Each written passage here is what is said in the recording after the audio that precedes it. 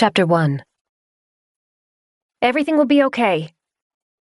Claire leaned forwards, hunched against the steering wheel as she fought to see through the snow pelting her windshield. Don't worry about me. The phone, nestled in the cup holder between the front seats, crackled. Thin scraps of Bethany's voice made it through the static, not enough for Claire to hear the words, but enough to let her know she wasn't alone. Beth? Can you hear me? It's all right. The windshield wipers made a rhythmic thumping noise as they fought to keep her front window clear. They were on the fastest setting and still weren't helping much. Claire had never seen such intense snow. It rushed around her, unrelenting. Wind forced it to a sharp angle.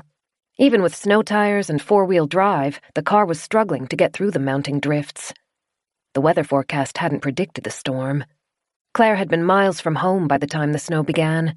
She couldn't stop. It was too dangerous to turn back. Her only choice was to press forward. Safe! Beth, I can barely hear you. Marnie! Safe! Even through the static, Claire could hear the panic in her sister's voice. She tightened her fingers on the steering wheel and forced a little more speed into the accelerator. Yes, I'm on my way to get her. I'll be there soon. That had been the plan. Collect Marnie, then drive to her sister's house. Beth's property had a bunker. They would be safe there, even as the world collapsed around them. Claire had been asleep when the first confused, incoherent stories appeared on social media. She'd been in her kitchen, waiting for the coffee pot to finish brewing, when the reports made it to an emergency news broadcast. She kept her TV off on Sundays. If not for Beth, Claire might have remained oblivious, curled up with a good book and trying to pretend that Monday would never arrive. But Beth watched the news. She'd seen the blurry, shaky footage taken just outside of London, and she had started rallying their small family. We'll be safer together, she'd said. We'll look after each other. That included not just the sisters, but their aunt, Marnie. She lived on a farm an hour from Claire's house. Her only transportation was a tractor. Claire and Beth made time to visit her regularly, checking that she was all right and bringing her extra supplies when she needed them. She was the closest family they had. Now that the world was crumbling, there was no way Claire could leave their aunt alone to fend for herself. Up! Stop! Stop! The static faded, and Beth's voice became clear. She sounded like she was crying. Stop! Please! Beth? Claire didn't move her eyes from the road. Soon she would be at the forest. The trees would block out the worst of the snow and give her some respite. Until then, she just had to focus on moving forwards and staying on the road. It's too dangerous! Turn back! Well, I'm picking up Aunt Marnie! Claire flicked her eyes away from the road just long enough to check the dashboard clock. I'll be there before noon, as long as none of the roads are closed. We'll phone you and make a new plan then. She'd thrown supplies into the back of her car before leaving. Tinned food, jugs of water, and spare clothes. Worst-case scenario, she could stay at Marnie's place for a few days until the snow cleared. Marnie might not have a bunker, but Claire wanted to believe they would be safe, in spite of what the news said. The storm seemed to be growing worse. She could barely see 10 feet ahead of her car. Massive snowdrifts were forming against ditches and hills, but the wind was vicious enough to keep the powder from growing too deep on the road. Even so, her car was struggling. Claire forced it to move a fraction quicker. She couldn't see the forest, but knew it wasn't far away. Once she was inside, she would be able to speed up. A massive, dark shape appeared out of the shroud of white. It sat on the left side of the road, long and hulking, and Claire squinted as she tried to make it out. It was only when she was nearly beside it that she realized she was looking at 2 cars, parked almost end to end, with their doors open. Dangerous! The static was growing worse again. Safe! Claire slowed to a crawl and leaned across the passenger seat as she tried to see inside the car's open doors. Snow had built up on the seats. The internal lights were on, creating a soft glow over the flecks of white. In the first car, children's toys were scattered around the rear seat. A cloth caterpillar hung above the window, its dangling feet tipped with snow. Claire frowned. There was nothing but barren fields and patchy trees to either side of the road. The owners couldn't have gone far in the snow. She hoped a passing traveler had picked them up. Or maybe they hadn't left willingly. A surreal, unpleasant sensation crawled through her stomach. The car's doors hung open, and the keys were still in the ignition. She pressed down on the accelerator to get back up to speed. The steady thud, thud, thud of the windshield wipers matched her heart rate. The abandoned cars had absorbed her attention, and she hadn't realized the static had fallen quiet. She felt for the phone without taking her eyes off the road, then held it ahead of herself so that she could watch both at the same time. The call had dropped off. Claire tried redialing. The phone hung in suspense, refusing to even try to place the call. "Come on," Claire whispered. She pushed her car to go a little faster, even though she knew she was testing the limits of safety. Reception was bad in that area, and the storm had to be making it worse, but Beth would panic if she couldn't reconnect. Claire tried to place the call again. And again. And again. The phone wouldn't even ring. She muttered and dropped it back into the cup holder so that she could give the road her full attention. As long as she made it to Marnie's, everything else would be all right. They would find some way to contact Beth and put her mind at rest, and if it came to it, she and Marnie could hide in her rural farm until some kind of rescue arrived. Something small and dark darted past her car. Reflexively, she jerked the steering wheel and only just managed to correct it before the car began to spin. Claire pressed one hand to her racing heart and clenched the wheel with the other. What was that? A fox? It had looked too large for a fox, closer to a wolf, really, and there were no wolves in the area. It had nearly stranded her, whatever it was. She needed to focus more and not let her mind wander, no matter how much it wanted to. The family had stuck together like glue her whole life. They would find a way to stick together now. A bank of shadow grew out of the snowstorm ahead, and Claire sucked in a tight breath as she recognized what it meant. The forest. Safety. Shelter. She resisted the urge to go full throttle, and instead let her car coast in under the massive pines. Banksy Forest was a local curiosity. Rumors said the growth had started out as a pine plantation. Even 2 centuries later, from the right angle, the neat rows were visible. But no one had come to cut the trees down once they reached maturity, so they had been allowed to grow and die as they wished, only to be replaced by more pines and any other plants that managed to have their seeds blown or dropped among them. The forest held an air of mystery and neglect in almost equal parts. It covered nearly 40 square kilometers, dividing the countryside. The oldest trees were massive. Lichen crusted the crevices in their bark. The weary branches seemed to droop with age, and organic litter had built up across the ground in banks almost as deep as the fallen snow. Claire could still hear the storm raging, but entering the forest was like driving into an untouched world. Snow made it through the treetops, but with no wind to whip at it, the flakes fell gently. The temperature seemed a few degrees warmer, and the car's heater worked a little better. Instead of looking at a screen of white, Claire could see far along the path, as if she were staring into a tunnel. The forest was deeply shaded, and she kept her high beams on but turned the windshield wipers off. She breathed a sigh of relief as the rhythmic thud-thud-thud noise fell quiet. The government maintained the road that ran through Banksy Forest. It was a simple 2-lane highway that connected Winthrop, near Claire's cottage, and West Aberdeen, where Bethany lived. The drive through the forest took 20 minutes, and shortly after it ended, a side road would lead Claire to Marnie's house. I can do this. The path was clear, so she allowed the car some more speed. As long as the storm lets up before the roads are too choked, as long as there are no accidents blocking the streets, I can do this. She reached for the phone to try Beth's number again, but before she could touch it, a strange noise made her look up. Chapter 2. Claire tried to move. She felt heavy and sluggish, like weights had been attached to all of her limbs. Her head throbbed. A slow, deep ache pulsed in her right arm. She cracked her eyes open and flinched against the light. It wasn't bright. In fact, the room she was in was deeply shadowed, but even the soft glow sent spears of pain through her skull. Where is this? Directly above her was a plain cream ceiling. It seemed a long way away, though, higher than her roof at home. She forced her neck to tilt so that she could see to the side. To her right was a large, dark wooden door and strange wallpaper. Marnie had cheerful fruit-themed wallpaper in her kitchen, but she was the only person Claire knew who still decorated with it. The grey pattern was definitely not Marnie's warm white and yellow paper. It was decadent, with flourishes and floral shapes painted over a dark blue background. The patterns were layered, weaving over and under each other and playing tricks on her eyes. She spread her fingers to feel the surface she was on. It was soft. A bed. The crisp sheets were smoother than the ones on her bed at home.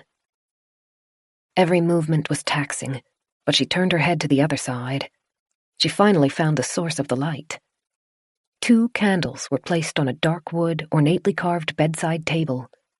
Their glow was soft and warm compared to the harsh white light fighting its way through the gauzy curtains across the windows. She blinked and squinted. Between the drapes, she was fairly sure she could see snow beating at latticed windows. The storm hadn't abated. She didn't know how long she'd been out of it, but she was nowhere near her car, or anywhere else she recognized. The last thing she remembered was driving. Driving where? To Marnie's? It wasn't for a regular visit. Was it? She remembered a feeling of stress. That wasn't normal. She loved Marnie. She remembered struggling to see through the snowstorm. That was also strange. She knew better than to leave her home when the weather was like that. The risk of becoming stranded was just too great. There had been something about a phone. Did Marnie call me? Is that why I was racing to reach her? She tried to get a sense of where she was. 3 tall, narrow windows were spaced along the wall. Curtains diffused the long strips of cold, white light growing across the carpeted floor and up the opposite wall, where an oversized fireplace crackled. The room was huge. Every piece of furniture was made from wood and held a sense of importance. Gilded cornices, carvings, intricate patterns. Something moved, and Claire's heart rate kicked up a notch. Throbbing pain pounded through her head, and she had to squint against it. A man stood near the closest window. His dark clothes had let him blend in with the drapes. He faced away from her, staring through the glass as he watched the snow fall. She couldn't see much of him. He was tall, though, and wore a jacket. His hands were clasped behind his back. Claire held perfectly still, breathing silently to avoid drawing attention. She didn't know the house, and she didn't know the man. The word abduction ran through her mind, and it was hard not to feel sick at the thought of it. Quickly, Claire, focus, assess. She wriggled her toes. Even that small effort was exhausting, but her toes worked at least. Without moving her head, she glanced down at her arms, which lay on top of the bed's quilt. The right arm, the one that hurt, was swaddled in bandages from the shoulder down to the fingers. She tried flexing her hand, and the pain intensified. She could feel more bandages on her throat, her abdomen, and her leg, but none of them hurt like her arm did. Bandages are a good sign. You didn't bandage people you intended to kill. Unless you're a sadist and don't want your victim to die too quickly. Her throat tightened, and Claire had to force her breaths back to a slow, even state to keep them quiet. Discreetly, and moving slowly, she wormed her left arm under the covers. She felt around the bandages on her midsection. They seemed to have been applied carefully. She was wearing underwear, but the rest of her clothes had been taken off. The man swayed as he shifted his weight from one foot to the other. She couldn't get a read on him while he was facing away from her, but he was well over 6 feet, and broad shoulders suggested muscles hidden under his jacket. Damn it. Claire looked back towards the door. It wasn't far away, but its size and age made her think it wouldn't open silently. Maybe if I had a weapon. She looked for anything that might give her some kind of protection. The lamps fixed to the walls would make good batons, but only if she could break them free, and she didn't know if she was capable of that. The fireside chairs and small table would be too heavy to lift, but beside the fireplace, leaning against a stack of dry wood, was a set of metal utensils, including a poker. It was on the other side of the room, which was a long way to walk without being noticed, but it was the closest thing she could see that might offer her even a shred of defense.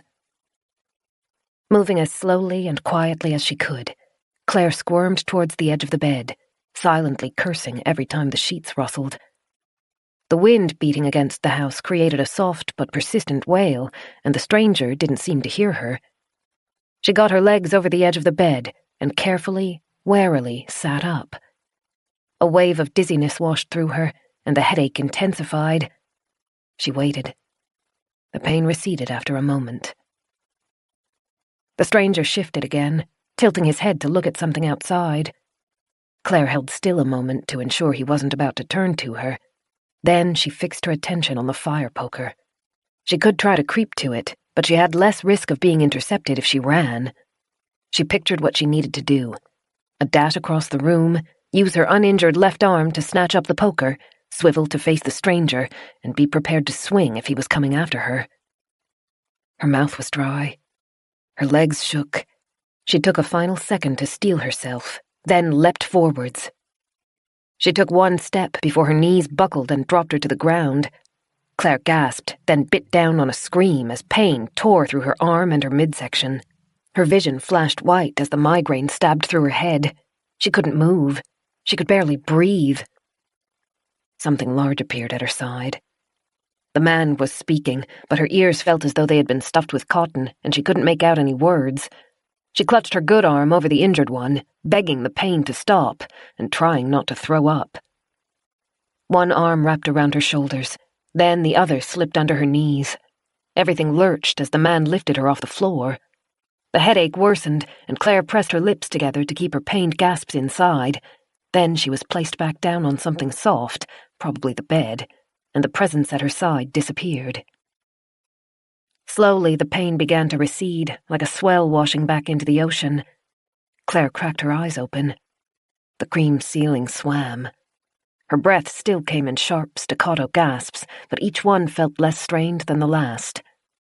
A cold, damp cloth pressed against her forehead. That felt good. She let her eyes close. The stranger spoke to her, but she still couldn't understand him. A moment later, she felt blankets being draped back across her body. She tried to say, "Leave me alone," but the words came out slurred. A hand pressed onto her shoulder and squeezed, very lightly. Then it was gone again. Chapter 3. Wind whistled through gaps somewhere deeper in the house. As Claire moved back towards consciousness, the sound, like out-of-tune flutes playing a song without any melody, taunted her. She tried to roll over, and 100 little aches and pains returned. She returned to her back and opened her eyes. The room was the same. Cream ceiling, dark wood doors, tall latticed windows with drapes pulled back and gauzy curtains muting the light. The man was no longer standing by the windows, though. He sat next to her bed. Claire flinched back. He reclined in a chair, one leg folded over the other, and a mug clasped in his long fingers. "Don't try to run again. You will only hurt yourself."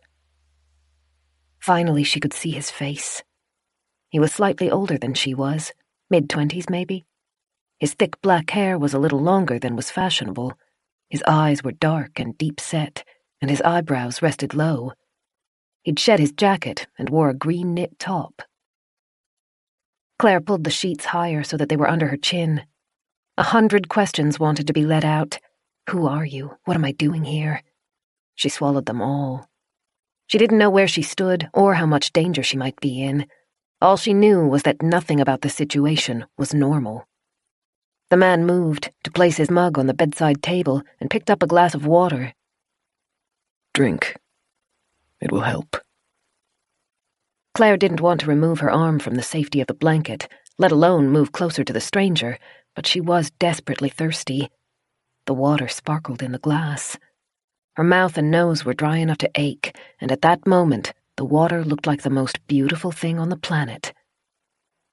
Cautiously, Claire extracted her hand from under the blankets and reached for the glass.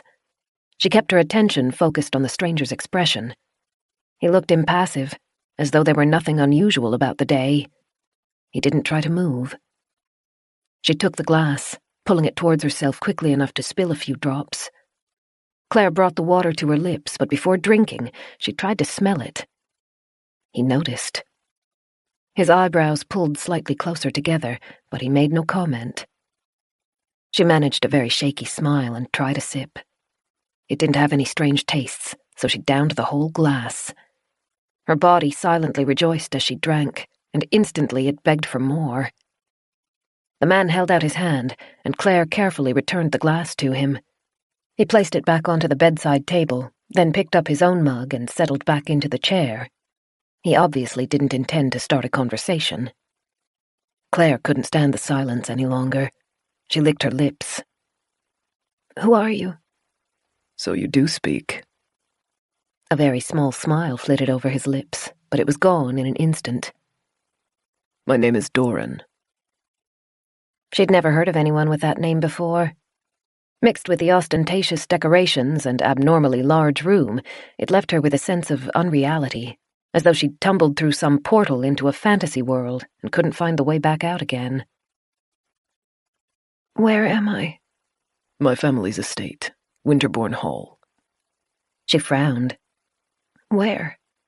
In the Banksy Forest. She tried to edge a little farther away from him. "There aren't any properties in that forest." There is. He took a sip of his drink.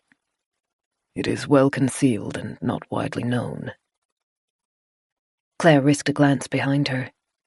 Snow continued to swirl beyond the window.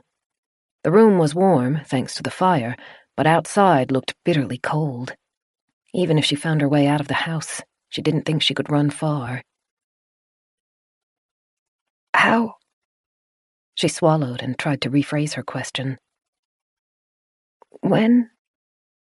He tilted his head to one side, his voice soft. Your car had crashed. I found you.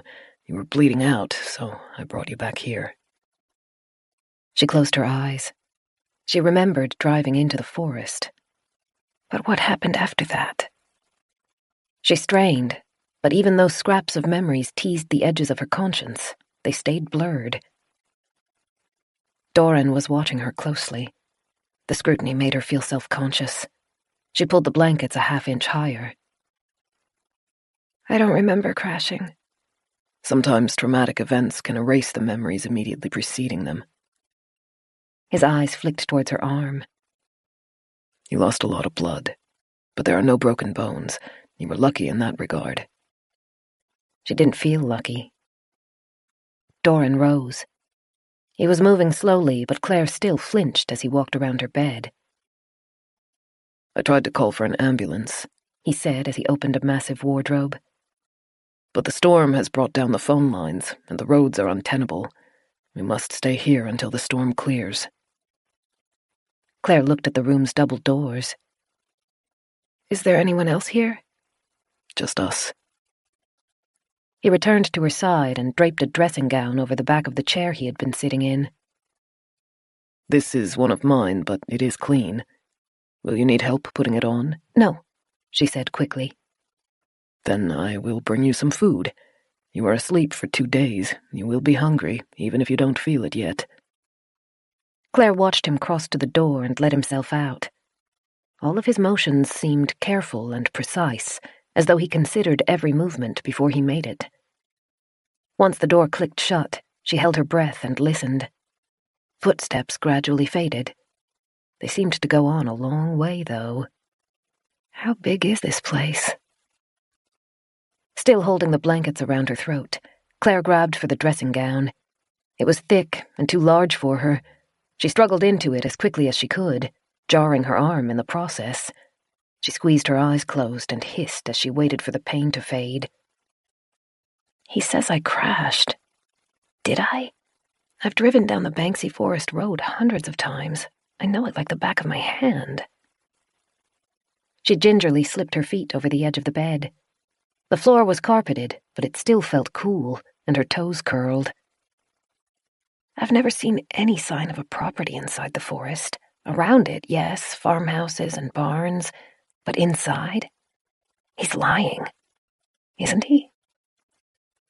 She tried to stand. Her legs threatened to buckle again, and she clutched at the bed's headboard to stay upright. Her body seemed to have forgotten how to walk. She had to gradually coach her legs through the process of balancing and carrying weight, and even then, she staggered when she tried to step forwards. A table along the closest wall held a collection of odd items. As Claire passed it, she recognized her shirt. She grabbed it, but as it unfolded, she saw dark stains spread across the blue fabric. She touched them, but they were dry. She flipped through the rest of the items gathered on the table, including her jeans, her shoes, and her bracelet. Everything was tinged with blood, even the jewelry. Again, she tried to remember what had happened. She pictured her home, the little rural house she'd bought for a bargain and fixed up. It had been a Sunday morning. She'd woken up early, brewed a cup of coffee, and prepared to curl up in her reading nook for a few hours, like she did every Sunday. She'd run errands and cleaned the house the day before. The following morning, she would be back to her job as an assistant at the nearest town's bookstore, unstacking new deliveries and returning mislaid books to their designated spots. Every day of the week had its fill of responsibilities, except for Sunday. Sunday was for relaxing. But everything after brewing the coffee was a confusing fog. Scraps of memories and sensations taunted her. She'd been driving, but she couldn't remember why. She'd entered Banksy Forest. Beyond that was a blank slate. Claire used the walls and furniture for balance as she made her way to the windows. She was laboriously slow. Every step was an effort, and when she finally reached the wall and rested her weight against the window ledge, she was breathless. She pulled back the curtain. The window reached nearly to the ceiling, but was only about as wide as her shoulders. Dark metal divided the panes. She looked for a latch to see if she could open it and climb through, but its supports only allowed it to open a few inches. She would need to find a way to break them if she wanted to use the windows as an escape. Claire leaned closer to the window and shivered as cold air rolled off the glass. She looked down to check how far away the ground was and discovered she was much higher than she'd expected.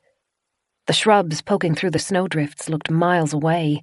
She had to be on the 3rd floor at least.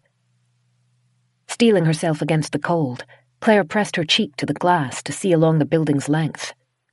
One wing curved away in the distance. The house was immense. There had to be hundreds of rooms.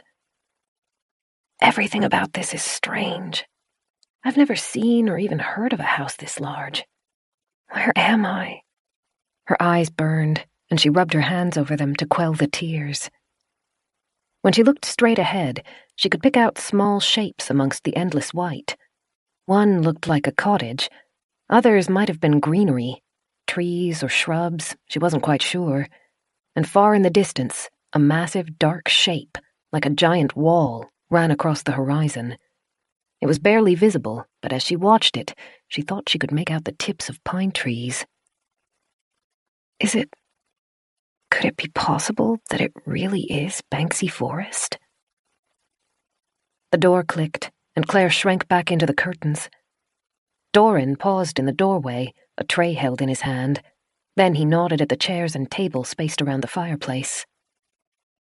Come and get warm. Claire watched the door as her companion nudged it closed behind him.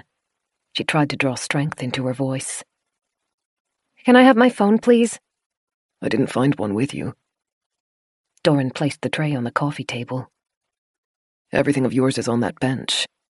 Then, do you have a phone I could borrow? I'm afraid they won't work. She looked for signs he might be lying, but she couldn't read him. He lifted his shoulders into a shrug. It is as I said earlier. I tried to call for an ambulance. I have continued to try since then. The lines are down. She wasn't ready to believe him. If she could just get a phone, just try calling Beth. Wait, I remember. It was just a flash, but she thought she saw herself going through those motions in the car, dialing a number and growing frustrated when the call wouldn't connect. Who was I calling? Marnie? No, Beth. I remember calling Beth. The snow was disturbing the signal and disconnected us. I tried to call her back because she would worry if I didn't. Beth was worried. Worried because... The memory danced away before Claire could grasp it. She had a vague sense of deep, crushing unease, as though they had heard very bad news. It felt like something out of a nightmare. Maybe it was a nightmare, a terrible dream she'd had while in the stranger's house, and she was conflating it with reality. Doran was watching her, standing beside the table, patient but expectant. The scrutiny felt too intense, and no matter how thick the dressing gown was, it didn't seem thick enough. Claire couldn't bring herself to meet his eyes. "Bathroom?" Wordlessly, he motioned to the wall beside the fireplace. A door sat there, so shrouded in shadows that it had been nearly invisible. Claire hobbled around the room. She tried to keep her back straight and her gait as steady as possible. It seemed like a bad idea to let him guess how weak she really felt. She made it to the door and slipped through, acutely aware of his eyes following her until she was inside. The bathroom was relatively modern, at least. Every surface of the white tiles and expensive white porcelain shone. Another door in the opposite wall told her the bathroom served a second bedroom as well. Claire crept to the bathtub and sank down to sit on its edge. Her body ached. Her head ached. And emotionally, she felt broken. Claire opened the dressing gown and checked the bandages on her abdomen. The white cloth was tinted pink. She clenched her teeth as she unwrapped it.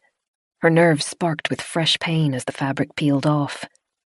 Breathing heavily, but trying to keep silent, Claire examined the injury. 3 cuts, long and nearly parallel, ran across the left side of her abdomen. What caused this? Glass, maybe? She visualized sitting in the driver's seat of the car as it crashed. The fractured windshield would hit her face, her shoulders, and her arms, not her stomach.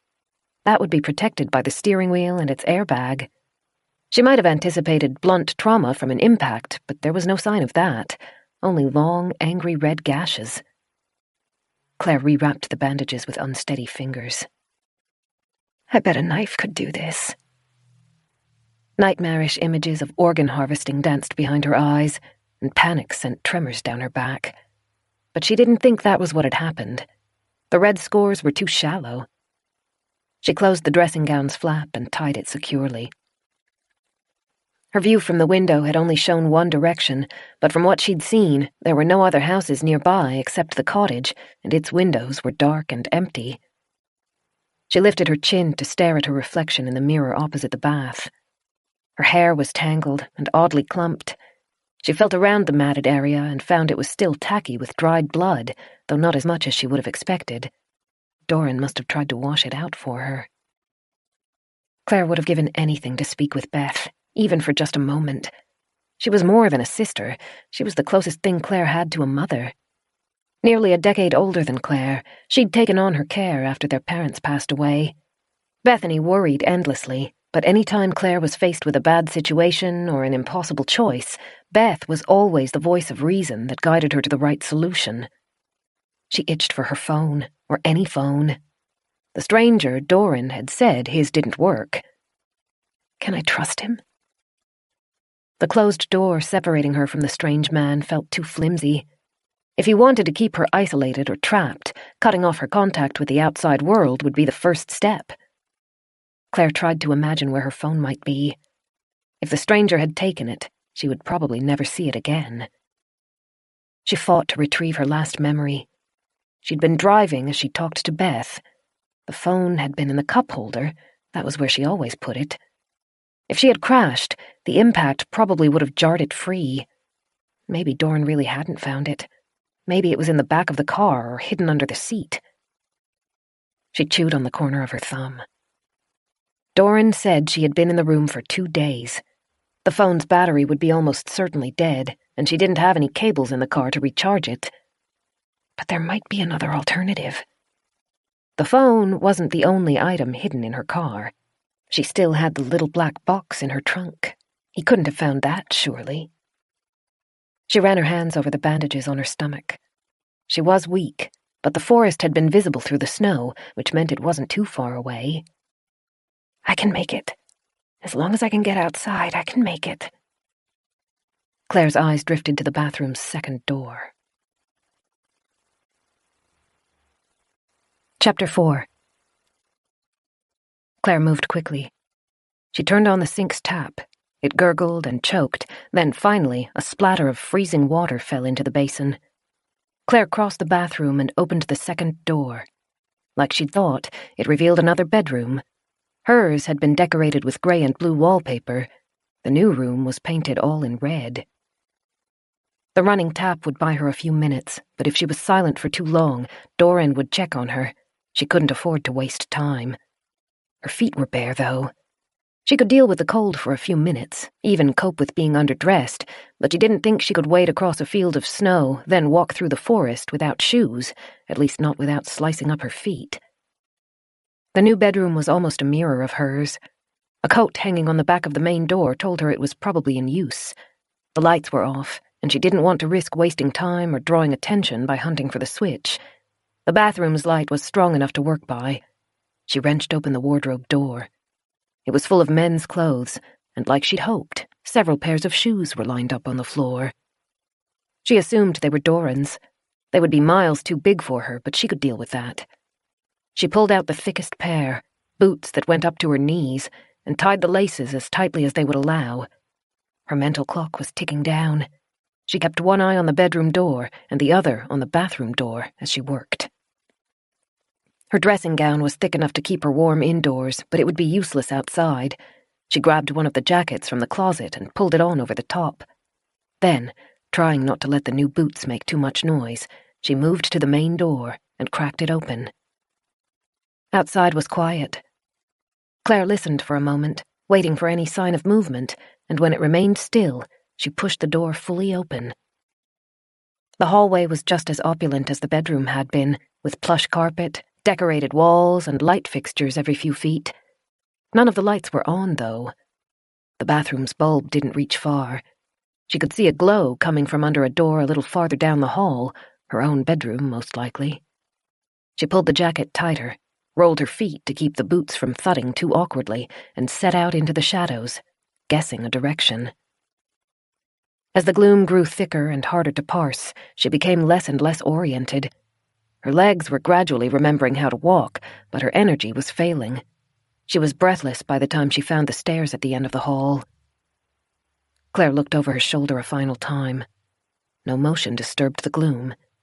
She faced the stairs and tried to navigate them without breaking her neck. She was almost blind, except for a pale white glow spreading across the staircase's bottom steps. She used it to guide her path. One hand ran along a banister to hold her balance. The carpet was thick enough to muffle her steps, even when she increased her speed. The ground floor was washed in light filtered through snow-crusted windows. It was simultaneously dim and harsh enough to hurt her eyes. Claire squinted as she examined the space. Antique furniture, just as decadent and outdated as the set in her bedroom, filled the space. Doors led to different parts of the house. The tiled floor was polished into a shine. There has to be a phone somewhere. She hesitated a second, torn between hope and fear of what would happen if she wasted more time, but she was horribly tired. If there was a phone within reach, she couldn't afford to ignore it. She crossed the foyer, turning in a slow circle as she hunted through the furniture. Cabinets and bookcases were recessed into the walls. Side tables held items she couldn't even name, but were probably worth more than her car. Then, a glimmer of bronze near the stairs caught her eye. Claire hurried to it. An old rotary phone sat on a small table alongside a pen stand and stack of thick card paper. She picked up the receiver and listened for a dial tone. There wasn't one. She tried entering Beth's number, dragging the dial around like she'd seen in movies, without any success. Then, acutely aware that her time was running out, she tried the emergency helpline.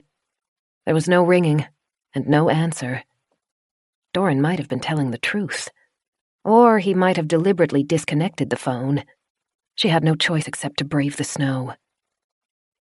The house's entrance stood at the opposite end of the foyer. Just like the one to her bedroom, the door was tall, dark, and seemed threatening. Claire had no time to waste on hesitation, though. She crossed the entryway in a dozen stumbling, unsteady steps, pulled the bolt free, and yanked on one of the oversized rings. The door opened smoothly. Its hinges didn't creak, but the door's weight made it unwieldy. Almost as soon as its seal was broken, freezing air hit Claire. She sucked in a pained breath and squeezed her eyes closed. It was horrendously, achingly cold, the kind of cold that slapped the breath out of her and made her double over. She didn't know how low the temperatures had dropped, but it was significantly worse than it had been when she'd left her home. But she couldn't turn back. She stepped over the threshold and stumbled on a drift of snow. That side of the house faced away from the wind, and the snowbanks hadn't built up too high against the door. Even so, there was more than a foot of snow outside. Claire pulled on her strength reserves and leapt onto the pile of white. She staggered forwards, fighting against the chill spreading through her limbs. Walking was hard enough. Struggling through the snow was 1,000 times worse. Still, it was her best chance to reach safety. Hell, it was her only chance. She focused on the dark line visible through the driving snow, the forest's edge. She thought Doran might have told the truth about that, at least. She was looking at Banksy Forest, and it was no more than 10 minutes away. She could make it that far, then find the road and her car. Her nightmare would be over. As she left the shelter of the house, the wind buffeted her, slamming into her and worming through the jacket and dressing gown. She clenched her teeth until they ached. Even though the boots were up to her knees, snow still managed to sneak into them and freeze her legs. The ground tended downwards. She guessed that must be the front steps. When she stepped in the drifts, the snow gave way. Already worn down, Claire couldn't stay standing. She grunted as she hit the snow, then tumbled, spreading her arms in an attempt to stop her descent. She came to rest on her back, gasping. Her face burned where the air cut at it, and her arm was on fire. Get up! Get up, you idiot! She rolled to her side, crawled forwards, and managed to gain her footing. The snow was thicker there. Every inch was a battle. She kept her eyes focused on the forest ahead. Walking would be easier once she was inside. Just like while she was driving, the trees would protect her from the worst of the snow.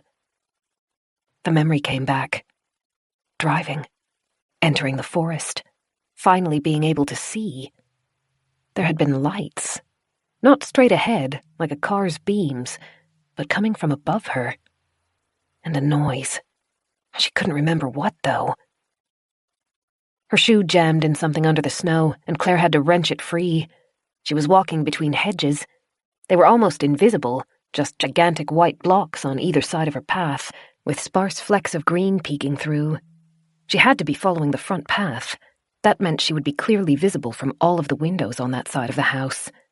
She hoped her bedroom was on the building's other side.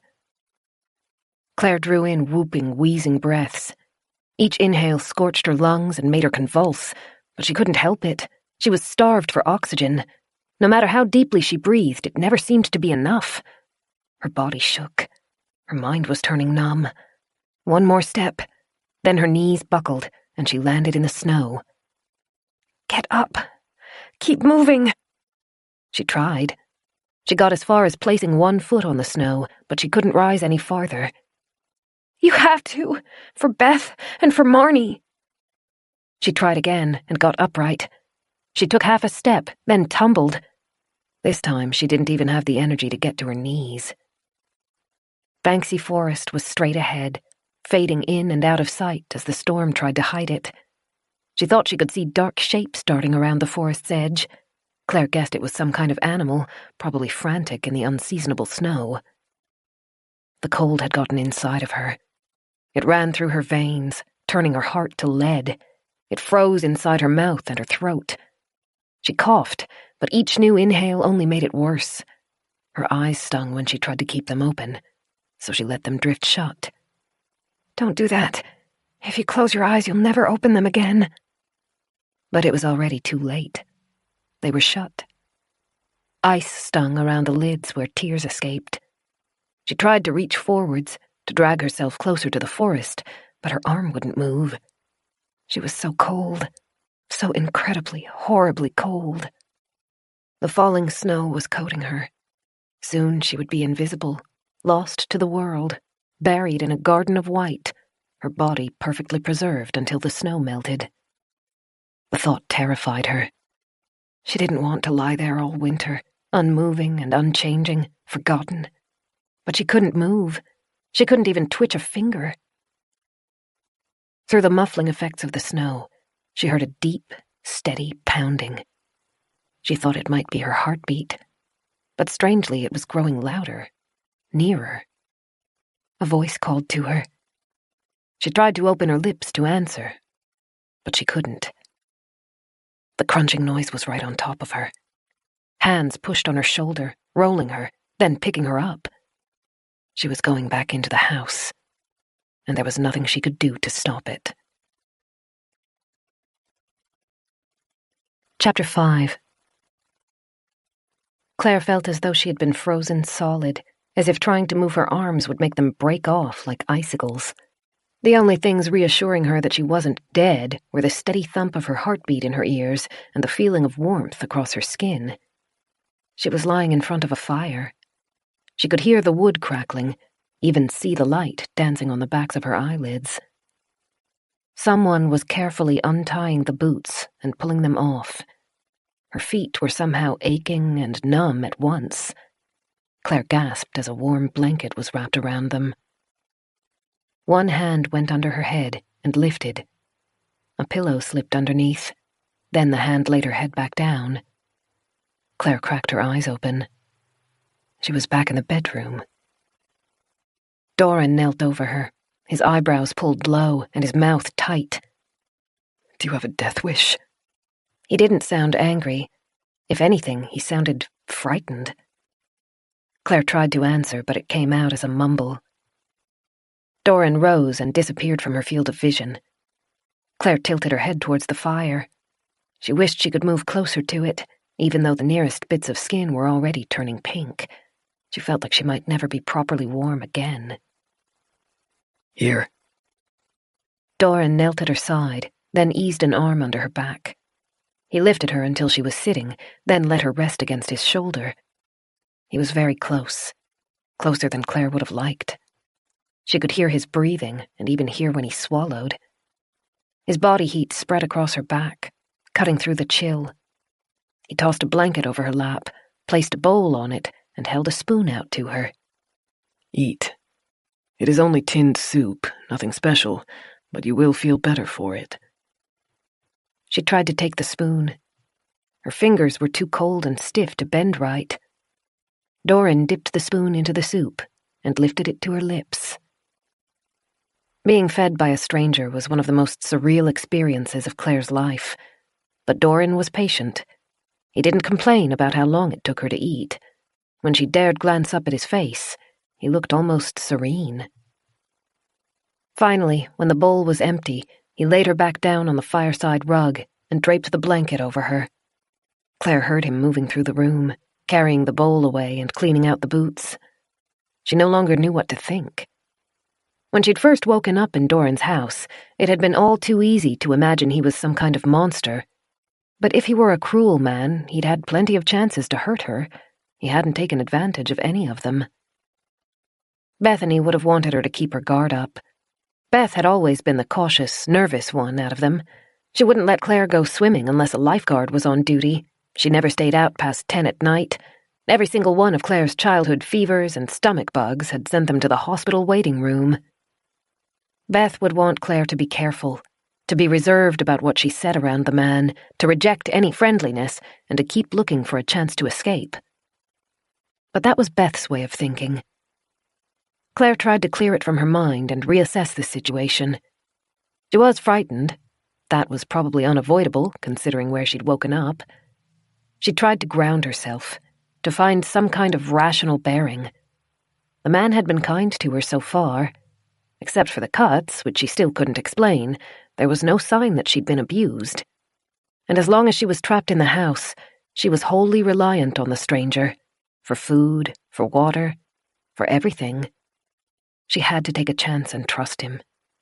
With a storm as bad as it was, she didn't have much of a choice. The fire's heat gradually worked through her cold external layers and dried the dampness on her dressing gown. The soup warmed her from the inside. Her aches returned as the numbness faded, but Claire was almost grateful for them. They made her feel human. She rolled over to warm her back and startled.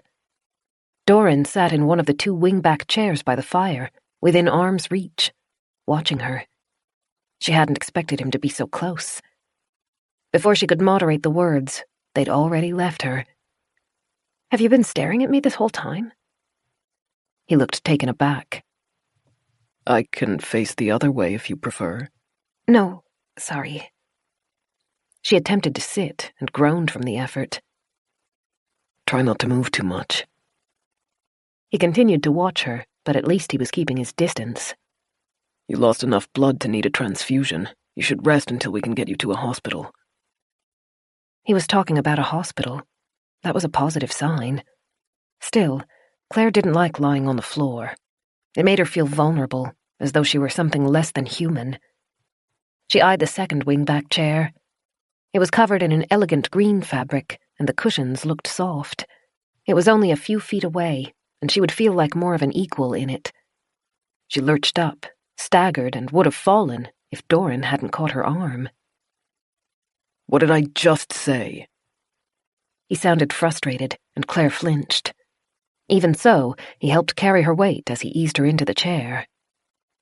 Claire collapsed back, breathing more heavily than the task warranted, and checked that the dressing gown was still wrapped tightly around her.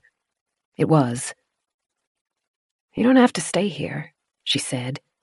"I don't need to be watched all the time." You walked into a blizzard. He slid back into his own chair, then sighed and used his thumbs to rub the bridge of his nose. I am sorry. I do not mean to snap. The apology surprised her. Claire wrapped her arms around herself, watching him carefully. He looked tired. His black hair was disheveled from the melted snow. Is he a sadist who kidnapped you? Or a man who saved your life? He'd told the truth about the phones being dead. He'd also told the truth about the house being inside Banksy Forest, as far as she could tell, at least. So maybe he'd told the truth about the crash. Her arm tightened over the bandages on her stomach. She swallowed and took a risk. "Thank you." He blinked at her, and she broke eye contact. "For saving me, and helping me. Both times." You're welcome. Doran sounded surprised. He stood and crossed the room. When he returned, he carried a glass of water and 2 tablets. He placed them on the small round table between their chairs. For the pain. The tablets were unmarked. The cautious voice inside Claire's head, the voice that sounded like Bethany, told her not to touch them. But Claire was trying to make a conscious effort not to be so brittle. She tipped the tablets into her mouth and washed them down. Doran picked up his mug and returned his attention to the fireplace. Bright embers lay scattered around the wood being consumed. It must have been burning for hours. The heat rolling off it was delicious, and Claire found herself leaning forwards in her chair. But she also couldn't stop herself from glancing at the man sitting opposite her. His face was full of strong angles, as though he had been carved out of stone. She still couldn't get a read on him. It felt surreal. They were sitting together, enjoying the fire's heat as though it were something they did every night, as though they had known each other for years. It left her feeling unsteady. She couldn't stand the silence. "Do you own this house?" No, my family, the Morthans, do.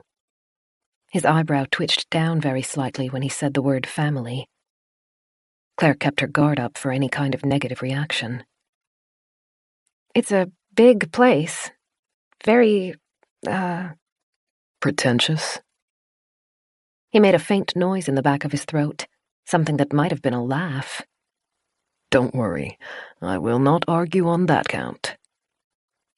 Claire would have used more generous language, but Doran was giving her a glimpse of his personality, and she followed it. "It must be an old building." Yes. Winterbourne has not changed much in the past century. My family... He hesitated. They are fond of tradition. "But you aren't?" Some of it is just inconvenient, such as my name, Doran, after a forebearer. It is constantly misspelled. Claire clutched at the common ground. When people keep trying to put an I into my name. What is it? She blinked, not comprehending. He stared back. Your name. You never told me. Oh, Claire. Claire without an I. That's it. This time, when he smiled, it looked real, and it didn't immediately vanish. Claire matched his grin and pulled her unhurt leg up to tuck under herself. You were telling me about your family. How many are in it? He tilted his head back. My mother, Madeline, 2 aunts and an uncle, 6 cousins, 3 second cousins, 2 nieces, and 2 nephews. We are not a small family. So many. Claire's own clan was restricted to her sister and her aunt. She tried to imagine a family reunion with that many people attending. She didn't think she could physically fit them into her house without them standing on each other. How do you remember all of their names? Doran laughed. The noise was so unexpected that Claire jolted. It was deep and sharp, and even though it ended quickly, it left her feeling warmer. It is not that many, he said. All right, I guess not, especially in this house. How large is it? Inconveniently large. He shrugged. It does not only house our family, but the servants as well. Claire's eyebrows rose. Servants? Staff, he corrected quickly. Claire thought she saw a flicker of embarrassment, but it was hidden almost immediately. My apologies. That is another part of tradition that is well outdated. My mother wishes for the staff to be referred to as servants.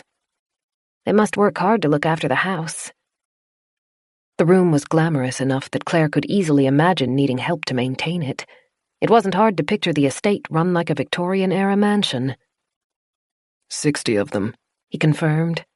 Maids, a butler, not that we ever have guests, footmen, cooks, gardeners, and my mother's personal maids. You said she wanted to call them servants. Claire took a stab in the dark. Is she the head of the family? He glanced aside, giving Claire the impression that he didn't like the question. Yes. She inherited Winterbourne and has control over how it is run. Claire sensed there was something more to it, something Doran was avoiding. His posture had grown tense. She steered the conversation back to safer ground. You said you were here alone, though, didn't you? Yes. Every winter, my family travels south to our estate in Gould. Once the snow sets in here, it is impossible to leave. A second estate, like some kind of aristocracy. I counted myself lucky just to have a cottage. Why didn't you leave with them? I did, initially, but we changed plans early into the trip. I left them and came back, intending to spend the winter here alone. That was when I found you. The snow came in earlier than normal, and now, I'm afraid, we are trapped here until the storm clears and the roads are passable again. Claire looked out the window. The sky beyond was still a map of white. It's too early in the season for the snow to be very thick. I would think so too, but it has been snowing for 2 days now without respite. He sipped his drink and frowned. This is unnatural weather. It came out of nowhere and refuses to stop. Another memory hit Claire. Blowing past her like a cold wind, the thought was there and gone before she could do more than shiver at it. She'd been driving through a snowstorm, a bad one. There had been a car on the side of the road, abandoned. Now my priority is to get you back to civilization as quickly as possible. Doran put his mug aside. I cleaned and stitched your wounds, and we have antibiotics, but you will probably fare better in the hands of a proper doctor. She cleared her throat. And my sister will be worried. She might even be looking for me. I need to tell her I'm all right. I'm afraid we are cut off until the phones are restored. She hesitated, a last thread of cautious doubt clinging to her and warning her not to share her secret. Be careful, Beth's voice said. Trust, her heart whispered. I have a shortwave radio. His eyebrows rose. Where? In my car. My sister bought it for me. She keeps another set tuned to the same frequency so that we can contact each other in emergencies. She shrugged and pulled the dressing gown a little tighter. Because my house is rural, I'm usually the last to get services reconnected when something goes down. Once I was snowed in for almost a week, with no power to charge my mobile. I was fine, of course. I had food and water and everything, but Beth was frantic. And she will be listening for contact from you? I'm sure she will. My call was disconnected shortly before. She blinked and saw Banksy Forrest's massive trunks passing either side of her car, then saw herself glance towards the phone. Before the crash, I guess. She'll be worried sick. She might even be looking for me. Your car should still be out there. He stood and crossed to the window, running one hand through his hair. It was off the side of the road. I almost didn't see it. As long as no one has passed through and towed it, and I doubt they would in this snow, we should be able to retrieve the radio and signal for help. How bad was the crash? Do you think the car might still work? I wouldn't expect so. The damage looked widespread, and even if it did run, the roads would be too heavily covered for you to get far. He turned back to her. But the radio is within reach. We can aim for that, if nothing else. Chapter 6. How quickly can we go? Claire tried to rise out of her chair, but had to sink back down as her legs shook. You will not be going anywhere for a while. Doran passed behind her as he paced the room. The weather is too vicious. I'm used to it.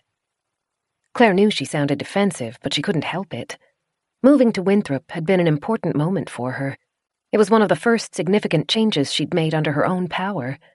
Beth loved her, but she'd sheltered Claire, sometimes too much.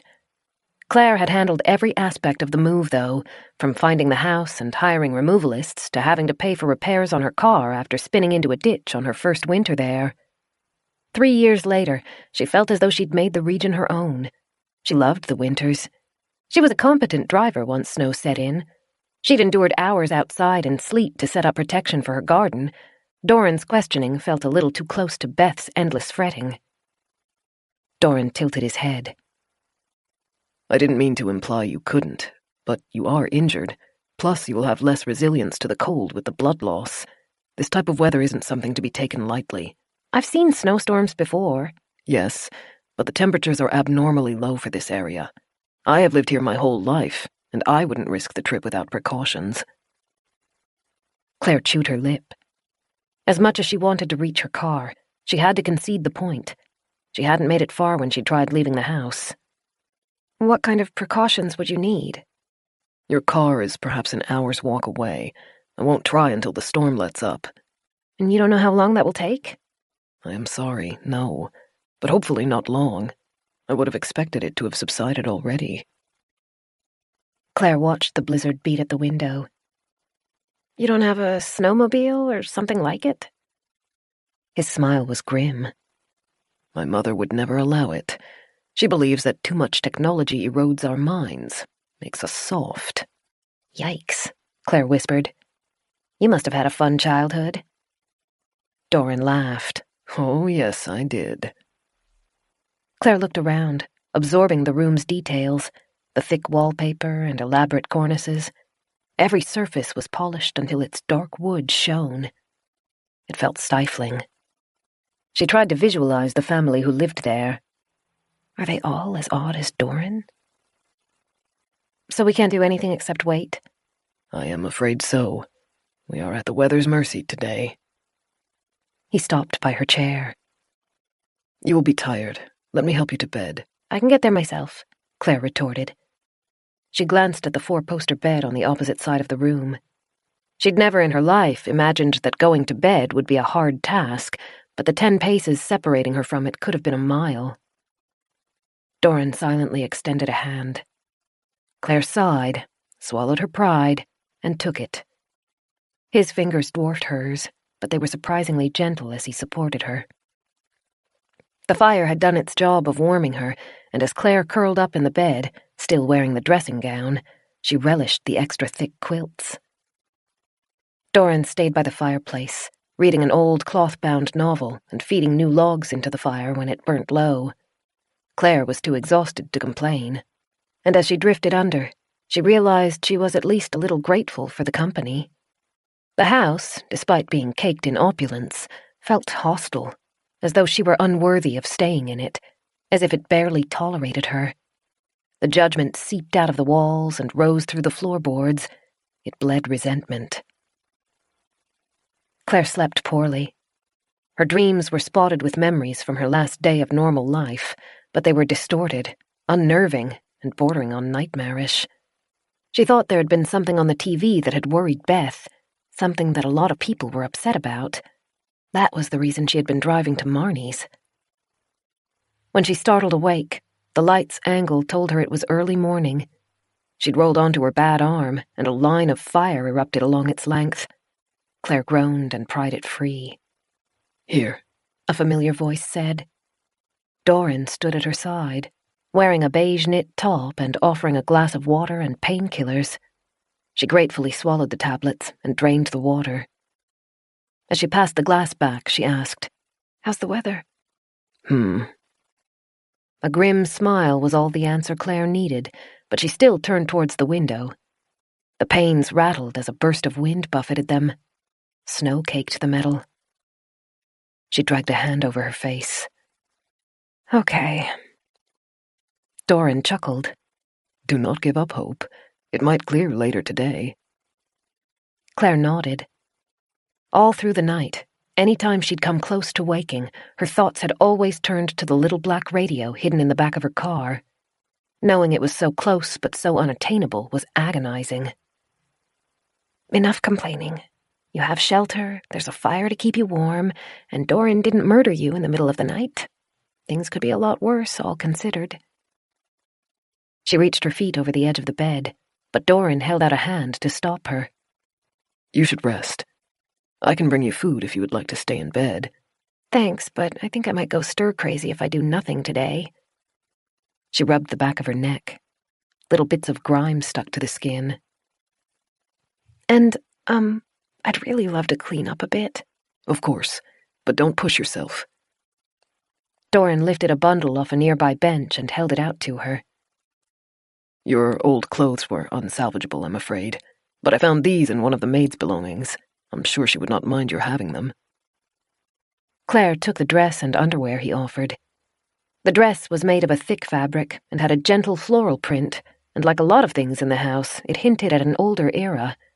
It was clean, though, and looked like it would fit her better than the too large dressing gown. "Thank you." Claire held the clothes close. "Do you have showers here by any chance?" "Yes, we have showers, but I'm sorry, it would be best if you washed with a cloth today. We can't risk infection entering the cuts while they're still healing." "Right." He nodded towards the bathroom. "I'll fetch some warm water for you. Wash anything that isn't covered by a bandage. I'll help you with your hair." As Doran disappeared into the bathroom, Claire put the clothes aside and slipped out of bed. Her legs were working better. Everything was stiff, though. She had to put effort into straightening her back. The hallway door was just barely ajar. Claire approached it. She'd seen outside her room the day before, but that had been part of a desperate ploy for freedom, and she'd barely paid any attention to her surroundings. The hallway was colder than her room. Goosebumps rose over her exposed skin as she looked through the open door, and Claire hunched her shoulders defensively. To her right, buried in the shadows that smothered the lightless hallway, a door creaked open. She frowned and leaned forwards, trying to see through the gloom. The creaking sound dragged out, then finally fell silent. Claire could have sworn she heard something that sounded like a sigh. She stepped back inside her room, her heart beating furiously, and shut the door. Behind her, she could hear splashing noises coming from the bathroom. She crossed to it and stopped in the doorway. Doran knelt by the bathtub as he poured a bucket of water into a basin. He gave her a wry smile. "The water heater is broken. I suspect the system froze, ironically. I'll warm this over the fire." "You don't need to do that. I don't mind cold water." He chuckled as he lifted the basin and stepped past her. "It will only take a moment. and your morning will be so much better for it." He moved back into her bedroom, knelt in front of the fire, and scraped embers out of the dying flames. Claire carefully lowered herself onto the rug beside him. "Doran, are you sure we're alone here?" Yes, everyone left." He placed the metal basin on the embers and sat back on his haunches. "Why do you ask?" "I thought I heard a door open earlier." "That will be the house. This abysmal thing creaks and complains constantly, and it's worse on windy days like today." The high ceilings and ornate architraves seemed to have a way of always making their presence known, even when Claire wasn't looking at them. She shuffled closer to the flames. "How old is it?" "Old." He rose and disappeared into the bathroom. When he returned, he carried a stack of towels and a bar of soap. "I will prepare some breakfast. Take as much time as you need here. I will knock before I re-enter." "Thanks." Tiny bubbles appeared in the base of the bowl as the coals heated the water. Claire dipped her fingers into the liquid and was surprised by how quickly it had warmed. Doran gave her a brief smile, then stepped into the hallway, closing the door neatly behind himself. Claire waited a moment before undressing. Even though Doran had left, she still didn't feel fully alone. The house had a presence that seemed to loom around her, watching her and judging her. She didn't belong among the antiques and heirlooms, and it didn't want her to forget that. She dipped a washcloth into the water, then began scrubbing her face. It was a relief to get rid of the grime. Days of sweat and dirt had built up, leaving her feeling tacky. A floorboard creaked above her, and Claire lifted her head. The wind really seemed to be trying to tear the building down. It whistled and rattled, seeking out every tiny hole and every loose tile. Claire moved the washcloth lower to clean her chest. Dots of blood had stained her bra, and she carefully removed it. Now that she was paying attention to her body, she found a dozen little scrapes, mostly on her left side. They stung when the hot cloth touched them, but Claire was careful to clean them well. Courting an infection was a bad idea even under the best of circumstances, and Winterbourne was far from an optimal place to be sick. Doran had said they had antibiotics, but she wasn't sure she fully believed him when the building seemed to be living in the 17th century. The rattling on the roof grew louder. It took on a rhythmic tone, almost like a force was beating its fists on the tiles. Claire rose, a towel clutched over her chest, and crept towards the window. The storm was heavier, if that were possible. She could no longer see the forest in the distance. Even the shrubs below her window had vanished under a blanket of white. She looked up. Lightning arced through the sky. Reflected across a million snowflakes, it was blindingly bright. Claire pressed her hand over her eyes and waited for the specks to fade. The rattling noise fell silent. After a moment, it resumed. A chill rolled off the window. Claire shuddered as she moved back to the dying fire. She rushed through the rest of her washing, more eager to be dressed again than to be clean. "Beth, I hope you're not worried about me. I hope you stayed at home instead of coming to look for me, because there's no way you could get through the roads like this." The basin of water was discolored by the time she finished with it. Claire shook out the maid's dress and changed into the new clothes. The dress had obviously been designed for the milder autumns, even though it had full sleeves and a high neckline. Claire supposed it made sense that the family didn't own much cold-weather attire if they never stayed through the winter. The outfit was a couple of sizes too large, but a cloth belt let her adjust the waist. She folded the dirty towels into a stack, then rubbed her chilled arms. A noise reverberated from the hallway. Claire tried to pinpoint its source. Something sharp being scraped across stone? She crossed to the door. It barely made a noise as she opened it. Claire hesitated on the landing, staring into the gloom. Doran hadn't turned on any of the lights when he'd left. All Claire could see was a warm candlelit glow coming from the staircase to her right, and thin slivers of cold white light glinting out from underneath innumerable doors. The sound repeated on her left from the path that led deeper into the house. Claire frowned. It sounded close, but she couldn't see anything. The carpet muffled her steps. As she ventured farther from her room, the temperature plummeted. Claire hugged herself and breathed in staccato gasps. As her eyes adjusted to the gloom, she began to make out more of the hallway's features. Everything had been built with a high level of skill. The moldings wove neatly around the support pillars that jutted out of the wall every 10 feet or so. The wallpaper was flawless. Claire couldn't see any gaps or any sign of where one sheet ended and another began. The design on the ceiling swirled above her, creating a bizarre pattern that seemed to beckon her farther into the house. The hallway split into 3 paths. As Claire reached the intersection, the scraping sound broke off in a clatter. Claire held her breath as she peered around the corner. The new halls were shorter. They only went on for 20 meters before terminating in cloth-shrouded windows. "Doran?" A puff of condensation escaped when Claire spoke. There was no sign of her companion. Claire's toes were growing numb, and shivers were setting in. She couldn't tell if Doran was right that she was more susceptible to the cold, or if the temperature really was that much lower. She crept towards the window at the end of the hall. The curtain was made of thick cloth that crumpled when she lifted it. The narrow window behind it was coated with frost. When Claire moved close to it, her breath clouded the glass. She rose up on her toes to see into the yard. The window faced the estate's front. She could barely see an outline of the hedges she'd run between the day before. A floorboard groaned behind her, and Claire turned sharply. Her shoulder hit the wall, and the cloth crumpled back into place as she stared down the hallway. A shape leaned against the wallpaper a dozen paces away, blending into the gloom. Chapter 7. "Doran?" She reached behind herself for the curtain. The shadow didn't move as Claire grasped the fabric and began to pull it up. Stark white light spread across the carpet as the window's edge was uncovered. She kept lifting, exposing more and more of the floor, and the light began to seep up the nearest walls. The shape was just beyond the light's edge. Her pulse jumped as she pulled the curtain higher. A hellish scraping noise from above made her flinch. Something dropped past the window's exterior, and she swiveled towards it, but the object was so fast that Claire only caught a flash of motion in her peripheral vision. She whipped back to the hallway. The shadowed figure was missing. Claire was breathing too quickly.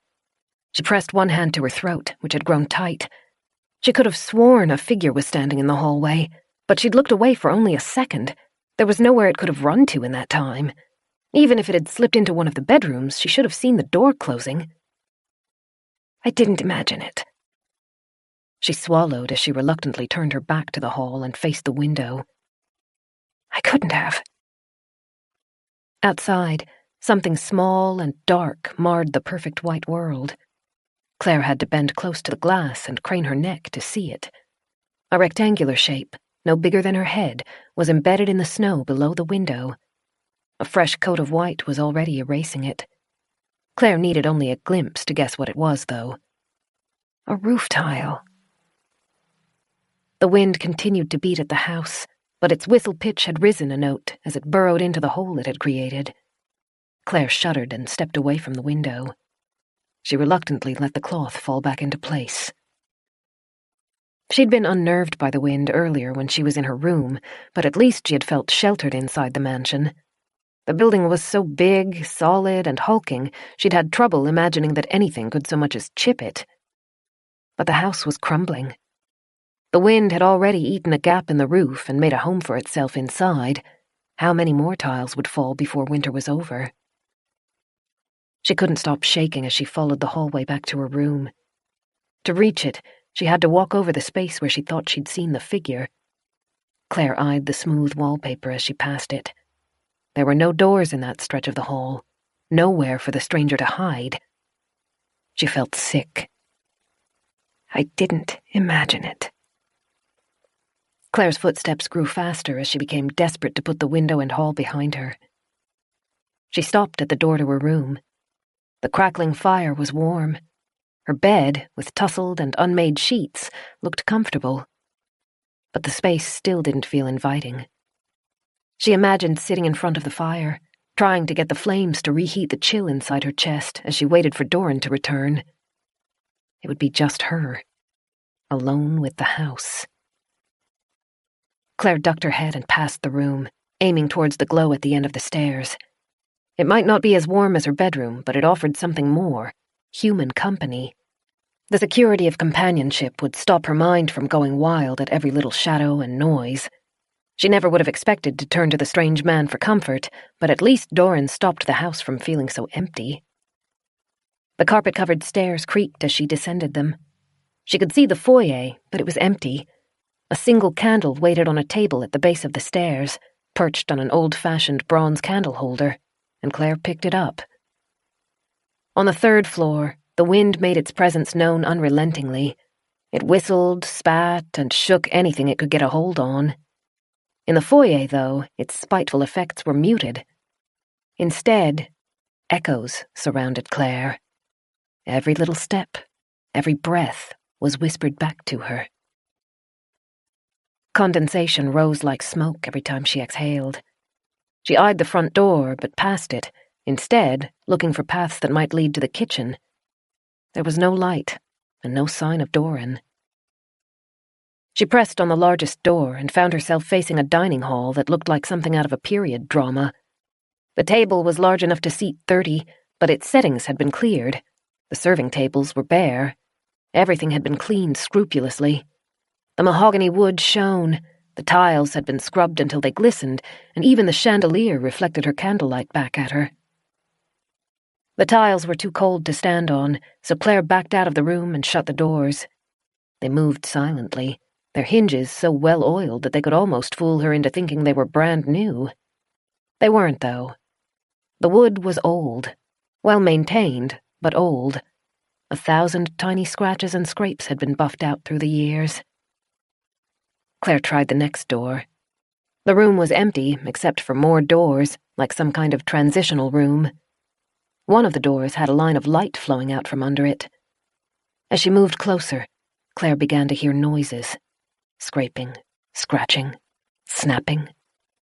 Interspersed between them was a whistle, not too different from how the wind sounded, except this one had a tune. It was low and mournful. Haunting.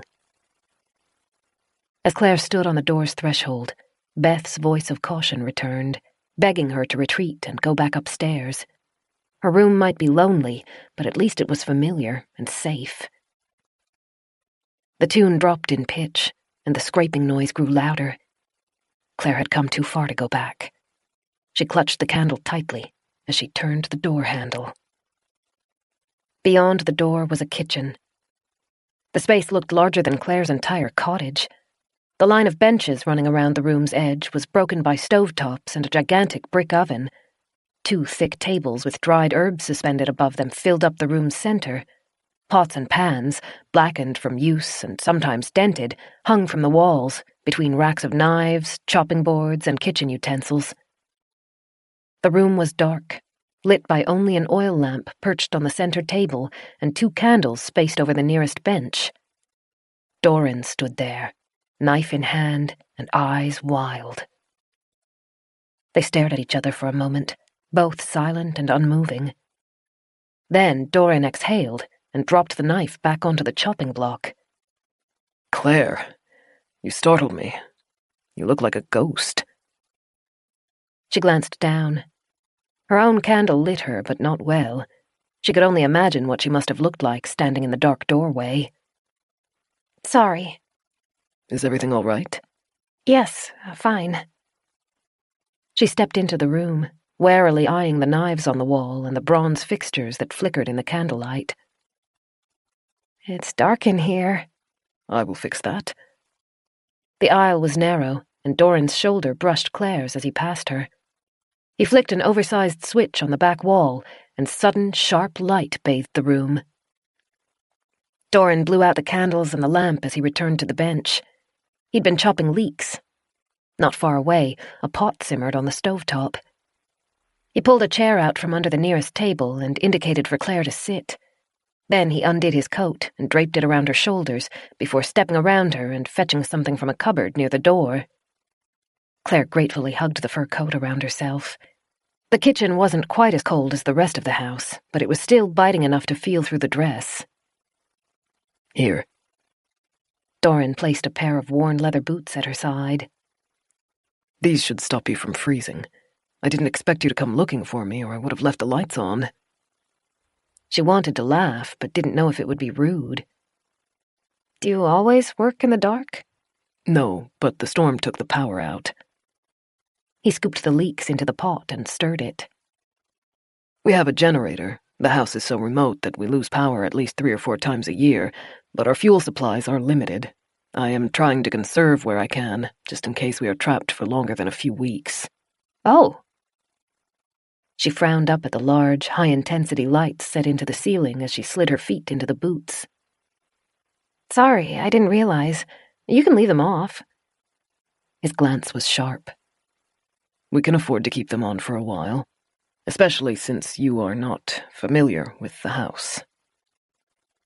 Doran retrieved 2 bowls from under the sink, ladled the soup into them, then topped them with parsley. He placed one in front of Claire, and she saw that it was really more of a stew. Chunks of meat bobbed among the vegetables.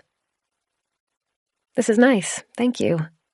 It is still tinned soup, I'm afraid, but I supplemented what I could. He sank into the chair beside her. We have non-perishable food and frozen meat and vegetables, but almost nothing fresh. I suppose your family wouldn't want the food rotting while they were away. Exactly. He frowned. The leak was a lucky find. A moment ago, you said you were conserving fuel in case we're trapped here for weeks. That's not likely, though, is it? Winter's only just begun. There's usually a few patches of warm weather before the cold really kicks in. He didn't speak for a moment, but stirred his stew slowly. I am not sure what to think. This storm arrived unnaturally quickly. Claire closed her eyes and once again tried to dredge up memories of that final day. She remembered brewing coffee that morning. It had been a fair day then. Sunlight, not warm but bright enough, had been coming through her window. That was her last reliable memory. Everything after that felt jumbled and was mixed in with what had to be dreams. Her recollections felt like someone had dumped 2 jigsaw puzzles into one box and told her to solve them. She'd been driving to Marnie's, she was sure that was real, and she'd been on the phone with Bethany, though she couldn't remember what they had been talking about. But it had been snowing heavily. Beth had been worried about her. She thought her older sister might have been telling her to go back home, but it had been too late for that. She'd been closer to Marnie's house than to her own. She thought she remembered something about a news station. That had to be a dream. She only watched TV in the evening and never followed the news because it just depressed her. And she had passed a car on the side of the road, but that had been so unreal that she wasn't sure whether it was an actual memory or not. But she did remember the snow. The storm came out of nowhere, didn't it? I wouldn't have gone driving if I'd known it would be that bad. The same for myself. We had barely even had frost the week before. Realistically, my family should have been able to stay here for at least 2 or 3 more weeks, but my mother likes to make our journey to Gould early, before there is any chance of snow. I asked to be let out not long after leaving the forest. The sky was clear then. An hour into the walk home, snow was falling between the trees, and I could hear the wind howling. It was not long after that when I found you. You walked home? From outside the forest? It is less than 4 hours if you keep a good pace. You must have really not wanted to go to Gould. He laughed. I did not. Claire sipped some of the soup. It was good, meaty and rich. I guess the storm caught both of us unaware. Yes, and I bring up the storm's suddenness to try to explain why I am being cautious. Doran continued to stir his soup, scooping up bits of vegetables, then letting them drop back in. Weather in this region can be unpredictable, but the storm appeared in less than an hour and has lasted for 3 days now. That is not normal. Claire lowered her spoon. What are you saying? I cannot be certain, but some part about this feels wrong.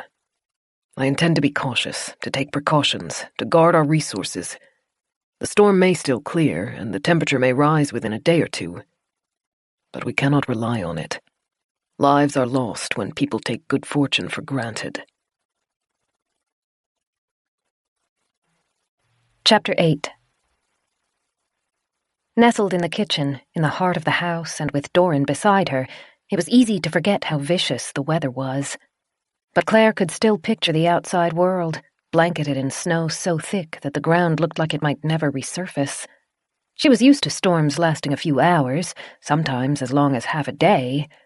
3 days of unrelenting blizzards wasn't right, though. A sense of malaise crawled into her bones. On the morning of the crash, Beth had been worried about something. She'd called Claire because of it. Worried about the storm? No. If it had just been a storm, I would have stayed in my house and weathered it out. If this is a worst-case scenario, she spoke carefully, trying not to let her imagination run away from her. How long could we live here? I took inventory yesterday. We have an abundance of firewood, so heat will not be an issue. Food is more limited. We have tinned soup and rice, but only enough to keep us for a few weeks. We have 3 kilos of frozen meat and a small amount of frozen vegetables. He nodded towards the door. We also have a garden. Claire frowned. That's got to be long gone, though, right? It would be buried under the snow by now. Not quite. I will show you later. It is not planted, but it may provide food once the non-perishable goods are gone. Right. Claire dropped her spoon into her bowl.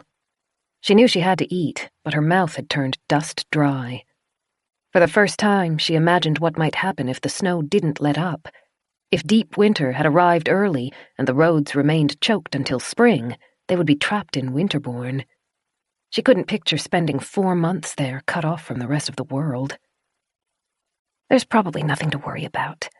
Like Doran said, the weather around here is unpredictable, but it's not like it will hurt to be prepared in case of a worst-case scenario, either. Claire swallowed. I can help. With the garden, or the cooking, or repairing the house, whatever you need. He blinked. Thank you. But you should rest, at least for a while longer. I'm feeling a lot better today. That was the truth. The stiffness and the pains persisted, but she no longer felt as if she were about to collapse. I'm glad to hear it. He rose and carried his empty bowl to the sink. I'll help you with your hair. Finish eating while I heat some water. Claire had been used to Beth washing her hair when she was a young teen, on the occasions when she tried to do something fancy with it, and the hairdressers washed it before cutting it. But letting Doran run his fingers over her scalp was a strange experience. He had her lean back in one of the kitchen chairs and draped a towel around her neck while he balanced a wash bowl behind her. Traces of dried blood had matted her hair, but unlike Beth and the hairdressers, he was incredibly careful as he untangled it. He worked through the knots slowly, alternately using shampoo and conditioner from glass bottles. His thick eyebrows were pulled together in concentration, but otherwise, he looked serene. The experience was far too intimate for Claire. Desperate for a distraction, she started a conversation. This really is inside the Banksy Forest, isn't it? The estate? Yes. I can't believe I never knew it was here. It must be old. Very old. Older than the forest? The same age. My family owns the forest. Oh! Pieces were starting to fall into place. Does that mean they planted it? Correct. Several 100 years ago. This and many other forests. He scooped up a cupful of warm water and poured it over her hair, his other hand smoothing the suds out. Then the comb returned to a stubborn patch just above her temple. Claire shuffled a little higher in her seat. She was still trying to get used to being touched by someone she barely knew. Why did they plant them? It was our business. We grew wood. It made our family wealthy. She tried to glimpse his face again, but his head was down as he tried to ease grime out of the tangle without hurting her. Why didn't they cut this one down? Because the head of the family died unexpectedly. In her grief, his widow had a house built where no one could disturb her, inside one of the forests. Claire eyed the kitchen. She must have been very rich. I had no idea wood growing could be so profitable. It wasn't our only business, but it was our mainstay. Under good leadership, wealth tends to cascade. Unfortunately, since the house was built, good leadership has been rare in our family. The estates and the businesses were passed down through generations and gradually sold as expenses exceeded income. Now we have almost nothing left. This estate, the Gould estate, and this forest. He sounded sad. Claire pulled the fur coat around herself a little more tightly. Still, it's more than a lot of people have, right? True. Doran's inflection didn't change, but as the word hung between them, Claire sensed there was something more he was stopping himself from saying. She lifted her eyebrows. But? I worry about the future. The words came out carefully, as though he didn't like to say them. If we sold this building and lived modestly, we would have nothing to worry about. But my mother insists on holding this house and maintaining our traditions. 60 full-time staff are not cheap. Repairing and maintaining a building this old and large is not cheap. We have money, but it flows out rapidly, and nothing comes in to replace it. By the time my mother is dead, I suspect we will be bankrupt. Claire tried to imagine how that must feel.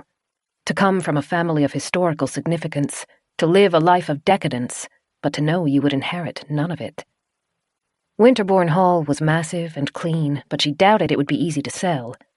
Banksy Forest wasn't a prime location.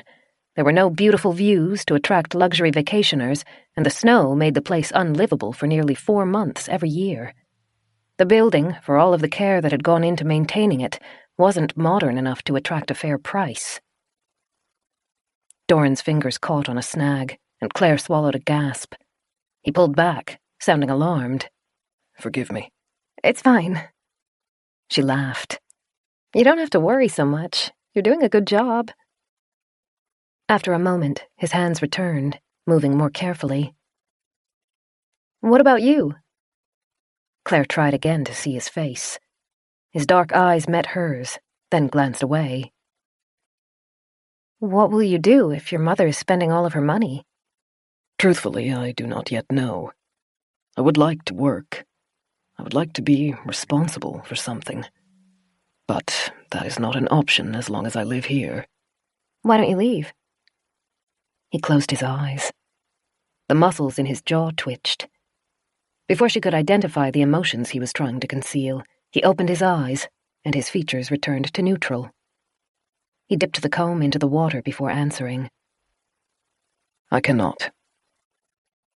His tone made it clear he didn't want to continue that line of conversation, but Claire was too curious to stop. Why not? The world is not particularly welcoming to someone like me. Someone like you?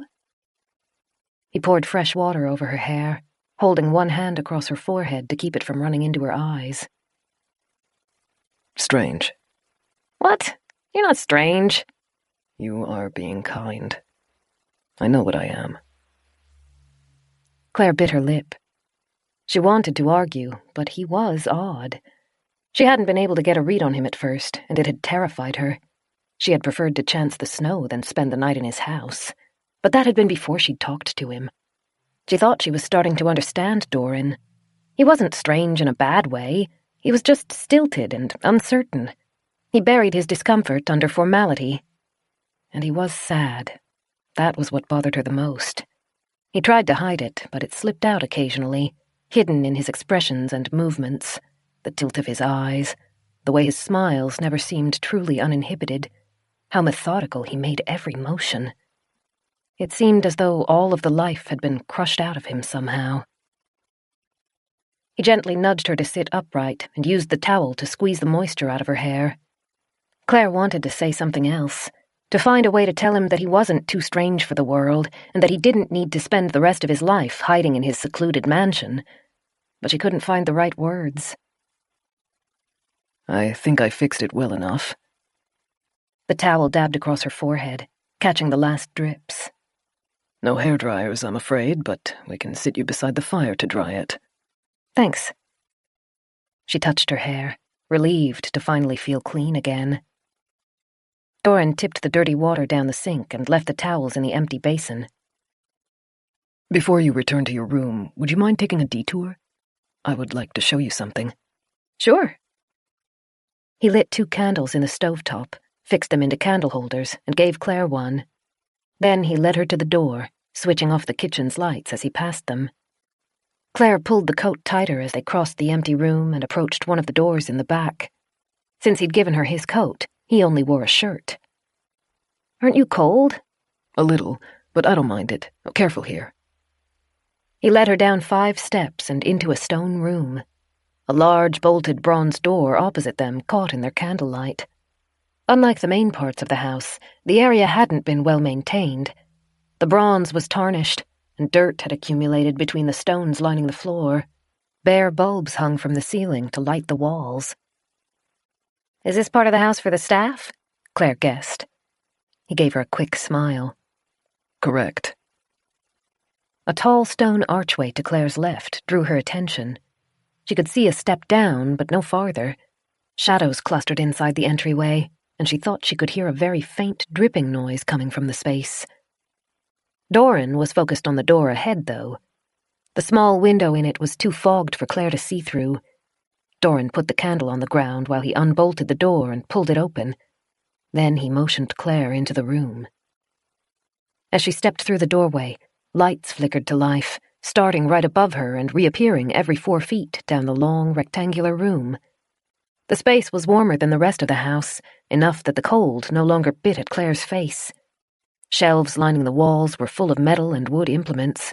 At least 20 raised garden beds were spaced evenly throughout the area, and organic smells filled her nose.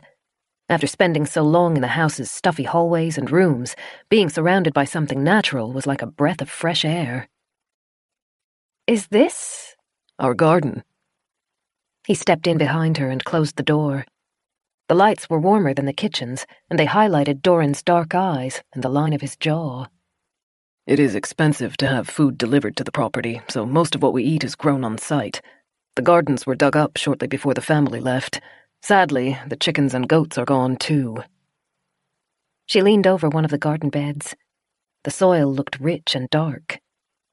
If we have nothing but tinned vegetables and rice to eat, we will soon start craving fresh food. I thought it would be wise to restart the garden. It will use up our fuel faster, but will help extend our food stores. Claire thought it was probably a smart move. She brushed her hand over the dirt. It's still warm. It was heated until a few days ago. The insulation has protected it from the worst of the cold. He pointed to the lights above them. They're full-spectrum bulbs, which imitate sunlight. They will need fuel to run, but we can save petrol by heating it through the furnace. That is my main motive for being cautious with the lights. If we budget carefully, we should have enough fuel to keep the garden lit and warm for a while. It's heated by a furnace? Like a real wood-burning furnace? Yes, in the basement, below our feet.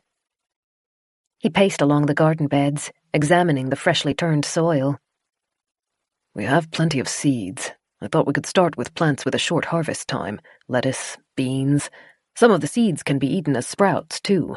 I will come back later and begin work. Why don't we start now? Claire tilted her head. I had a garden at my cottage. I can help.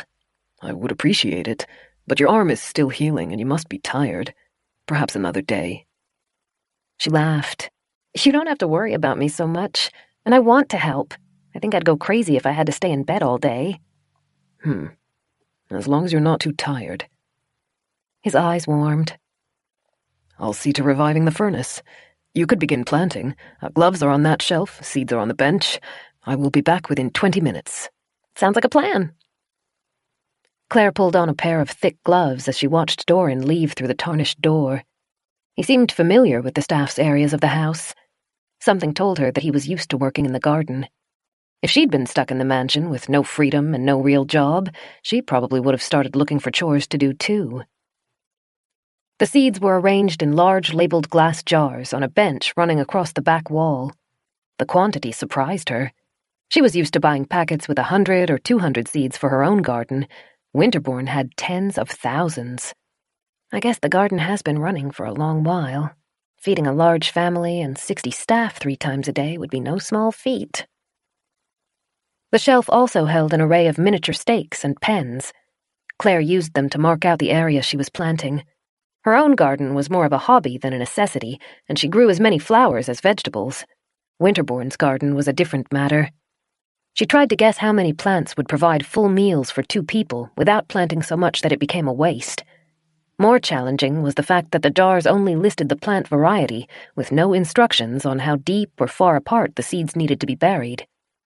Claire set several rows of tomatoes and lettuce, which she had practice with, but hesitated on everything else. She liked to be useful, but Doran had left the garden completely in her hands, and that was more pressure than she was comfortable with. Even if I get out of the house within a few days, Doran will probably need the garden to get through the rest of the winter. I can't mess it up for him. She bit her lip as she stared at a jar of capsicum seeds. She couldn't remember how it liked to be planted. She put it on the edge of the garden bed and went in search of Doran. He'd said he would be in the basement, which she guessed was accessed by the archway they had passed on the way to the garden. Claire picked up her candle as she left, being careful to close the door behind her to keep the heat inside. She approached the archway, but stopped on the top step. No light came from the basement. Cool air rolled out of it, prickling her skin. She tucked her chin into the coat's collar. The stairway made her uneasy, as though it exuded a toxic odor that her conscious mind couldn't detect, but her subconscious shuddered at. She stared into the black abyss, and all she wanted to do was turn and run. Don't let this house sweep you up in its aura. It's just a basement, nothing more. She took in a deep breath, held it, then stepped into the void. Chapter 9. The change in atmosphere was palpable. It covered Claire like water, sinking into the crevices in her clothes and saturating her. Her hair, still damp, chilled her. She held the candle ahead of herself so that the light could cover the walls, but the flame guttered as it fought against the frigid air. Doran? She tried to call for him, but the word came out as a gasp. Her only answer was a slow, steady dripping noise. With each step she descended, she felt less connected to the real world. When she looked back, she could no longer see the archway, the garden, or any trace of light. It was just her and the darkness, wrapped around each other, tangled so badly that she began to worry they would never be separated again. Her feet finally touched even ground. Claire's breathing was shallow, but even so, the cold air invaded her body and robbed her warmth.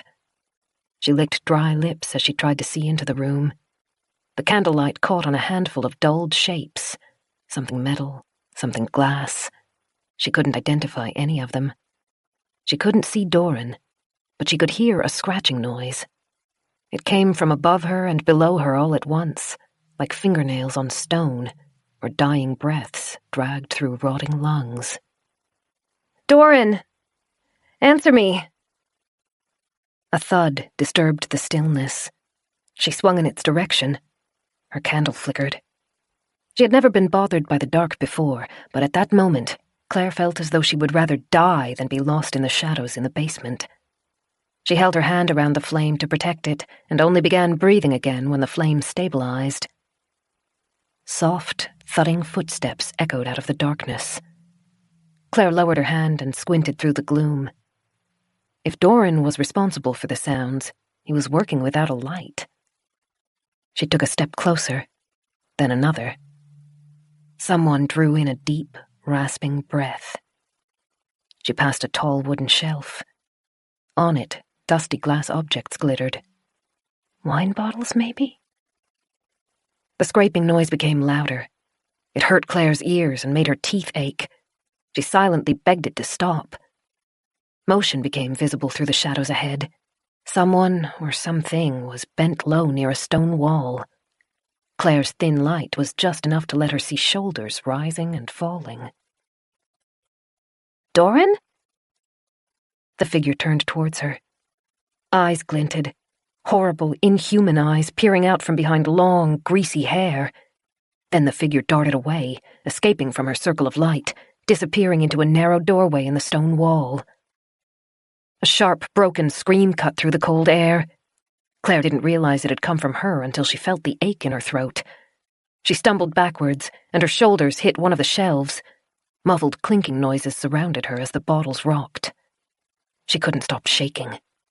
The thudding footsteps echoed around her, beating fast like her own heart. The scraping noise joined it, louder this time. It surrounded her and overwhelmed her. "Claire?" The voice was faint. She turned towards it. In the distance, golden light glinted through the shadows. It promised safety. She ran for it. Her shin hit one of the shelves. She fell, gasping as cold stone scraped her hands and jarred her bandaged arm. A wave of pain rushed through the limb. The candle skittered over the floor and died in a splutter of wax. "Claire!" Footsteps drew nearer. She tried to stand, but trapped in the darkness and choking on the pain, she was too disoriented.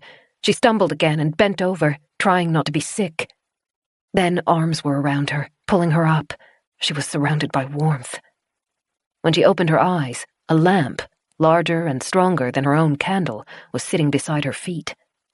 It cut through the shadows to create a little oasis of light.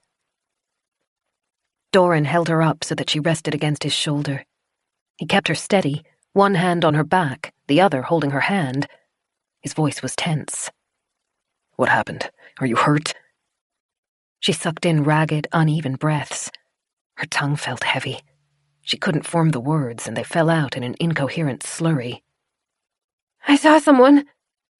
"Claire?" She shook her head, her mind a jumble. I was looking for you." "Ah." He exhaled. "Forgive me. This is the wine cellar. It is my fault. I should have shown you where to find the door to the basement." His hands were unexpectedly warm. The numbness was fading, but the panic was not. Claire glanced behind them at the wall. There's someone down here." "What?" Claire raised a hand towards where she'd seen the hunched shape. "I saw someone. I think it was a woman. She came out of the door in the far wall." Doran stared into the darkness, confusion clear on his face. Then he looked back at her. "Claire, there are no doors in the cellar, just stairs leading to the main floor." "But—" She paused for a second, trying to clear the panicked fog from her head and the tightness from her voice. "There was a woman. She was digging at something, digging at the stones, I think. When I got closer, she ran into the tunnel. It's right there." She pointed again. The lamplight, although stronger than the candle, still couldn't reach the walls. Doran was silent. Then he took a deep breath and said, "Show me." He helped her to her feet. She stumbled, and he put his arm around her back to hold her steady, then picked up the lamp with his spare hand. Moving cautiously, Claire led him past the shelves. Shadows danced around them with every step, slinking across the stone walls and darting over the ceiling. 1,000 dust-caked bottles glittered out of the gloom. Claire came to a halt facing the stretch of wall where she'd seen the woman. She was sure it was the right place. She recognized the erratic stone tiles lining the floor. But the doorway was gone. Her throat tightened. She stepped out of Doran's support and approached the wall. The spot where there had been a gaping opening was nothing but rough, interlocked stones. She pressed her hands against them, feeling around the cracks as she tried to make sense of it. It was right here! "Claire." Doran came up behind her and gently pulled her back from the wall. Tears stung her cold face. She stared along the wall's length, scanning both directions, but the surface was unbroken. There was a woman crouched on the ground, crouched and scrabbling at the stone. When she saw me, she ran through the doorway that was right here. Right here. She felt like she was unraveling. Her mind was fracturing, the pieces floating away, and as fast as she tried to grasp them and pull them back in, more were lost. But she and Doran were alone in the basement. There were no noises and no rasping breaths. They were the only ones there, encased in their little globe of light. And he was watching her, concern thick around his eyes, waiting for her to speak. "I'm not crazy," she whispered. No, of course you're not. He pulled her closer, one hand brushing across her shaking back. This is my fault. I shouldn't have left you alone. "I didn't imagine it." Her voice cracked. She didn't know if he'd heard her. The light must have been creating tricks for your eyes. This house, it plays with your mind, especially if you are not familiar with it. It is a damned waking nightmare. He was trying to give her an escape, an excuse. And with the empty wall stretching endlessly behind them, she had no choice but to take it. "Yes." Let's get you back upstairs where it's warmer, and I'll find you something to drink. You will feel better once you're out of this maze of a wine cellar. She nodded. Her mind was at war, killing itself as it tried to hold on to reality. Doran kept his hand on her back as he turned her towards the stairway. Claire stopped at its base and stared up, suddenly exhausted. The stairs seemed to go on forever. Here. Doran pulled her against his chest, scooped one arm under her legs, and lifted her as though she weighed nothing. Claire clutched at his shirt but didn't try to argue. He held her carefully, her head tucked in at his neck as he carried her up the stairs and back into the main parts of the house. He was warm. Slowly, she relaxed her grip. Bed or fireplace? He asked as he climbed to the 3rd floor. "Fire." That was an easy question to answer. She was starved for warmth. Doran used his shoulder to bump the bedroom door open. Then he placed her on the fireside rug. The embers were near dead, and the heat was leaking out of the room. Doran knelt and fed wood into the fire until it was crackling again. Then he draped a quilt over Claire's shoulders. Will you be all right on your own for a moment? "Yes." She didn't see him leave, but she heard the quiet click of the door as it shut behind him. She exhaled, then pushed the blanket off and stood. "I'm not crazy." She stared at her hands, frustrated that they continued to shake. "But there was no door. But I'm not crazy. But I know what I saw. But I'm not crazy." She left the fire to approach the windows. The day was nearly gone. A golden sunset glittered through the falling snow. The forest was clearly visible, a ragged band of black stretching across the horizon. It continued to snow, but the storm was over. Thank mercy. She wrapped her arms around herself as she choked on tears. The radio was within reach. It would be reckless to try for it that night, while the temperatures were brutal and with dusk setting in, but daylight was less than 12 hours away. She would speak to Beth. She would find a way to leave Winterbourne before it sent her truly insane. The door creaked as it opened, and Claire flinched. Doran stood in the entrance, holding a tray with 2 bowls of soup. He smiled. Come and sit by the fire with me, where it's warm. Chapter 10. That night was the most peaceful Claire had spent in Winterbourne. She and Doran sat side by side on the rug by the fire, blankets wrapped around their shoulders as they ate the soup and talked. Doran didn't mention the scene in the cellar, and Claire was grateful for it. She still didn't know what to think had happened, or what to think of herself. Instead, she focused on what was important, making contact with the outside world. Leaving. She wouldn't have any regrets if she never saw Winterbourne again, but she was surprised to realize she would miss Doran. They talked about the garden, a safe, neutral topic, and about what plants they wanted to grow and how many. As she'd suspected, Doran had spent a lot of time there while his family occupied the house. His mother refused to visit what she called the servants' quarters, and while she disapproved of Doran's hobby, she didn't disturb him when he worked there. In late spring and summer, it is warm enough to grow some hardy plants outside, he said. I enjoy that, being out of the house. Mary would join me on most days, though she complained when the frost set in. Is Mary one of your nieces? He laughed. No, my dog. She is gone, sadly, spending the winter in Gould with my family. If I'd been able to bring her back with me, our incarceration would be a lot more entertaining." His smile faded, the way it did when he talked about his family. Claire watched him curiously. "Your mother wouldn't let you take Mary with you?" "No." He placed his empty bowl to one side and stretched his legs toward the fire. All humor had left his face. Claire could tell he wanted to say more, but he was hesitating, standing on the edge of a cliff, unsure of whether it was safe to jump. She leaned closer and lowered her voice. "What is it? You can tell me." "This is not a healthy family," he said at last, the words halting and hesitant. The wood in the fire popped and fizzed. He stared at it, his face tense and his thick eyebrows pulled tight. "Everything we do is to maintain a pretense. The pretense that we are still the wealthiest estate in the area. The pretense that we are revered, adored, above reproach. The pretense that time never moved past our glory days."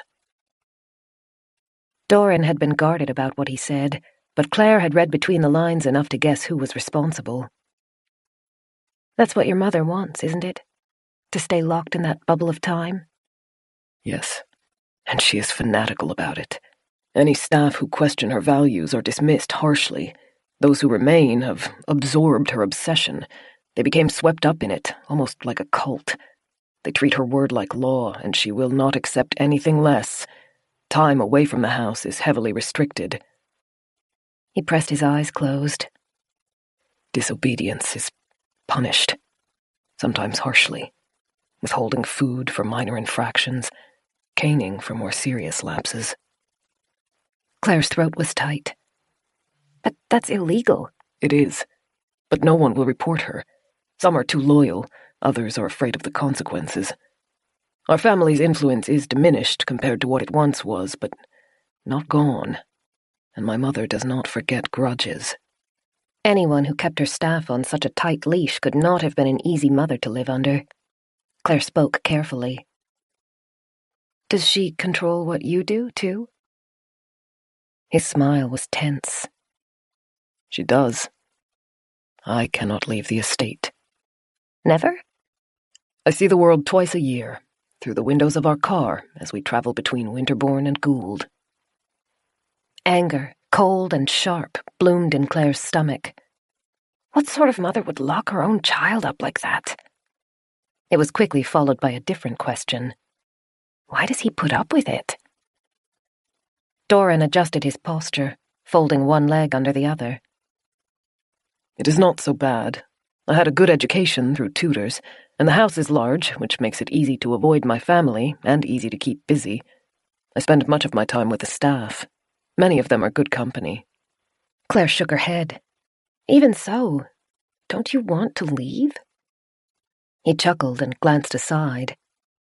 "I do, but that is not why I am telling you this. I want to explain and to apologize." "Apologize for what?" "Sometimes it is hard to know what is right, what is normal.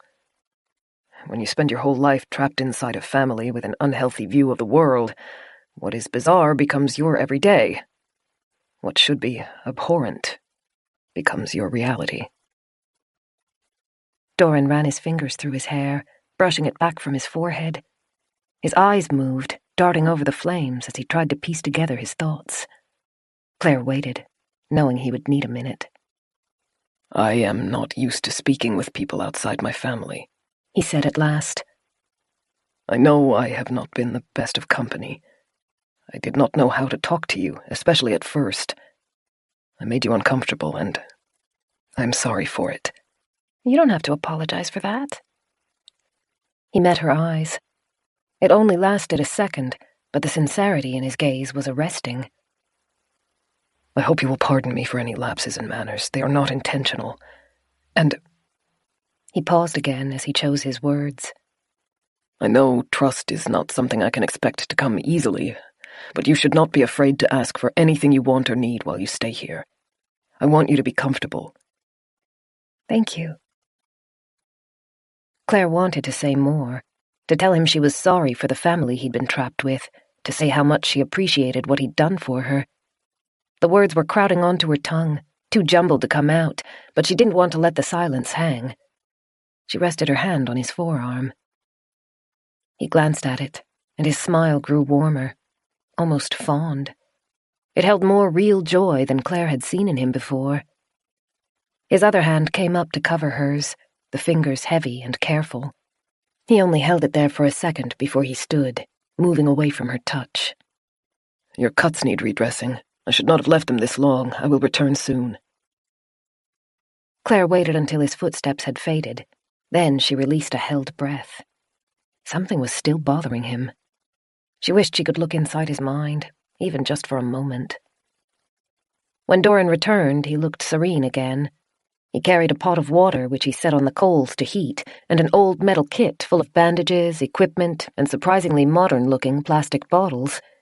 He took one, checked the label, then tipped out 2 pills, which he handed to Claire. She swallowed them. Because our family was so large, and because contact with the outside world was so unreliable, we had a doctor on staff.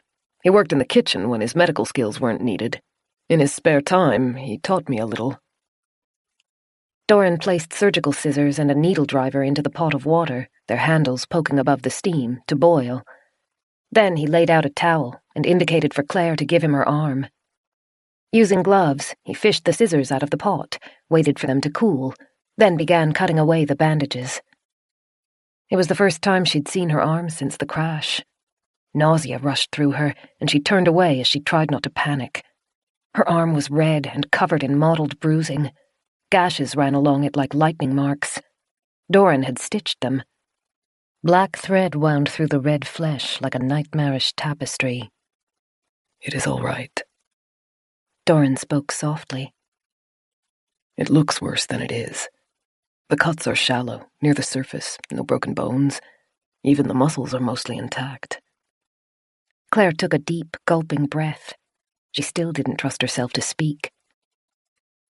I was as careful as I could be. Scarring should not be significant. It will only take a moment to clean this, and then we will bandage it again. Okay, she managed.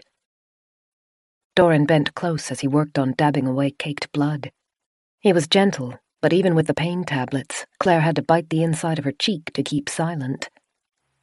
Several of the stitches had torn, probably during one of her falls, and he had to cut them free and re-stitch them. Claire tried not to look. She'd never been very good with blood. It wasn't a full-blown phobia, but it left her feeling queasy. Trying to distract herself, she grabbed onto the topic that had been on her mind all evening. The storm's over.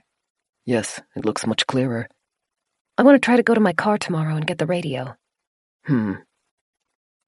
He kept his head low as he focused on stitching one of the cuts. The snow is deep, and the air is still frigid. It will be risky to go tomorrow, especially if there is a chance that the storm will return. She hissed as the needle punctured her skin. Then she closed her eyes to clear her thoughts. I don't want to wait any longer. Beth will be frantic. And maybe if we can contact her, we can find a way out of here. A helicopter, maybe. All right. I can't promise I will be able to reach the car, but I will try.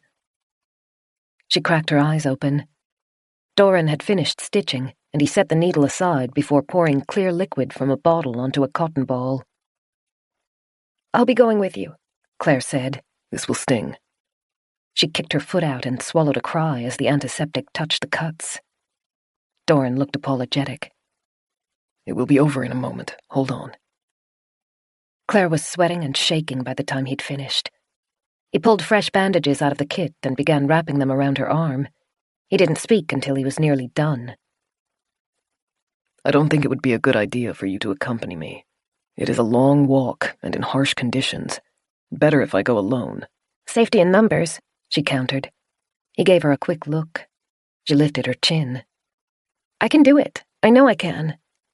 You probably could. Doran finished tying off the bandages. But remember what I said earlier about minimizing risk, about not relying on the best possible scenario no matter how likely it seems.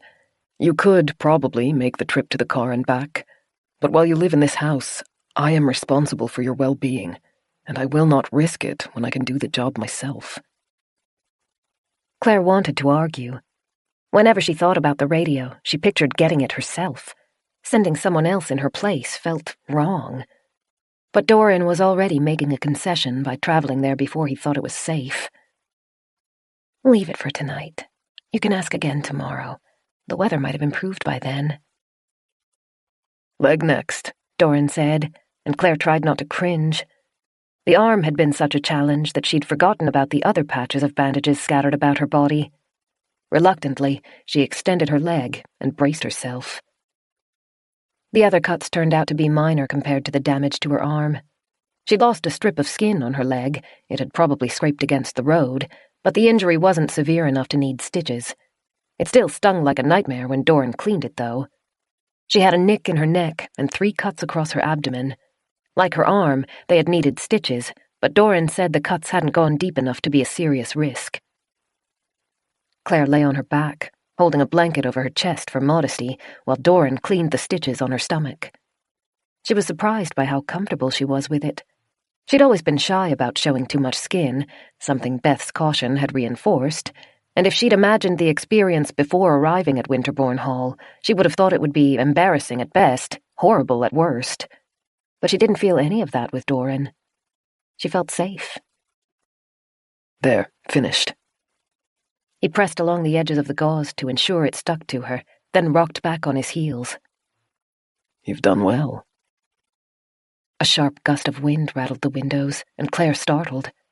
A door farther down the hallway banged open. Just the wind, Doran said. He packed away the kit and shut the lid. I'll make sure it's closed, but don't let it alarm you. This house likes to complain. He left, walking smoothly. He was confident, unafraid of what was lurking in the hallway. As Claire pulled her coat around her shoulders, she wished she could feel as secure as he did. Chapter 11. They ended up sleeping on the rug, bundled in blankets and pillows, taking advantage of the fire's warmth. Claire was secretly glad. She didn't want to be left alone in the house. The wind beat at the windows, and the floorboards in the attic groaned, but the human company made it easier to tune them out. The wind grew worse during the night, and as Claire drifted in and out of sleep, she began to imagine the sound of fingers scrabbling at the tiles above them, so much like the noise from the wine cellar. In the early hours of the morning, she thought she heard a scream. She shot upright, breathing too quickly, her heart galloping. The noise had already faded, though, until she couldn't tell if it had been the wind or part of a dream. Claire brushed loose hair behind her ear and pulled her knees up close to her chest. Doran lay near her on the rug, one arm under his head as he slept. The fire's glow softened his face. She'd never noticed before, but he had long eyelashes. They brushed his cheeks and twitched as he dreamed. The fire was growing low, so Claire crawled to it and fed it a fresh log. It crackled as the wood crushed the embers. She felt cold, despite the room's warmth. When she lay back down, she moved a little closer to Doran's side. His forearm had slipped out from under the blanket. She tugged the quilt back over it, then pulled her own blanket up around her throat and tried to relax. She'd nearly fallen asleep when a heavy thud broke through the daze. Claire opened her eyes. Doran still slept, his features relaxed and his breathing deep and slow. Claire twisted to see the window. It was hard to be sure with the curtains blocking the view, but she thought pale, ghastly daylight was starting to replace the moonlight. Something's wrong. A sense of dread passed over Claire. It started in her shoulders, tightening the muscles, then wormed its way down her back. Something's wrong. Something's wrong. She held still, wrapped in blankets, as the dread filled her stomach and turned her cold. Light from the fire and light from the windows mixed uneasily, cold and hot, neither strong enough to remove the gloom. The wallpaper's twisting pattern felt more insane than ever. The cornices and edging hoarded shadows jealously. Something's wrong. But what? An exhale came from near the door. It floated out of the shadows, weary and rasping, and Claire's heart skipped a beat. She slowly turned her head. Dark furniture blended into the gloom, becoming nothing but a jagged row of menacing shapes. One shadow stood out from the others. It was moving. The woman swayed by the open door. A dirty white nightdress clung to her emaciated body. Greasy brown hair brushed gaunt cheeks. The eyes bulged, glassy and too intense. One arm was crossed over her torso, and her bony fingers clutched at a hole in her dress. A hole in her skin.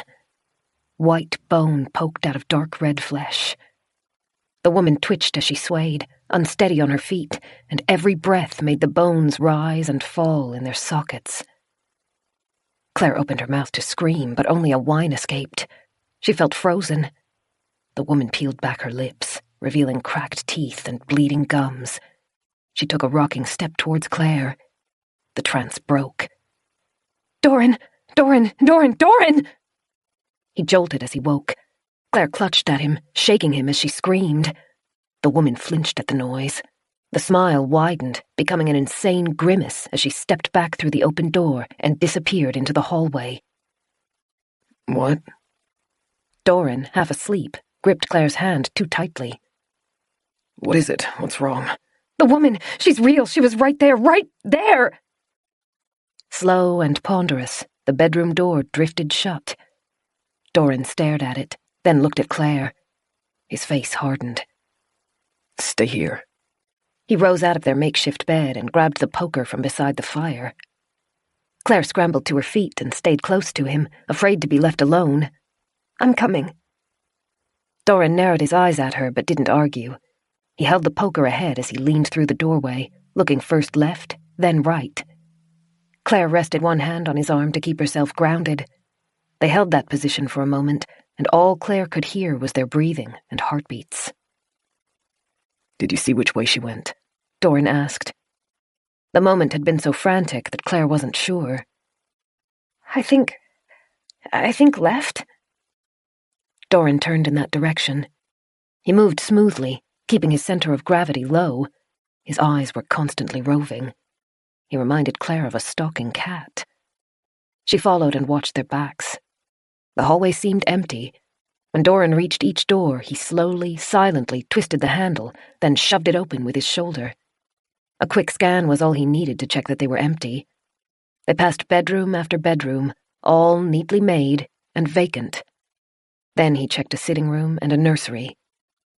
At last, Doran stopped at the end of the hallway, beside the window Claire had looked out of the day before. He lowered the poker, but the intensity didn't leave his face. He looked at her, asking a silent question. "I'm sure I saw her," was all Claire could say. Go back to the bedroom. Lock the door. I will search the rest of the house. "You shouldn't go alone." Do not argue. His voice was quiet, but his dark eyes held a warning. She hadn't seen him look so focused and dangerous before. She let him lead her back to her room. Doran kept his eyes on the hallway. I will be back soon, and I will call before opening the door. If anything else tries to come in, scream. I will hear you. Okay. He shut the door. A moment later, she heard a click as he locked it. Claire crossed to the fireplace and sank onto the layers of blankets and pillows. She was shaking. When she closed her eyes, she could see the woman again. The blotchy, discolored skin, broken teeth and bleeding gums, long hair that had thinned into straggly clumps, the hole in her side. Claire bent over and pulled her knees up under her chin.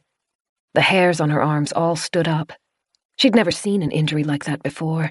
She had no idea what might have caused it, or how the woman had still been standing. I shouldn't have left Doran alone. I should have insisted on going with him in case he needs help, in case he doesn't see her coming. 100 scenarios, all sickening, played out in Claire's mind. She tried to listen to the house to see if she could hear what was happening, but no noises reached her room. Claire squeezed her hands together until the knuckles ached. The wind was relentless, wearing down her patience. She stood and began pacing. She went to the window and stared across the unblemished blanket of snow that coated the landscape. The storm had cleared, and the sun was rising, but her surroundings were no easier to discern. Everything was the same shade of blurred, glaring white. Even the forest in the distance was barely distinguishable, except for the ribbon of dark brown trunks visible underneath their snowy caps. "Please, Doran, be careful." She crossed to the door and tried the handle. It was locked. She went through the bathroom to the conjoined bedroom and tried its door, but Doran had locked that as well. A new nightmarish scenario played through her mind. What will happen if Doran never returns? The doors were massive, and their locks were heavy metal. She didn't think she was strong enough to beat them down.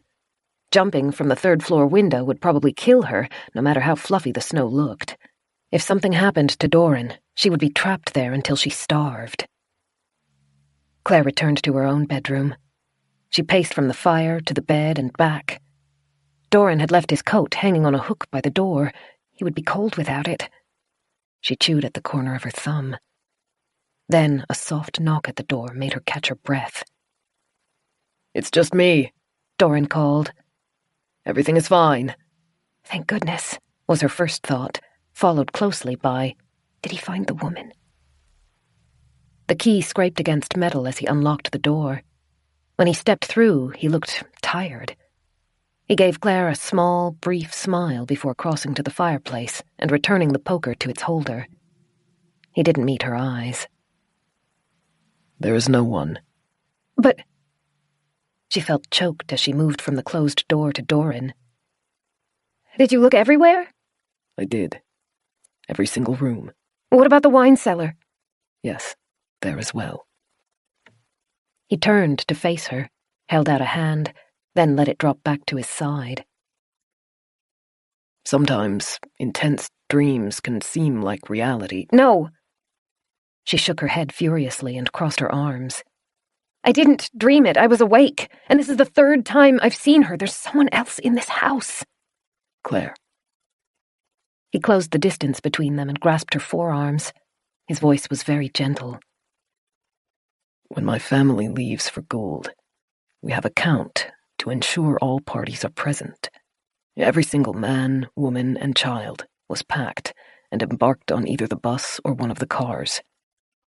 Everyone. Maybe... When I left the group, I left alone. I walked back along the road, alone. The blizzard set in before I found you. No one could have followed me. And even if they had, the doors and windows have all remained closed." Angry, confused tears stung her eyes, but she blinked them back furiously. She tried to step out of Doran's hands, but even though he never held her hard enough to hurt, he didn't let her go. "I don't know what's happening, Claire, but I promise this house only holds 2 people, you and myself." "There's got to be." Her voice was strangled. "I'm not crazy. I'm not imagining it. Or... Again, the lump in her throat caught her words. "Does this house have any stories about ghosts? A maid, maybe, who died with an injury in her side?" His reply was a whisper. "Ghosts? No, not in this house." "I'm not crazy." He looked incredibly, intensely sad. His head dropped, and he spoke so softly that she wasn't sure she was supposed to hear. "How can I make this better? How can I help you?" She knew the answer to that question. "Let me go to my car for the radio." He took a slow, ragged breath. Claire couldn't stand it any longer and leaned forwards to rest against Doran. Slowly at first, hesitantly, his arms wrapped around her back. The embrace was gentle, and Claire hid her face in his chest as she finally let the tears escape. "All right," he said, and his voice was just as tight as hers was. "All right. We will both go." Chapter 12. They didn't try to debate the figure Claire had seen. There was nothing else they could say without arguing in circles, but in an unspoken agreement, she and Doran stayed close together through that morning's routine. She could feel him watching her when he thought she wasn't looking. She wished she could say something to make things normal again.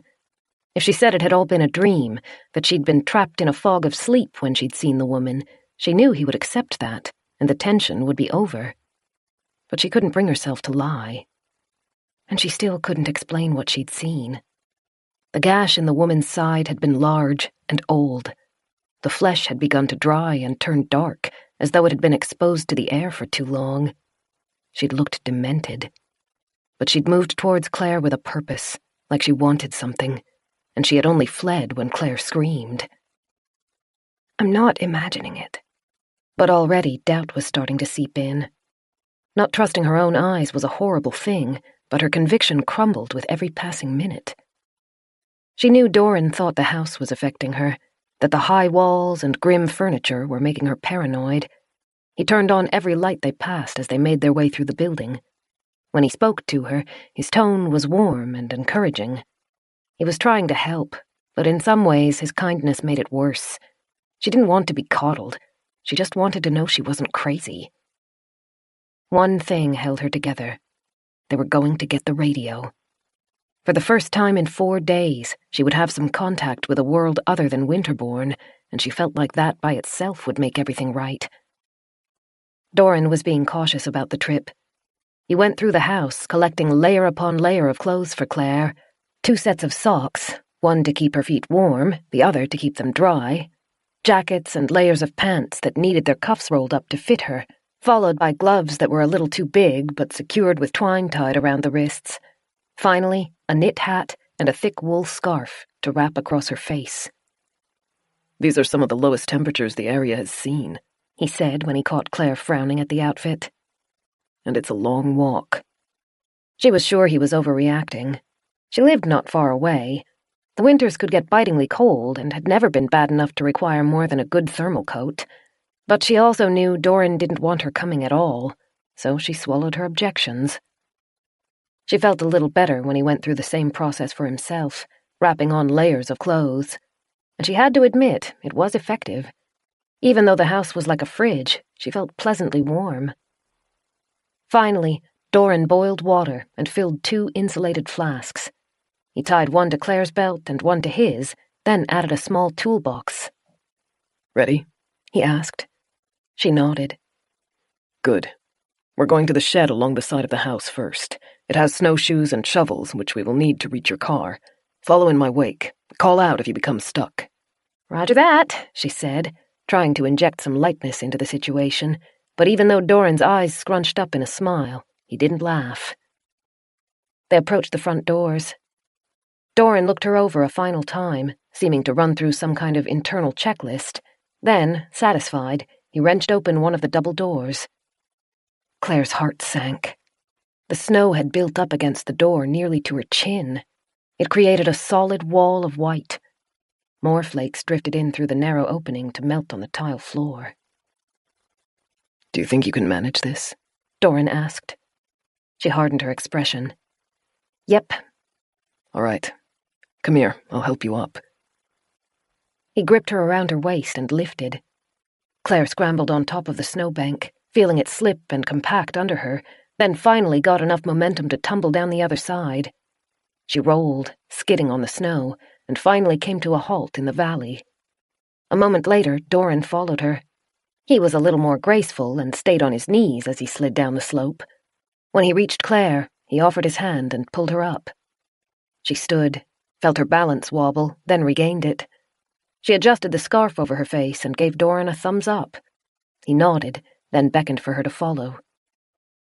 The snow was cold, but the wind was infinitely worse. Even bundled up, Claire could feel it snatching at her warmth and trying to worm in through the layers of clothing. It whistled around them, beating flurries of snow against their bodies and screaming in Claire's ears. Doran kept up a fast pace, but every few steps he looked over his shoulder to check on Claire.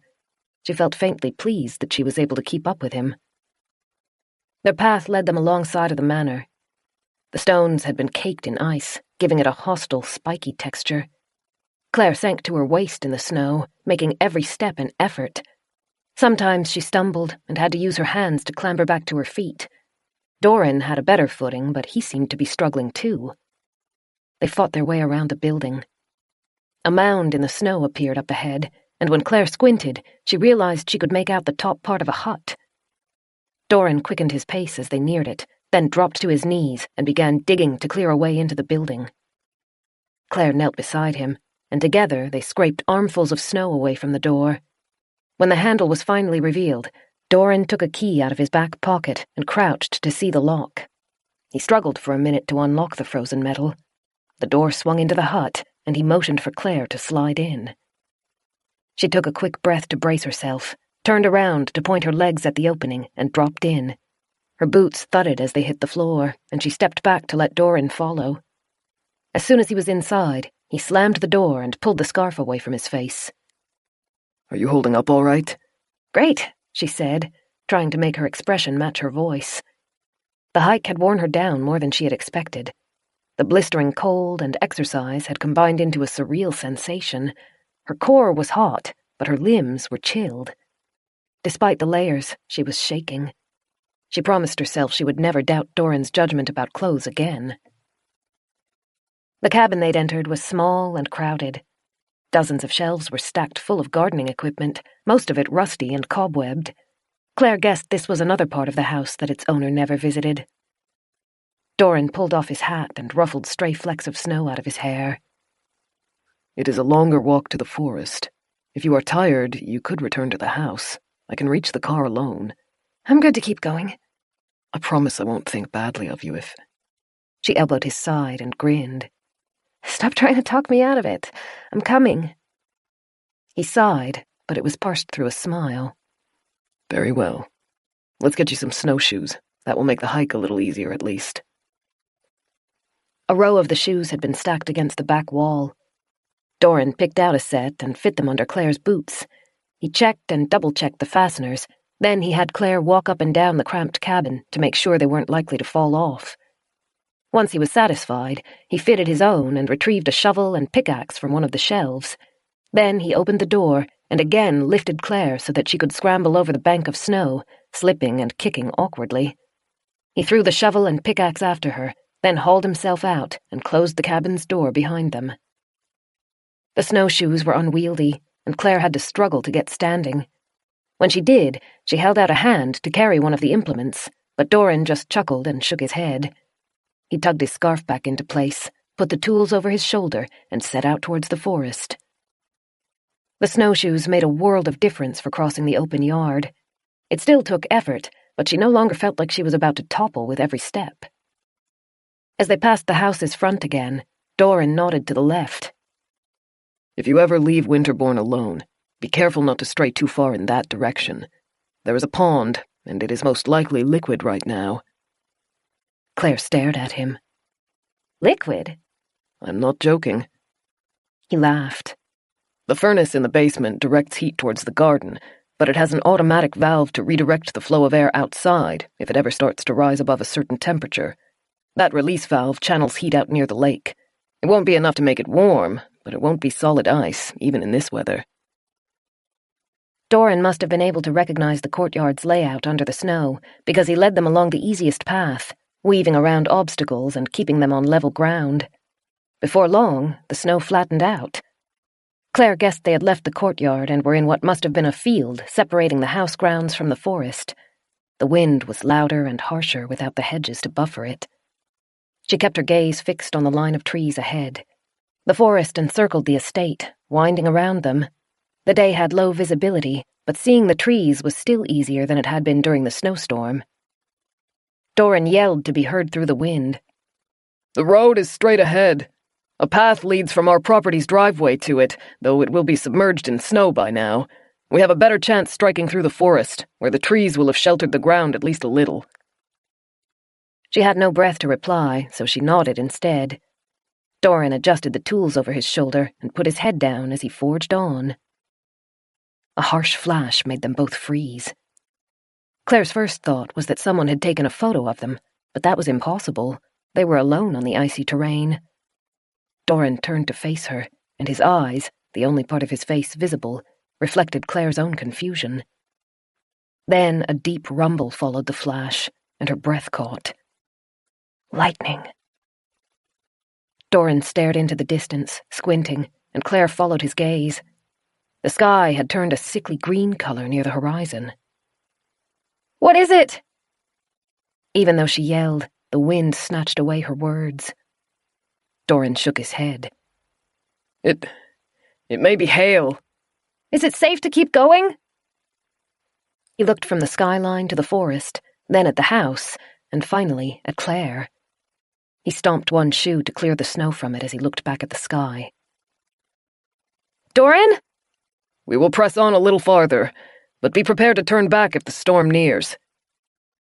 She nodded, and Doran began walking again. He'd increased his pace, and Claire had to breathe in gasps as she struggled to keep up with him. Every few paces, he looked over his shoulder to check on her. The rest of the time, he alternated his attention between the green-gray haze in the sky and the forest's edge.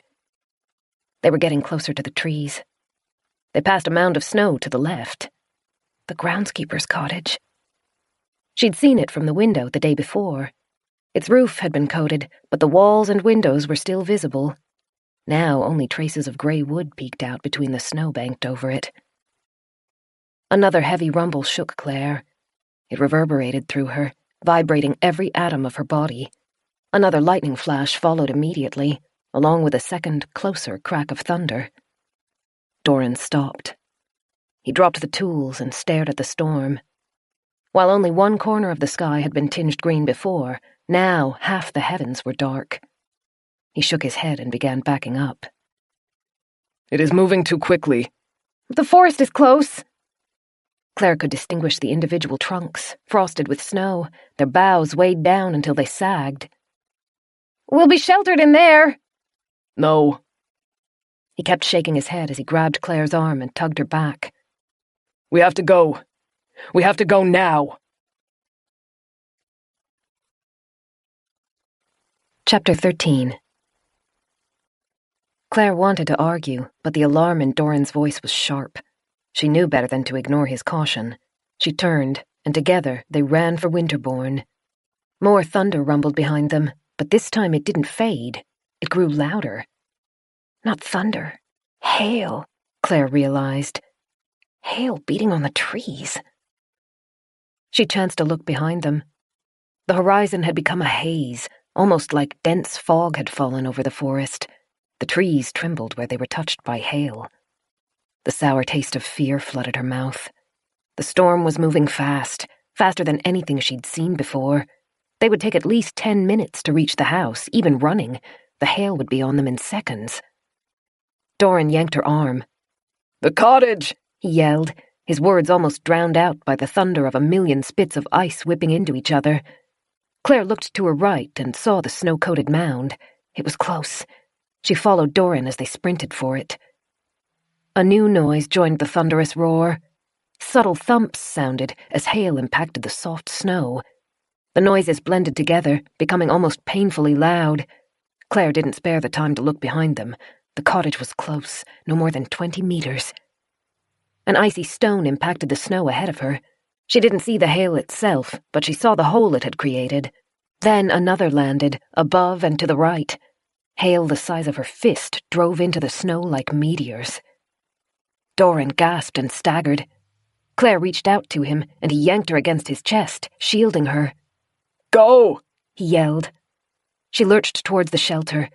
Doran followed, leaning over her. A hailstone clipped her shoulder and she hissed. Doran's hand pressed over her head to protect it. She felt him flinch as another stone hit his back. They closed the distance between them and the cottage. Claire dropped to her knees. Her head rested against the frost-painted wood as she began digging snow away from the door. Doran leaned over her. A hailstone hit her thigh, and hot pain bloomed out from the spot. She dug deeper. The stones created a thunderous tempo as they pummeled the shack's roof, the snow, and the two stranded humans. She saw a glint of bronze. The handle.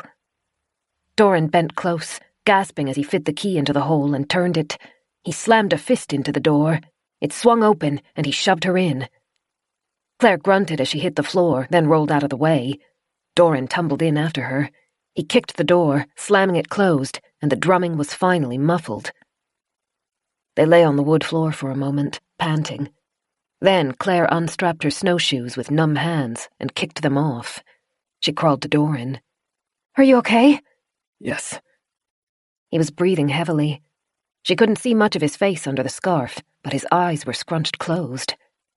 She reached out to touch him, but hesitated. "Is there anything I can do?" No. She pulled off her scarf, and her lips smarted in the cold air. She looked about. The wooden cottage wasn't large, but it felt homey. A small kitchenette ran along one wall. A single bed took up the other, opposite a small brick fireplace in the back wall. A thin layer of dust coated the surfaces. "I'm going to start a fire, take some of the chill out of this place." Doran gave a brief nod. Claire got to her feet. Her legs were shaking, and her lungs ached. She felt numb, not just physically, but emotionally. The storm had come on so quickly that it still didn't feel quite real. She knew Doran was hurt. How badly, she couldn't tell, and he didn't seem to want to say. She couldn't do much for the pain, but she could make sure he was warm. The fireplace was smaller than Winterbourne's, but the bracket beside it still held a small pile of logs. Kindling had been stacked in a bucket, and she found matches on the mantelpiece. Claire had to pull her gloves off to arrange the kindling and get it lit, and within seconds, her fingers began to cramp from the cold. She heard movement behind her, and turned to see that Doran had unfastened his snowshoes and clambered to his feet. He approached the kitchenette, swayed, then bent over to spit a mouthful of blood into the sink. "I'm sorry." Even though the hailstones thundered across the tin roof, she still whispered, "This is my fault. I shouldn't have asked to go to the car." He crossed to her and dropped to his knees on the stones in front of the fireplace. It took him a moment to speak. Not your fault. I would have been caught, with or without you. I've never seen a storm move so fast. "Is it bad?" The storm? "No." She reached up to touch his arm. "You're hurt." Bruises. Nothing worse. Now that he'd removed his scarf, she could see swelling developing on his cheek. He was complaining a lot less than she would if she'd taken the same beating. Claire swallowed and turned back to the fire. It was starting to catch. She fed it as quickly as it could handle, eager to have something to cut through the chill. Doran sat still, but his eyes were unfocused. He was probably in shock. She remembered the flask tied to her belt, pulled it off and undid the cap. "Drink," she coached, holding it up to his lips. He stirred back to wakefulness and let her tip his head back. She poured too quickly, and he choked on it. Sorry. She grabbed one of her gloves and used it to wipe water off the corner of his mouth. He chuckled. It's fine. She tried again, more carefully, and helped him drink the rest of the flask. Once he was finished, his head bowed. "Hang on a moment." Claire stood. Her own bruises were starting to form, making her shoulder and leg stiff, but she knew she'd gotten off lightly. She owed Doran a lot. The bed in the corner of the room was made, but it wasn't close enough to the fire to gather any warmth. Claire yanked the sheets free, lifted the mattress, and dragged it off the bed frame. A moment later, Doran joined her and helped her push the mattress in front of the fireplace.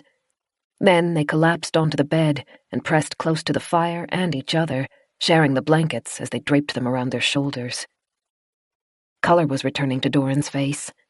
He grimaced and rubbed a hand over the bridge of his nose. I do not understand. What do you mean? That hailstorm, the blizzard before it. This area has never seen weather like it, especially not so early in the season. He took a deep breath. And then, you keep seeing a woman. The fact that you crashed in the first place. All of this, every single thing, is so strange. I cannot piece it together. She swallowed thickly. I don't understand either. Since I woke up in your house, everything has felt surreal. I thought it was just Winterbourne, but I think it's more than that. I can't remember why I was on the road the day I crashed. I mean, I know I was going to my aunt's, and I know I was talking to my sister, but I don't remember why. It was a Sunday, and I always stayed at home on Sundays. He shuffled nearer until they were almost pressed together. The closeness and warmth felt good, like food for her soul.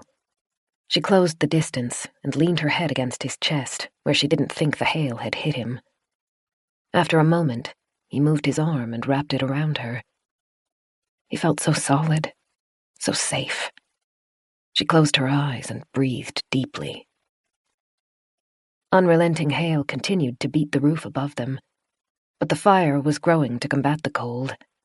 As her body temperature rose and her adrenaline faded, exhaustion began to overrun Claire. She struggled to keep her eyes open.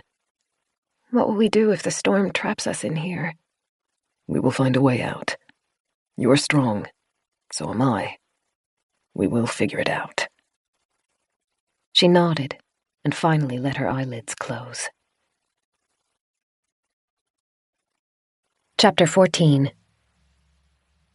Claire woke feeling cold. She squinted her eyes open. An orange glow lit the bricks in the fireplace, but it came from the last remaining coals. She turned towards the wood basket. It was empty. Doran must have gotten up during the night to feed more fuel into the fire. They'd fallen asleep on the mattress, under the blankets, still wearing their layers of clothes. The bed had been designed for a single person, so they'd had to lie almost on top of each other to fit. But the cold had made it necessary, and the thick clothes meant it felt less intimate than it could have. At least, it had when Claire had fallen asleep. Waking up, she found Doran was nestled against her back, his arm draped over her waist. Hey. She patted his gloved hand gently. Let me up. He mumbled something, and his arm tightened around her. She hadn't expected that and laughed. Wake up, Doran. He finally stirred. She felt him tense as he realized where they were. Then the arm lifted away from her. Please excuse me. It's fine. You don't have to worry so much. Claire rolled out of bed. In spite of the fire's best efforts, the cabin had grown frosty during the night. She shivered as she crossed to the window. Outside, the fields sparkled. Thousands of hailstones had been preserved where they'd fallen, creating a glass-like blanket in the morning sun. To her surprise, the hail had beaten the snow down. Instead of being waist-deep, barely a foot of it remained. The house rose out of the frozen ground like a jagged cliff wall to her right. Opposite it, the forest stretched away, its black line gradually fading into the mist. Claire caught sight of motion around the tree trunks. It looked like some kind of animal scurrying along the frozen ground. She moved closer to the glass, trying to see through the icy fragments clinging to it, but the animal was already gone. Doran sat up, rubbed his face, then rolled to his feet. He was moving stiffly, but his expression was passive as he joined Claire at the window. There must have been sleet accompanying the hail last night. It was enough to melt some of the snow. That will make our return easier. Claire was still watching the forest, and Doran noticed. His expression tightened. I don't think it would be wise. Right, of course not. He was hurt. They were both tired and hungry, not to mention cold. We should go back to the house. I know how important it is to you. Doran rested his hand on her shoulder, then turned towards the door. We can try again another day. With luck, the hailstorm will be the worst of the weather. She could guess what he was thinking, though. The storm had come out of nowhere. If they had spent even a few minutes longer in it, they would be facing injuries worse than bruises. It was hard to justify a 2-hour walk to the car and back when a wrong move could mean death, but it smarted to be so close to the car and to leave it. I would like to move quickly while the sky is clear, Doran said. Do you feel well enough to go now? Yes, definitely. She grabbed her snowshoes and tied them on while Doran fit his own. His face twitched when he bent over, but he didn't make a noise. When he straightened, he looked pale, but still smiled at her. Despite her scarf and hat, the wind bit at Claire's skin as she stepped outside. Walking on ice was more of a challenge than crossing the snow had been. They moved side by side, holding each other for stability. Progress was agonizingly slow, but the forest began to recede, and the mansion grew nearer. It was Claire's first time seeing the outside of it clearly. It surprised her. She'd imagined the building would be symmetrical and stately, but in reality it was a Frankenstein-esque creation. "It has a special kind of look, doesn't it?" Claire asked. During our prime, my ancestors added to the house every few years, depending on how the family and the profits grew. Doran spoke loudly to be heard over the crunch of their shoes and the wind. Each new wing, new extension, and new addition can be traced to a marriage or a birth. It became a point of pride. The construction only stopped when profits dried up. Claire recognized an effort to keep the style consistent. The trim and the windows all matched. The stone colors and sizes varied with each new addition, however, and some seemed to have been added with wild abandon. The manor had a presence about it. The same kind of presence she'd felt inside its rooms. Quietly judgmental. "The hail wasn't kind to the roof," Claire said. Black holes pocked the dark tiles. Some were small, while others were large enough for her to sit in them. Doran sighed. "That will mean leaks and a harder time heating the place." He must have seen Claire's expression because he added, "Don't worry. We will manage." "What happens if the weather never improves?" Claire cleared her throat. "Sorry, I know that sounds paranoid." Paranoia is not always foolish, and these are extraordinary circumstances. He tilted his head back to stare up at the building. "But try not to worry, if that is possible. I will be taking precautions to keep you safe."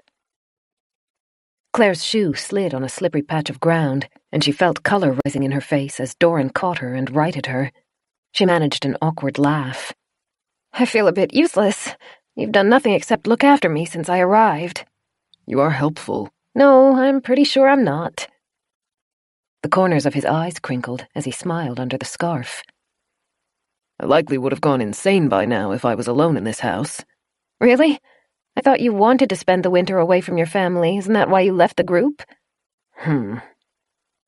They had neared the steps leading to the front door, and Doran slowed as they tried to navigate the slope. "I softened the details of that story. I did not leave. I was expelled. I spoke out of turn, and my mother thought a winter in what amounts to solitary confinement would be a suitable punishment. And it would have been, except for the unexpected surprise of your company." Claire tilted her head. "Couldn't you have gone to town instead and stayed in a hotel?" "I have no money of my own." "You could have sold some of the things in the house. Some of the trinkets look like they might be gold. I know it's borderline stealing, but under the circumstances..." "Ah, Claire, you see the world so cleanly." He was laughing again, but the chuckles held a strained undercurrent. The sadness was back. "Come, let's get you somewhere warm." They were at the front door. Doran opened it and helped Claire through the gap. Once the door was closed again, they removed their snowshoes and stripped off their scarves and hats. Doran motioned for them to leave the equipment in the room's corner. "We may need it again. We'll keep it close. Do you remember the way to your room?" She nodded. "Go there, make yourself comfortable. I will heat some food and bring it up." "Can I help?" "Thank you, but I'll take care of it." He shucked off his jacket and hung it on a hook beside the door.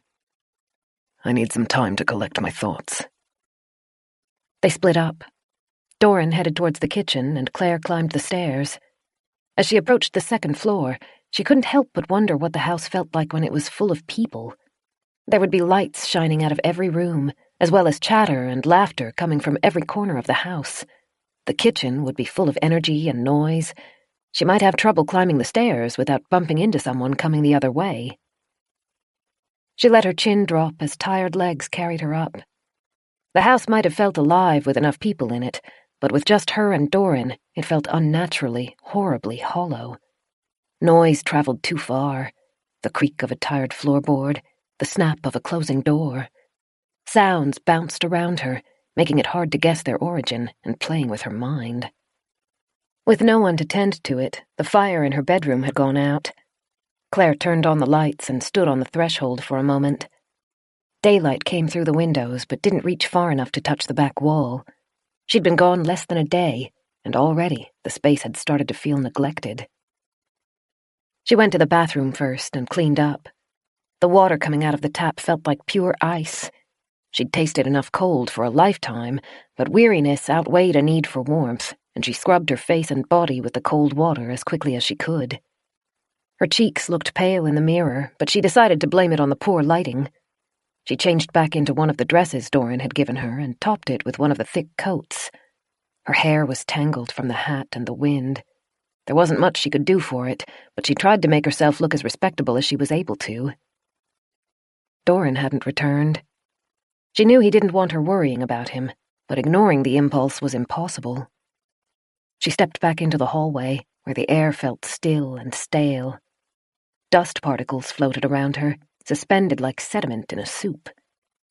The house might have felt lively, even comforting, when it was full, but at that moment it reminded her of an old animal lying in the snow as it gasped its last breaths.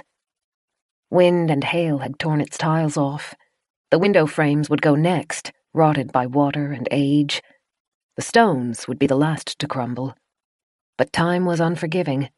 It would never stop eating away at the house, chipping it down year by year, century by century, until it had erased it from existence. An unseen door groaned as it moved in the wind. Claire pulled her jacket's collar a little higher and hurried towards the stairs.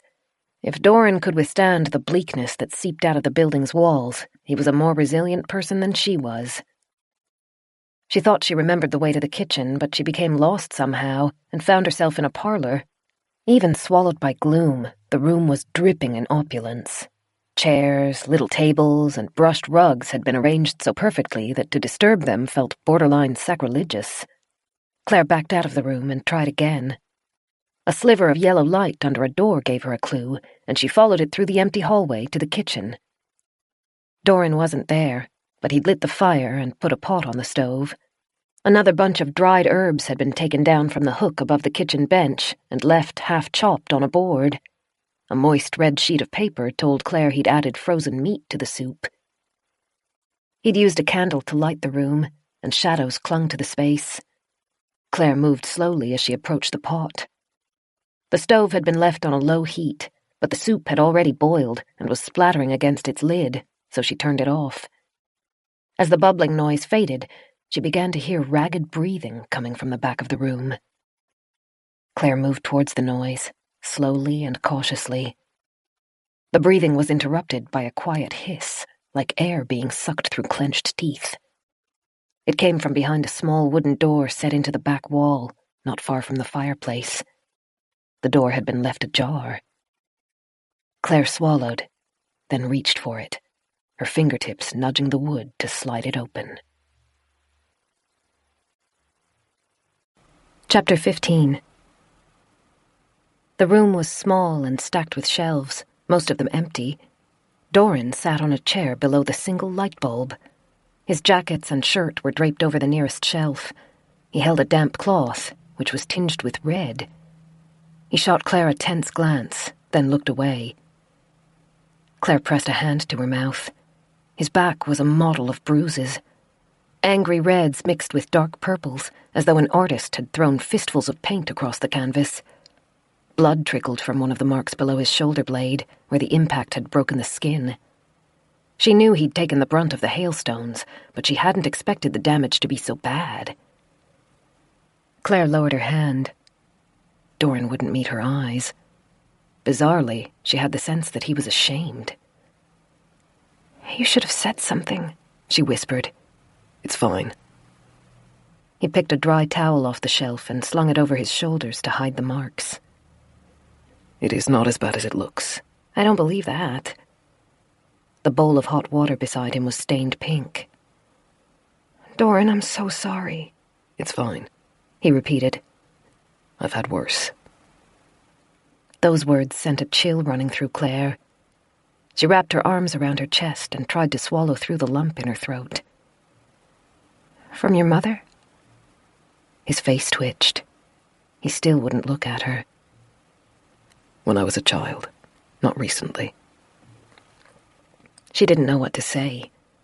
His posture was tense, as though he were trying to shrink away from her. He didn't want to be pitied. He didn't want to be seen when he was vulnerable. But she couldn't leave him. "Here." She stepped forwards and carefully touched his fingers to ease the wet cloth out of them. I'll help with the ones on your back where you can't reach. You don't need to worry. I can look after myself. I know. But you've done so much for me. Trust has to go both ways, doesn't it? He finally met her eyes. It only lasted for a second before he turned away again, but the look was full of crushing loneliness and stifled longing. He stopped arguing. Claire's heart ached for him as she rested against the nearest shelf and pulled the towel away from his back. She hated how angry the bruises looked. They had to hurt every time he moved. She dipped the cloth in the hot water and pressed it against one of the marks. He sucked in a sharp breath, and she pulled back. Sorry. It's fine. The tension was dissipating, and he actually laughed. Don't worry about hurting me. I just need to get them cleaned. She returned the cloth, moving more carefully this time. With a tentative dab followed by a soft press, Claire cleaned up the flecks of dried blood and grime from around the cuts. While she worked, she glanced across the back of Doran's head. His dark hair was tousled, and clumps stuck together. She couldn't tell if it was from melting snow or blood. Did any hit your head? No. She tried running her fingers across the back of his skull, but he flinched away. Claire bit her lip. If you have a concussion... I don't, I promise you. The worst I have is bruising. She didn't know if she could trust him to tell her the truth. He rested his arm on the shelf and tilted his head down while she worked lower on his back. He's not used to being looked after. His whole life has been spent trying to appear stronger than he actually is. Doran. She swallowed and flipped the cloth to a clean patch. After this is over, after the snow melts and we can get in touch with the outside world, I'd like you to come with me. His head lifted. I don't have a large house, nothing like this, but it's big enough for 2 people to share. We've done all right here, just the 2 of us, haven't we? So if you want to, if you wouldn't mind, I hope you'll come and stay with me. Her left hand rested on his shoulder, and she felt a shiver travel through him. He took a breath as though he were about to reply, but he didn't speak. Claire waited. She wished she could see his face, but he resolutely, almost deliberately, faced away from her. When he spoke, his voice was tight. I am sorry. I cannot accept your offer. Oh. Embarrassed heat rushed over her face. Right, sorry. That was really presumptuous of me. He took a breath. No, it's not that. You... He tilted his head back to stare at the wood ceiling, and after a moment, he continued in a steadier, calmer voice. There is more at stake here than my wishes. Claire carefully moved to a new patch of raw skin. Her pulse felt like something alive, jumping through her veins.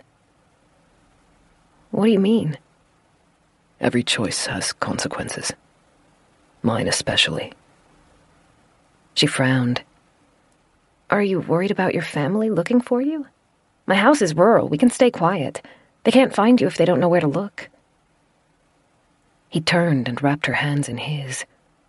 Drips of water ran from the cloth and trickled between their fingers. Even though his eyes looked sad, Doran was smiling. You care too much. I am grateful. But once the snow clears, you will leave, and I will stay. That is just the way it has to be. She looked down at his hands. He squeezed hers lightly, then took the cloth back. You have been a great help. If you'll excuse me, I must check on the gardens.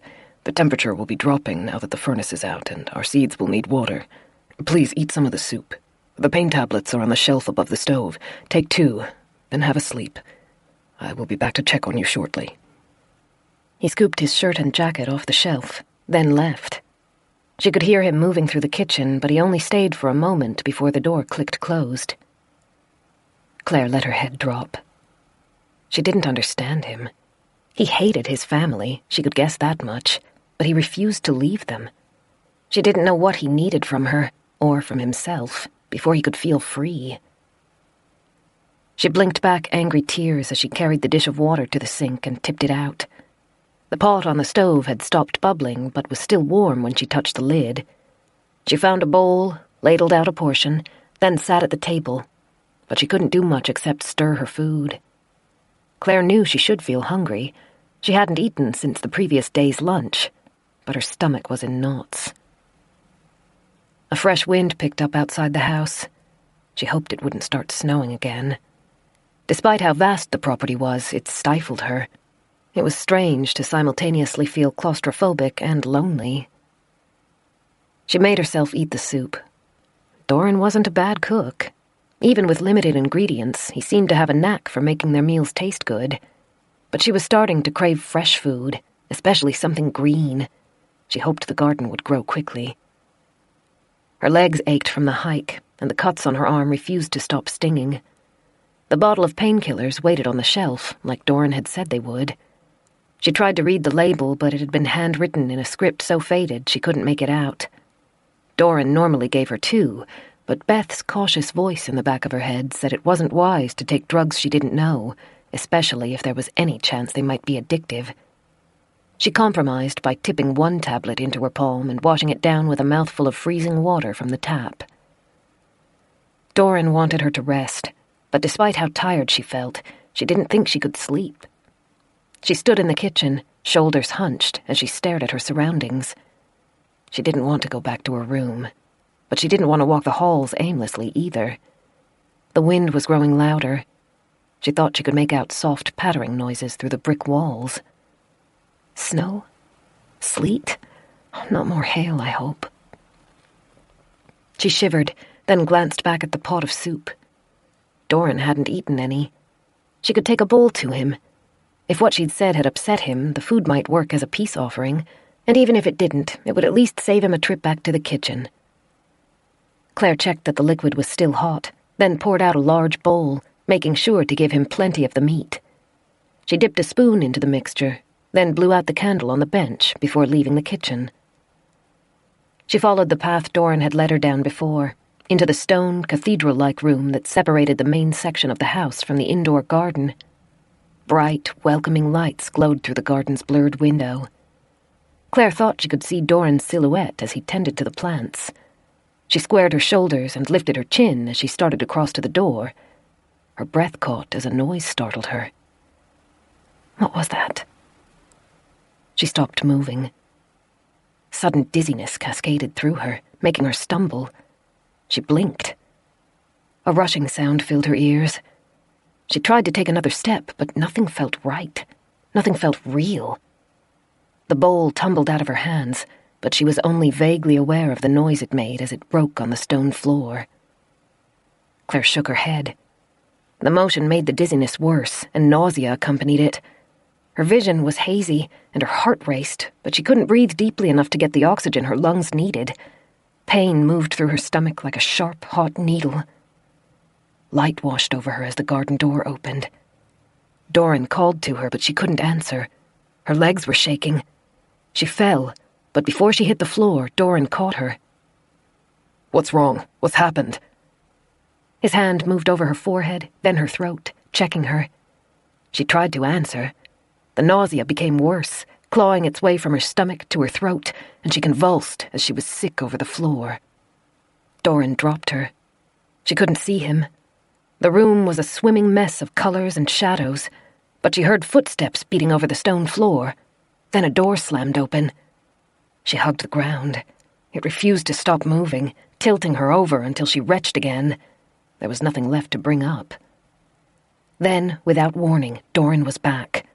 He skidded across the floor and came to a stop at her side. He flipped her over, keeping one hand under her head. The other plunged a needle into her chest. Claire barely felt the sting. She couldn't tell if she was suffocating or hyperventilating. She only knew she couldn't breathe or stop shaking. Come on, Claire.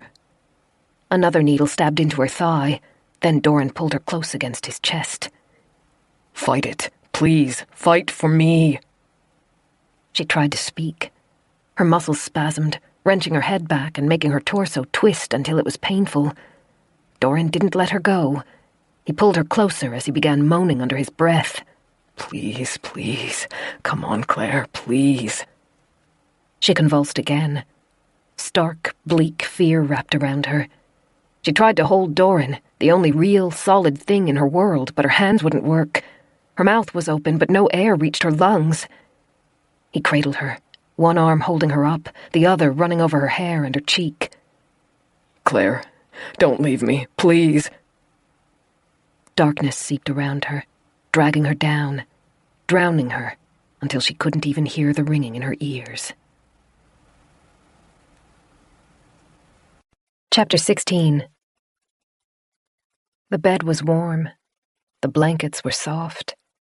The inside of Claire's chest ached, and her head throbbed. Between the fog of sleep and the pain of wakefulness, though, she was grateful that at least she wasn't cold. Every part of her felt heavy, especially her eyelids. She left them closed and instead focused on the sounds and sensations around her. She heard a fire crackling. Wind whistled in the distance as it clawed its way through broken roof tiles and narrow gaps in the stone. She lay on her side. One hand was tucked under the blankets, but the other was left out. It wasn't cold, though. Warm fingers rested over it. A thumb brushed across her knuckles. She squeezed lightly in response. She heard an inhale, then Doran's voice. Claire? Hi. The word came out slurred. She forced her eyes to open and blinked through the blur. Doran sat next to her. He looked ghastly.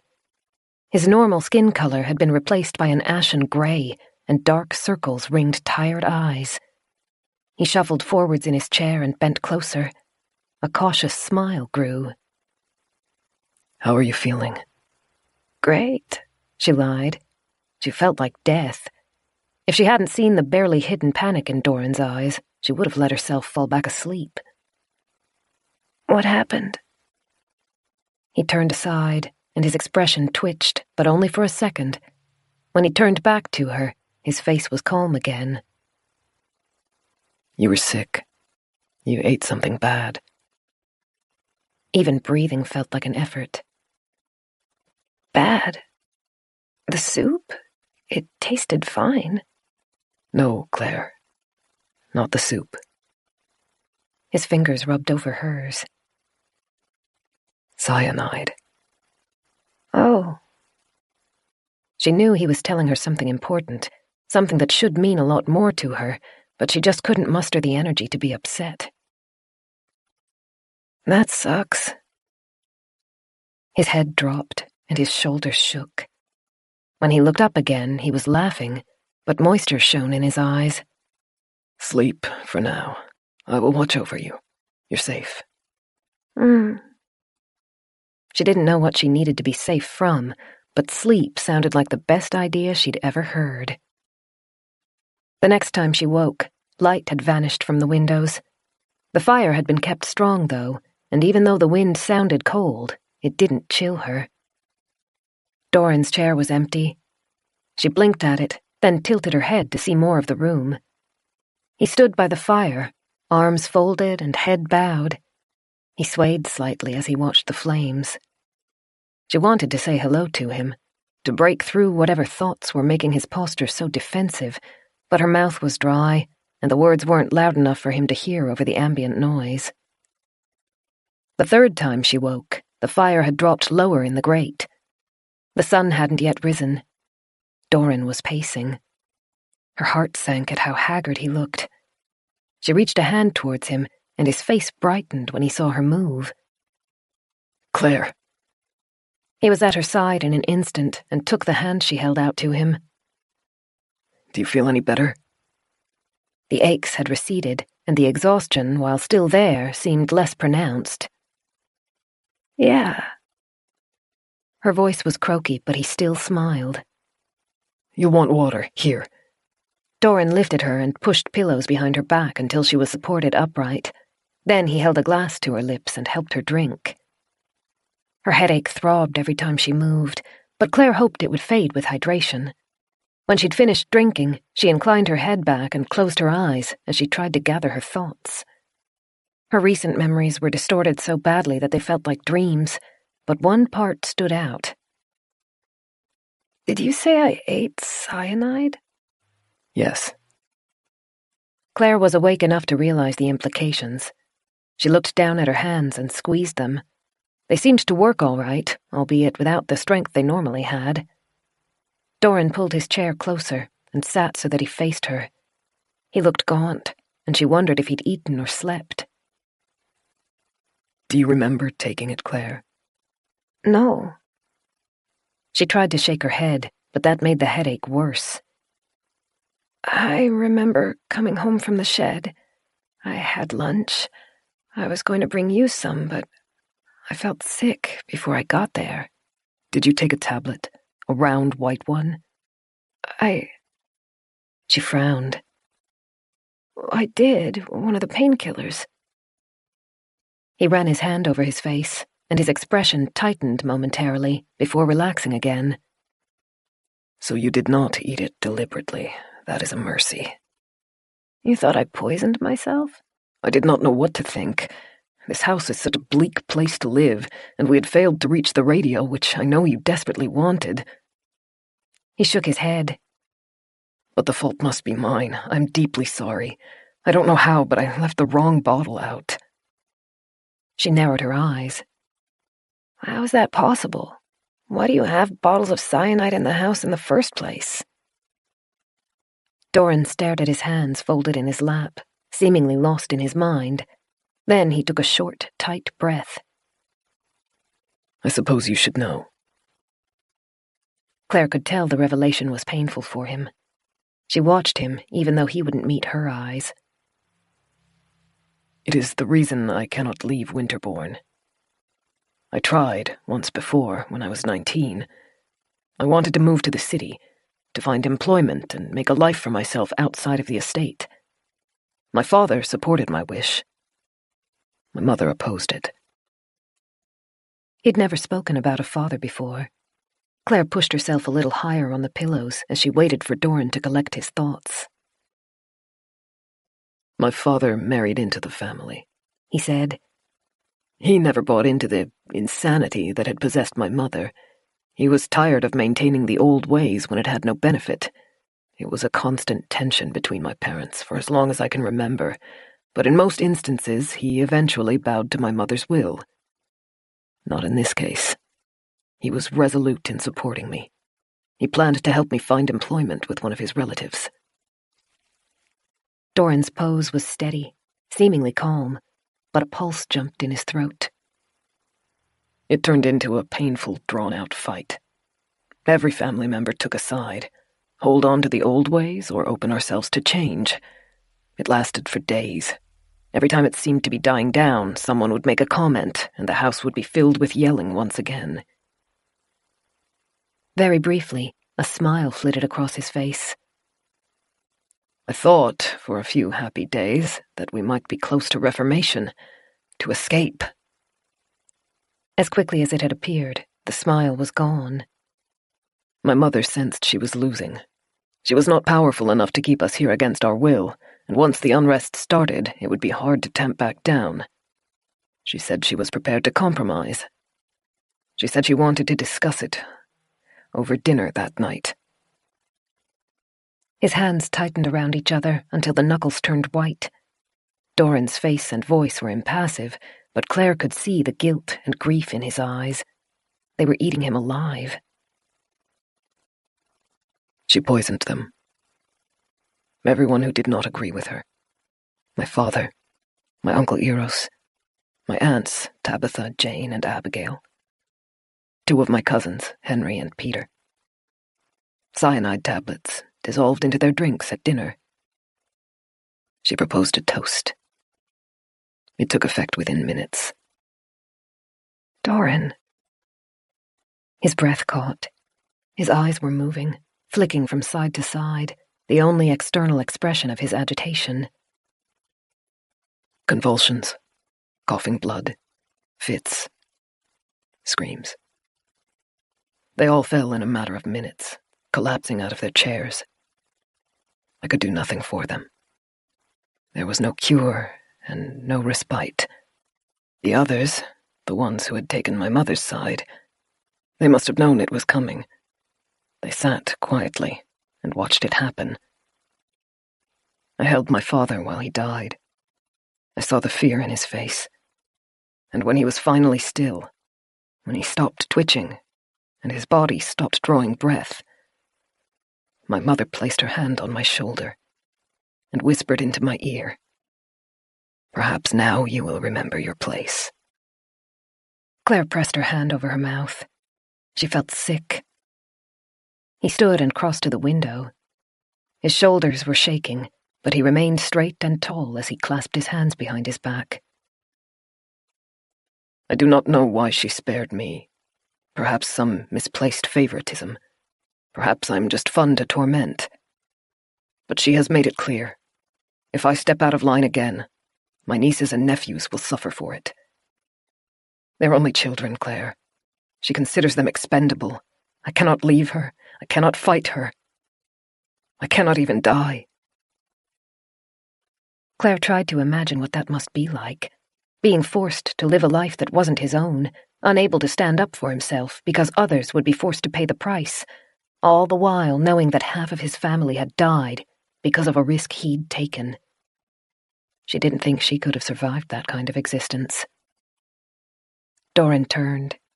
His breathing was still rough. The doctor, at least, was somewhat sympathetic to me. He smuggled in an antidote for cyanide, and I never forgot the symptoms of acute poisoning. When I saw you, white... Doran. He was back at her side in a moment, and his arms wrapped around her. Claire hugged him back, pressing her face into his chest, trying to find a way to tell him it was all right. Claire, I cannot forgive myself for doing this to you. I must have been tired. I must have made a mistake with the bottles. Maybe you didn't. She tightened her arms around him.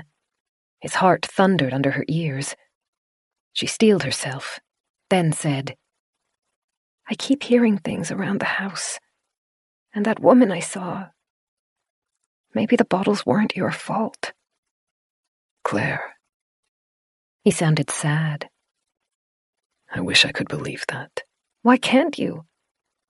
When you fell ill, after I brought you back here, I considered every possible cause. I went through the house again, from the attic to the basement, methodically. I left no square foot of ground uncovered and no hiding holes ignored. I made certain. The fault is my own.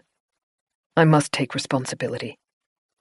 He pulled back but ran one hand over her hair, as though he were reluctant to let her go. I think we stopped it fast enough. With rest and time, I think it will be all right. But we must be careful. I cannot take any more risks with you, Claire. There was something intense and desperate in his expression. Then he stepped back, and it was gone. You need food. Try to rest. I will be back momentarily.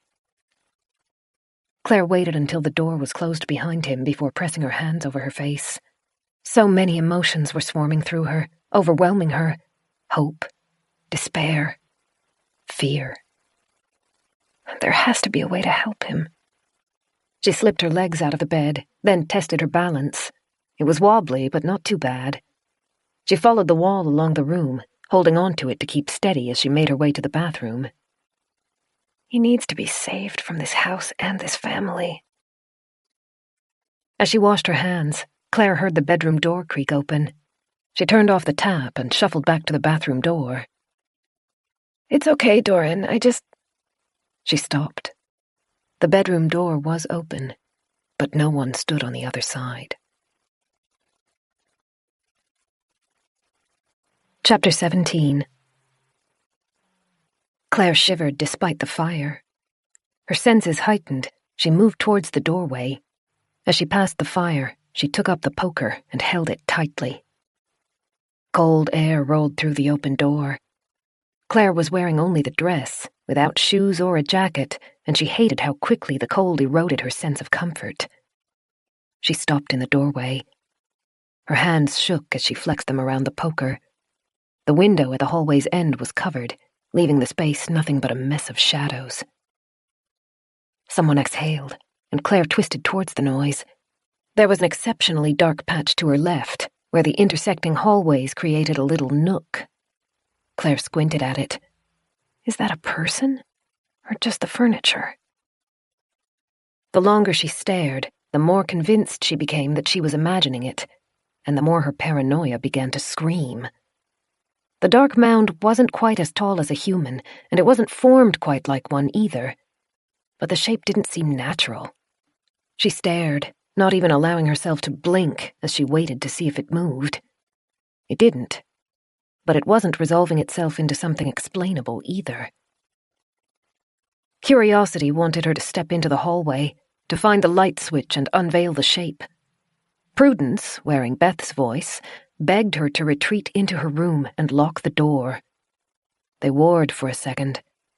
Then, Claire took a step into the hallway. Claire? She jolted and swiveled, holding up the poker. Doran stood at the other end of the hall, at the top of the stairs, carrying a tray. She opened her mouth, then closed it and turned back to where she'd seen the figure. The space was empty, except for shadows and the twisting, insane wallpaper. Claire, you shouldn't be out of bed. When he reached her, Doran placed the tray on the ground and touched her shoulder. You're freezing. She swallowed, her voice failing. He glanced past her, towards the empty hallway, and his eyebrows pulled together. Did you hear something again? Yes. Would you like me to search? She hesitated, then shook her head. Doran pulled her closer, and his arm slipped around her shoulder as he guided her back inside the room. She let him take the poker, and he placed it back beside the fireplace. I'll stay with you the rest of today, he said as she sat on the edge of the bed. His smile was reassuring, but his eyes were worried. You won't have to be frightened. He was true to his promise. After they had lunch, Claire fell asleep again. Distorted, confusing dreams plagued her, but whenever she stirred, she found Doran was still beside her. Sometimes he napped, with his arm bent under his head in a pose that couldn't have been comfortable. Sometimes he stared into the distance, and the fire's glow played across his features. Sometimes he watched her. He always smiled when he caught her looking, and she smiled back. When Claire couldn't sleep any longer, he read to her. The mansion had a well-stocked library, though none of the books had been published within the last century. Claire was starting to understand why Doran's language was so formal, bordering on archaic. He'd had no TV or radio, and very little contact with people outside his family. Since she'd arrived, he seemed to have been making an effort to talk more casually and match her tone, but he kept slipping back into the more old-fashioned style of speaking, especially when he was stressed. She loved listening to him read. He had a good voice. It was deep and full of conviction. Sometimes she let the plot threads escape her and just listened to the way he pronounced each word. He brought her servings of the soup 4 times that day. As afternoon aged into evening, they argued about whether Claire was well enough to sit by the fire. She eventually won. He wrapped her in blankets and watched over her as she stretched her feet towards the flames. She compulsively looked to the windows, but the curtains had been drawn. What's the weather like? Just a lot of snow, I'm afraid. He folded one leg over the other and rested his hands on his knee. It is nearly back up to its original height. Claire shook her head. How many days is this? 7? 8. Yikes. It's starting to feel like it will never melt. He gave her a grim smile. We may have to consider the possibility that we will be trapped here for the remainder of the winter. I'm afraid that each passing day makes that possibility more likely. Claire chewed on the corner of her thumb. She tried to imagine spending 4 more months in the house. She liked Doran a lot. He was kind and made for good company. But Beth would be beside herself. There was no way she could sit and do nothing without at least speaking to her sister. How's our resource situation looking? Doran hesitated before answering. Firewood is fine. We're at no risk of running out of it. I'm using petrol to keep the garden lights running, but trying to be careful how much I use the generator. Claire glanced up at the lights. She hadn't given it any thought before, but Doran had left them on almost all day. We should turn those off. No, I like them on. She narrowed her eyes at him. No chance, Mr. Skulks around in the gloom. You turned them on for me, didn't you? He shrugged, raising his eyebrows. I have no idea what you're talking about. Don't coddle me, I'm not afraid of the dark. Of course you're not. He took up his cup of tea and blew on it. I already told you I enjoy having the lights on. It is completely selfish, I promise. She sighed. All right, but at least keep them off while we're sleeping, please. I'll feel guilty if you waste fuel on me. We can do that. What about food? Again, he hesitated. We will get by. How bad is it? Well, I am thoroughly tired of soup. Huh, me too. The first sprouts are coming up. I can start mixing some mung beans into our food within the next day or two. That will help make it last. And we have kept the hothouse warm enough that the seeds have germinated.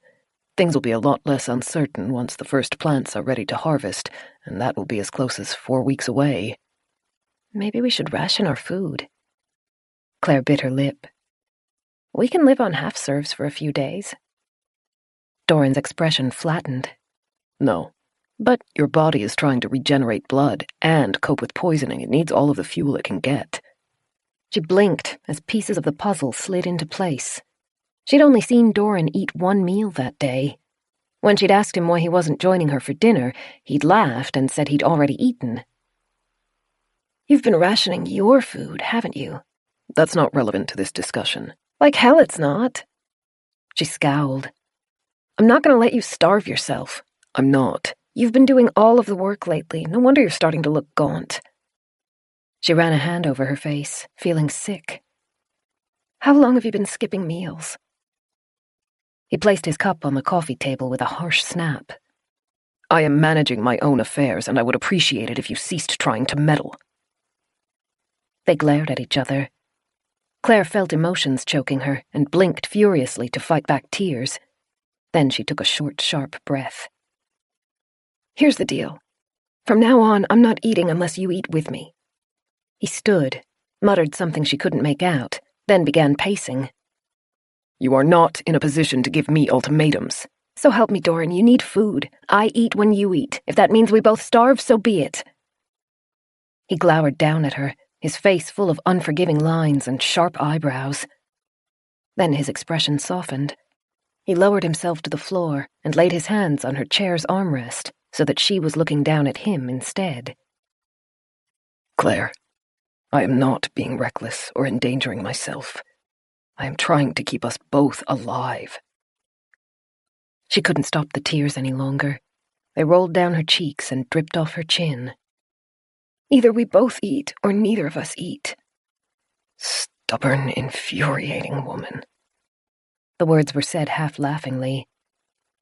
I have yet to win a battle against you. I let you keep the lights on. She rubbed the back of her hand over her nose. Sorry, I don't know why I'm crying. I know I'm a mess. He settled beside her in the chair and pulled her close. She wrapped her arms around his neck and cried into his shoulder. He held her with one hand and stroked her hair with the other. Warm breath ghosted over her ear. We will be all right, he said. I will find a way. Everything will be all right. They both slept on the bed that night. Doran lay on top of the blankets, close enough that he was always within easy reach when the nightmares woke Claire. She didn't know how much rest he'd gotten the night before, but he slept deeply. She woke sometime in the early morning, when the fire had almost burnt itself out. She could make out Doran's features in the snow-muted moonlight. Long eyelashes, high cheekbones, deeply set eyes, heavy brows. She'd never seen anyone as handsome. She carefully, hesitatingly reached out and ran a finger over his cheek. He murmured something in his throat and adjusted his position. Claire pulled her hand back and smiled as he continued to sleep. A hinge groaned. Claire's heart faltered. She closed her eyes and tried to ignore the noise. It was a windy night. There was no reason the sound had to be malevolent. A floorboard creaked. The noise came from inside the room. Claire's eyes shot open. She sat up, clutching her blankets as though they might protect her. The bedroom's main door was still closed. She let her eyes drift to the side, towards the bathroom door. Doran had shut it before they'd gone to bed. It leaked too much of their warmth otherwise. But now it hung open, and the woman stood in front of it. Chapter 18. Moonlight glossed over the grey figure in strange ways, creating shadows where they didn't belong and refracting off the skin in ways that made it seem to glow. The woman's hair had fallen out in chunks. Her back was badly twisted. She hunched over, pelvis forwards and hands dangling behind her knees. White ribs jutted out of the hole in her side, fanning out like spikes. Saliva dripped from the open mouth onto the tattered, grimy white dress. A scream caught in Claire's throat. She blindly felt for the man beside her. "Doran!" The creature threw its head back, eyes narrowed, lips parting just far enough to release a hiss. Doran stirred. Claire yanked on his arm, trying to get him up, to face the creature, to see it. He lifted his head, squinting. The woman was gone, vanished into the shadowed doorway. "She was there!" Claire knew she sounded half wild. "The woman watching us sleep, she was there!" He blinked furiously as he tried to shake away tiredness. What? You are certain? "Yes!" She clutched his arm. Her ribs were poking through her skin. She's right there in the bathroom." Doran's gaze moved from the open door to Claire, and she was horrified to see doubt in his eyes. She knew how she must sound, raving about a woman with ribs jutting out of her chest. She swallowed. I know, it sounds insane. I can't explain it, I just know what I saw." I will search. He slid out of bed and crossed the room in 4 long strides. He didn't take a weapon this time as he stepped into the bathroom and turned on the light. A moment later, she heard another door open and another light switch as he moved into the second bedroom, then the hallway. Doran was gone for close to 20 minutes. Claire stayed huddled in bed, her knees pulled up under her chin. She heard doors opening throughout the house. A sense of nauseating dread rose through her the longer the search went on. It was becoming an all-too-familiar pattern. He would find nothing. Finally, the doors began closing rather than opening. Doran re-entered the way he'd left, through the bathroom, shutting the door behind himself. His head was bowed. His expression was tense. Claire couldn't stop shaking. Part of it came from the shock, but most of it was the fear of what Doran's return implied. If he can't find the stranger, what does that say about me? "I don't know where she goes." Claire crawled across the quilt towards him, pleading. "But she is real." He sat on the bed, shuffled close to her, and took both of her hands in his. His voice was gentle. You trust me, don't you? "Yes, of course." He rubbed her hands, his gaze imploring. Know that I would not lie to you. There are no strangers in this house tormenting you. There are no phantoms hiding around the corners. You have to fight these fears. Don't give them any power. Don't let them drag you under.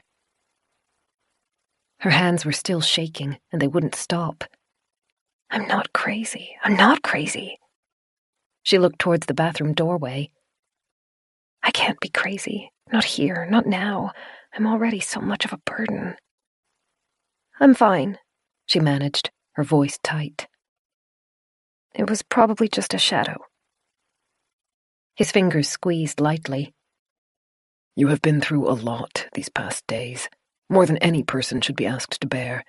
I will help you as much as I can, but the brunt of this fight will be internal. She closed her eyes and nodded. She wanted to cry, but refused to let the tears out. You are not alone. He tilted his head down, close to hers. His voice was soft. I will do what I can to make sure you never have to feel that way. So stay with me and trust me. I will keep you safe. Claire didn't sleep at all for the rest of the night, even though she pretended to. She was fairly sure Doran was feigning rest as well. His breathing was a little too deliberate. She felt a small spark of relief when morning light hit the windows. Doran smiled at her as though nothing had happened as he helped her into the bathroom. He'd said she wouldn't be alone, and he seemed intent on keeping that promise. While Claire brushed her teeth, she could hear Doran moving around in the main room. Normally, he was as quiet as a wraith, but that morning he never went for more than a few seconds without making some noise. When Claire came back out, he'd boiled basins of water for her to wash with. He stayed in the bathroom while she scrubbed herself clean, and when she was done, he came back out and redressed her stitches. These are looking a lot better. Claire lay on her back, blankets over her chest and lower half, while he cleaned the stitches on her stomach. It was easier to feel like things might be normal now that it was morning and they were back into a routine. She smiled. Yeah? Think we can take them out soon? A little longer, maybe another week, but it is healing faster than I had hoped. He reapplied the bandage. I'll get breakfast. 2 minutes and I'll be back. Will you be all right for that long? Of course. She laughed. Take longer if you want. She tried to sound carefree, but as soon as Doran was out of the room, her smile dropped. She dressed as quickly as she could, then stood close to the fire, watching both doors. Is it possible this really is some kind of paranoia? Delusions manifesting? It has to be, doesn't it? Women with holes in their sides, bones poking out, that can't be real. But if it's not, then what is it? She chewed on her thumbnail as she paced in front of the flames. Believing that the building was haunted was a wild leap of logic, but at least it made a little more sense than the alternatives. If a house was going to have a ghost, Winterbourne would be an ideal contender. Old, opulent, full of horrible family secrets. She'd read a handful of Gothic books as a teenager. In one of them, the heroine had discovered that her husband-to-be was hiding his insane first wife in the attic. It had been a chilling scene. For a moment, Claire considered the idea that she might be living in a real-life recreation of the story. Maybe Doran wasn't hiding a wife, but a family member could have been locked away for her own good and found a way to escape from her hidden room. That theory didn't hold up, though. Doran had been sincere when he'd told her they were alone. She was sure of it. There had been no hint of any lie in his expression. He was just as confused and concerned as she was.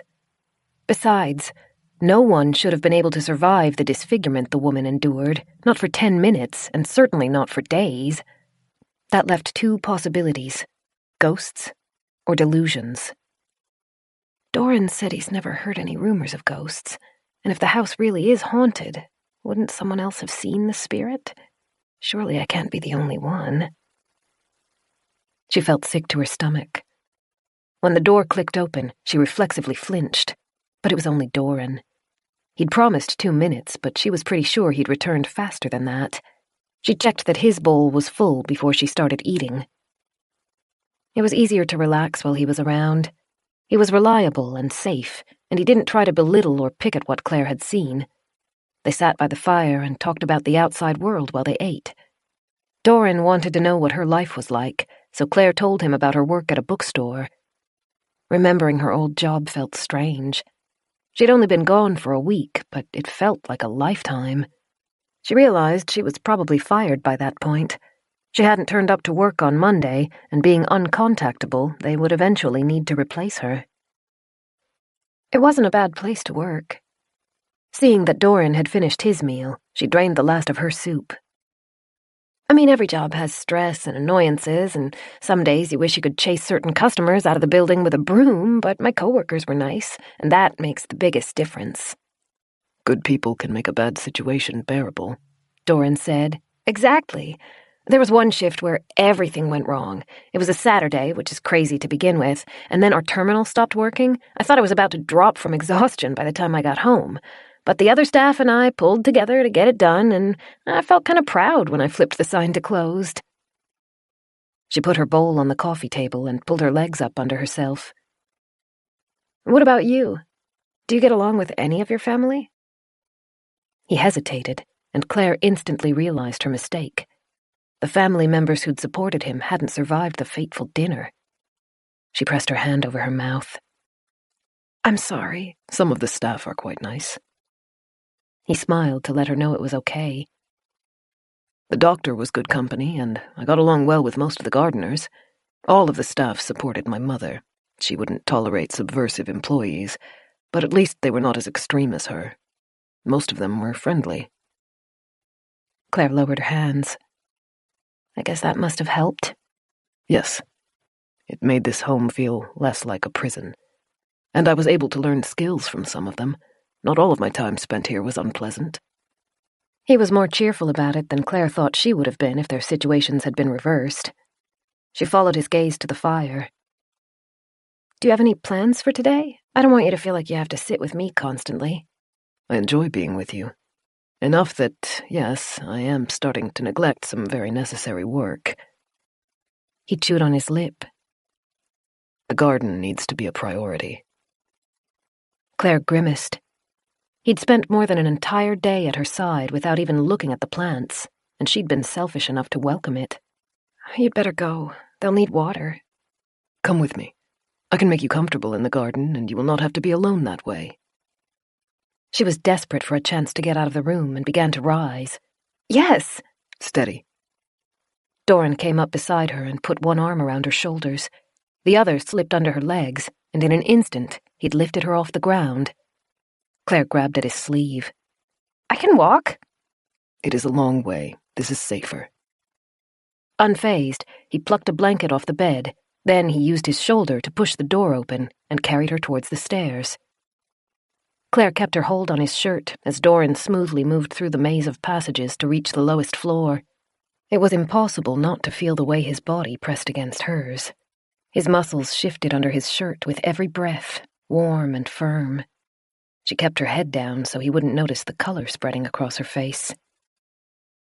The wind continued to beat at the house, clawing more holes in the ceiling. Even with the blanket thrown over her, Claire felt the chill. Their breaths plumed in the frosty air. When they reached the hothouse, Doran shifted his grip on her to unbolt the door. A gust of warm air rolled over them, and he stepped through and shut the door before more could escape. He carried Claire to where a little reading chair had been placed in one corner and carefully set her down. "Are you comfortable?" "Yes." "Warm enough?" She grinned and gave him a light shove. "Don't fuss." He smiled back, then turned towards the plots of dirt. Claire couldn't resist. She pushed the blanket off her shoulders and approached the nearest bed. Tiny green leaves poked out of the earth. She bent to read the marker at the end of the row and was thrilled to see they were the tomatoes she'd planted. "They're coming along nicely." Doran had fetched a watering can and was trickling liquid over green sprouts in a different row. "If I can keep it at an optimal temperature and leave the lights on a few hours longer each day, we should be able to beat the estimated growing times." "Good." She gently caressed one of the bright green leaves. It was tiny and delicate, and Claire felt her heart swell with hope and nerves. Their survival most likely relied on those sprouts. She was painfully aware of how easily they could be broken. The green shoot, barely thicker than a thread, seemed horribly close to disaster. A misplaced hand, too much water, or even a strong wind could be enough to kill it. She tried not to focus on how vulnerable they were. Doran knew what he was doing. He moved from garden bed to garden bed, watering the plants that needed it and checking every row. A small, content smile grew as the plants met his approval. "I'm going to add more fuel to the furnace." He placed the watering can back onto its bench and dusted his hands on his pants. "What can I do?" "Can I convince you to sit and rest?" She pulled a face, and Doran laughed. "All right. I'd like to have a few new rows of spinach. Could you make a start on that?" "Yes, definitely." She rounded the bed to the shelf of seeds and began shuffling through them while Doran left. She found the jar full of tiny brown seeds and scoped out an empty plot of dirt for them. She had only just started digging a trench with her fingertip when a sense of unease broke through the calm. Her pulse kicked up. Her scalp prickled. Slowly, she turned to face the door. A shape stood on the other side of the frosted window. Claire's smile died as she stared at it. The figure lifted one hand, its fingers knobbly and far, far too long, and pressed it against the glass. Its head tilted to one side as they stared at each other through the blurred screen. Then it stepped back, fading into obscurity again, leaving Claire clutching the jar against her chest as she fought for breath. Chapter 19. A war waged through Claire.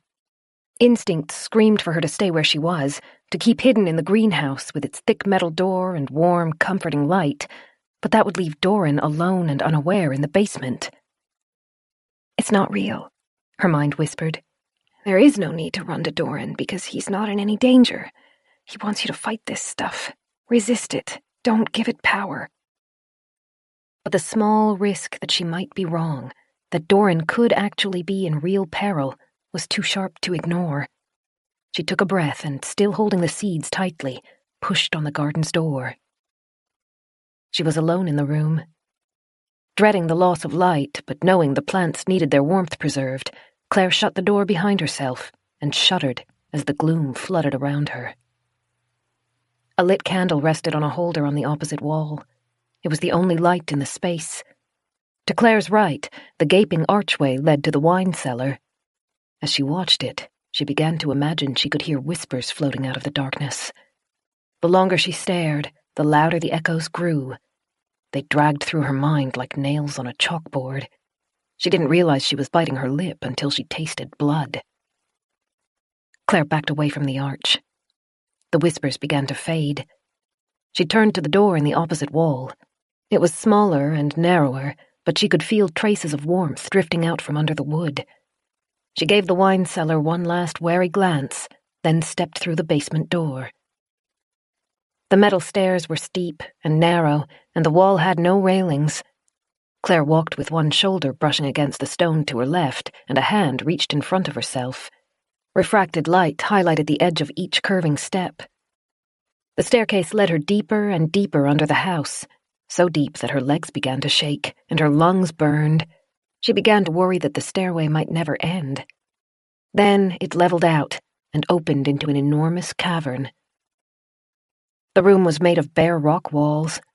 5 huge, funnel-like furnaces were spaced through the area, with large stretches of bare ground between them.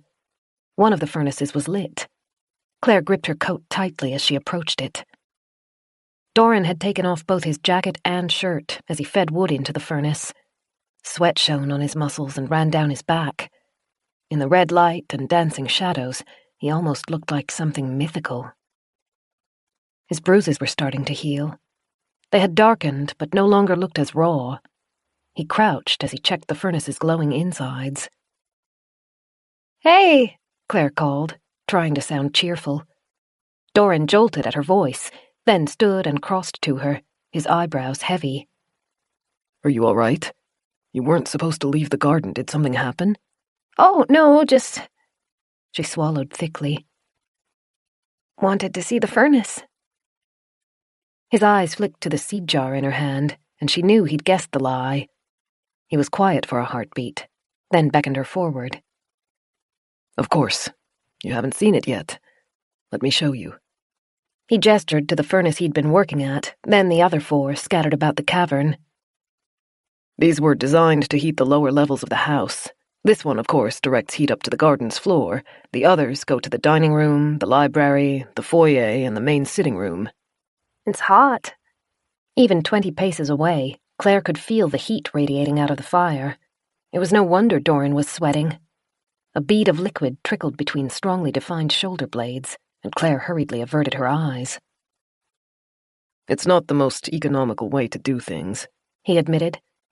"It heats slowly, but once the warmth has seeped through the floor, it holds for a long time. Normally the fire wouldn't be this intense, but we're playing catch-up." He wiped his forearm across his forehead, then beckoned for her to follow him back towards the stairs. "See that chute in the wall? That connects to the back of the property and lets the staff drop chopped wood into here without having to climb the stairs." A small mountain of logs had developed below the metal opening. They all seemed to have come from the same tree type, and Claire guessed the family had been cutting into the pines that surrounded them. Doran stopped next to a bucket of water near the stairs, drenched a cloth, and began to wash off. Claire was caught between the impulse to turn away and the irrepressible temptation to watch. She'd never met a man like Doran before. He was fascinating. Strong neck muscles merged into wide shoulders. As water dripped over his back, Claire was reminded of one of her earliest impressions of him, that he had been carved out of stone by some master artist. She realized she was staring again and abruptly turned to admire the vast space instead, her face hot. "Does this go under all of the house?" Not quite, but nearly. He didn't seem to have noticed her awkwardness and motioned towards the ceiling. There are no furnaces for the staff areas, except, of course, the gardens. The house's footprint is a bit larger than this. It was designed almost as an extravagant waste of money. So much space, so much effort, just to make the floor in a room warm. I believe it was installed to create a luxurious experience for any guests. Since the family doesn't winter here, we almost never use the furnaces. The normal fireplaces work faster and are easier to control. I guess sometimes people have things just so that they can say they have them. Precisely. He slipped his shirt on and buttoned it up. That was a relief and a disappointment all at once. I'm about done here for now. Would you like to go back to the gardens, or I could take you to your room? Awed by the space and the massive brick structures, Claire had almost forgotten about the figure she'd seen outside the hothouse. She guessed that had been Doran's intention, to talk until she didn't feel scared anymore.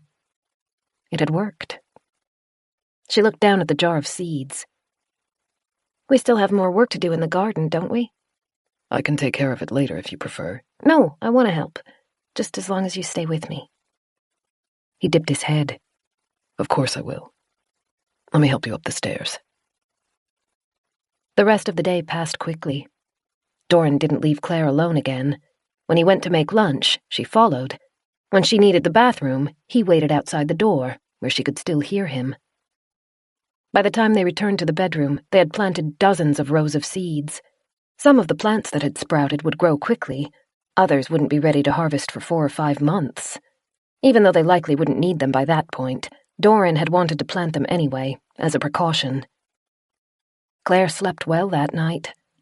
Occasionally, she thought she heard scraping, scrabbling noises chasing her through her dreams, but whenever she woke, she found Doran not far away, either sleeping on the other side of the bed, pacing near the windows, or reading in one of the wing-back chairs. He kept the fire hot through the night. When Claire got up the following morning, she didn't feel how cold the day was until she approached the windows. The bite of winter still seeped through, hard and angry. She thought the temperature might still be dropping. Snow continued to fall from heavy, dark gray clouds. They slipped into something like a routine. Doran was unbelievably patient. Claire didn't think she would have had the stamina to revolve her life around another person, but he did it almost automatically. They alternated their time between the garden and the bedroom. There were dozens of rooms in the house that Claire wasn't familiar with. Libraries, ballrooms, smoke rooms, and parlors, the kinds of spaces that rarely existed in modern houses but seemed perfectly natural at Winterbourne Hall. Their excursions into those other areas were infrequent, though. With just 2 of them, there wasn't the time or any reason to try to heat the whole house.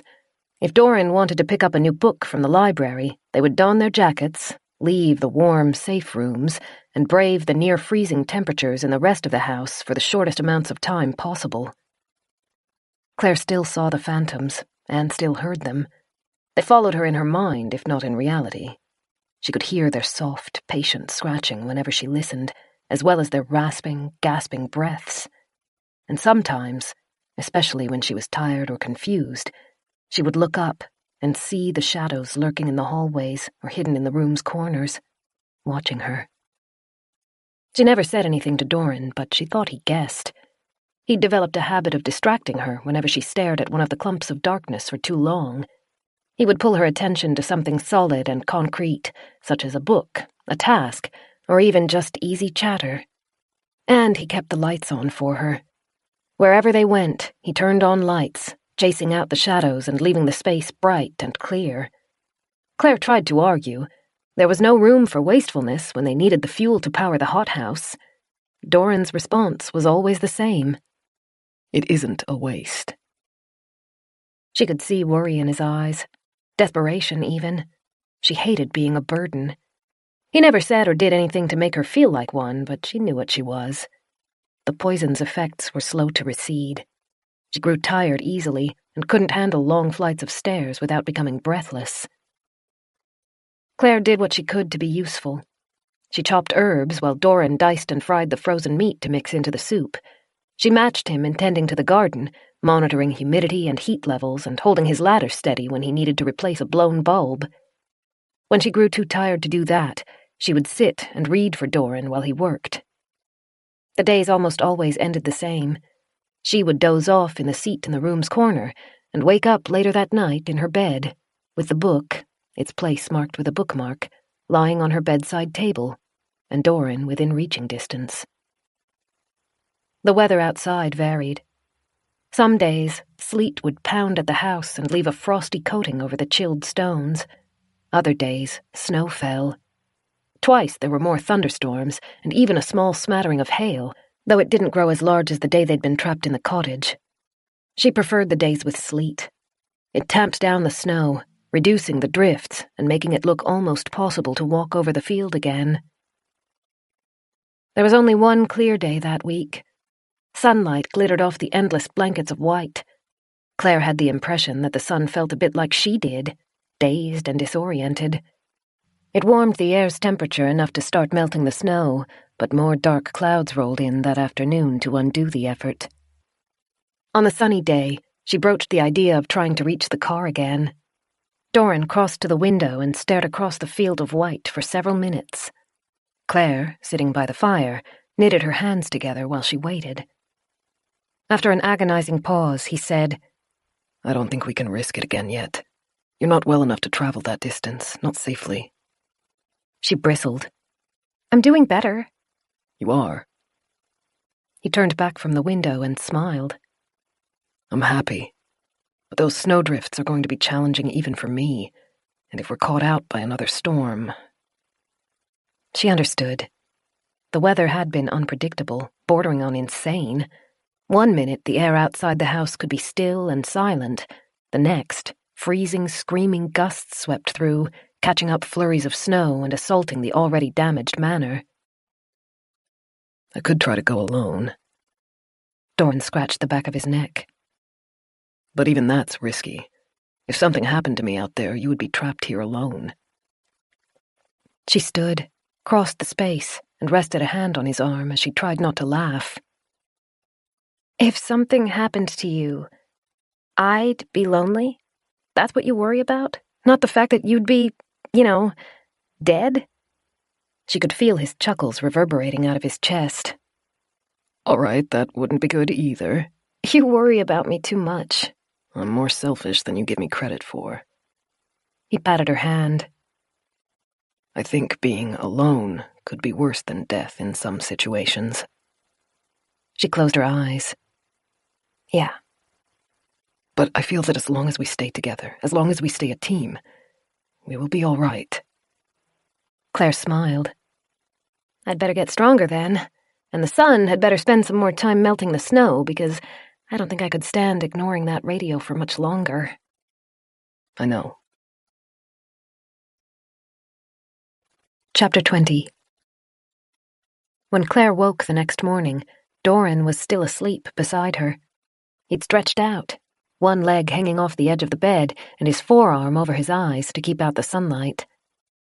She moved gently to avoid disturbing him as she slipped out of bed and approached the window.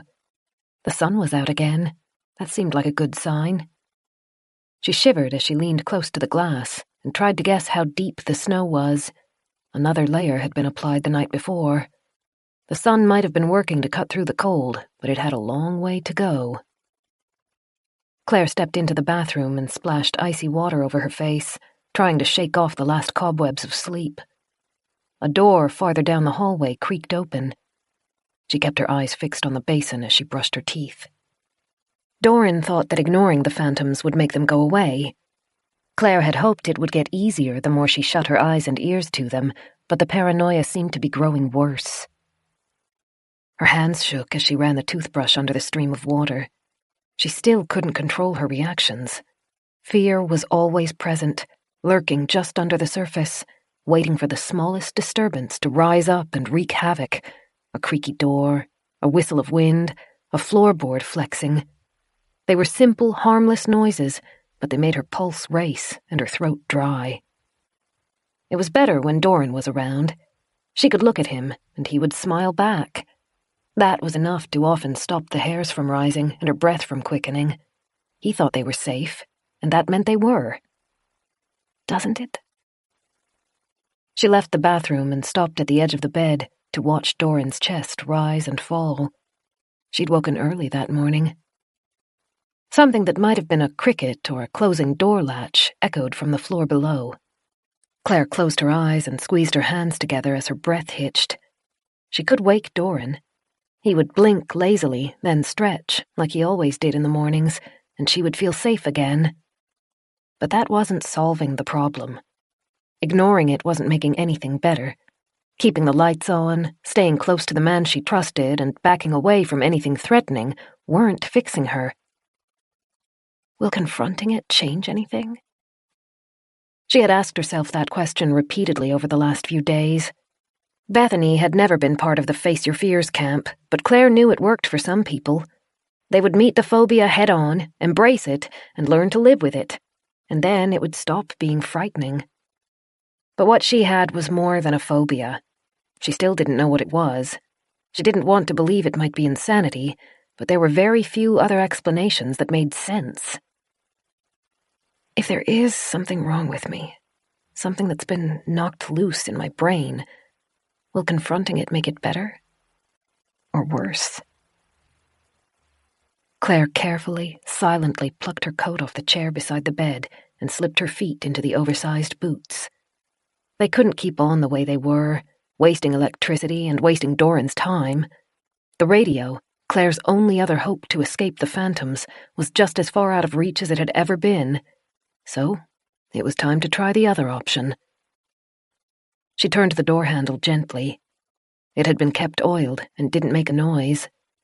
She gave Doran one final look before she stepped out of the room and shut the door behind her. The air bit her exposed skin. Her knees were already shaking as she tugged the jacket over her back and zipped it up. It had a thick, fluffy collar, and Claire tucked her chin in so that her neck would stay warm. She waited for a moment, arms folded as she listened to the house. The wind was calm that morning. The sense of hollowness about the space seemed to reverberate tiny noises back at her. They were maddening. Simply being alone in the corridor made the back of her neck prickle. But it wasn't enough. She needed to face it, to see it, to stare it down and win. Whatever it was. That meant traveling into its territory. An image popped into her mind. The wine cellar. Claire reflexively stepped back, then forced herself to hold still and not shiver as the fear enveloped her. She didn't want to go to the cellar, which meant she had to. The frantic voice of caution begged her to tell Doran where she was going, but she couldn't do that. He wouldn't want her to go anywhere alone.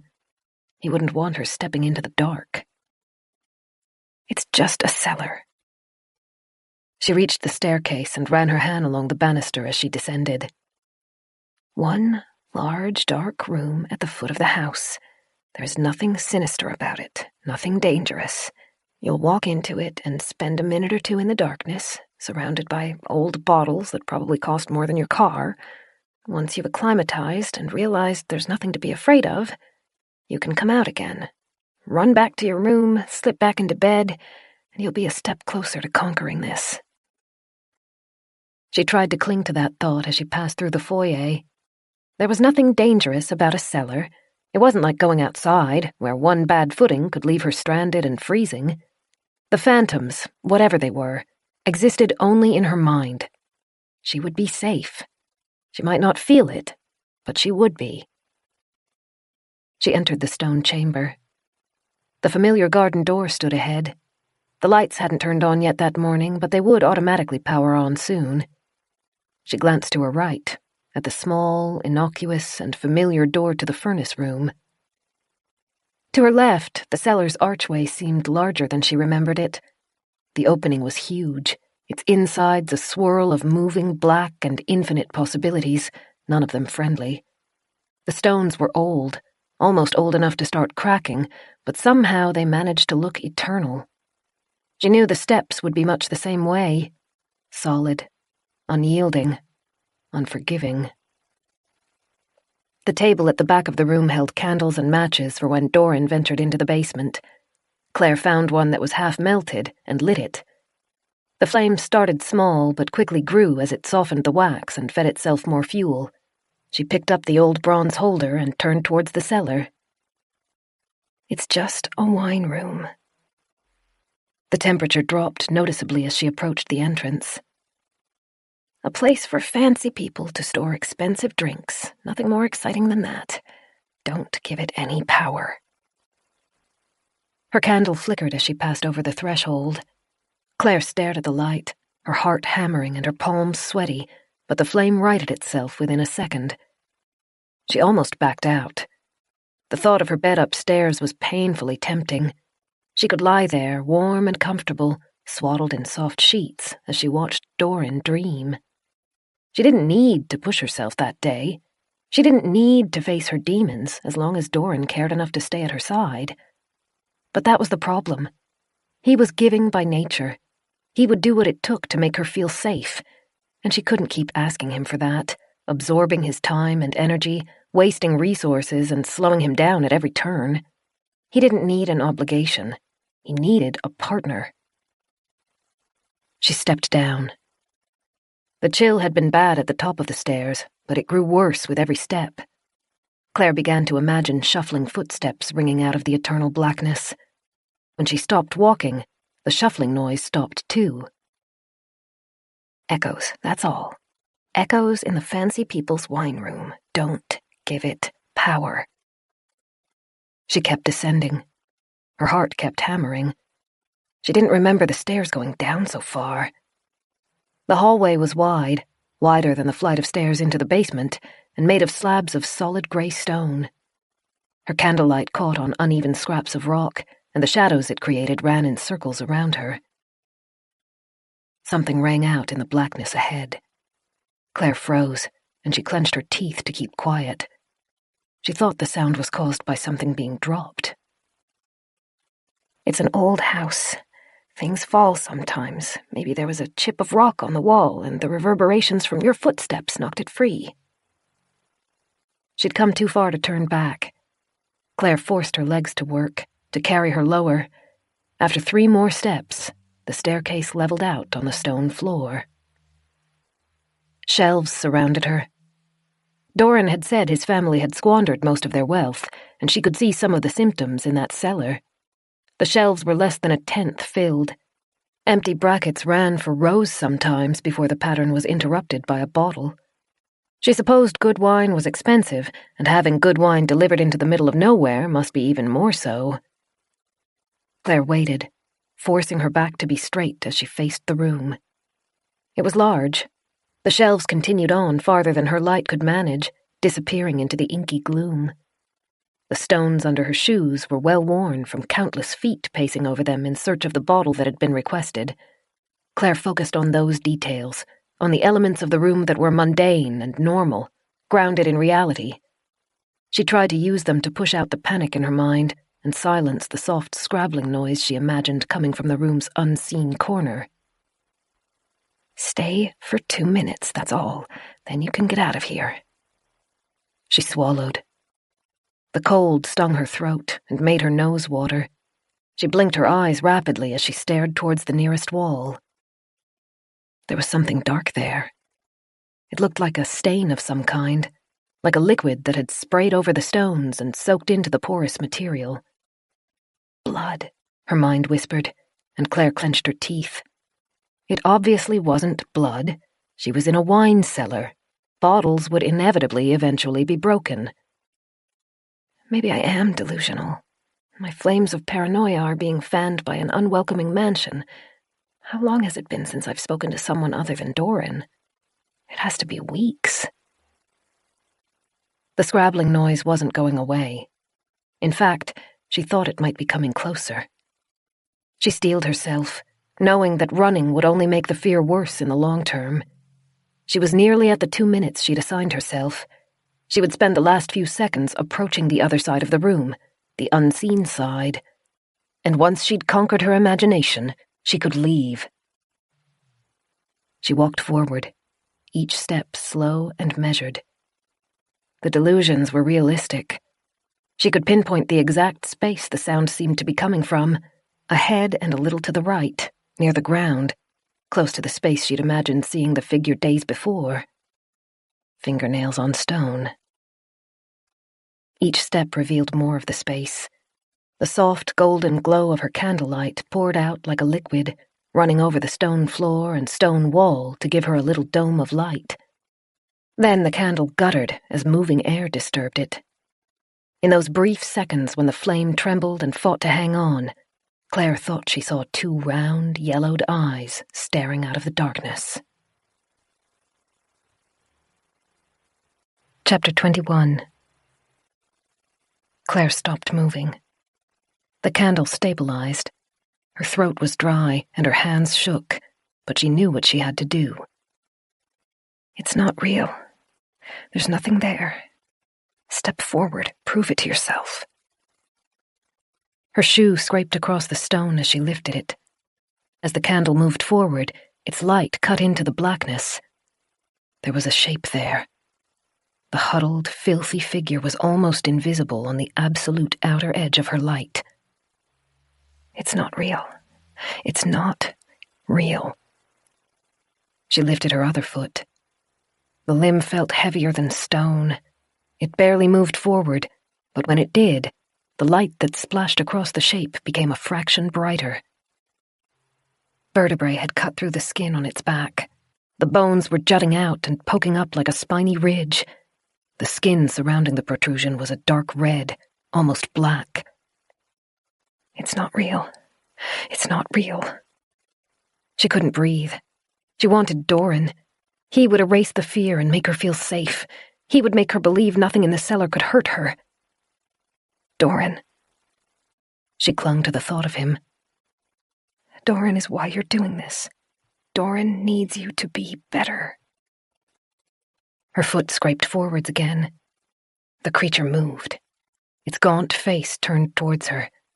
It was a woman, but only just barely. Strands of long grey hair hung about its face. Its jaw was too long and projected out, deformed. Bony fingers tipped the arms that didn't fit properly at its sides. It took Claire a second to understand what she was seeing. The arms were far too long. They had an extra joint each, making them jut out at bizarre angles. It's not real. The creature had been scrabbling at the stone wall, in the same place Claire had seen the first woman. Its round, lidless eyes stared at her as it rose out of its crouch. A narrow, pale tongue darted out to taste its bottom lip. Then, one of the 3 jointed arms reached towards her. It's not real. Her legs shook. Her body shook. Her hands jittered so badly that the candlelight shimmered. Elongated teeth filled the gaping maw. The arm kept reaching, stretching closer and closer, aimed at Claire's outstretched hand that held the candle. A memory rushed through her. It was vague and gone in an instant, but the emotions associated with it were sharp enough to make her breath catch. Claws digging into her. Claws just like the overgrown nails protruding from the woman's fingers. Claire turned and ran. The creature made a noise, something between a hiss and a rasping, gurgling inhale. Then its nails began scraping over the floor as it gave chase. All rationality had fled. Claire only cared about one thing, reaching the top of the stairs. Her shoulder hit one of the shelves. It shook her, and she stumbled. The enormous wooden structure creaked and swayed. As Claire swiveled, she saw the creature 2 paces behind her, jaw stretched wide and spines glistening in the light. Then the candle went out. Claire yelled. She lurched forward, towards where she knew the stairs had to be. She hit another shelf. Bottles clinked and rattled. Claire used shaking hands to feel along the structure's edge, guiding her forward. Her lungs were starved for air. Her throat was too tight. Then she hit the first step of the staircase and tumbled forward. Sharp rock hit her jaw, jarring her and making her taste blood. She barely felt the pain, though. She clambered up. The clawing, scratching noises were almost on her. She could hear more of them. They came from every corner of the cellar, clicking over stones, scrabbling around the shelves as they converged on her. With every heartbeat, she expected to feel the sharp pain digging into her ankle. She ran, pure adrenaline driving her up, closer and closer to the archway of light in the distance. She burst through the archway and made it 4 more steps into the room before she collapsed onto the stone floor. Sobs wrenched out of her, each one aching as it forced its way past the lump in her throat. She pulled her legs up under herself and wrapped her arms around her knees. She couldn't run anymore, but the creatures didn't seem to be chasing her. Light came out of the garden's open door. It wasn't enough to fully illuminate the space, but it wasn't darkness either. Claire lay there, curled into a tight ball. Her head throbbed. Her limbs all felt like they were made of stone, and the inside of her chest ached from where her thumping heart had bruised it. Very slowly, she lifted her head. She'd been aware of the light around her, but it had taken a second for the relevance to sink in. The garden's door was open. That wasn't normal. It wasn't right. Doran was always careful to keep it shut tightly and preserve the warmth their precious plants needed. Claire glanced towards the cellar archway. It remained empty. Then she looked towards the door leading back into the main parts of the house. It was shut, the way she'd left it when she'd come into the room. Doran? Her voice was a croak. Perfect, undisturbed silence was her only reply. Claire pushed herself to stand and staggered forward. There was no one inside the garden room, no one she could see at least. Claire squinted through the fog of stress as she reached the entrance and leaned on the open door for support. She'd spent so much time in the space over the recent week that she could picture the scene by heart. Snow peas were stretching tendrils up their trellises. They were small but enthusiastic. The tomato sprouts were still tiny. Their delicate, fuzzy green leaves reached towards the artificial lights above them, not seeming to notice or mind that it wasn't the sun. The lettuce had 3 leaves apiece, and Doran had said they would need only 2 more weeks before there would be enough to start picking. Claire stepped through the doorway, and a moaning wail wrenched from her chest. Their beautiful garden, their love, their pride, their survival, was dead. The plants had been dug out of the ground, not eaten, but uprooted. What had been perfectly smooth beds the day before were now mounds and valleys of dark brown soil. Bruised leaves poked out. Exposed roots withered in the light's heat. Not a single plant had been spared. No, no, no. She clutched at the sides of her head as she shook it. This can't be real. It's a delusion. It has to be. Please let this be all in my mind. She reached towards the closest plant, a small tomato. Its stem had broken where it had been dug up, and clumps of dirt still held to its delicate, hair-like roots. Its leaves had started to wilt. She touched the sap that had beaded at the bent section of the stem. She felt how limp the foliage was, and how crisp the delicate roots were. No. This was real. She couldn't imagine such a detail. She couldn't imagine such nuanced sensations. The garden was gone, churned up, destroyed. No! This can't happen. They can't die. She lifted the tomato plant back upright and gently, carefully scooped soil around the damaged roots. When she let it go, the top flopped back over where its stem had broken. Claire moaned, but she didn't stop. There might still be time to save some of them. Some of the plants hadn't been shredded in the massacre. If I can just stop the roots from drying out. She darted among the beds, trying to right the plants she could find and scooping soil back around them. Tears ran down her cheeks, and Claire didn't try to stop them. She wasn't being as delicate as she knew she should be. Her hands shook.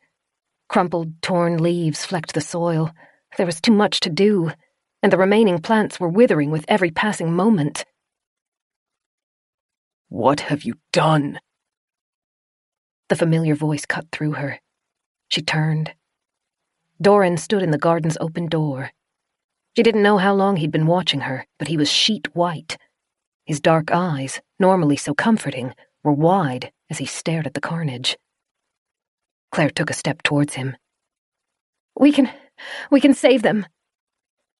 He looked at her, but there was no affection in his face any longer. He sounded like he was in pain. "What have you done, Claire?" She looked down at her hands. They were filthy with dirt. It clung under her fingernails like blood from a crime scene. She cowered back. "This wasn't me. I didn't do this." "You didn't—" He pressed his hand over the lower half of his face and closed his eyes, seemingly trying to swallow words he knew he would regret. When he took the hand away, he was trembling. "This was important. You knew how important it was. We will starve without this." I know! Fresh tears ran, and she was powerless to stop them. "I didn't do this. There are people in this house. Monsters. They look human, but they—" His fist slammed into the door. Claire flinched as the sound of the jarred metal echoed around her. Doran spoke slowly, but there was a deep, burning ferocity in his words. "There is no one here." She couldn't meet his eyes. She clenched her dirt-caked hands at her sides as she tried not to crumple to the ground. "I didn't do this. They did it." "Were you so desperate to convince me of your delusions?" His eyes were colder than the ice outside. "You would damn us to make me believe your lies." "No! Doran, I swear!" He took a pace towards her, and she stepped back. Her eyes burned from the tears. She didn't know what else she could say. "I gave you everything," he whispered, but each word hurt her more than if he'd screamed them. "Wasn't that enough?" "Please, I... He towered over her. She'd never felt the height difference as acutely as then. His lips shook, but his eyes were steady and unyielding. "Get out." She ducked and ran past him. He didn't try to stop her. Claire's legs gave out as she neared the door, and she clutched at the structure to stay upright. When she looked over her shoulder, Doran wasn't watching her. He was staring at the ruined gardens, his shoulders bowed. She got her legs back under herself and kept running. The tears blinded her, but she didn't slow down to see her way. She burst through the door into the long waiting room, then into the foyer. There, she collapsed onto the cold marble floor and wrapped her arms around her head. Her chest ached as she strained to breathe. She wished she could die. Then maybe she wouldn't be able to cause any more damage. A little voice was whispering in the back of her head that maybe Doran was right. Maybe she had destroyed the garden. Out of the two of them, he was the sane one. She trusted what he said, didn't she? Maybe she'd never gone into the wine cellar at all. Maybe the twisted, broken woman wasn't the only delusion. Maybe the encounter had been all in her imagination, while she had mindlessly clawed out their precious plants. A wail choked in her throat and fell silent. She smacked a fist into the side of her head. The shock helped her think, at least a little. She lifted her eyes. The front door stood 20 paces away, bolted but easy to open. Beside it, in the foyer's corner, next to the carefully crafted side tables and coat racks, were their snowshoes and coats. Chapter 22. Nothing tried to disturb Claire as she buckled on the snowshoes. She already wore the thick, puffy jacket Doran had given her, and she zipped the spare over the top, then pulled on the gloves. She didn't have time for all of the other precautions she'd worn the previous trip, the extra layers of socks, the second pair of pants, the hat. But that didn't matter. She only needed to get to her car. The door was immensely heavy. She leaned her weight on the handle to wrench it open. On the other side, the snowdrifts were up to her shoulders. Claire found a chair along one of the foyer's walls and used it to climb out. Cold wind buffeted her as soon as she tumbled down the embankment. Claire squeezed her eyes closed and took a moment to let herself acclimatize. In some ways, the freezing sting was nice. It distracted her from the way her insides felt like they were tearing themselves apart. She gave herself a second, then she got the snowshoes under herself and stood. She remembered the way to the forest. When Doran had led her out there, he'd taken her down the main driveway, then speared off to pass the groundskeeper's cottage. She followed the same path, struggling up one side of the dunes and skidding down the other. Her body was worn down. Even though she'd been awake for less than 2 hours, she felt ready to collapse, close her eyes, and never open them again. The forest's edge looked impossibly far away.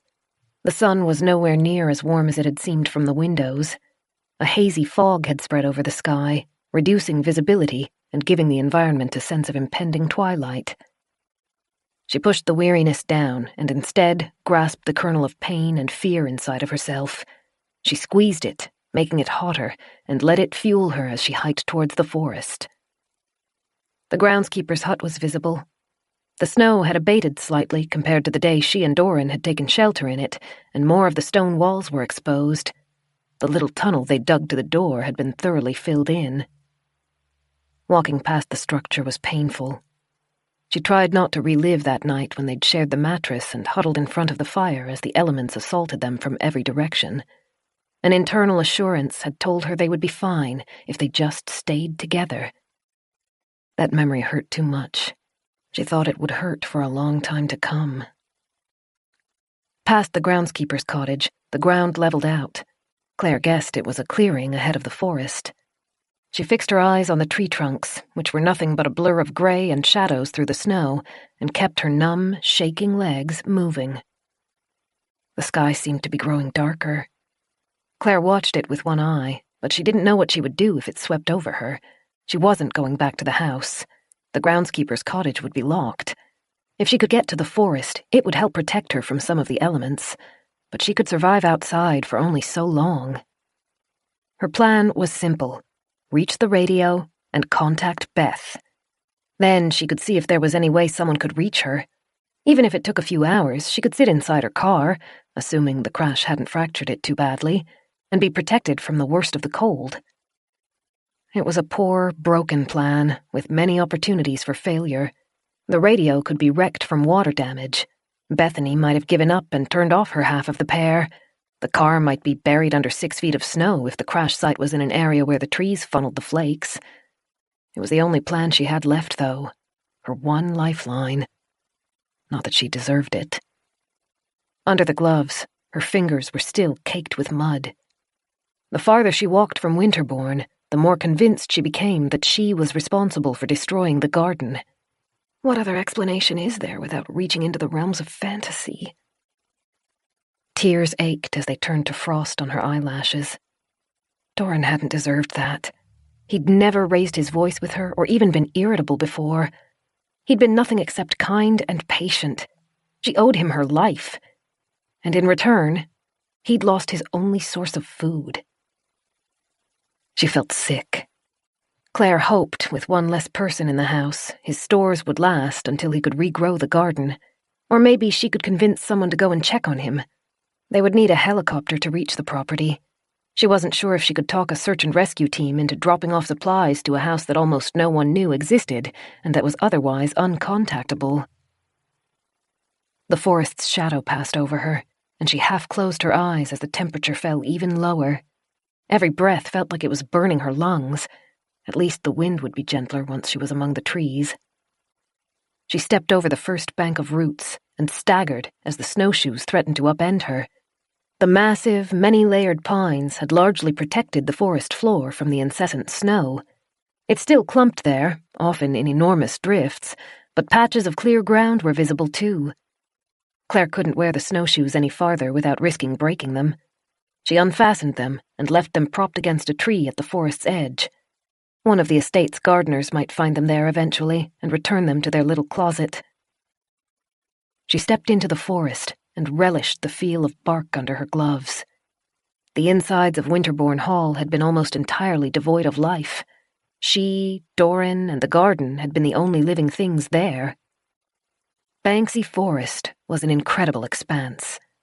Some of the oldest trees had died, collapsing over and slowly rotting to feed the next generation. What was left was ancient and gnarled. The trunks were immense and often twisted by wind, other plants, or simply their own weight. Several trees had split down the middle but still grew leaves on both halves. As Claire climbed deeper, she was able to appreciate the generational difference. Younger trees had grown in between their forebears. Sometimes they were fully grown, as large as their sires, but discernible because they didn't conform to the straight rows of the previous generation. Others were small, the perfect size for someone to move into their living room for Christmas. A few tiny trees struggled to survive in the low-light environment of the forest floor. The younger plants tended to be spindly, unless they'd been lucky enough to grow in the space left by one of the fallen first generation. Shrubs, winter-hardy vines, and the occasional fungus had made their home in between the pines. Once, Claire saw a flurry of motion in the distance as some animal, probably a rabbit, fled. She didn't know which direction led to the road. All she had was Doran's mention that it lay straight ahead. She kept walking, struggling through the snow and over exposed roots, breathing heavily and unstable on her feet. She hadn't expected the walk to be short. There would be no way for the manor to be so unknown if it were too close to the road, but the farther she hiked, the deeper her anxiety set in. The frightened little voice in the back of her head asked what she would do if she'd gone in the wrong direction and completely missed the road. She didn't have much of an answer beyond wandering around until she either found the street or the manor again. Or die of exhaustion. Her feet ached, and thirst began to make its presence felt. She'd had a drink that morning when she'd brushed her teeth, but nothing since, and the stress had dehydrated her. She ran her dry tongue over parched lips. The forest's interior was at least a few degrees warmer thanks to the tree's insulation. Her face still stung from the cold, but her core was warm. She tried to focus on that. The ground tended down suddenly, and Claire staggered into the snow-filled valley. The dirty white powder came up to her knees, and she began struggling through it to reach the next hill. Then she stopped and looked to her left. The valley continued on for 100 meters before gently bending out of sight. "Oh," Claire whispered. The layer of snow hid the asphalt, but the even, straight edges were unmistakable. She'd found the road. She managed a shaky smile. Her life was a mess, but at least she'd been able to do one thing correctly. She looked to the right, then back to the left, trying to guess which direction her car might be. There were no visible signs. She chose left. The snow was hard to wade through, so Claire climbed back into the forest. She clutched at low branches to help her navigate around the trees. It was surprisingly hard to recognize the road when it was full of snow, but she thought she might know the bend ahead. It was about halfway through the forest, if her memory served. She tried to pick up her last memories of driving. She'd entered the forest. It had been snowing furiously, and she'd breathed a sigh of relief as the ancient growths gave her protection. After that... Claire blinked and shook her head. She thought she remembered hearing some kind of noise. She reached for the sound, but it was gone before she could grasp it. She visualized the scene.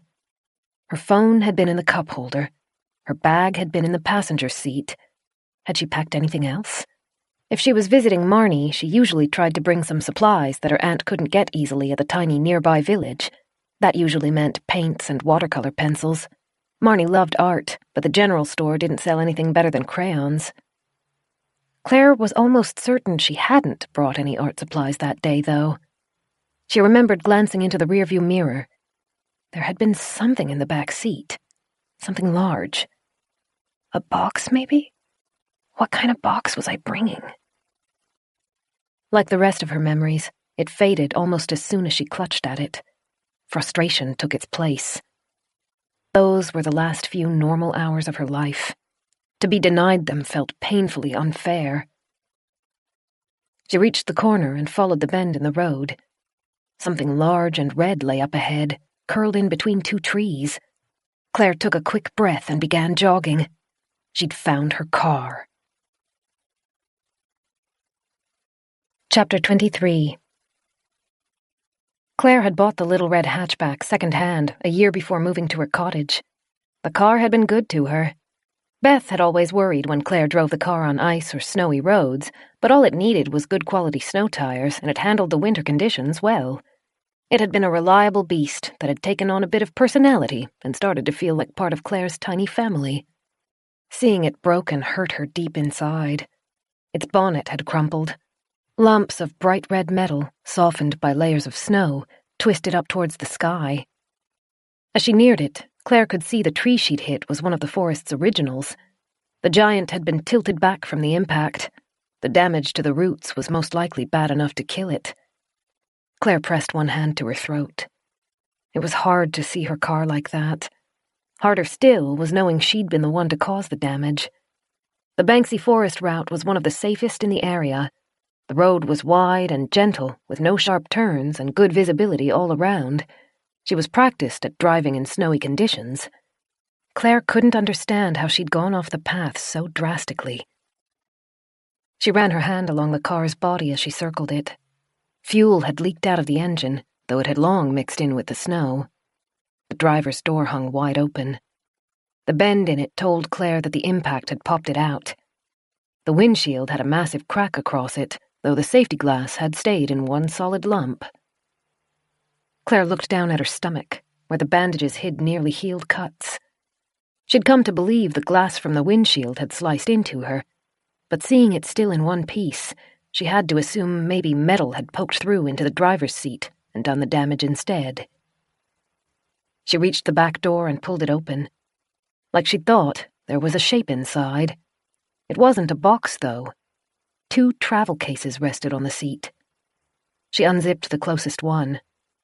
Inside were clothes, enough to account for half of her wardrobe. A sewing kit had been nestled into the back, along with 2 novels. Confused, Claire rounded the car and climbed back in amongst the trees to open the other back door. The second travel case was full of food. She carefully, wonderingly sifted through the tins and boxes inside. She recognized her non-perishable food collection that she kept locked in a spare cupboard in case she was ever snowed into her home. She'd designed it to give herself enough food to last for nearly 3 weeks in a worst-case scenario. She'd managed to cram it all into the oversized case. Her emergency pantry also contained water. Claire, suspecting where she might find it, retreated to the boot and pressed on the latch. The car was unlocked, and the hatch popped open. Sure enough, 6 massive jugs weighed her car down. The water inside had frozen, and the plastic bulged but hadn't split. Claire dragged her hand through her hair. She'd packed up for the trip to Marnie's, but not any normal kind of packing. Emergency packing. Wait. No. It wasn't a trip to Marnie's. Claire had been driving towards Marnie's, but she hadn't been planning to stop there. She was picking up her aunt on the way to Beth's. Why was I doing that? Because Beth called you. She was worried about... The memory danced away again. Claire closed her eyes and pressed her fingers to the bridge of her nose. Beth had a bunker. She wanted Claire and Marnie to stay with her, and Claire had brought her emergency supplies because once the 3 of them reached Bethany's, they wouldn't be leaving for a while. Claire suddenly felt chilled to her core, more so than the weather allowed for. She swallowed thickly as she returned to the boot. The 2-way radio was there, as she'd known it would be. The small black box had traveled with her for more than a year. She hadn't ever needed to use it before. She lifted it out and checked it. The batteries were still all right. She turned it on, adjusted the frequency, and pressed the button to transmit her voice. Beth? She held her breath, waiting, terror pounding through her veins. Static answered. Every passing second ramped up her fear. She pressed the button again. Bethany, it's me, Claire. I'm all right. Please answer. The box replied with ceaseless static. Tears burned, even though she'd thought she didn't have enough moisture left in her to cry. She began pacing, her breaths ragged. Please, Beth, if you're there, if you can hear me, answer me. I need to know you're okay. As the box continued to play white noise, Claire sank down with her back against one of the trees. She dropped her head to rest it on top of the box and scrunched her face up as short, gasping breaths cut through her.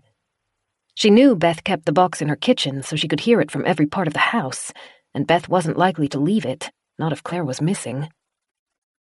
What happened? Why was I running? She turned the questions over in her head a dozen times, fear making her nauseous. If Beth had retreated to her bunker, like Claire's supplies seemed to suggest, she would have taken the radio with her. It was considered a necessity, not just for communicating with Claire, but for talking with anyone else in the outside world. She tried again. Beth, it's me, Claire. Please answer me. Claire shivered as the static played around her unrelentingly. The longer she sat still, the more the cold seeped into her, making her muscles stiff and her body tired. At last, Claire forced herself to stand before she froze. She placed the radio, still turned on, onto the car's roof.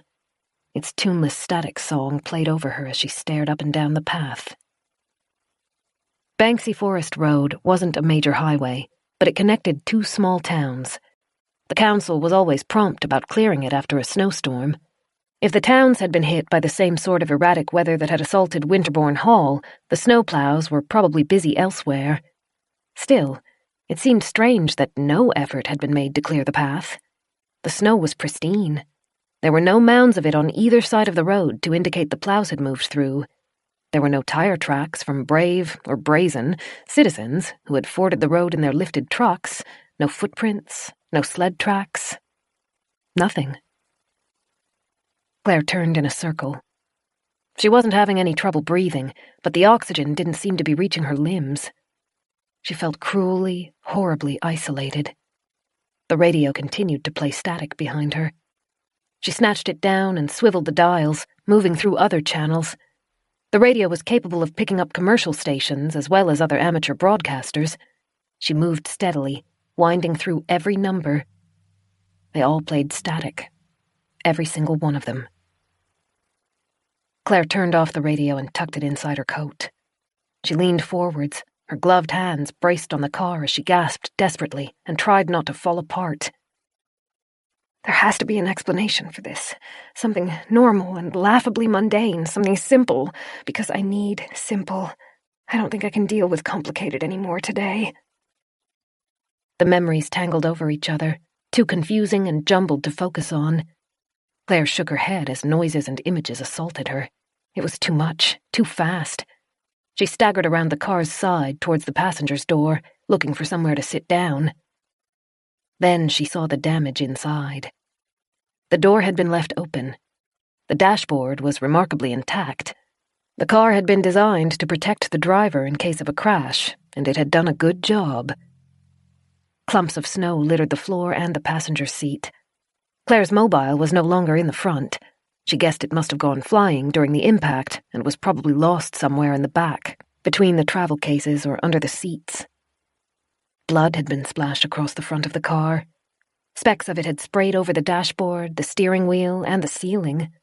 Gluts of it had soaked into the driver's seat and dribbled onto the floor.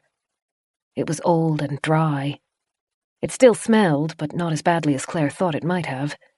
Instead of being red, it had turned a grotesque black-brown shade. And there were 3 lines gouged into the side of the seat. Claire reached out to feel them, but she hesitated before touching the marks. They looked like the swipe of a claw, like something a bear or a wolf might make. Banksy Forest didn't have any animals that large, though. The worst it had were foxes, and they shied away from humans. Claire pressed her gloved hand over her mouth as the memories, lost and tangled for so long, slid together into one clear image. Chapter 24. Claire stretched, then exhaled as her back popped. Standing in front of her coffee maker was one of her favorite parts of the day. It was right next to the window overlooking her garden, and for the 2 minutes it took the water to boil and percolate, she didn't have to think or do anything except enjoy the view. Winter had technically started, But the day was still warm enough that she only needed a light jacket. The deciduous trees in her garden had all finished shedding their leaves, and their dead branches stretched into the sky.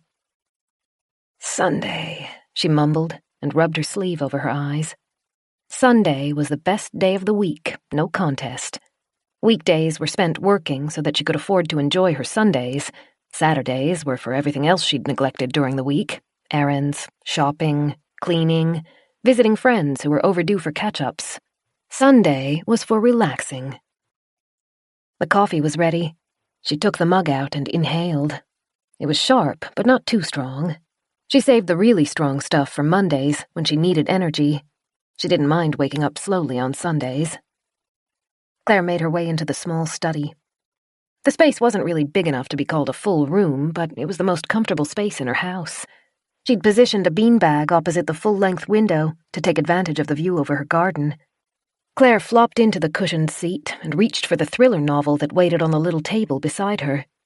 She held her coffee close to her chest, where it acted as a miniature heater as she opened the hardback to the bookmark. Her phone buzzed. Claire pressed her lips together, looking mournfully at her novel, then placed the coffee to one side and rolled out of the seat. It was always tempting to ignore phone calls on Sundays, but she never did. The only people who had her personal phone number were very close friends and family. If they were calling at 8 in the morning on a weekend, chances were it was important. Unless it's a telemarketer. Oh boy, for their sake it had better not be. She brushed loose hair out of her face as she picked up the phone. Hello? Claire? Beth often sounded stressed, depending on how difficult her work was being and whether anything had broken or gone wrong, but she sounded unusually strained that morning. Claire, are you okay? Of course I am. Claire rested her hip on the kitchen bench so that she could stare out the window. What's wrong? Beth took a sharp, tight breath. You haven't turned on the TV this morning, have you? No, it's a Sunday. Claire grinned. And Sunday is for reading. Not today, sweetheart. Turn the TV on. Bethany hadn't called her sweetheart in years, not since Claire had fallen out of a tree as a teen and ended up in the emergency ward with a broken arm. A sense of uncertainty caught up to her. She crossed into the cramped living room and began searching for a remote control amongst the cushions. Beth took another sharp breath and said, I think maybe you should come and stay with me for a couple of days, just in case. Why? What's happening? I don't know. She sounded like she had started to cry. No one knows, but... Claire gave up trying to find the remote. She jumped over the chair to press the button on the TV, then crouched down in preparation to change the channel. She didn't need to. Even though that station was supposed to be playing kids' shows at that time in the morning, news coverage was splashed across the screen. Still holding the phone to her ear, Claire backed up until she could slide onto the couch. The emblem in the corner of the screen identified it as a news stream from another station. The anchors sat pin straight, their faces holding no sign of amusement or lightheartedness. Claire knew the expression.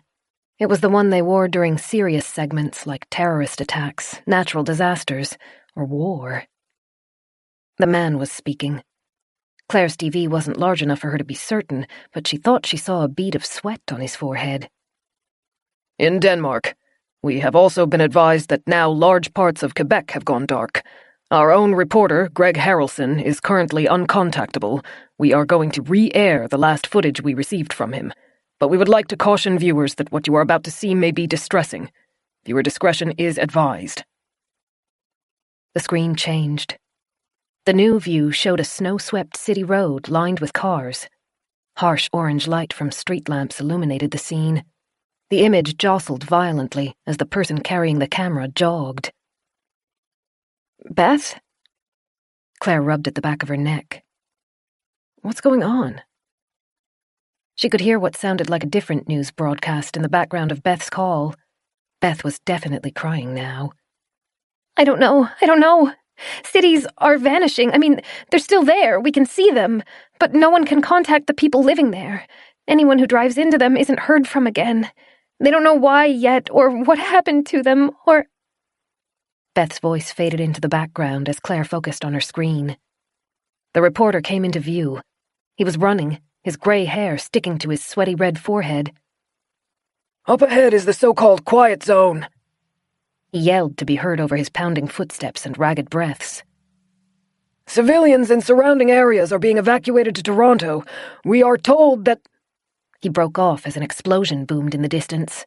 The camera jerked back as its bearer stopped running, and the screen swiveled away from the reporter's shocked face and towards the skyline. Flames bloomed above the silhouetted buildings. Red, gold, and ribbons of thick black smoke rose into the night. The reporter's voice was uneven. I think that was a plane. A plane just fell out of the sky. The city's power is gone. There may have been some kind of bombing. We are not sure yet. We're going to try to... He looked over his shoulder. He seemed frozen. His body seized up as he stared at something beyond the camera's view. Then he began backing away, motioning urgently to the cameraman. The frame swung to encapsulate the street behind them. Something was moving between the cars. Then the frame changed again, this time exploding into a block of white as something bright arced across the sky like lightning. The reporter yelled incoherently. Then the camera tumbled, catching distorted fragments of the damp street and lightless buildings. A jagged line appeared across the screen as its lens broke. Claire heard irregular footsteps, followed by a cry. Then the streetlights above flickered and died, one by one, plunging the image into near darkness. That scene lasted for another 30 seconds. All Claire could see was starlight catching on the roofs of cars and the side of one building. Then the feed abruptly cut out. The screen returned to the two stony-faced newsreaders. Neither spoke for a second. Then the woman exhaled. We are still waiting to reconnect communication with Greg Harrelson. Everyone here at QBC hopes for his safety and speedy extraction, as well as that of Thomas Strokes, who was operating the camera. Another stretch of silence filled the room. The woman shuffled, lifting herself an inch higher, and began speaking in a more energetic tone. Claire guessed someone must have been barking instructions into her earpiece. The man's attention stayed fixed on the papers on his desk, his eyes dull. Some have speculated that this may be the beginning of World War III. However, no country has claimed responsibility for the attacks at this time. We now have an updated list of quiet zones, as reported by social media and our sister stations in other countries. A map displayed on the screen. Large patches of red had been painted across it, signaling the dead areas. Claire bit her knuckle. The color was spread across the globe. The US, the UK, Australia, Russia, Africa, East Asia. Some patches were small. Some would have covered tens of thousands of kilometers. The woman began reading the names of areas that had lost contact. Claire finally realized that Beth was still talking into her ear. Claire, please, are you there? Say something. I'm here. She swallowed, leaning closer to the screen, trying to pinpoint the areas where she and Beth lived. She found their nearest city. It was red. But mercifully, the color hadn't encroached into the countryside yet. The uncontactable areas are spreading. Beth's voice was thick with tears. And new ones keep appearing. 2 news stations have already stopped broadcasting. The hosts were talking one minute, then the next it was just static. I thought it was a joke at first, but Claire, maybe my bunker... Yeah, okay. Claire rose out of her seat. I'm on my way. She put the phone on speaker and tucked it into her front pocket as she jogged through her house. She hauled 2 large travel cases from her closet, then began throwing clothes and toiletries into one. Her brain felt as though it were buzzing, and she struggled to think through what needed to be brought. Clothes would be important. A couple of novels, too, to stop the boredom from setting in. She grabbed 2 off her shelf indiscriminately. She left her technology, laptop, kettle, and hairdryer, where they were. The bunker's power supplies would be limited. She couldn't afford to bring things that would drain it. All the while, the humming living room TV blended into the fragments of news stories floating through the phone. Claire hauled the luggage, one empty, one full, out into the living room. She then flipped the spare case open in the kitchen and began dredging her non-perishable supplies into it. Have you spoken to Marnie yet? No. Bethany's voice crackled, and Claire had to strain to make out what she said. I phoned you first. Call her. Let her know what's happening. I'll pick her up on my way through. There's room for a third person in the bunker, isn't there? Yes, but she's nearly 2 hours away from you. It's fine. It's not even really that much out of my path. Call her. Make sure she'll be ready. All right. The phone beeped as it was disconnected. Claire had filled the luggage case with as much food as it would hold and hauled it through the front door. Her little red car waited outside. She hadn't changed its wheels yet. There had been traces of frost and even one thin dusting of snow, but nothing significant. The sky was clear. She didn't think she would encounter any difficulties on the road to Bethany's. Both sets of luggage went into the back seat. She opened the car's boot, then ran back inside for the water. As she passed the TV, she kept one eye on the reports. The anchors were discussing the likelihood of chemical warfare. She wanted to stay and hear what they said, but Beth had sounded frantic. The drive to her sister's house would take 5 hours, if the roads were clear. She could listen to the news on the way. Claire dragged 2 large water jugs outside. As she nudged the swinging screen door open, she was assaulted with a blast of chilled air. She looked up. The sky had been blue when she'd made her coffee. It had since turned a bitter gray. She frowned at it as she heaved the water into the boot. Then she returned inside for another lot. She probably wouldn't need the snow tires, at least not on the way to Beth's. If she ended up staying for a while, a few days or a few weeks, she might need them to get home. Claire warred with herself as she brought out the second set of water. Changing the tires would waste time, but it might be a wise precaution, depending on how serious the situation turned out to be. It felt surreal. She still held on to the idea that it might be some kind of misunderstanding, some sort of elaborate April Fool's prank at the wrong time of the year, or maybe there was a simple explanation for it all. Broken communication satellites, a solar flare. Something. Because entire cities couldn't just vanish. Give it a couple of hours and it will all make sense. You'll regret buying into the hysteria. But something inside her told her she wouldn't. She could over-prepare and look like an idiot when the whole thing turned out to be a mistake, or she could under-prepare and risk regretting it later. The consequences of one were so much worse than the other. As she slammed the last 2 jugs of water into the car's boot, a speck of water hit her cheek. It was cold in the way that recently melted snow felt. The gray sky was turning thunderous. "Play it safe," Bethany's voice whispered. "Put the snow tires on." She'd gotten pretty efficient at changing the tires since moving to her cottage. Claire hauled them out of the shed and set about the task in something that looked like a frenzy. Dirt scuffed over her clothes, but she barely noticed. By the time she'd fastened the final tire, snow was starting to fall in earnest.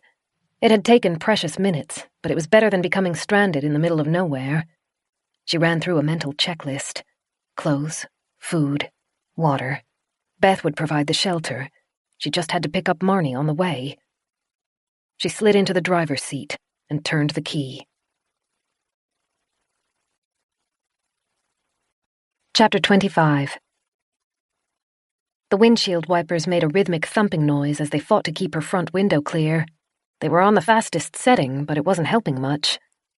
The snowstorm had risen in what felt like no time at all. Even with the snow tires, the car was barely coping. Claire coaxed it along as quickly as she dared in the near-zero visibility. She tried listening to the news reports on the radio until the distortion made them impossible to hear. No one could agree on what was happening. The quiet zones were spreading, with new ones appearing every minute. Anyone who was brave or foolish enough to go into them wasn't heard from again.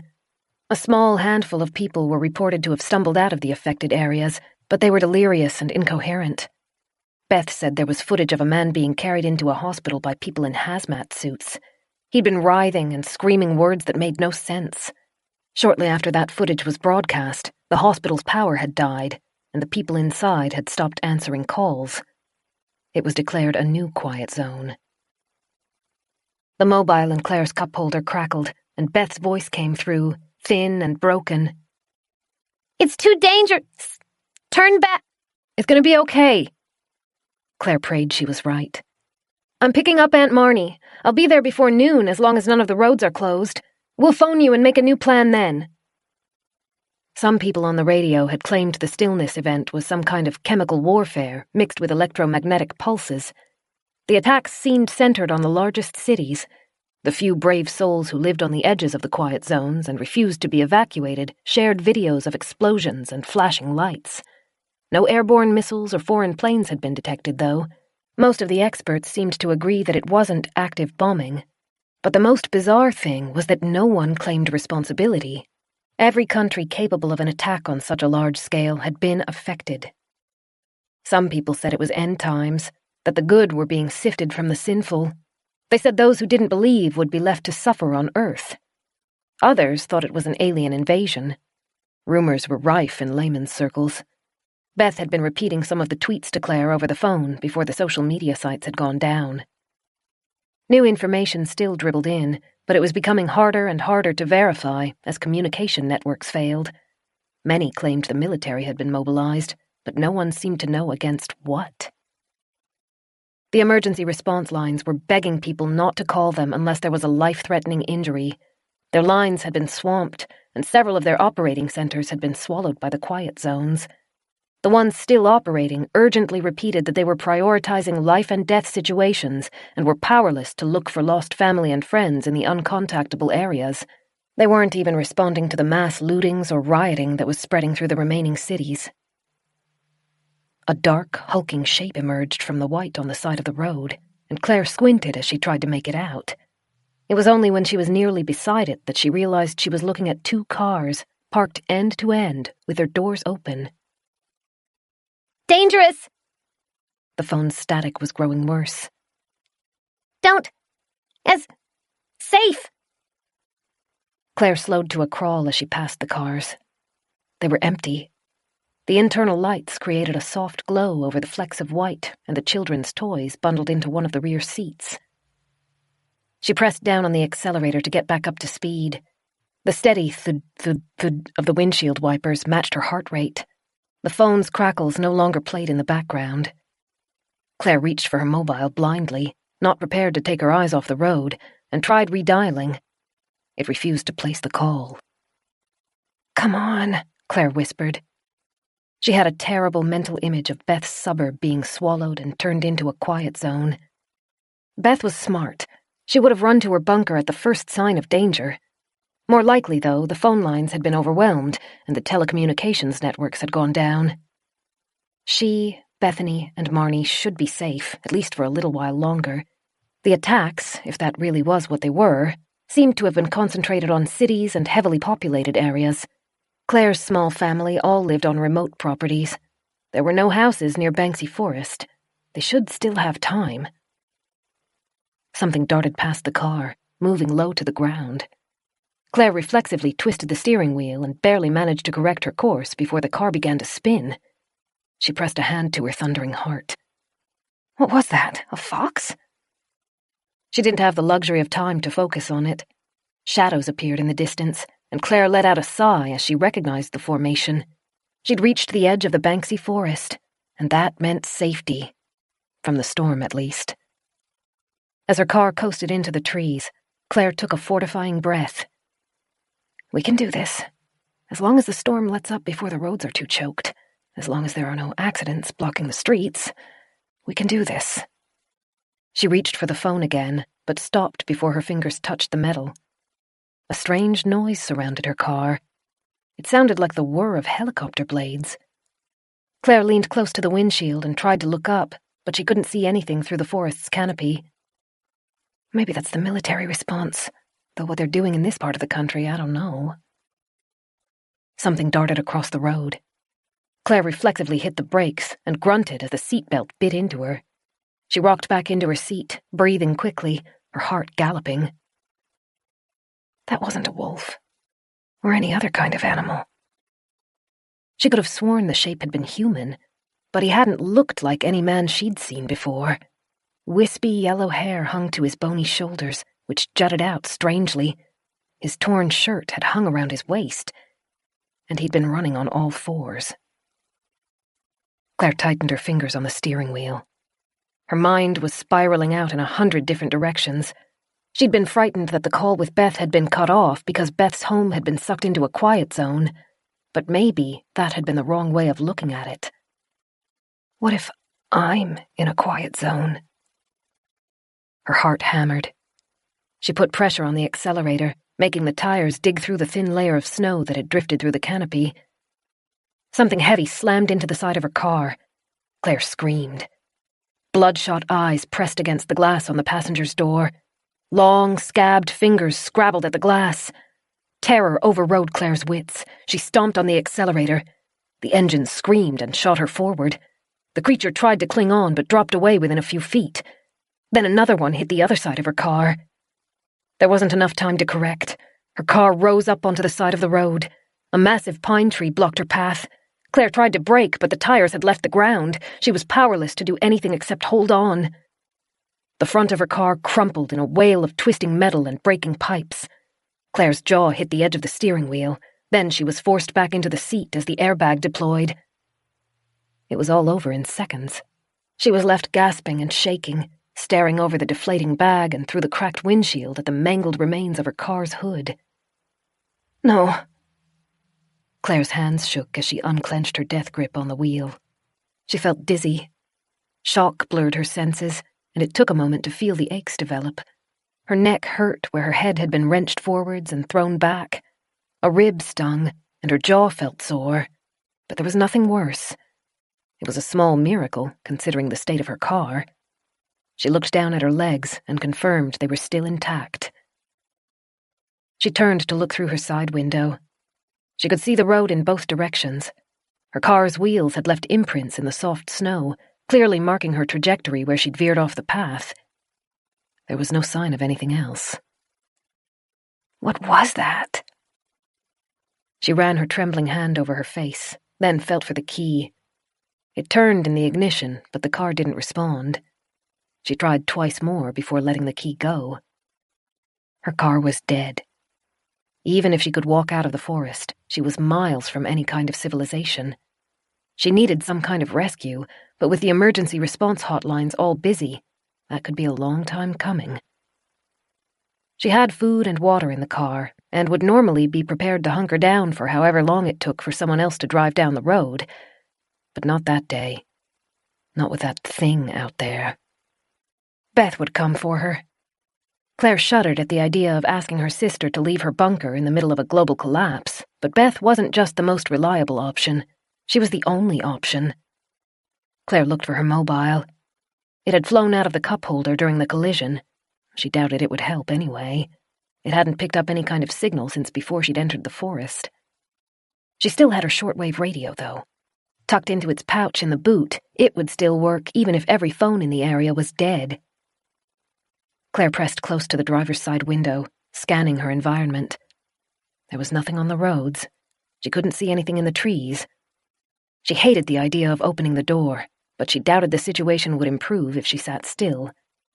She set her jaw, braced herself, then threw open the door. The temperature had dropped alarmingly since Claire had left home. She barreled into the snow, skidded, and caught her balance on the side of the car. The only thing she could hear was her rasping breathing and the whistle of the storm as it ripped at the upper levels of the forest. She turned towards the boot. Being outside the car left her feeling exposed and vulnerable, but she just had to grab the radio. Then she could duck back inside, into the car's relative warmth and safety. A noise jangled through the frigid air as Claire passed the rear door. She felt her heart plummet as she looked up. A shape crouched on top of the car. The man's curly blonde hair was bloody from where he'd smashed his head. His fingers were splayed across the cold metal, seemingly without feeling it. His bloodshot eyes bulged, and a trickle of red ran from his nose and across his bared teeth. They made eye contact for a fraction of a second. Then Claire lunged back towards the open driver's door. He swiped at her, his fingers catching her jacket and yanking her back. Claire screamed. She hit the ground and rolled away reflexively.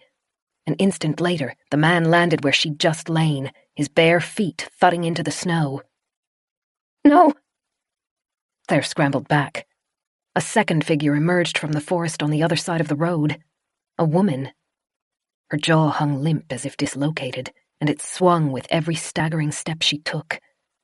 Her head tilted to one side as she stared at Claire, and the drooping lips curved into a smile. The man darted towards her. Claire threw out a foot. It connected with his chest, but wasn't enough to throw him back. His fingers dug into her leg. The nails were long and sharper than Claire had expected. Her pant leg tore, and Claire shrieked as nails shredded her skin. She rolled and kicked her other leg. This time it hit the man's arm, bending the elbow in the wrong direction. He thrashed back, releasing her, and she crawled towards the car. Her leg was on fire. The cuts weren't deep, but the pain was intense. She reached the driver's seat and used her arms to haul herself inside. They were coming after her.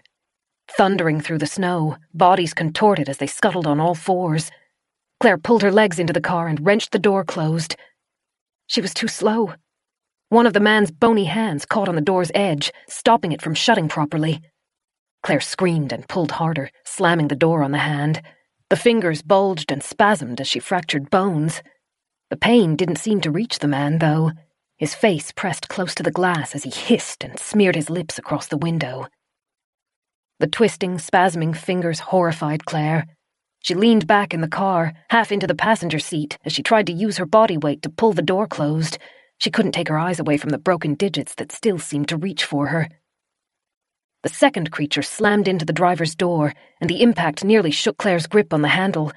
The woman and the man jostled for space as the woman began worming her fingertips into the gaps left around the seal.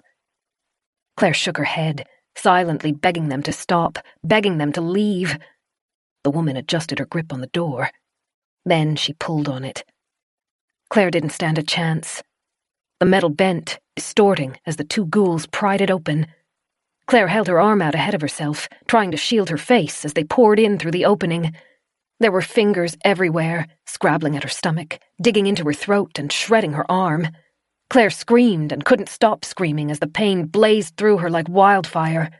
Blood gushed, dripping down her arm, soaking her clothes. She beat at the creatures, but they didn't seem to notice the blows. Then a loud crack in the distance made them freeze. They turned their heads towards the sky, teeth bared in a snarl as they watched something Claire couldn't see. A steady whoomp, whoomp, whoomp floated into her consciousness. Helicopter blades. They were growing nearer. The creatures wailed. Their heads swiveled, and panic filled their wide eyes as they tried to escape the sound. Then they scuttled back, disappearing into the trees, leaving narrow trails of Claire's blood in their wake. She slumped across the steering wheel. Pain blurred her vision. She felt sick and dizzy. She tried to lift her arm, but it wasn't responding properly. For a brief second, she imagined the helicopter might be coming for her. Maybe Beth had realized what had happened. Maybe she'd managed to convince someone to look for Claire. The delusion didn't last long. The noise passed overhead, then receded. Claire closed her eyes. The pain was fading as shock set in properly. She could feel the blood dripping, though, dripping over her seat, over the floor, and running into her shoe. That upset her more than it really had any right to. The shoes were only a few weeks old. She'd been trying so hard not to let them get muddy, but she'd ruined them with a bit of careless bleeding. A strangled laugh gurgled out of her. Then she scrunched her face up as she battled tears. I don't want to die like this. Beth will worry. Through the fog of pain and fading consciousness, she thought she saw a light in the distance. It bounced as it moved down the road, slowly growing nearer. She vaguely wondered if that was death coming for her. She'd thought it would be more dramatic. A figure appeared behind the light.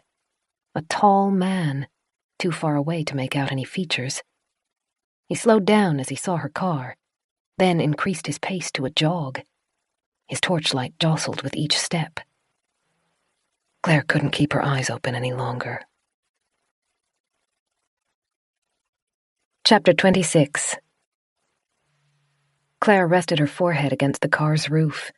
She was shaking, but in spite of the cold weather, felt far too hot. The missing hours had come back to her, but that didn't mean they were easy to accept. She couldn't visualize the images on the TV or the shapes running through the snow without feeling like she was reliving a feverish dream. But then she remembered what she'd seen in Winterbourne. The woman with the hole in her side, ribs poking out like feathers, and the figure with the broken spine that jutted through her skin. They looked less human than whatever had attacked her in the snow, but she was certain they were the same breed. Claire moaned. She had spent the past week afraid that she was delusional, but as her memories resurfaced, she thought she would have preferred insanity, because being right, seeing what she had seen and piecing it together with what Beth had said and what had been on TV, created a reality that she wasn't sure she could exist in. Doran. Her heart missed a beat. He would have been traveling to Gould in his family's convoy at the time of the Stillness event. His mother refused to let them listen to radios. He'd never heard the news reports. And he was still in the mansion, trapped with the creatures. They had found a way to hide, and they were clearly reluctant to be seen, but they were there, and it was only a matter of time before they turned on him. She had to go back. Even if she couldn't convince him of what she'd seen, she needed to find some way to keep him safe. Claire turned towards the forest separating her from Winterbourne Hall. In the space between the closest trees, 2 round, bright eyes stared at her. The world seemed to slow down. A fleck of snow spiraled past, twirling in the gentle wind, taking an eternity to reach the ground. The man from her memories crouched among the pines. His eyes were huge and staring. He'd lost the remainder of his clothes, but he seemed wholly unaware of his nakedness and the cold that had turned his fingers and toes black. One hand was spread on the ground, fingers splayed for balance. The other was balled into a claw-like fist. It reminded Claire of a pigeon she'd seen with a broken foot, and a moment later, she realized that was exactly what it was. The fingers were broken from being slammed in the car door. They'd curled into a twisted mess of flesh and shattered bone, but he still walked on the hand. That wasn't the only change. The tips of his collarbones had jutted out from his hollow chest wall. His ribs seemed to have sunken in. When he moved, his hip bones strained against the thin layer of skin covering them, seemingly threatening to split it. There was no way he should have still been alive, but he was, and his lips pulled back from receding gums as he stared at Claire. No, please, not again. She ran, kicking up a plume of snow as she plunged back onto the road and aimed for the bank of trees opposite him. A horrible clattering noise rose from the forest. Claire looked up.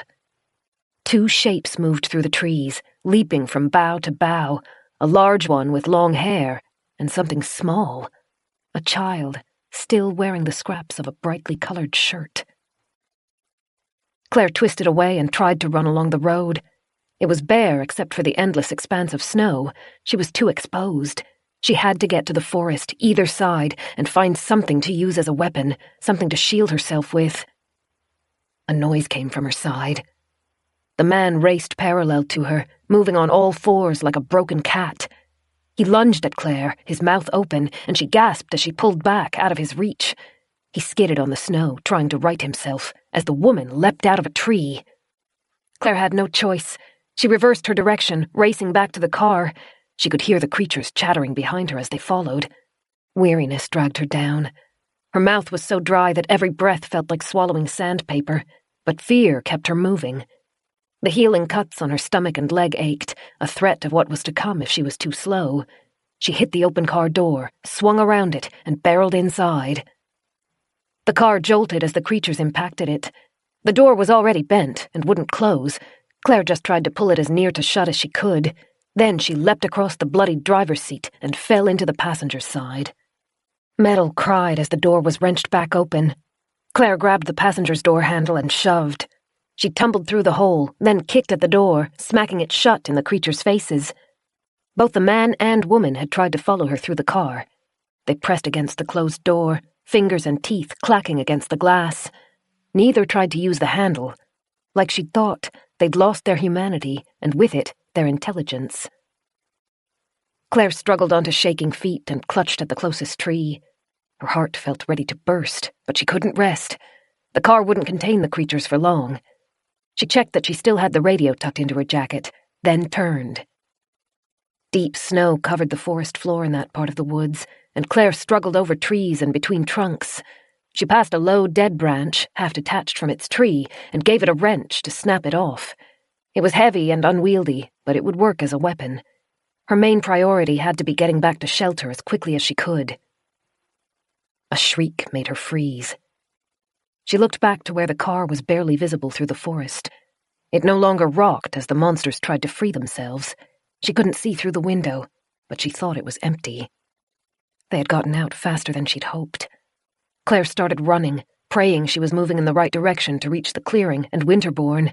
She was struggling, though, and she thought she could hear more noises, more of the creaking, scratching sounds of branches being bowed as a creature clambered through them. Something grabbed her foot, and Claire yelled as she fell. She rolled onto her back. Bones rippled under the man's emaciated skin as he clawed at her leg, shredding her pants with his 2 sharp nails. Claire swung her branch at him. The blackened wood hit him squarely on his jaw, and his head rocked back. It didn't stop him, though. He kept digging at her torso, scrabbling, tearing. Claire felt the sting of cut flesh and swung her weapon again. That time, the contact was vicious enough to knock him off. His broken hand spasmed as he tumbled back. Claire tried to rise to her feet so she could put some distance between them, but another figure hit her before she could move. Long hair caught in Claire's face. She gagged as its rancid scent choked her. The creature bit into her wrist, and Claire screamed. Then suddenly the pressure was off her. Claire was vaguely aware of a heady cracking sound and a blur of motion. Then a voice yelled something. "Ah!" Claire hissed in pain as she tried to open her eyes. A hand touched her shoulder and she thrashed away, trying to escape it. "It's all right, it's just me." Doran crouched over her, one hand on her shoulder, the other holding a bloody shovel. His eyes were wide with fear, and his breathing was ragged. Then he looked up, and his expression tightened as he swung the shovel again. It hit the man, who had been crawling over the closest snowbank. His head snapped back, then rolled, as the neck broke. Claire waited for him to drop, but he didn't. The man's head had tilted completely back. It faced the sky, his eyes wide and jaw slack. The back of his head rested between his shoulder blades. The skin on his neck, stretched taut, quivered as he tried to make a noise. But he stayed upright, arms and legs spread wide to hold himself up, and began scuttling towards them. Doran made a horrified choking noise. He stepped over Claire and swung again. The shovel hit the man's shoulder. The opposite shoulder blade finally cut through the skin, unleashing a glut of dark blood. The bone had grown sharp, almost knife-like, and the skin flaps jiggled around it like gory jelly. A chattering noise made Claire turn. The woman was coming back. Her broken jaw still hung loose, and the black maw of her mouth stretched horribly wide. Her hair had fallen out, save for a few sparse clumps, and like the man, she had grown bone-thin. All that remained from her prior identity was a scrap of floral dress dangling from her neck. Doran still faced the man. The second creature was almost on them. Claire grabbed her branch, but instead of swinging, she pointed it straight ahead and pushed it forwards to meet the woman. The sharp tip plunged into the woman's chest, between her breasts, making sickening cracking noises as the brittle bones broke. The impact forced the air out of Claire as she was knocked to the ground. The woman lurched back, standing tall, her lips widening, then pursing again. The stick protruded from her chest like a pole. Then her eyes locked on Claire, and she pitched forward. Claire yelled and lifted her feet to protect herself. The stick hit the sole of one shoe, and Claire kicked as hard as she could. The branch made a ghastly sluicing noise as it cut through the woman's body. The sharpened end poked out of her back, drenched in blood. The woman staggered, then righted herself. Claire felt a moment of sheer horror as she thought even that would not be enough. Then the woman tumbled and fell face down onto the snow. Her body twitched twice, then went still. Claire turned. Doran stood a few paces away, panting. His own assailant lay crumpled on the ground. What had once been a head was a bloody paste. Bone fragments and brain matter mixed into the snow. Doran dropped the shovel and turned to Claire. He took an unsteady step towards her, then dropped to his knees, holding out his hands. She crawled to him and tried not to cry as he pulled her close against his chest. One hand tightened around her back, clutching her desperately, and the other stroked her hair. I am so sorry, he whispered. Claire held him in a fierce embrace. He was sweaty and shaky, but so was she. I am sorry for doubting you. Desperate words tumbled out of him, and she thought he might have been practicing them on the walk through the forest. I am sorry for yelling, and I am especially sorry for telling you to get out. I did not mean to make you leave the house. I did not want you to leave. I was not thinking rationally. She shook her head, trying to tell him it was all right. Words had become choked in her throat. The argument in the garden felt like it had happened half a lifetime ago. She didn't care about it anymore. She was just grateful Doran had come after her. He pulled back. Dark eyes searched her face. One hand brushed over her cheek, then ran over her neck, which was scratched. Then he looked down and saw the blood dripping off her wrist, and his eyes tightened. You're hurt. Not bad. She tried to hide it under her jacket sleeve. I can't really feel it anymore. He picked up her hand, gently peeled back the jacket, and examined it. Then he looked around them, first at the impaled woman, then at the man he'd killed. His composure wavered. Then he blinked rapidly, and it was restored. We need to get back to the house. Yes. The shock was starting to fade, and Claire was beginning to feel the implications of what had happened. Yes, quickly. These two aren't the only ones. He tightened his arms around her and lifted her as he stood. Can you walk? She thought so. Yes. Stay close to me. Doran scooped the bloodied shovel off the ground. Claire's radio had fallen out of her jacket during the scuffle. She picked it up and prayed it hadn't been damaged as she tucked it back into place.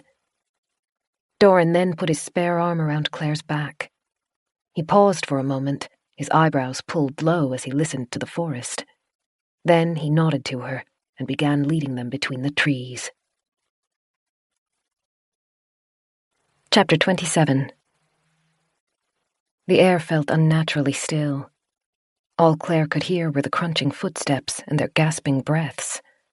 She tried to move quickly to keep up with Doran, but her legs weren't obeying her commands properly. Doran matched her pace, though. When she started to struggle, he looped his arm under hers so that she could lean on him. His eyes never stopped scanning for movement among the patchy white and black landscape. Claire's mind began to make connections. Shortly before driving into Banksy Forest, she'd passed the two cars pulled over onto the side of the road. The doors had been left open, and the rear seat of the larger car had held an assortment of toys. One had been a distinctive caterpillar-like creature, suspended from a hook above the window. She was sure the same design had been emblazoned onto the monstrous child's shirt. It had been discolored and torn in the week spent in the forest, but it was unmistakable. Nausea surprised Claire, and she stumbled to a halt as she tried not to be sick. Doran supported her, one arm around her and the other rubbing her shoulder as she regained her composure. All right? He asked. She nodded and fixed her eyes on the path ahead. The creatures were like something out of a fever dream, but it was 100 times worse to know that they had once been real people, not much different than her. They had been in their car, trying to travel to safety, to seek shelter from the events sweeping the world. Claire didn't know why they had been caught and she had been spared. She had the awful idea that it came down to dumb luck. They had just been on that stretch of road at the wrong time. She wished she knew how it had happened. Whatever it was, a gas maybe, a beam, some kind of radiation. She didn't know. She wasn't certain she would ever know. All of those thoughts could be saved for later, when they were out of the forest. The trees creaked. Claire's heart dropped as she looked behind them. Doran had heard it too, and he craned his neck. The environment was still and quiet. He waited a second. Then he tucked the shovel under his arm, bent, and picked Claire up. She gasped as the earth was pulled away from her feet. The dizziness grew worse, and she had to squeeze her eyes closed until it abated. I can still walk. Faster this way, he muttered. He was right. Claire knew it must be taxing him, but he increased his speed to a jog. The motion was smoother than she'd expected. He loped through the forest, his steps even and reliable, his head ducked to avoid the lowest branches, and Claire tucked tightly against his shoulder. She thought she could see some lightness ahead. Inside the forest, even the snow seemed to take on a dingy shade. They had to be facing the clearing surrounding Winterbourne. The creaking noise grew louder. Claire looked up and saw a spindly shape scuttling through the boughs. Its limbs were far too long. Its arm span must have been nearly 8 feet, and it was using its increased reach to lurch from branch to branch like a deformed monkey. Doran! I see it. He kept his head down but tilted to the side, one eye on the trees above them. Each breath sounded painful and raw, but his speed didn't slow. They broke through the trees at the edge of Banksy Forest. Winterbourne Hall sat ahead, huddled in its blankets of white. Its dead, cold windows followed their movements like eyes. The distance between them and the mansion seemed immense. Doran staggered as the snow thickened, and he sank into it up to his knees. I had snowshoes, Claire said. Yes. Each word was punctuated by a gasp. Me as well. Where? She scanned the forest's edge, trying to pinpoint the place she'd entered. Tracks marked the clear blanket of snow, arcing from Winterbourne across the field until they terminated at the forest's edge nearly 40 paces away. There! Doran still watched the woman above them. She'd stopped moving and was crouched in one of the trees above their heads. Bony knees jutted out wide, and her arms dangled as she watched them. Claire couldn't see her expression, but her eyes flashed in the low light. She was more cautious than her companions had been. That worried Claire. The woman seemed to have retained at least part of her mind. Whether it was intelligence or purely instinctual, Claire didn't know, but it made the woman unpredictable. Claire could feel Doran weighing up the risk of going for the snowshoes versus trying to run across the field. The battle lasted only for a second. He turned and stepped back into the woods, where he could walk along the edge more easily than wading through the snow. The woman followed them. A tremor ran through Claire as she realized the long-armed creature wasn't alone. Chattering, whispering noises echoed out from between the trees. A new pair of eyes glistened from around a trunk. She tried to count the creatures, but it was hard to follow the motion in the tangle of black branches. Doran re-emerged from the forest's edge.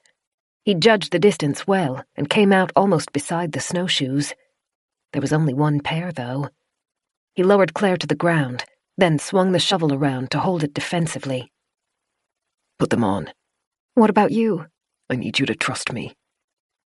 He didn't move, but his eyes continuously roved across the forest. I can keep you safe, but you will need to run for the house. She swallowed. Who will keep you safe? You can't fight those things alone. We do not have time to argue. Then let me help. The corners of his lips twitched. Ah, Claire.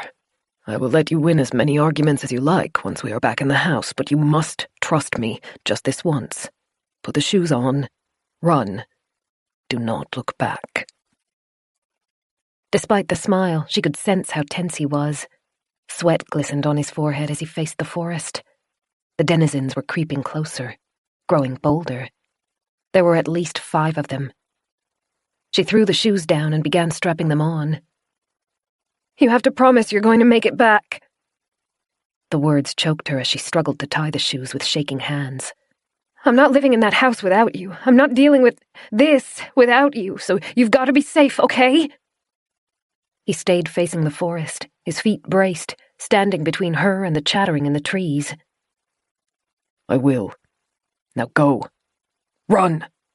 Claire pulled on the last of her energy to race across the field. The snowshoes were unwieldy. They threatened to tangle her, to trip her, and she kept her eyes fixed on her feet as she ran. Snarling noises came from behind her, but when she tried to turn her head to see what had happened, she nearly lost her balance.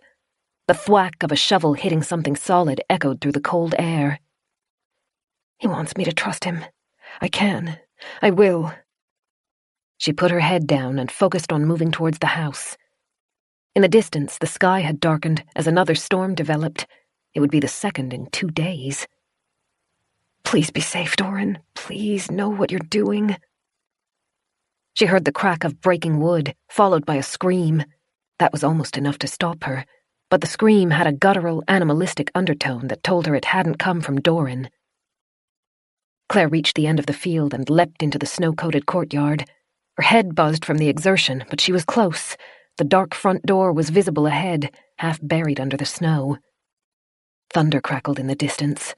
When she'd left her old home, the news reports had talked about erratic weather. She guessed that was what had come over the property the past few weeks, unpredictable switches of storms, hail, and snow, all encapsulated in abnormally low temperatures. She clambered up the slope created by the front stairs and collapsed as she reached the door. Her lungs ached, her throat burned, but she'd made it. Doran had left the double doors open when he left. Clumps of snow dotted the marble floor in the foyer. Claire finally allowed herself to look back. Doran was slowly weaving his way across the field, but so were a cluster of dark, twisted shapes. Oh! Using the stone walls for support, Claire stood. Doran backed towards the house, moving cautiously but steadily. Any time one of the creatures drew too close, he swung his shovel at them. Twice he hit his mark and knocked them down. More often than not, he missed. Claire realized he wasn't trying to hit them. There were 8 of the creatures. Trying to battle all of them at once would have been suicide. Every time he swung the shovel, though, the crowd would back off, allowing Doran to gain another few feet. Claire pressed a hand to her throat. If Doran could just get to the front door, he could drop inside the house and they could slam the wooden slabs shut. The creatures would still be outside, but she and Doran should be relatively safe in the building, at least for a few days, until their food ran out. She tried not to think about that. Doran's tactic was risky. He was slow, trying to move through the thick snow and keep the creatures at bay at the same time. They weren't as mindlessly obsessed as the first 2 monsters that had attacked Claire, and they weren't rushing forwards recklessly. Occasionally, one would try to creep around the group to get at Doran's back, and he had to dance away to keep them all within sight. She didn't know if he had the energy to ward them off until he reached the house. "Come on," she whispered. Once he got closer, she would be able to help. She could find a weapon or distract the creatures by throwing something at them. But he was still too far out for her to do anything, and he was drifting away from the front door. Claire took a step forward, confusion and panic catching in her throat. Instead of aiming for the house's front, Doran had speared off to the side. She couldn't tell if the creatures had managed to hurt him off course or if he'd become disoriented. As far as she knew, there was no entrance to Winterbourne in the direction he was moving, just endless windows, all locked. And the pond. When Claire craned her neck, she could see the hollow in the snow. Doran had told her to avoid the area. The excess warmth from the garden room was piped outside, near the pond. The ice would be unstable. Clever Doran. He passed behind the snow-frosted hedges. Claire, unwilling to let him out of sight, but also conscious of her promise to stay in the house, slipped through the open doorway. Her sore feet ached as they jarred on the marble floor. She pushed the doors closed so that passing eyes wouldn't think there was a way into the house, but left them unlocked in case Doran needed to make a hasty retreat. Then she kicked off her snowshoes as quickly as she could and jogged through the house. Despite the time she'd spent in the manor, she still wasn't familiar with its layout. She thought she could visualize the path she needed to take, though. She burst through one of the doors and into the dining room. The immense space stretched along one side of the house, overlooking the front gardens, and, like Claire had hoped, it had a view of the pond. She ran across the room, pressing close to the tall, narrow windows as she watched Doran's progress. He seemed to be flagging. His broad shoulders shook, and when he swiped the shovel, the movements lacked their earlier intensity. But he'd managed to lead the monsters on without letting any of them circle around him. Claire bit her thumb as she watched. The snow dipped down over the pond, and Doran let himself skid down the side. As he came to a halt in the basin, his movements slowed and became much more cautious. He lowered his body and used a hand to help disperse his weight as he crept back towards the building. It was a gamble. He was banking on the idea that the ice was melted enough to crack when 8 emaciated bodies weighed it down, but wasn't thin enough to drop him in, too. He'd asked her to trust him. He wasn't making it easy. Claire pressed close to the window. Doran moved incredibly slowly. The humanoid creatures were gaining on him. They didn't seem to realize what he was doing. and in their eyes it must have looked like Doran's energy reserves were gone. One of them got near enough to bite at his leg. He jabbed the shovel at it, and it backed off, teeth bared. Now that they were closer, Claire could see the malformed bodies. They were walking nightmares. The closest one, the one who had tried to bite Doran, had meters of excess skin. The flaps hung loose, like a blanket wrapped around the body and pinned at strange places. Whenever the creature moved, the flaps swung like pendulums. Holes pocked the skin. Claire thought she saw maggots squirming inside one of them. Another creature scuttled closer. Its lower teeth had grown horribly long. 3 of them had pierced its upper jaw and poked out through the cheeks. The skin around them trembled every time the being breathed. Doran had passed the halfway point in the lake. He looked down, then back up. Claire felt her stomach drop. The monsters gathered together, keeping in a group, but their combined weight wasn't enough to break the ice. Maybe he miscalculated. Maybe the vent wasn't hot enough. Maybe the lake is still frozen solid or has 5 feet of ice that won't crack no matter what. Doran stood. Claire guessed what he was about to do. She yelled and banged her open hand on the window. He turned, looked at her, and gave her a very small smile. Then he lifted the shovel and slammed its edge down onto the ice. Claire heard the cracking noises even through the window. Doran took a step back as the frozen surface under his feet lurched. The creatures sensed their moment of opportunity and swarmed forward. Shards of ice burst upwards as the lake's surface broke, showering little specks of snow across the scene. Then they all, monsters and human, plunged into the lake. Chapter 28. No! Claire beat her fist against the glass. Jets of water sprayed up as the 9 bodies disappeared into the lake. Doran wasn't surfacing. The front door was too far away. Claire tore off her gloves. Numb fingers scrambled along the window's edge and found the latch. It was fused closed from disuse and cold. She wrenched on it until the glass cracked and the latch finally gave way. Then she kicked at the window frame, forcing it open, and climbed onto the sill. Doran surfaced, black hair plastered over his face. He coughed violently, reaching for the shore. The ice, already fractured, broke under his hands. Hold on. Please, please, hold on. She wouldn't be able to get close enough to pull him out without being sucked into the lake as well. Desperation pulsed through her as she searched for something, anything she could throw to Doran. The serving tables were too large and heavy, the chairs were too short, the curtains might just do. The windows were massively tall, and the curtains had been designed to match. The vivid red cloth had to be close to 15 feet from floor to ceiling. Claire grabbed the nearest bunch.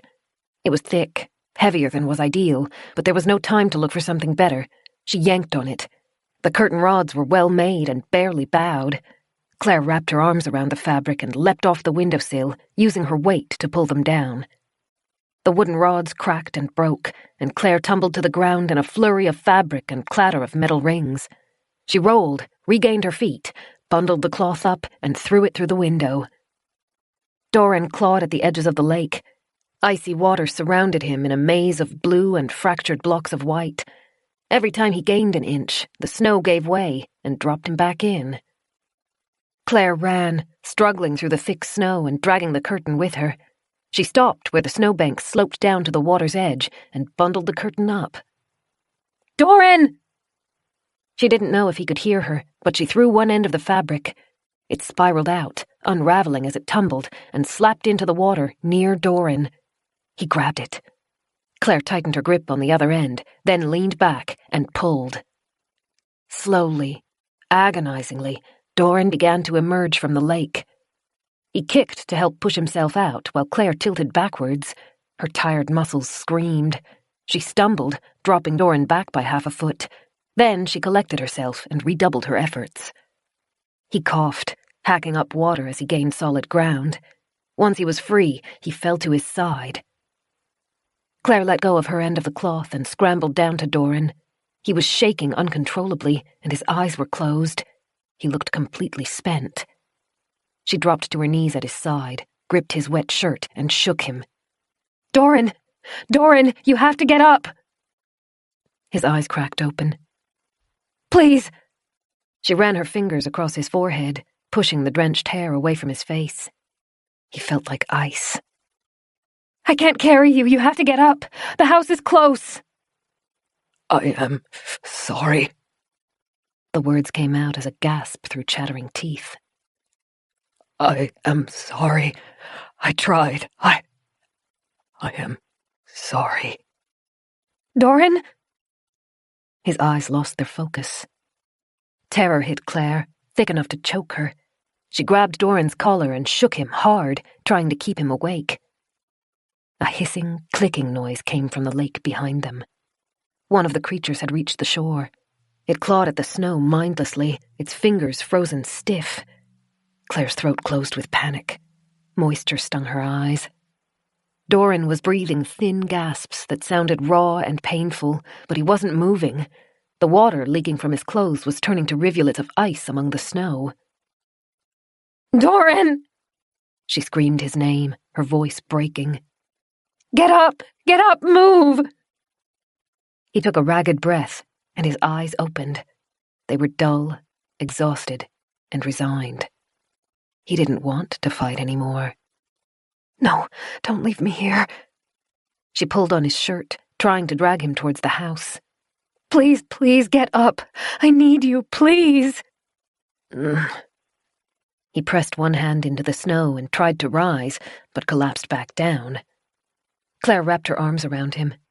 He felt like winter. Her hands turned numb as she grasped fistfuls of his shirt and tried to lift. "Come on, again!" He lurched onto his knees. Claire tried not to gasp. Icy water drained from his clothes, seeping into her jacket and turning to frost on the zipper. She tightened her hold. "A bit more. I won't leave you. Just keep trying." A grunt of pain escaped him as he staggered onto his feet. Claire kept her arms wrapped tightly around him, carrying as much of his weight as she could. She dragged him towards the open window. One of his hands gripped her shoulder hard enough to leave a bruise. He didn't know how tightly he was holding her, and Claire didn't try to stop him. The ache lent her focus. "Just a bit more." Her voice cracked. She didn't know how she was going to get Doran through the window. The door was too far away, but she had to get him inside. "Think, Claire." Doran unexpectedly let go of her. He reached forwards and grasped the sill, then pulled himself onto it. He had no strength left to climb, so instead, he fell.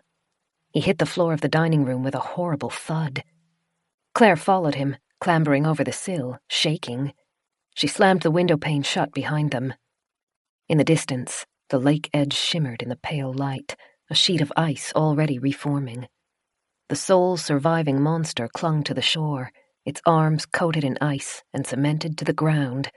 Its head continued to move, though, as its jaw twisted and gnashed. "We did it. We're okay." Claire bent and touched Doran's face. He didn't respond. Her smile faded, and she shook his shoulder to rouse him. "Doran?" He was still breathing, but he wasn't moving. Her heart squeezed, the relief vanishing. He needed warmth. Claire looked towards the dining room door. The bedroom was heated, but they were separated from it by 2 flights of stairs. The dining room had its own fireplace, but it was stone cold. Claire had no other options, though. She ran to the hearth and shoveled the kindling inside. Numb fingers struggled to light a match, and it took her 3 attempts to get the fire started. Mist rolled away from her lips with every breath. "It won't be enough. Come on, Claire. How do you treat hypothermia? You know this." She returned to Doran. He lay beneath the window, his clothes dripping water across the tile floor. She rushed to pull his boots off, then unbuttoned his jacket and shirt. She couldn't lift him high enough to get the clothes off his arms. The nearby serving table had a cupboard underneath. She crawled to it and wrenched the door open. Inside were utensils, including a carving knife. She flexed her grip on the handle as she moved back to Doran. "Be careful. Your hands are shaking. Don't cut him." She pressed the blade against his throat, near the collar. He flinched. It was a small movement, but Claire took a shuddering breath. She began cutting. The fabric was a thick weave, but the blade was sharp. Claire sawed through the shirt's sleeves, then turned to Doran's pants. She didn't dare touch his underwear, but everything else came off. Okay. Claire dropped the knife. The scraps of fabric lay underneath Doran. His skin, still damp, was an unnatural white-gray color, the same shade as a corpse. Get him off the tiles. Claire dragged her fingers through her hair as she looked around. Her lips trembled as she fought to keep frightened tears inside. The fireplace had a rug in front of it. The mat was thick and covered in a twisting pattern of blues and golds. Claire grabbed it and dragged it back to the window to position it at Doran's side. She got her arms around him again, fighting her impulse to recoil from his cold flesh. He was heavy, but Claire didn't give up until he was fully off the tiles. He fit on the rug without much room left. Breathing heavily from the exertion, she let him go, then tilted his head back, ensuring that his airways would be open. What next? What does he need? Heat, Claire whispered. The fire's blaze was still young, but growing. Claire gripped the rug's edge above Doran's head, then leaned back, gasping and struggling as she pulled it across the tiles. She got him to the space in front of the fire, as close as she could manage, then dropped down beside him, exhausted. Don't stop. Find blankets. She winced as she returned to her feet. Her fingers were burning as exertion forced hot blood into her cold hands. Her mind was scattered, pushed to breaking from fear and exhaustion, but she pressed it to work, to remember what she needed as she crossed the foyer and climbed the stairs. She found blankets in the upstairs bedroom and towels in the bathroom. She filled a pot with water and snatched their dressing gowns off the bedroom door on the way out. The water sloshed and threatened to spill, and Claire's teeth began to ache where she was clenching them. She stumbled down the stairs, too frantic to be safe, and made it back to the dining room. As she closed the door behind her, she craned her neck to see Doran by the fire. He's not breathing. A metallic tang flooded her mouth as she bit her tongue. She staggered forward, the pot's water dripping over her arms as it tipped. She left her burdens on the floor and knelt next to Doran. Her fingers shook as they pressed against his chest. If there was any warmth left in him, she couldn't feel it. No. He drew breath. It was shallow and weak, but not yet gone. Claire rocked forward, gasping from relief. Heat! Hurry! The fire was gaining momentum as it consumed the kindling. Claire shoved small pieces of wood onto it and set the pot of water beside the flames to heat. Then she grabbed one of the towels from the pile beside her. She dug it into Doran's long black hair, squeezing to get the water out. He made a small noise in the back of his throat. You're okay. Claire leaned over him, her face above his. Dark shadows framed his closed eyes. His lips were blue. I'm here. You're going to be okay. Claire turned towards the pot in the fire. It wasn't quite boiling, but steam rose from the surface. She picked up a fresh towel and dipped it into the water, heating it, then draped it over Doran's throat, where the warmth would reach his core faster. She held it there until it started to cool, then returned it to the pot to heat again. Please, this has to be enough. Images of frostbite ran through her mind. She wanted to wrap Doran's hands and feet in warm towels, but Bethany's sharp voice rang through her mind. She'd heard that lecture many times. Heating extremities too quickly would cause more damage. The best she could do for him was to get his core warm first. Shivers racked Claire. The fire's heat kissed her skin, but her own clothes were still damp. As she left the heated towel on Doran to warm him, Claire shuffled back and quickly undressed down to her underwear. She wrapped one of the gowns around herself, tied it tightly, then took the wet towel away from Doran's throat and dabbed the skin dry. It wouldn't help to cover him yet. The fire's glow was warming him better than the blankets could, so she left him exposed to it. But his right side, the one facing away from the fire, was left cold. Claire shook out the blankets, then carefully lowered herself to the rug beside Doran. She wrapped the blankets around her own back, then shuffled forwards to share her body heat. Embarrassed, but too afraid of what would happen if she didn't, Claire undid the dressing gown and pressed herself against him. His arm lay along her stomach, the cold fingers resting on her thighs. She resisted the urge to move away from his chilled body and curled forward, resting one leg against Doran's and placing her hand on his chest. She could feel him breathing under her fingers. She closed her eyes and whispered against his shoulder, "Please don't leave me." He was still cold, but she thought she was starting to feel traces of warmth beneath his skin. Claire didn't mean to fall asleep. But as a storm moved in over Winterbourne and the patter of hail began to drift through the stone walls, she found she had no more strength to keep her eyes open. Finally, giving in to the weariness, she let the noises of the house flow around her. The crackling fire, the sharp pipe of the wind funneling through gaps in the roof, and the clattering as the windows rattled, which sounded far too much like overgrown fingernails tapping to be let in. Chapter 29. Claire squinted her eyes open. Straight ahead, her fire roared. More wood had been fed into it since she'd fallen asleep, and the heat was enough to not only warm her, but most of the dining room as well. The curtains had been drawn over the windows, blocking the view of the gardens. Only the window with the broken curtain rod was uncovered. The storm battered snow against the glass, the white flecks half hidden by fallen night. The dining room lights had been turned on, and the room felt safe and comfortable. Claire tilted her head back. Doran sat by her head, wearing the gown she'd brought him. His long legs were stretched towards the fireplace. He looked like himself again. Symptoms of exhaustion lingered in the lines around his mouth, but the color had returned to his skin, and the alertness was back in his eyes.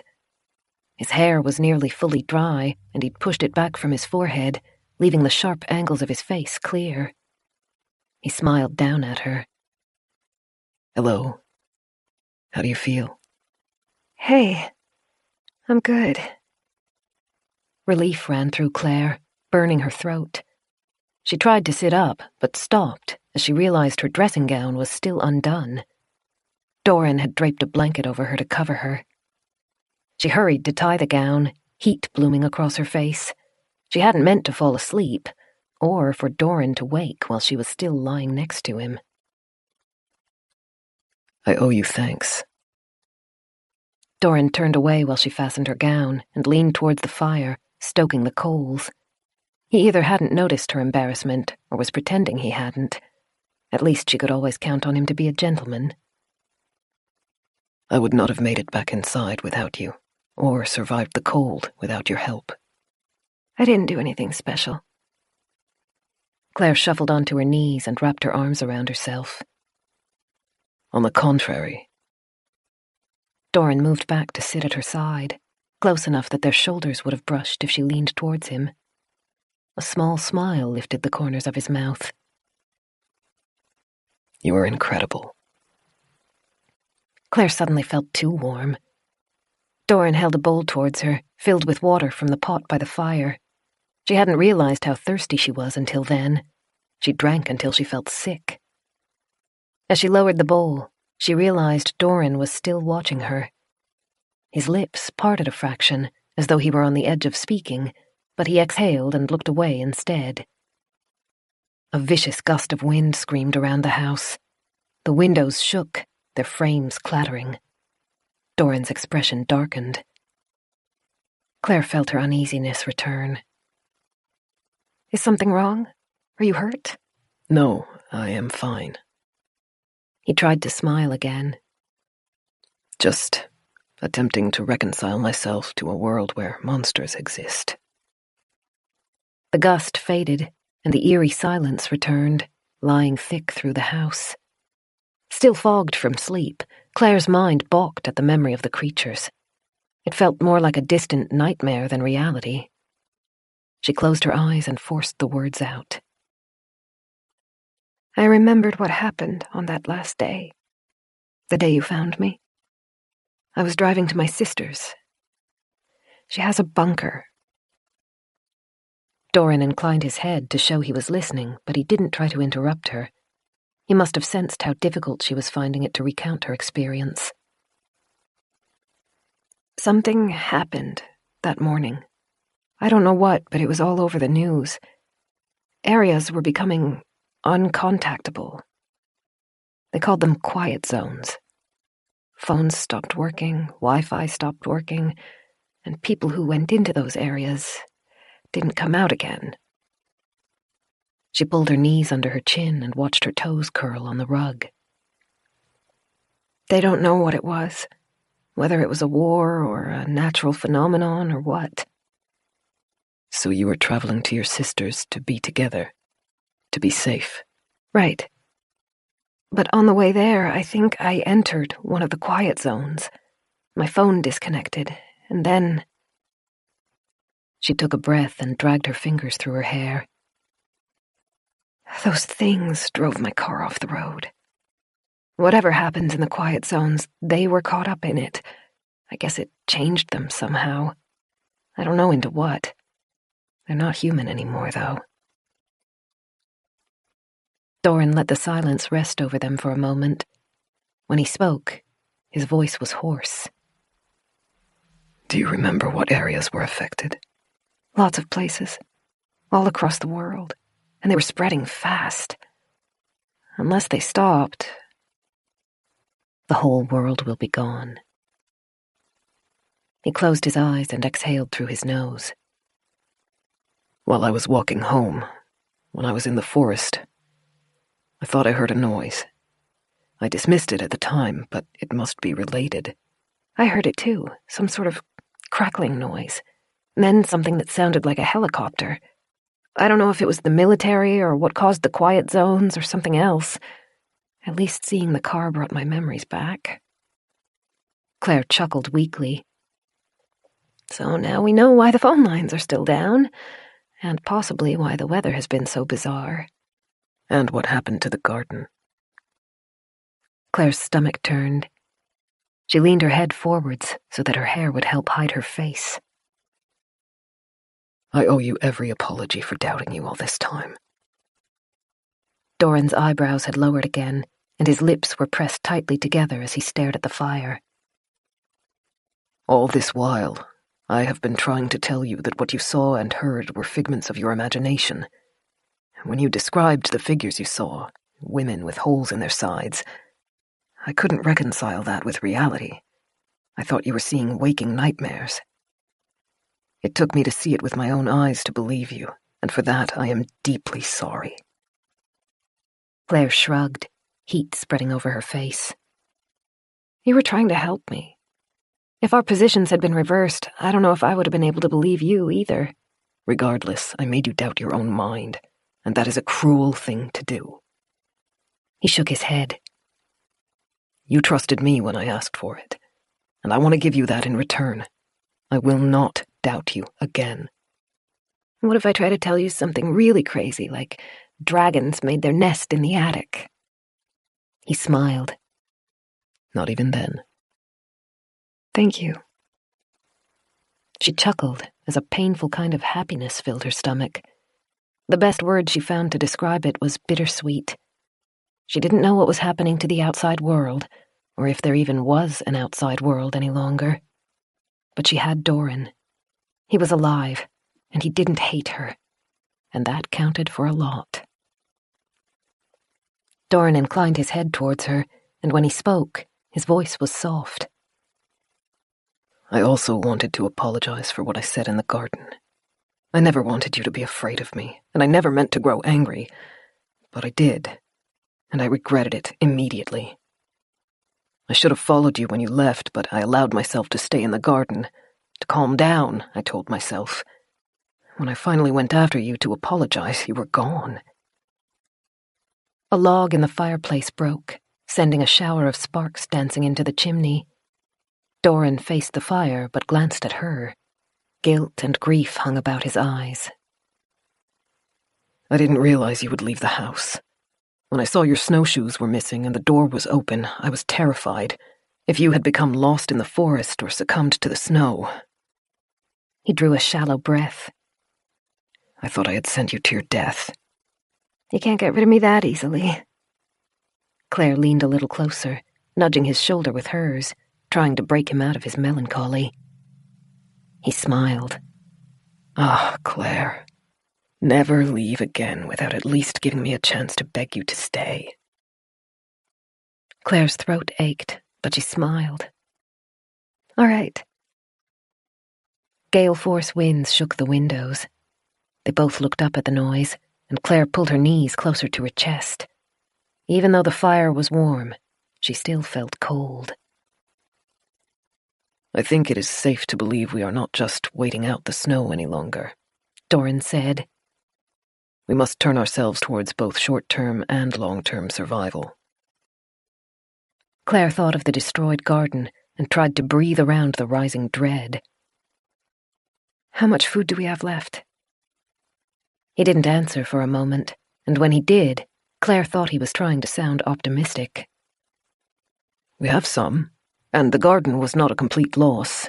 You managed to save some plants, and after you were gone, before I realized you had physically left the house, I did what I could to replant the remainder. Some will not survive. Growth will have been stunted in most of them, but it is significantly better than starting from scratch.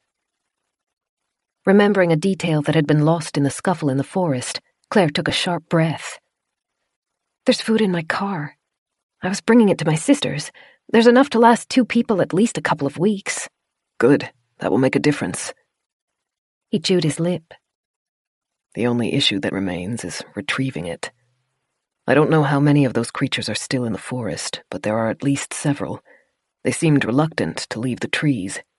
The 8 that followed me to the pond were just the ones I could coax out. They looked thin. They might starve if we leave them alone for long enough. Claire felt uneasy just saying it. We will hope for it. But there is another, slightly more pressing matter. Doran looked towards the ceiling and the dozens of rooms hidden out of sight. Some must have found a way inside the house. The ones you saw. I do not know how. The doors and windows stayed locked this whole time. But they are in here with us. I've seen 3. One with a hole in her side, one with a twisted back, and one with a spine that pokes out of her skin. Heaven help us, Doran muttered under his breath. I would rather face death than a fate like those creatures. She shared his sentiment. The thought of being twisted, losing her mind, and having her body broken was unbearable. Claire's wrist was stinging. She glanced at it and saw a smear of dried blood where the skin had been broken. Her heart skipped a beat. Do you think It is not contagious. Doran took her chin and turned her head so that she looked him in the eyes. His voice and expression held conviction. It is not. You will not turn into one of them. She nodded, but frightened tears stung her eyes. Doran's hand moved from her chin to stroke the side of her face, and his voice softened. You were badly scratched when I found you.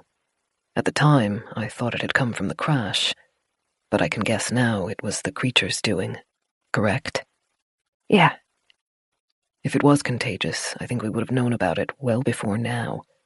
Do not let it frighten you.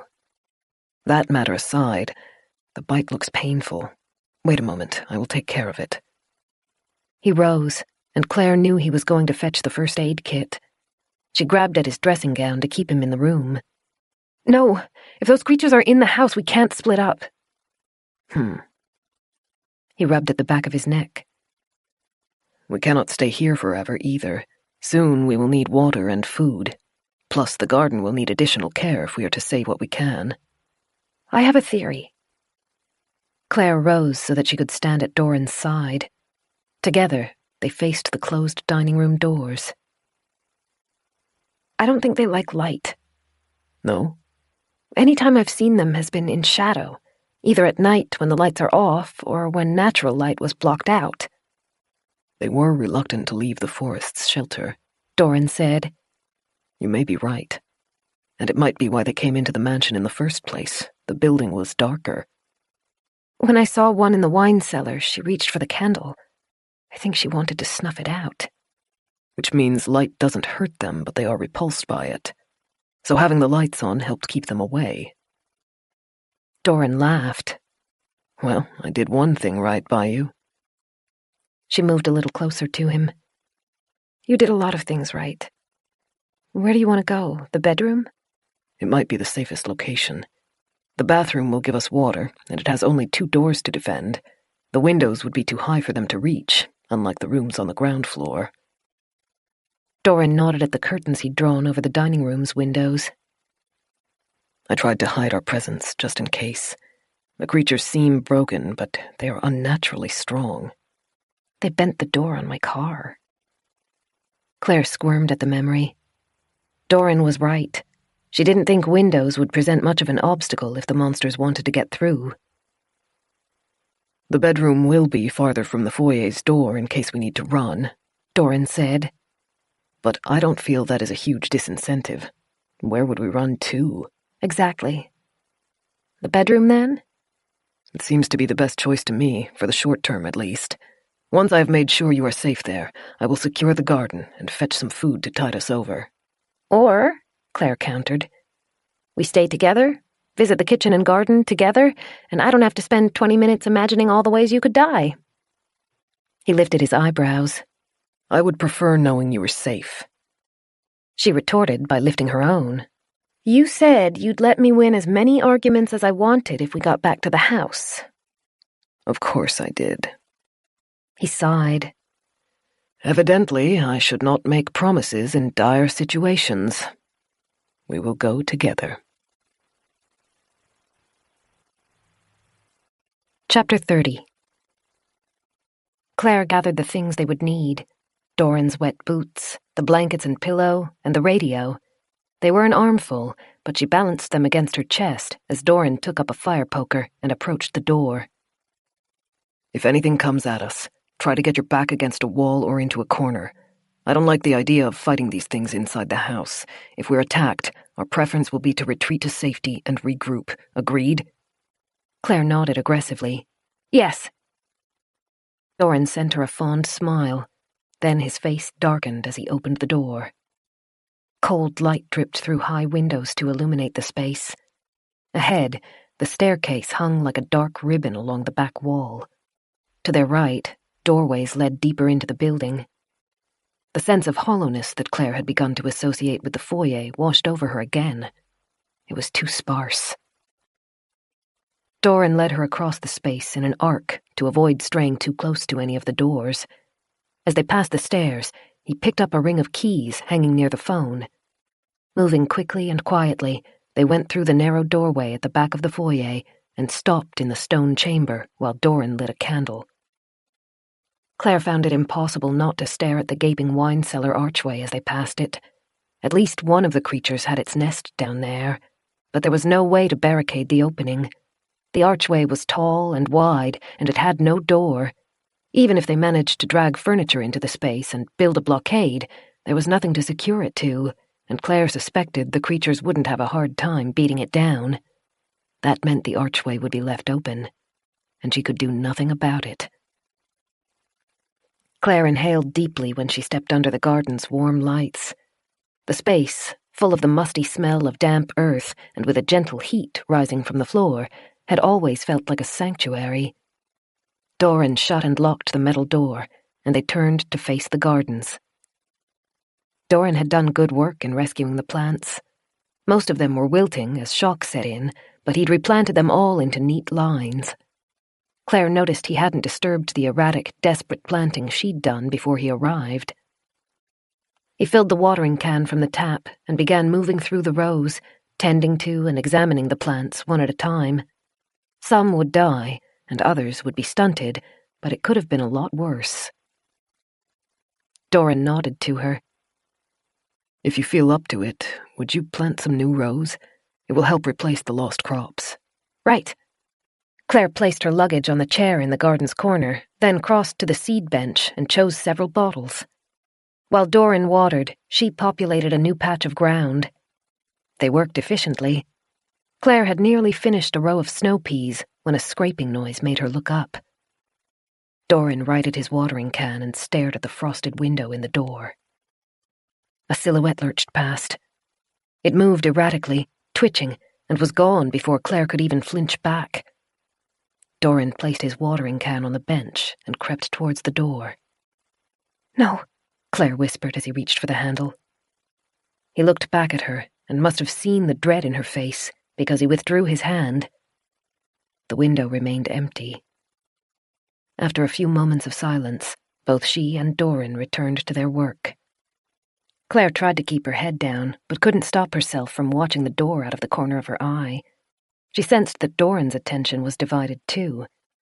It wasn't possible to see far through the window. The glow from the candle on the other side of the stone room gave her a sense of space, but every distinct detail had mixed into one solid blur. The creature could be hidden anywhere out there, waiting, holding its breath, knowing that she and Doran would have to leave their shelter eventually. When Doran returned the watering can to its shelf, Claire knew they couldn't delay their journey back into the main parts of the house any longer. She licked dry lips as she stacked the jars of seeds back onto their shelves. Then she gathered her bundle of bedding material while Doran picked up his fire poker. "Into the kitchen next, yes?" he asked. She tried to look more confident than she felt. "Yes." He must have shared some of her misgivings. When he opened the door, it was an inch at a time, with his weapon held at the ready. As the metal swung open, Claire saw the candle at the opposite side of the room. It acted as a beacon, its flame spluttering in the air that traveled through the hallway. Doran hesitated inside the doorway for a moment, running his eyes from the wine cellar to the basement door. He finally nodded for Claire to follow him out and shut the door behind them. Instead of turning back to the main part of the house, Doran led her deeper into the stone chamber and towards a nook beside the garden. Shelves full of equipment lined the walls. He stepped beside them and sorted through the knickknacks until he came up with a padlock. They returned to the garden doors, and Doran bolted it shut, using the ring of keys from the foyer to lock it. "Not a perfect defense, but it will have to do." He offered the key ring to Claire, and she tucked it into her gown's pocket. "Those were the housekeepers. They can get into most rooms. I don't know if those creatures are smart enough to use keys, but it would be wise to keep them with us regardless." They stayed close to each other as they re-entered the hallway. Doran moved into the kitchen, turning on the lights as soon as he opened the door. The visit was brief. Doran found a crate under one of the benches and funneled supplies into it with quick precision: plates, cutlery, the jars of sprouts that hadn't already been eaten, and most of the food from the pantry. He lifted the crate and led her towards their room. Once they were on the stairs, they picked up the pace. Doran was clearly battling with the idea of using light to ward off the creatures and the need to conserve precious fuel. He turned out lights whenever they left an area, but always waited until the last possible moment. Once they reached the third-floor landing, they had a straight run to their room. Doran hit the switch beside the stairs. The bulb directly above them flickered on, but that was the only one that did. Doran made a soft noise in the back of his throat and gently nudged Claire behind himself. "That's not a bad fuse, is it?" Claire asked. "No." The closest light washed over them and lit the highest few stairs. Its sphere of influence ended just meters ahead of them. The remainder of the hallway was swallowed by shadow, with a sliver of light coming from under the curtain covering the window at the end of the hall. Between its refracted light and the traces echoing from the first bulb, Claire could pick out the corners where the cross paths intersected. Glittering fragments of broken light bulbs were scattered over the carpet. "Do you want to keep going?" Doran asked. "Or would you feel safer turning back?" Claire bit her lip. The door to their room was halfway along the passageway, before the intersection. "You know the house better than I do. What do you think?" He took a slow breath. "My preference would be to continue. The room is still more easily protected than the dining room or kitchen, but I do not want to place you somewhere you will not feel safe." "Let's go on then. I'll feel as safe there as anywhere. As long as you don't leave me alone." Doran shifted his crate and held it under one arm. Then he adjusted the fire poker in the other hand and began moving again. A floorboard groaned as they passed over it. Claire alternated her attention between the closed bedroom door and the end of the hallway. The sliver of light trembled as the curtains moved. Claire tried to tell herself it was just an air current, nothing more. Doran pulled up short, and Claire nearly walked into him. She bent forward around his arm, trying to see why he had stopped. He stared towards the intersection. Dim light ran over the hallway's corners. One of the edges was straight. The other was ragged. Claire's heart missed a beat. She could just barely make out the edge of one long, limp arm. The stranger was horrifically tall. Its head nearly grazed the ceiling. A ringlet of stringy hair trembled as it breathed. Doran flexed his grip on the metal poker and took a step forward. As he did, the figure leaned farther around the corner, its elongated arms swinging. It gave Claire the impression of a predatory animal.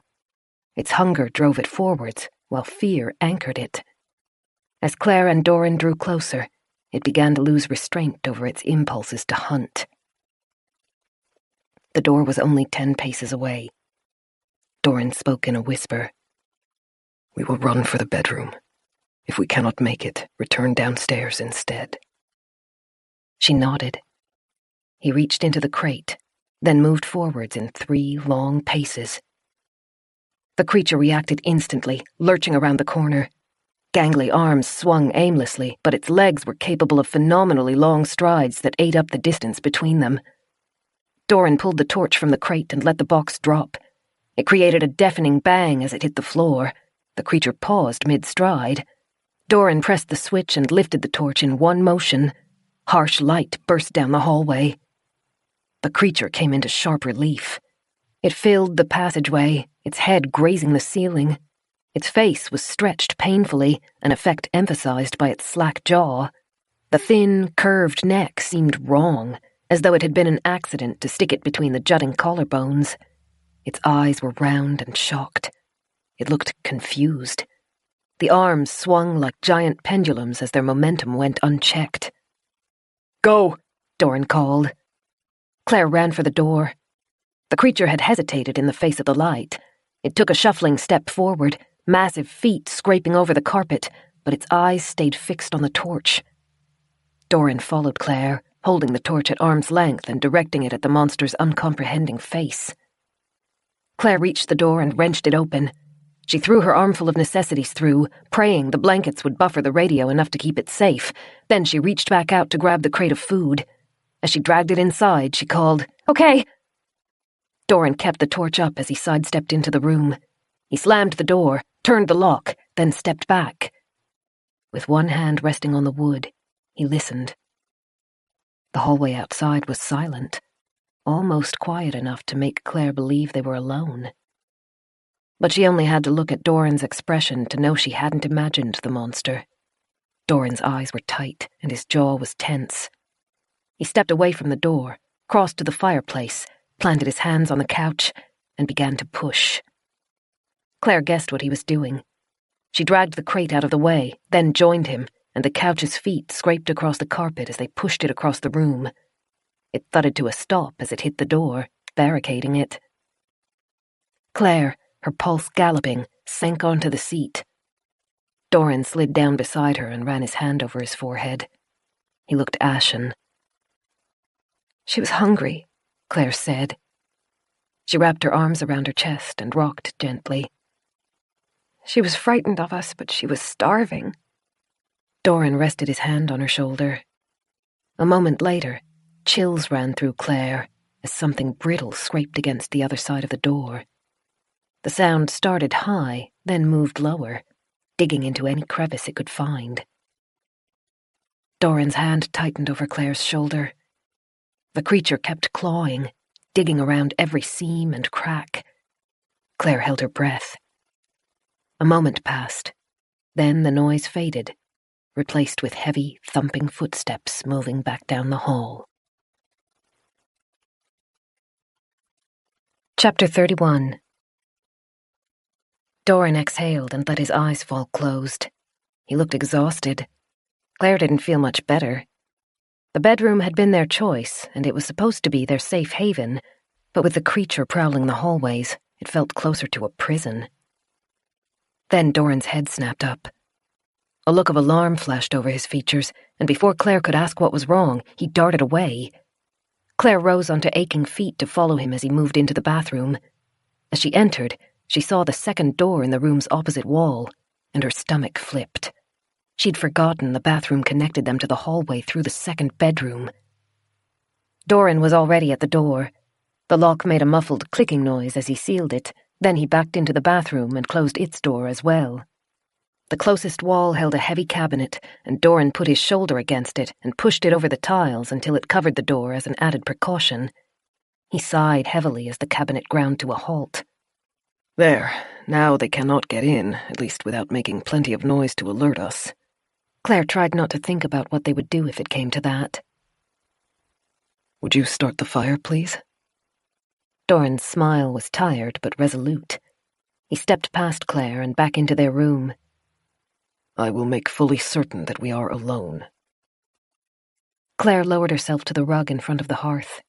She kept one eye on Doran as he searched the room, opening wardrobes and checking under the bed.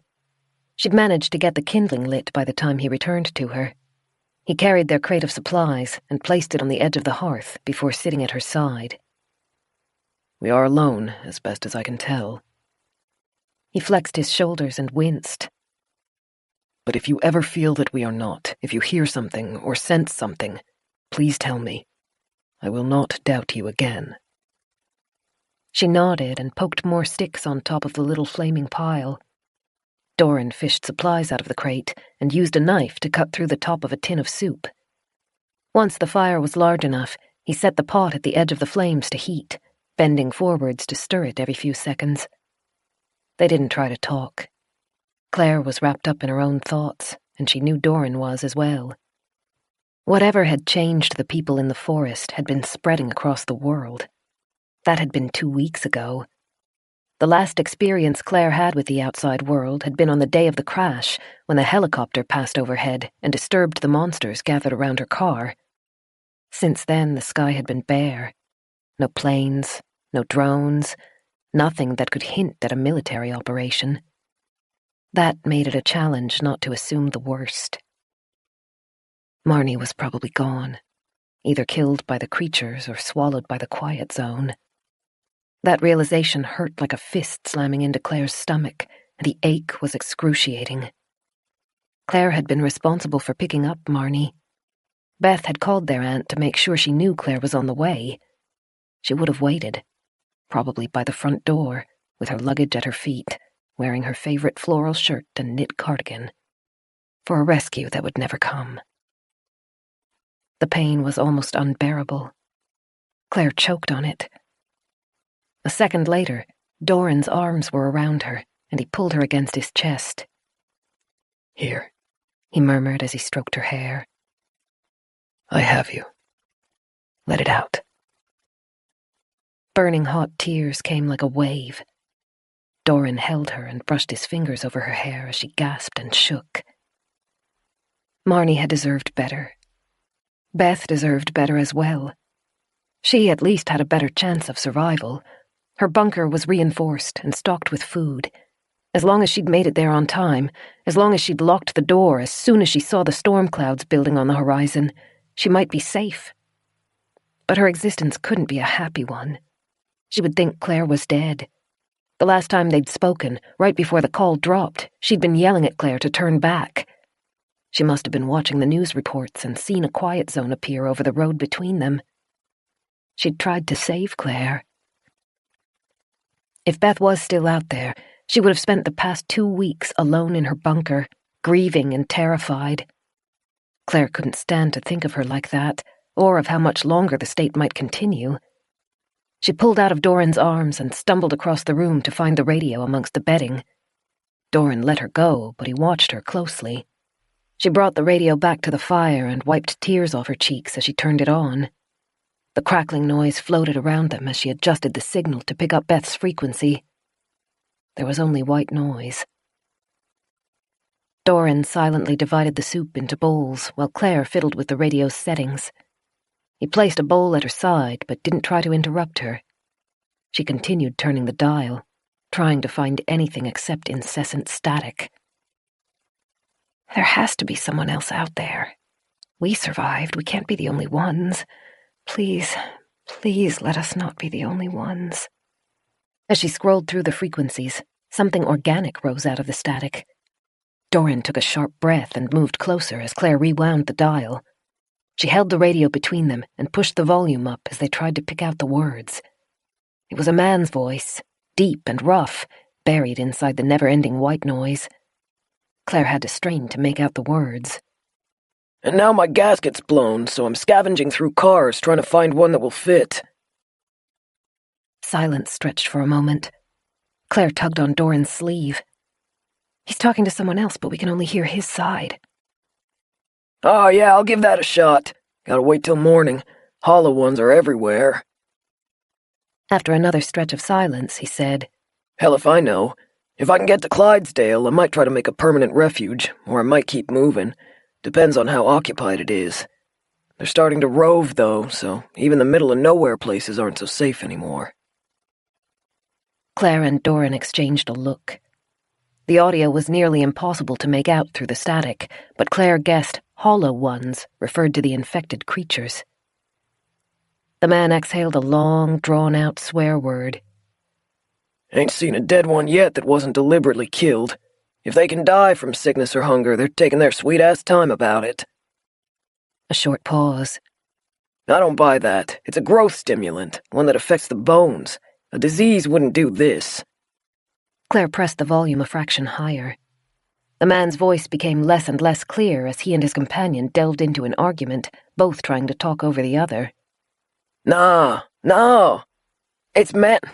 I said it's man-made. Get your hippie-ass theories out of here. How's a fungus doing this? No, listen. Something like this. It's chemicals. Government bombing. Hell if I know. Population control gone wrong, but I'm telling you, this ain't no virus. The silence lasted a very long time. Claire desperately wished she could hear the other side of the conversation, but she didn't dare risk losing her current feed looking for it. Then the man exhaled a deep, weary sigh. Whatever. I'm heading in for the night. Got a lot of driving to do in the morning if I can get a new gasket. Talk tomorrow. Same time. Assuming we're not dead. His laughter was raucous. All right. And be safe, buddy. Claire lowered the volume as static replaced the voice. She sat back on her heels and bit her lip. We're not alone. No, Doran said. But it doesn't sound good. Claire knew the location the man had talked about, Clydesdale. The tiny village was a 6-hour drive from her home. He'd made it sound like the place would be unoccupied by humans, like everywhere would be unoccupied. That didn't bode well for the human population. She was suddenly very, very grateful for having found Winterbourne Hall. The building might not be the coziest or the most inviting she'd ever visited, but it was safe, relatively speaking. It was safe enough that she and Doran had survived before they even knew what kind of threat they were facing. She wound the radio back to Bethany's frequency and waited, holding her breath for any noises coming through. If Beth was still alive and still had her radio, she wasn't using it.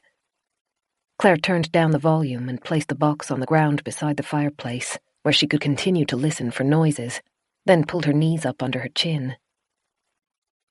Eat, Doran murmured. You'll feel better with food. She knew she should be grateful for what she had. A home, company, food, warmth. They were all luxuries she might otherwise have had to live without. But as she picked up the bowl and stirred the medley of vegetables inside, her stomach revolted against the idea of eating. She put it back down. What are we going to do? I have been considering the same question. His expression was strained as he stared into the fire. It would not be safe to leave Winterbourne. No, she agreed. And if we did, where would we go? Until the world is returned to some kind of order, until there is a safe haven that offers better chances of survival than Winterbourne. We're better off staying here. Claire ran her hands through her hair. Yeah. At least we have the garden and water. She blinked as she watched the crackling fire. Her throat still ached from crying. She was exhausted, physically and emotionally, but her mind wouldn't let her rest.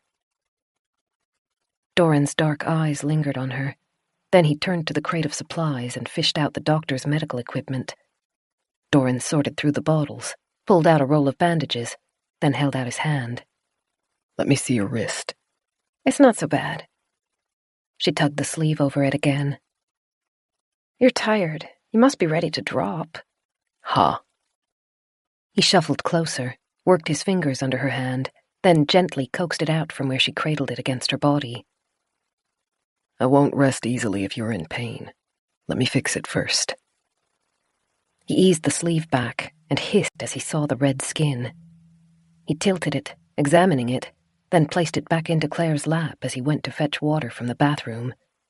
As he set it to boil over the fire, he laid out his supplies on a clean towel. Does it hurt? Not much. That was true. The torn skin still burnt whenever Claire moved it or touched it, but otherwise it had dulled to a steady ache. Doran still gave her 2 of the pain tablets, then adjusted his position so that Claire could lean her head against his shoulder as he worked. He dipped a cloth into the boiled water and touched it very gently to the edge of the cuts. We cannot remain locked in this room forever. His warm breath ghosted across her temple as he focused on his work. Somehow we will have to either kill the creatures or drive them out of the house. Do we have any kind of long-range weapon? Guns? She squinted against the pain as he washed blood out of the cuts. Or, crossbows? He chuckled. That would make for an exciting encounter, but I'm afraid not. My family did not approve of guns in the house. We have kitchen knives and bludgeoning weapons. That's not ideal. No, but I don't think we have a choice. Somehow we must find a way to secure the house. Otherwise we might be surviving, but we certainly won't be living.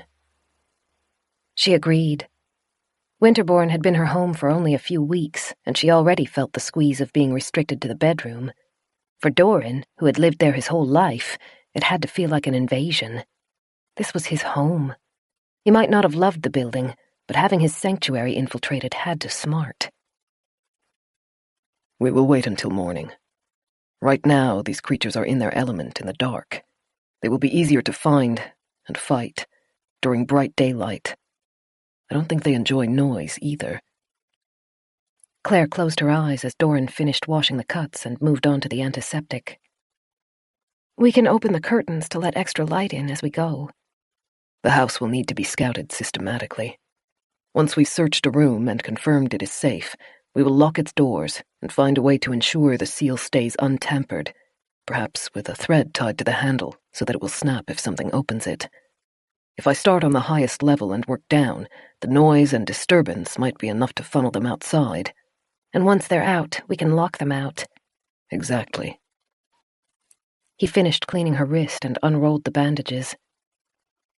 This isn't bad enough to require stitches, thankfully, but try not to strain it. I can wrap a scarf around it or something for the fight tomorrow. He glanced at her. No, I will search the house.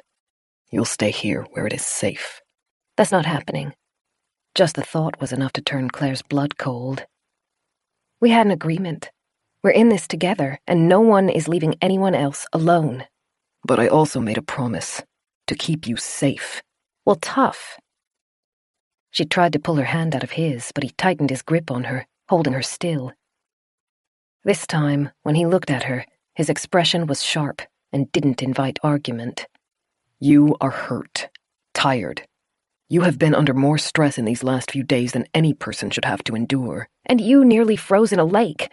Besides, I can hold my own. I did in the forest. You did. He exhaled a shuddering breath. But we were lucky as well. Claire, if I was not able to keep you safe, if you were hurt... He tied off the bandages as his voice failed, and Claire imagined what would happen if she lost to the creatures. She pictured the 2 sharp nails and teeth digging into her, tearing through the skin and muscle in their desperation to sate their hunger. She shivered. Well, we won't let that happen. For either of us. There was something in his expression. She couldn't read it. He'd always been a challenge to understand, but at that moment it was harder than ever. His hand rested around hers, holding her lightly enough that she could easily pull away. I have never cared about anything as much as this, Doran finally whispered. Claire frowned lightly. What do you mean? Survival? Defending the house? Is he talking about the garden, or... His eyes met hers for a brief second, then glanced away again. You. The world had grown muted. The wind, the house, even the fire faded into the distance, until all she could feel was contained on that small fireside rug. Doran. His halting, hoarse voice. The soft, barely there touch. His head was down, his eyebrows low. He watched their hands, and she realized why he was holding her so lightly. He expected her to pull away. He was ready to let her go as soon as she showed reluctance. Claire thought she finally understood him. He had always put her first, with their food, with their resources, and with his time. He'd thought she had destroyed their garden, but he'd followed her to apologize before he even knew she was blameless. He had done what he always did. He had tried to help her, selflessly, wholeheartedly, no matter the cost to him. And he was kind, not in the way that expected anything in return, and not that he was even trying to be kind. He just was. She hadn't been able to see it at first. He had hidden it away behind formality and cool impassiveness, like a shield, guarding the parts of himself that could be hurt. As they had spent time together, he'd begun to pull back his walls, to let her see inside. It couldn't have been easy for him. Those walls had been built over a lifetime, reinforced to protect him from a family that had given more cruelty than love. Lowering his defenses made Doran vulnerable, and he dreaded vulnerability more than anything else. But at that moment, as he knelt beside her, he was completely open, completely exposed. His breathing was shallow, his head was low, and his eyes couldn't meet hers, even though he seemed to be trying. He was afraid, she realized. He's learned that vulnerability leads to pain. It's all he's ever received. It's the only outcome he thinks he can expect. Yet in defiance of that, this man was offering himself to her, giving up his power to her. This beautiful, kind man. She wanted to answer him, but she didn't know the words. She wrapped both of her hands around his and lifted it. The skin was warm under her lips as she kissed the knuckles, one at a time. Doran's breath hitched. She pressed the back of his hand against her cheek, holding it there, hoping he would feel some of what she felt. The emotions were running through her in a flood, overwhelming her, almost painful in their intensity. They had to be spilling out, a tangible thing he could sense. He breathed her name. The space between them was gone. His forehead touched hers. Claire sank into the sensations, the heat from his skin, the soft rush of his shallow breaths. He was so close.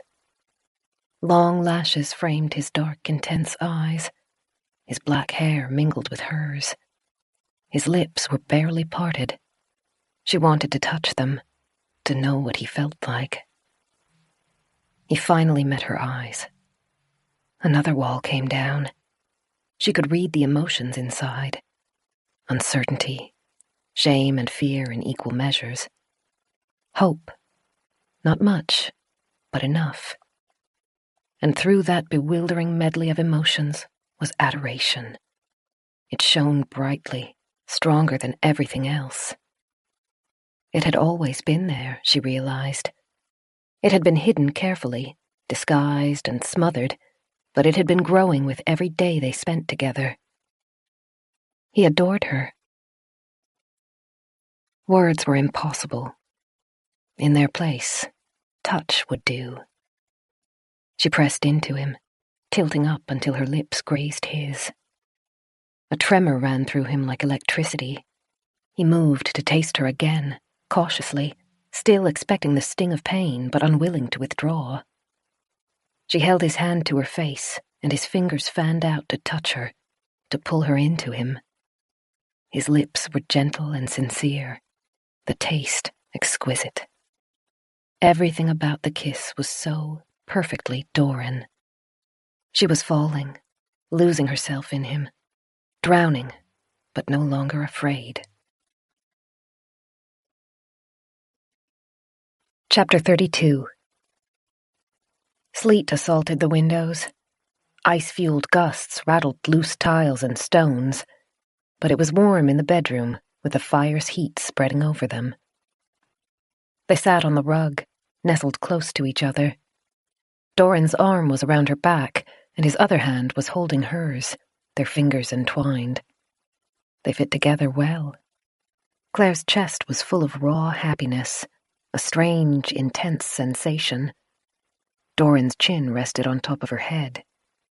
When he exhaled, it was contented. She closed her eyes and smiled as Doran's thumb traced over the back of her hand. Claire tilted her head back to kiss his throat. A happy murmur rose from him, and she felt him smiling against the top of her head. So beautiful, Doran murmured. His guards were down. The normal hesitation had vanished as he opened himself to her. You are so, so beautiful. She chuckled, pleased heat spreading over her face. I'm nothing special. You should see my sister. Her voice broke. She couldn't believe she had let it fall from her mind. Marnie, Beth, and everyone she had ever known and cared for were lost out in the stillness. The radio waited beside the fireplace. Its static was barely audible. Beth's frequency remained unused. Doran's hand rose to touch her face. His dark eyes were filled with sadness as he watched her. Claire. I'm okay. She tried to smile. The muscles ached. It's okay. My dearest Claire. He said it hesitantly, as though he weren't sure he was allowed to. It helped, though. The bittersweet sensation was back, a sad kind of joy mixed in with pain. Doran lightly pulled her back against himself, and his lips brushed her forehead in a tender kiss. Thank you, Claire whispered. His reply was equally soft. I am sorry I cannot do more. She looked towards the window. It was still dark, but each passing moment brought them closer to dawn, and dawn meant the horrors of the house would have to be faced. She licked her lips. I want to go with you tomorrow.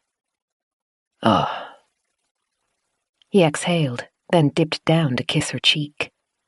The expression was gentle and almost painfully sweet, and Claire's heart ached as he moved away again. I know how much this worries you, but you must trust me. Stay here, where it is safe. I will return as quickly as I can. She swallowed. Her throat ached. I'll be useful. I can watch your back. I am sure you would. I have no doubt that you would make a strong partner. But still, I am unrelenting. He kissed her neck. Claire leaned into his touch, relishing him, but her mind wouldn't stop spinning. The mansion was so large. It had so many rooms, so many places to become trapped, so many places to be ambushed. And Doran had been worn down over the last week. She'd nearly lost him to the lake. He would fight hard, but there was too much for one man to do. I can't. She took a gulping breath as she tried to put her feelings into words. You're all I have left right now, and I need you. I can't do this without you. He looked at the door. She could feel the conflict running through him as he grazed his thumb over the back of her hand. At last, he said, "We can compromise. Perhaps there is a way for us to venture out together, not deep into the house, but somewhere nearby, to assess the situation. Okay. But let us leave the details to negotiate until tomorrow. It must be near midnight and we are both tired. We will benefit from some rest." That was the truth. Claire reluctantly nodded. "Forgive me." Doran pulled back. "I forgot you haven't eaten yet. Sit a moment while I reheat your soup." She tangled her fingers in his shirt. Even letting him move away to reach the bowl felt like too far. She was afraid if she tried to say anything, she would start crying again. Doran's expression fell. He brushed his fingertips over her face, running them over her cheek and her lips. When he spoke, his voice was tight. "We will be all right, my darling. We can make this work." Claire nodded and let Doran slip away. He reheated her soup, then nestled her at his side while she ate it. She stared at the crackling flames, but her mind was on her other senses, the steady heartbeat and even breaths that moved under her ear, the distracting and entrancing feeling of his fingertips tracing over her arm, and the feel of his shirt under her cheek. I can't let anything happen to him. He needs to be safe. She'd had those exact thoughts days before. Back then, though, it had been over something very different. The family that refused to let Doran go. A wash of cold moved through Claire despite the warm soup. She'd been so caught up in grief over her family that she hadn't thought about Doran's. He was dealing with his own loss. His entire family, the staff he'd become friends with, his dog, every person he had ever been close to, were gone. She clasped her hand around his and held it tightly. Your family "Are most likely dead, yes." He nudged her hand back to the bowl. "It is all right. Eat, my dear." Are you okay? I mean, I know your mother was horrible, but... Emotion flitted across his face, but he hid it quickly. When he spoke, the words were measured. "I regret losing many of them. The staff were not all bad. My nieces and nephews especially did not deserve it. And yet, for the first time in my life, I am free. I do not quite know how to feel about it. It is a lot." If you need to talk... He smiled. "Thank you.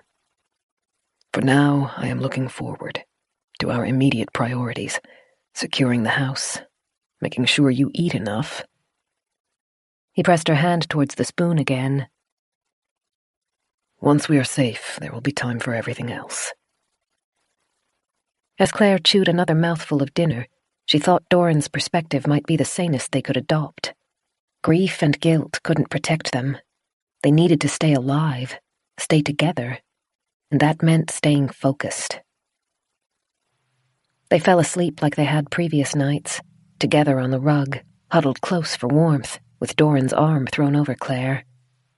She was tired enough to sleep for a full day, but her subconscious kept her dreams light and never let her stray far from wakefulness. She snapped to awareness when Doran moved to add more wood to the fire. He lay back down, and she let sleep reclaim her again. The second time Doran stirred to keep their fire alive, Claire lay still and kept her eyes closed. She thought the sun was starting to rise. Even through her eyelids, the darkness felt less oppressive. Doran's movements were slow and near silent as he added new logs to the grate. Then, moving cautiously, he draped a spare blanket over Claire. A feather-light kiss grazed her cheek. She felt his presence move away and heard the muffled scrape of the chair being pulled back from the door. A moment later, distant hinges ground against each other. Then the latch clicked as the door was shut again. He actually did it. Claire rolled over and sat up. The room felt painfully lonely with just her in it. The bed had clean sheets but hadn't been slept in for days. The wallpaper, which had seemed maddening when she'd first seen it, now felt familiar. Like she'd thought, the sun was just starting to rise. It was too early for it to breach the tips of the forest's trees, but the deep black of night had faded. She shivered as she stood and folded her arms around herself. The fire's heat couldn't keep her warm as she crossed to the door. She knew Doran would have locked it, but she still had to try. The handle was unyielding, as expected. Claire had guessed Doran's plan when he'd suggested they postpone making any decisions until the morning. He'd sensed that she wasn't going to give ground, and he had let her fall asleep and tried to leave before she woke so that she couldn't stop him. He probably hoped she would still be asleep when he returned from searching the house. The door was locked, sealing her in the room just in case. And Claire had let him go. She didn't want to argue with him again. It would be easier to ask forgiveness later. She pressed her lips together as she crossed to her dressing gown draped over the wing-back chair. It was a good try, Doran, but you forgot something. Inside the gown's pocket were the housekeeper's keys Doran had given her for safekeeping the previous day. The heavy metal ring was slightly rusted and held at least 40 keys, some large and ornate, others tiny. Claire sorted through the tangle of keys as she returned to the door, looking for one that would match the bronze handle. The fourth key she tried slid neatly into the slot, and a quiet clicking noise told her it had worked. She opened the door a fraction and peered into the hallway. Doran had already removed the curtain at the end of the hall, and stark white light flooded the space. As far as Claire could tell, the halls were empty. She slipped back into the room and changed hurriedly, rushing to put on clothes that would keep her warm in the freezing building and protect her at least somewhat from bites and scratching claws. Winterbourne's clothing options for her size were limited to dresses, but she wore sturdy boots under the skirt and pulled on a heavy jacket with thick sleeves and a set of leather gloves. A knit scarf would protect her throat. Then she knelt by the crate. Doran had already taken weapons from it, but he'd left a paring knife, which she tucked into her pocket. Then she picked up the fire poker and gave it an experimental swing. It was hefty and solid. Though not sharp enough to work as a sword, it would still do some damage in a pinch. She returned to the door and hesitated at the opening as she listened for signs that she might not be alone. Everything was quiet. Claire took a moment to focus, sucking in a deep breath, and stepped through. Doran had said he would start on the highest levels and see if he could push the creatures downstairs. Claire didn't know the house's layout well, but Doran had planned to funnel the creatures down and outside, so she guessed he would have started in the rooms farthest from the stairs. She followed the hallway, treading lightly, her senses on high alert. The intersection split her path into 3 options. Claire stopped and turned in a slow circle. Everywhere she looked was a confusing mesh of high walls, dark wallpaper, and clusters of expensive furniture. The left passageway was still shrouded in shadows. Sunlight spilled through the window straight ahead, but none of that passageway's doors were open. Claire didn't think Doran would lock himself in a room he was searching, so she looked to the right. The tall, hollow one had broken the hall's light bulbs the night before. Shards of glass were scattered over the carpet, glittering like diamonds. And at the end of the hallway was an elongated, dark shape. Claire took half a step back. Her heart missed a beat, then thudded too hard, making her shudder. She wasn't looking at the stretched woman. She was looking at a ladder. The house has an attic. She flexed sweaty fingers over the poker and marched down the hallway. Glass shards crackled under her boots as she stepped over them. The light coming through the window at the end of the hall wrapped around the stairs and slipped through the slats, making Claire squint. She tried to listen for noises above her, but the wind was sharp that day, and if any subtle sounds permeated the air, she couldn't hear them. She stopped at the base of the ladder and looked up. Through the square opening in the ceiling, she could see a light flicker over wooden beams high above. Her angle was too low to see into the room, so she cast one final wary glance about herself, then began to climb. The rungs, rarely used, creaked. Claire paused partway up the ladder, with the top of her head peeking through the hole. The attic was immense. Temporary walls had been constructed at odd intervals. Some sections looked like they might have been modest bedrooms, though the furniture was nowhere near as grand as the rest of the house. Cheap metal bed frames held old mattresses and simple sheets, and wardrobes that looked like cast-offs stood beside them. In other areas, the attic seemed to have been turned into storage. Crates, building material, old furniture, and dozens of thick cardboard boxes were scattered about. She couldn't see Doran from her angle, but the light, a soft gold rather than the harsh white of outside, came from behind one of the walls 20 feet away. She climbed off the stairs and followed the edge of the attic, close enough to touch the slanting roof. Insulating material had been placed in the ceiling to conserve heat, but she could tell where the wind had torn away tiles.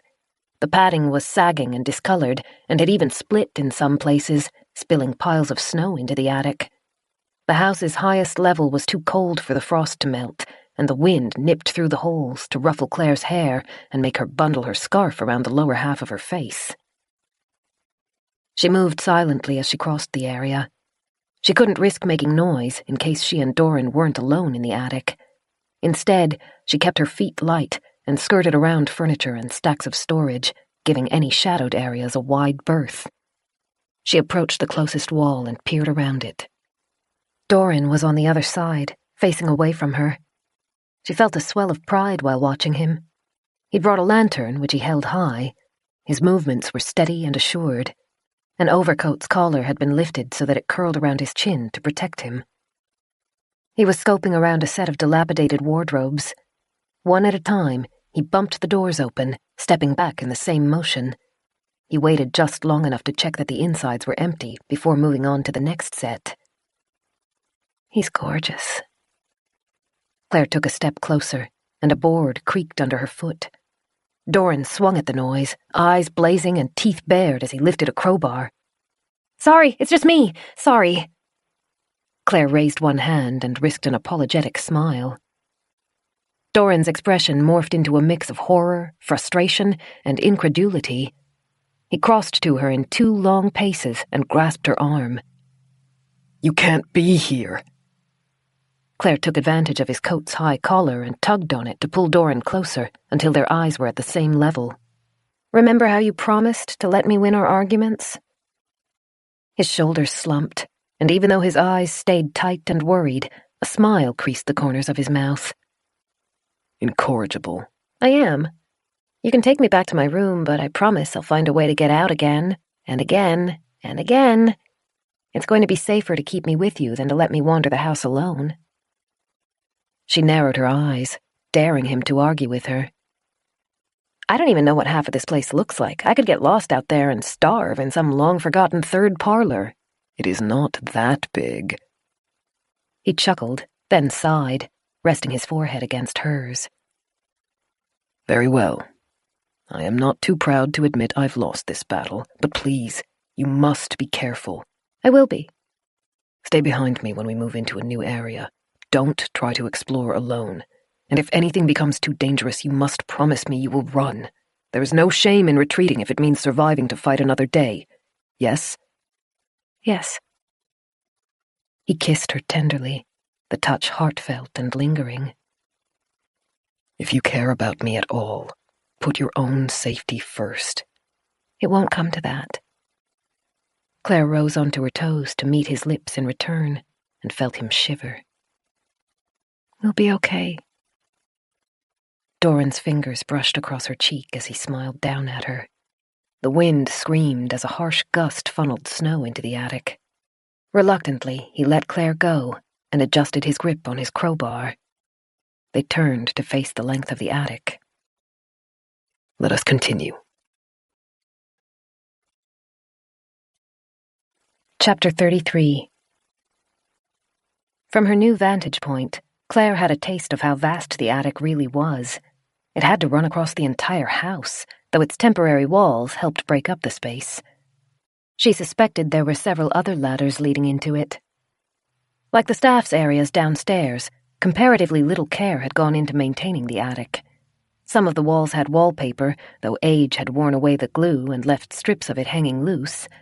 Other walls had been given a thin coating of paint or left as bare wood. None of the furniture, not even the doors, matched. Sometimes staff were made to sleep here if there was a shortage of space below. Doran led her along the attic, his eyes bright as they searched around old furniture and inside cupboards. He spoke in a whisper, but Claire kept close enough to hear him clearly. Which was far from reasonable. The attic can become cold, even in the warmer months, and there are always unused guest rooms below. But my mother would rather die than allow one of her servants to sleep in a guest bedroom. He used his crowbar to nudge open a cabinet. Inside was empty. They kept moving. "They put up with it?" Claire asked, keeping her own voice to a murmur. Doran lifted his shoulders, then let them drop. She didn't tolerate insubordination. They either bowed to her will or were removed from the house the same day, and many of them, especially the ones who had been here the longest, adored her. They reached another wall, which stretched halfway across the attic's width. Doran opened one of the doors, one arm held back to keep Claire behind him. He stayed still a moment as the lantern's light danced over incalculable piles of cast-out goods. Then he gave her a brief nod before stepping through. The new section was messier, with jumbles of furniture on ragged wood floors and old carpets rolled up in the corner. A broken tea set balanced inside a display cabinet. Doran crouched to check under the furniture, then led her onwards. A gust of freezing air snatched Claire's breath away. They turned towards it, and Doran exhaled heavily, letting the lamp drop. I think we may have just found how the creatures got into the house. They faced one of the larger holes in the roof. Dark, broken tiles littered the floor. The insulation had been torn, and snow was piled below the hole. It was easily large enough for a person to crawl through. Dirty scuff marks spread out from the opening, spiraling in different directions until they became too faint to follow. Doran muttered under his breath as he shook his head. How did they scale the walls?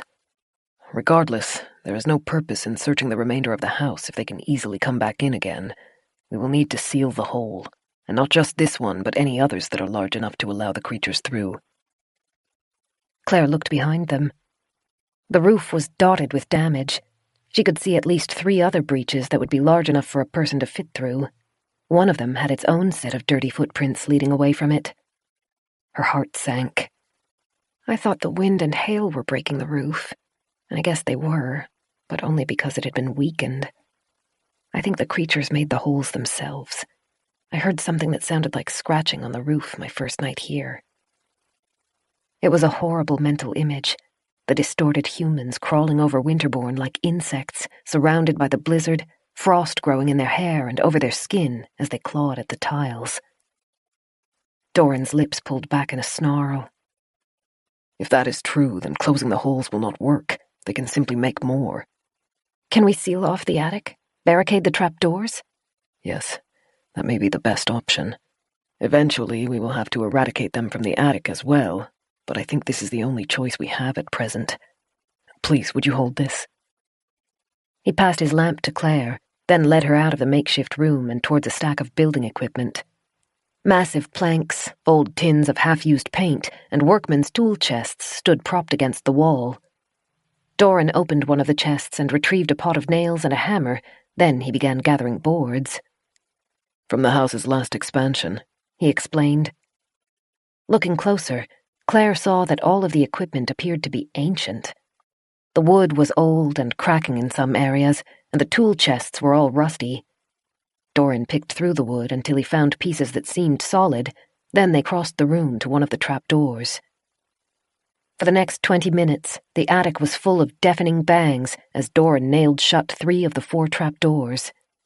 They moved carefully. Every time Doran put his head down to work, Claire stood as sentry, the lamp held high above them as she scanned the space. They didn't try to search for the monsters, and they weren't disturbed. Either the hollow ones had all moved to the lower levels, or the hammering was loud enough to keep them hidden. As Doran finished securing the 3rd trapdoor, Claire asked. Are there any other exits from the attic? He brushed sweaty hair out of his face as he stood. Plumes of mist rose with his every breath. Just the one we came in by. We can carry some planks down with us and nail that shut from the outside.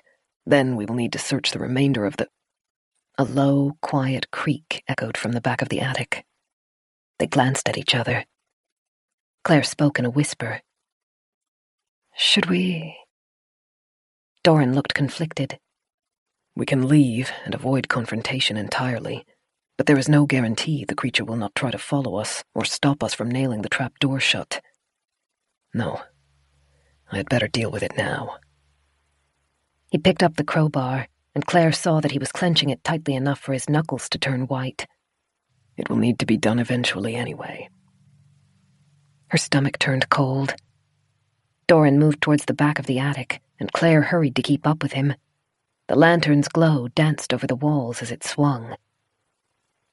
Careful, Doran whispered. Stay well behind me. Up ahead was the attic's back wall, shielded by a folding screen. Claire could barely make out hints of motion in the gaps between the slats. Doran circled around, moving silently as he tried not to draw attention. Claire tightened her grip on the fire poker. This encounter felt different. Before, in the forest, they had been attacked. She had acted in self-defense. Now she was going to strike first. It left her feeling uneasy and dirty. She didn't want to kill something defenseless, something that might just have been trying to hide. You can't think of them that way. The monsters were beyond reason and beyond saving. They had lost too much of their humanity. She'd seen their eyes in the forest. They were wild, driven by pure animalistic impulses. They barely felt pain, and they certainly hadn't felt remorse when they'd bitten into her.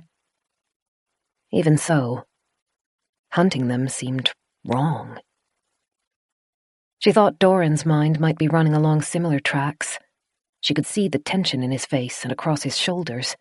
His eyebrows were drawn together, but the expression didn't hold any ferocity.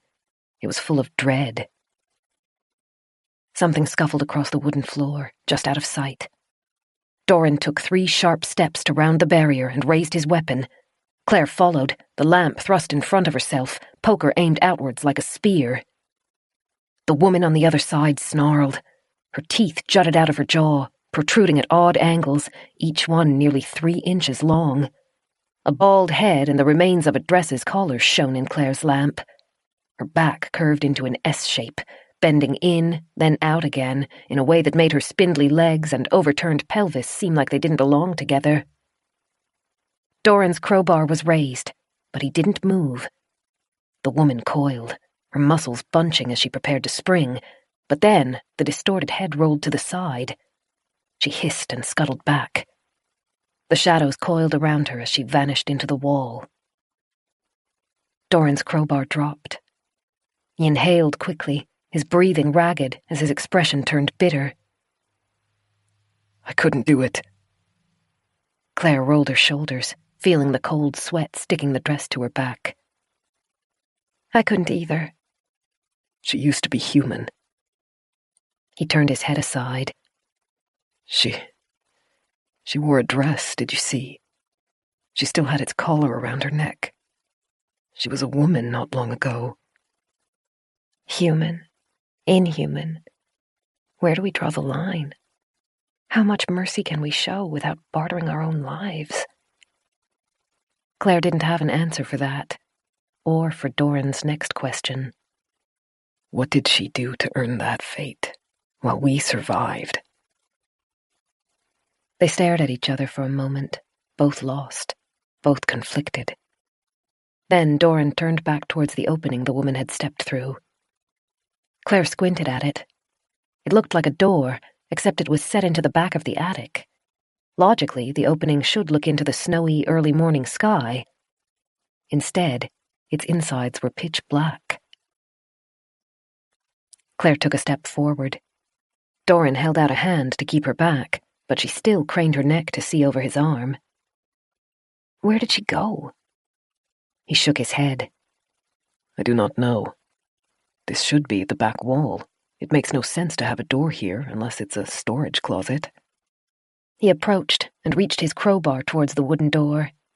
He nudged it closed, and Claire saw that it only looked like a door on one side. The other was covered by the same blue wallpaper that ran over the wall. The edge was jagged where it had been ripped, but once it was closed, it blended perfectly into the rest of the wall. A secret door. Doran hooked the crowbar into its edge and pulled it open again. Claire leaned closer, lamp extended to see inside. Behind the door was a passageway. It was wider and taller than she would have expected from the door's size. Thick wooden steps led down. Claire stepped into the opening and stretched her lamp out as far as she could, but she still didn't see the stairway's end. "Can you guess where it might go?" she asked Doran. He looked grim. I have no idea. We should be standing above the east wing, but there is no way to reach the attic from that section of the house, and certainly not through a stairwell like this. It probably explains how the creatures got into the rest of the house, though. The retractable attic ladders would be too complicated and noisy for them. He muttered something furious. I don't like this. If we go down there, I will no longer know the floor plan or how to escape if something goes wrong. We could be trapped. We'll have to follow it, though, won't we? Claire ran her fingers over the ragged wallpaper edge. The idea made her feel sick, but she couldn't see any way around it. If you don't know where the passageway comes out, it's probably another disguised door somewhere else in the house. Doran was silent for a moment. His dark eyes darted across the stairs. Then he rested his hand on Claire's shoulder. I would like you to return to your room. We've already had this argument. This is different. I don't know how easily I can defend you in this passageway. That's okay. She flexed her grip on the fire poker. It will be safer with two of us. Besides, if we don't know where the passageway lets out, no part of the house is safe. It might even open into our room. I saw one of the creatures in there, after all. I sometimes wish you were less deft at logic, he said. Very well. Stay behind me and be careful. They took up the same positions, Doran leading, Claire holding the lamp and following closely enough to light their way. The boards creaked as they stepped on them, but the noise seemed insulated, as though the walls were too thick to let it carry far. Their breathing echoed. It didn't take long for the attic to feel like a distant world. 20 steps in, the passageway turned at a right angle. It cut out the last traces of the natural light that had leaked through the attic's roof. Claire started breathing through her mouth. A heavy, musky scent seeped out of the passageway. It smelled like rotting flesh and oily hair. The farther she went, the stronger it became, until she almost gagged on it. I was hoping we might be in a disused staff passageway from an old edition of the house. Doran sounded hoarse. But look at this. Claire moved closer to where he indicated on the wall. The lamplight revealed the support beams. They ran up the walls and over the ceiling like an archway. The wood was solid and carved into an elegant design. She frowned. There isn't anything like this in the other staff regions. Exactly. And it has been dusted within the last month. Doran nodded for them to continue. Now that Claire was thinking along those lines, it seemed equally strange that the hallway was so wide. She bent to see the floor and confirmed what she'd suspected. They were walking on dark wood. It was dusty and scuffed compared to the main parts of the house, but no less decadent. What is this place? She had a suspicion, but she didn't want to say it out loud. Doran was stressed enough, and if she was reading the tension in his neck and the angle of his eyebrows correctly, he'd already had the same thought. The stairs leveled out into a straight hallway, and they came to a halt. The passage continued ahead, but a narrower branch led to the left. Doran looked over his shoulder to get Claire's approval for their direction, and she nodded. They continued straight ahead. In the distance, Claire thought she could see a trace of light on the right wall. It was fine, razor-thin and near the floor, and barely a meter long. As they moved towards it, Claire became aware of subtle scratching noises surrounding her. Coupled with the unrelenting stench, it gave her the impression of being surrounded by rats. But the noise was wrong for rodents. She knew it from the week she'd spent trying to ignore it. Fingernails on stone. Fingernails on wood. She swallowed and tasted fear. Doran stayed alert, but his attention had turned to the sliver of light. When he reached it, he crouched to feel around it. Lamplight painted deep shadows over his face. He pressed his fingertips against the wall and pushed. A muted crunching noise echoed. Then the section pushed out, swinging silently on well-oiled hinges. They stepped through the opening, and Claire lowered her lamp as natural light replaced it. Doran rubbed his palm against his forehead. Although his expression was stony, his lips twitched. As Claire looked around them, she thought the scene was familiar. She recognized the tall walls, dark, intricate wallpaper, and elaborate architraves. A support pillar jutted out of the wall every 10 feet. To her left, at the end of the hall, was a window that had once had a curtain hung over it. They had arrived back in the 3rd-floor hallway. Chapter 34. There are secret passages in my home. Doran's smile was bitter, and his lips continued to tremble. Whether it was from repressed anger or shock, Claire wasn't sure. I've lived here my whole life, and I never knew. Apparently, trust is considered a luxury in this family. Claire wished she could say something to help, but her tongue was dry. The first time she'd seen one of the strangers, she'd been standing at the window at the end of the hallway. She could have sworn she'd seen a figure lurking in the darkness, but a second later, it had vanished. They were now standing where it had stood, at one of the support pillars. The door had been molded to blend in with the pillar's edges. Claire could have walked past it 1,000 times and never noticed the hairline cracks. When she looked back through the opening, she could see the secret passageway continuing, dipping into stairs shortly ahead. That answered the question of how the Hollow Ones had been moving through the house without being seen. But it raised another question. How far did the pathways go? She dreaded finding out the answer to that, but she could guess some of their destinations. The cellar. Doran twisted to the right, towards their bedroom door. Claire followed his gaze and felt her heart skip a beat. The tall creature hovered near the stairs. Its arms hung limp at its sides. Its slack jaw twitched into an expression that might have been a smile or a grimace. It took a staggering step closer, its bowed head scraping across the plaster as it moved. Careful, Doran said. Get behind me. The creature's arms swung like pendulums as it rocked nearer, saliva dripping from its open maw. Doran took a step forward, feet braced and crowbar raised. Something moved beside him. Pale limbs glistened in the concealed doorway. Fingers, mottled and 8 inches long each, reached out, aiming for Doran's head. No! Claire lunged, bringing her poker down on the grasping hands as they snagged Doran's collar. Bones crackled. The lamp swung precariously as Claire desperately shoved Doran out of reach of the hands. Doran reacted quickly, twisting towards her, but the hands were faster. Claire swung at them but missed. Fingers tangled in her hair and yanked her so sharply that she could barely gasp. They dragged her through the doorway and into the darkness inside the walls. More bony hands wrapped around her arm and tightened on her ankle. They wrenched her in opposite directions, and Claire fell, flinching as she hit the floor hard. The lamp shattered. Its flame exploded upwards as the oil spilled, but almost immediately something large flopped over it, extinguishing the light.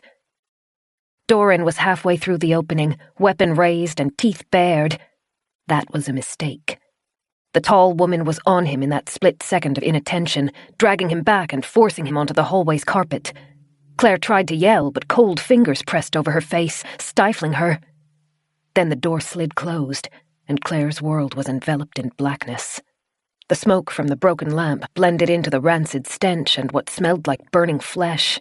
Claire fought blindly, swinging her poker at the creatures holding her. One blow hit its mark, thudding into flesh and bone, but the creature didn't loosen its hold. Claire kicked. Her foot passed through empty air. Something heavy pressed into her back, forcing her over so that she was face down on the floor. All around her she heard scrabbling, scratching noises. Then Doran yelled. It was faint, insulated by the thick walls. He sounded like he was in pain. Claire reached to where the door had been, but something sharp crushed her outstretched hand into the floor.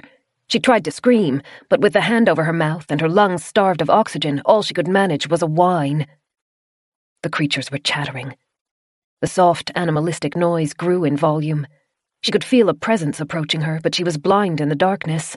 She writhed, trying to throw them off, and managed to get one arm free. 2 more hands grasped it and yanked it down at her side. The chattering swelled, turning into something that sounded like a chaotic chant, and Claire squeezed her eyes closed. Something hard and heavy smacked into the back of her head, and her vision exploded into a swirl of darkness and dancing red dots. The pain was intense, like molten lava being poured over the back of her skull and into her eyes. She no longer felt certain of which way was up, and her limbs refused to move properly.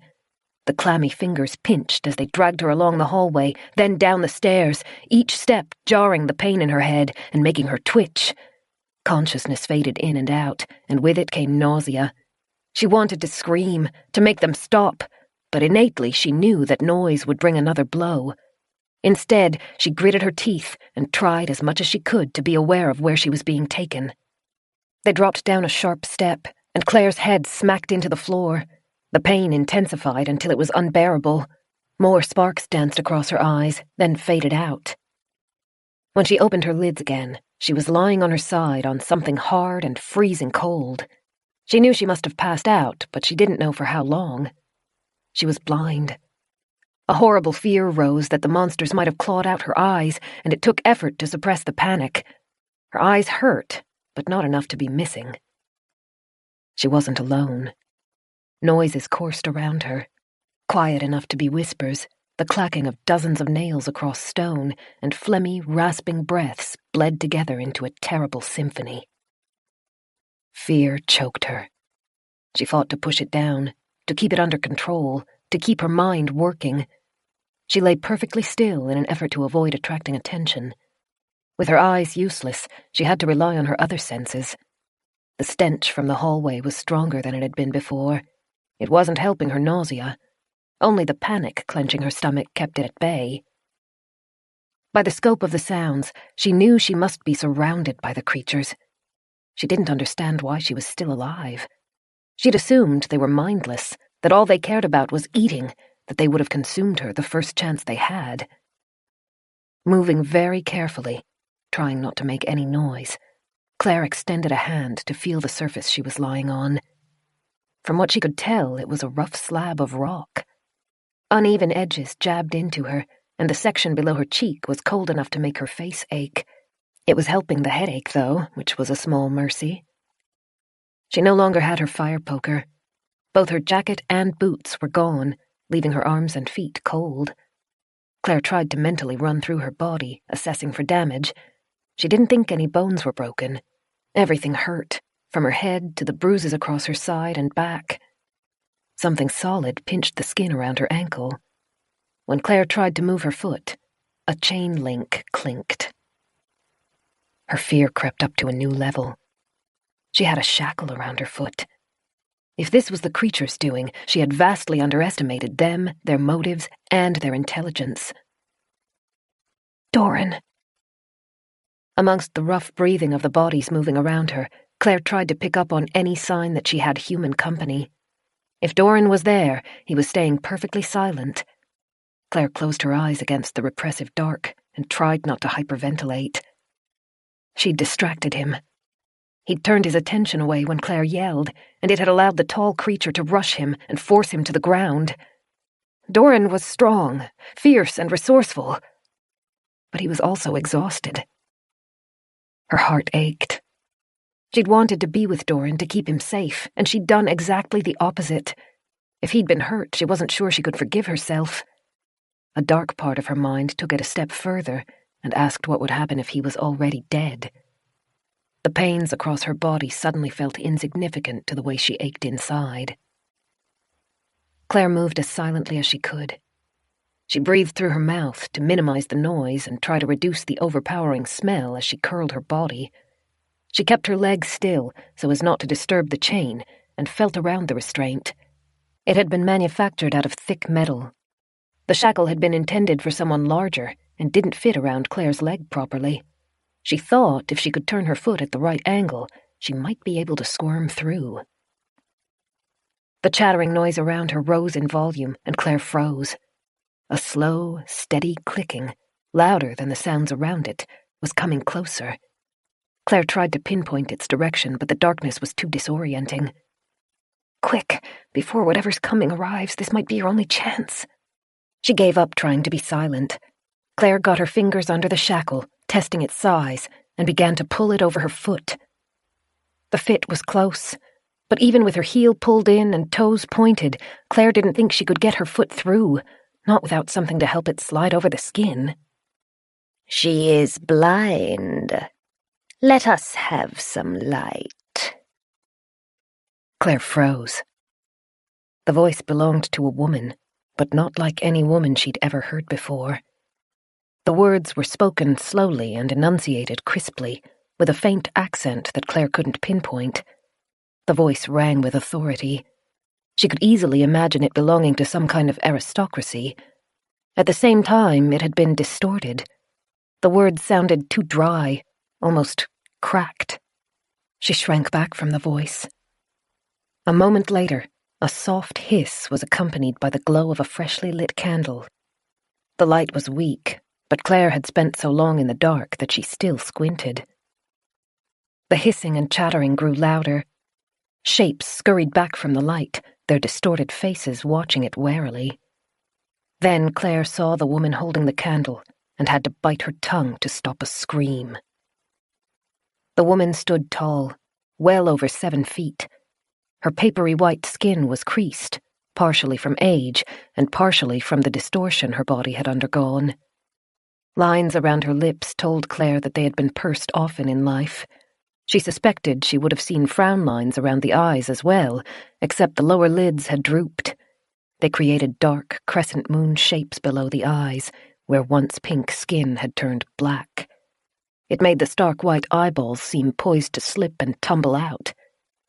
Steel grey hair had been wrapped into a bun on top of the creature's head, though wisps sagged out of the formation. The woman wore a dress that would have been magnificent before it had been torn. Its high collar brushed her chin, and its dark red bodice was entwined with black lace trim. She clasped the candle in a bony hand, unconcerned with trying to protect her fingers from the dripping wax. She had 8 fingers on each hand. Then Claire's eyes moved down, and the malformed hand became the least of her concerns. The dress's skirt had been shredded. Dark silk strips rustled with the woman's every step. Behind them, Claire could see legs. The woman had insect legs. Claire pressed her hand over her mouth as she tried to shuffle farther back.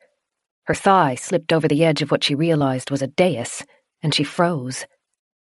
The woman's legs moved rhythmically, almost as though she'd had them her whole life. It was clear she hadn't, though. Gore still stuck to the exposed bone segments. They ended in sharp protrusions, like a crab's legs, and had too many joints. Claire counted 6 full-grown legs, but others were still developing. 2 more had burst from the woman's waist. They wiggled uselessly in the air with every step she took. Well? The woman's upper lids descended in what would have been a slow blink if the lower lids had met them. Then they fluttered back up. Show your respects to the mistress of the house.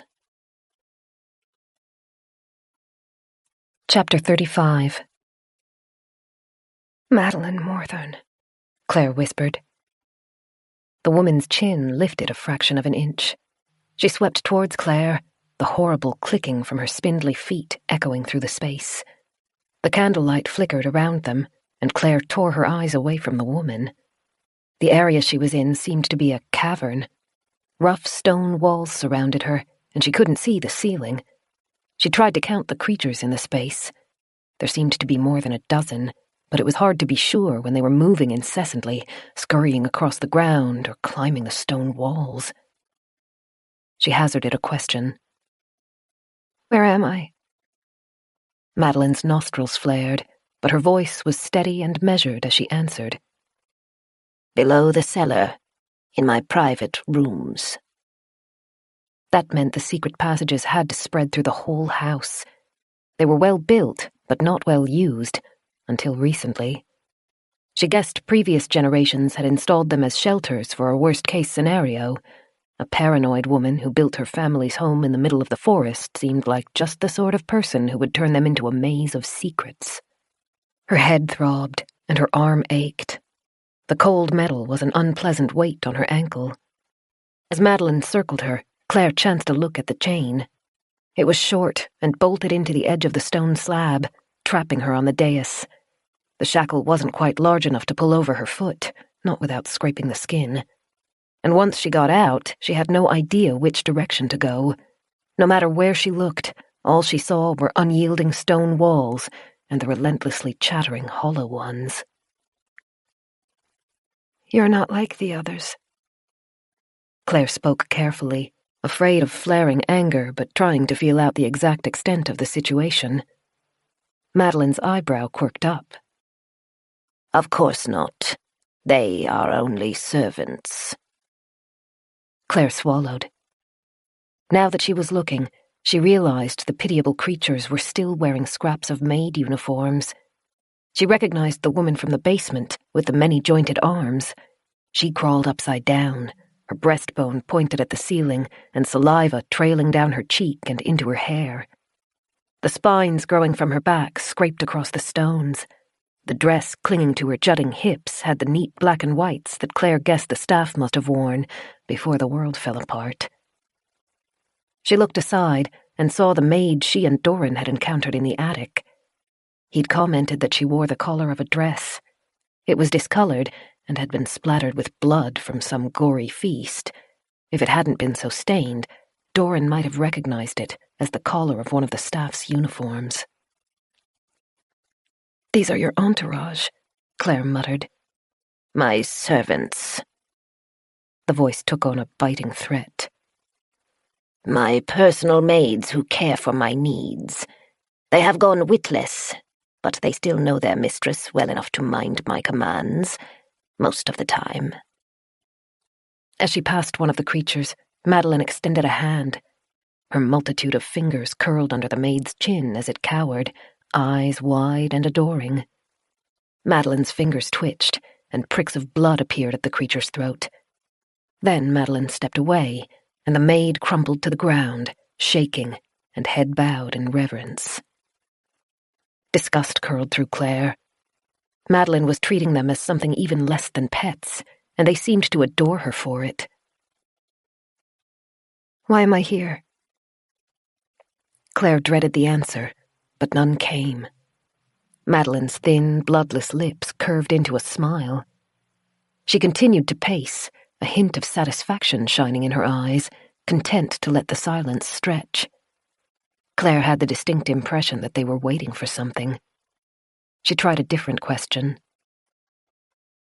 You must have been outside the forest when you changed. She knew she was reaching, but Claire needed to know if Madeline remembered what had happened to twist her so viciously. You were traveling to Gould, right? You and the rest of your family? Madeline's face tightened, and for a moment her drooping lower lids twitched. You are right. The car stopped. They had instructions to travel without break, so I opened my door to understand why I had been disobeyed, and I heard them screaming. Who? The others. Her hand flicked out in a dismissive wave. My family and the servants in the bus. They were going wild, clawing at their own faces as though they were animals, biting at each other. It was all I could do to gather my maids and lead them home. Another of the creatures quivered as Madeline passed. She was circling the dais. What for, Claire couldn't tell. Did you see or feel anything? Claire cleared her throat at Madeline's sharp glare. When you changed, what happened? The air. Her expression grew distant. It was sour. Oh, it burned when it was swallowed. How my darlings screamed.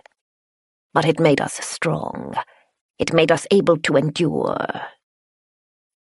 Wax was dripping over the edge of the candle. It trickled over the woman's many fingers, but she didn't so much as flinch. Whatever it was, it dulled their nerves. Madeline saw her staring. A hint of a smile ghosted over her pale lips. She reached out and overturned the candle. Claire was too slow to react. She screamed as burning wax splattered over her neck. Her headache flamed up, scorching like an inferno as she hit her head on the dais, fingers clawing in an effort to scrape off the wax. Madeline laughed.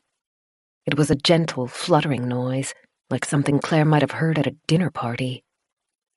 Oh, you are delightful. You look so sad and helpless when you are in pain. It is no wonder my son took a liking to you. Tears blurred Claire's eyes. She hunched over, gasping, fingers shaking as the fresh wax hardened over them.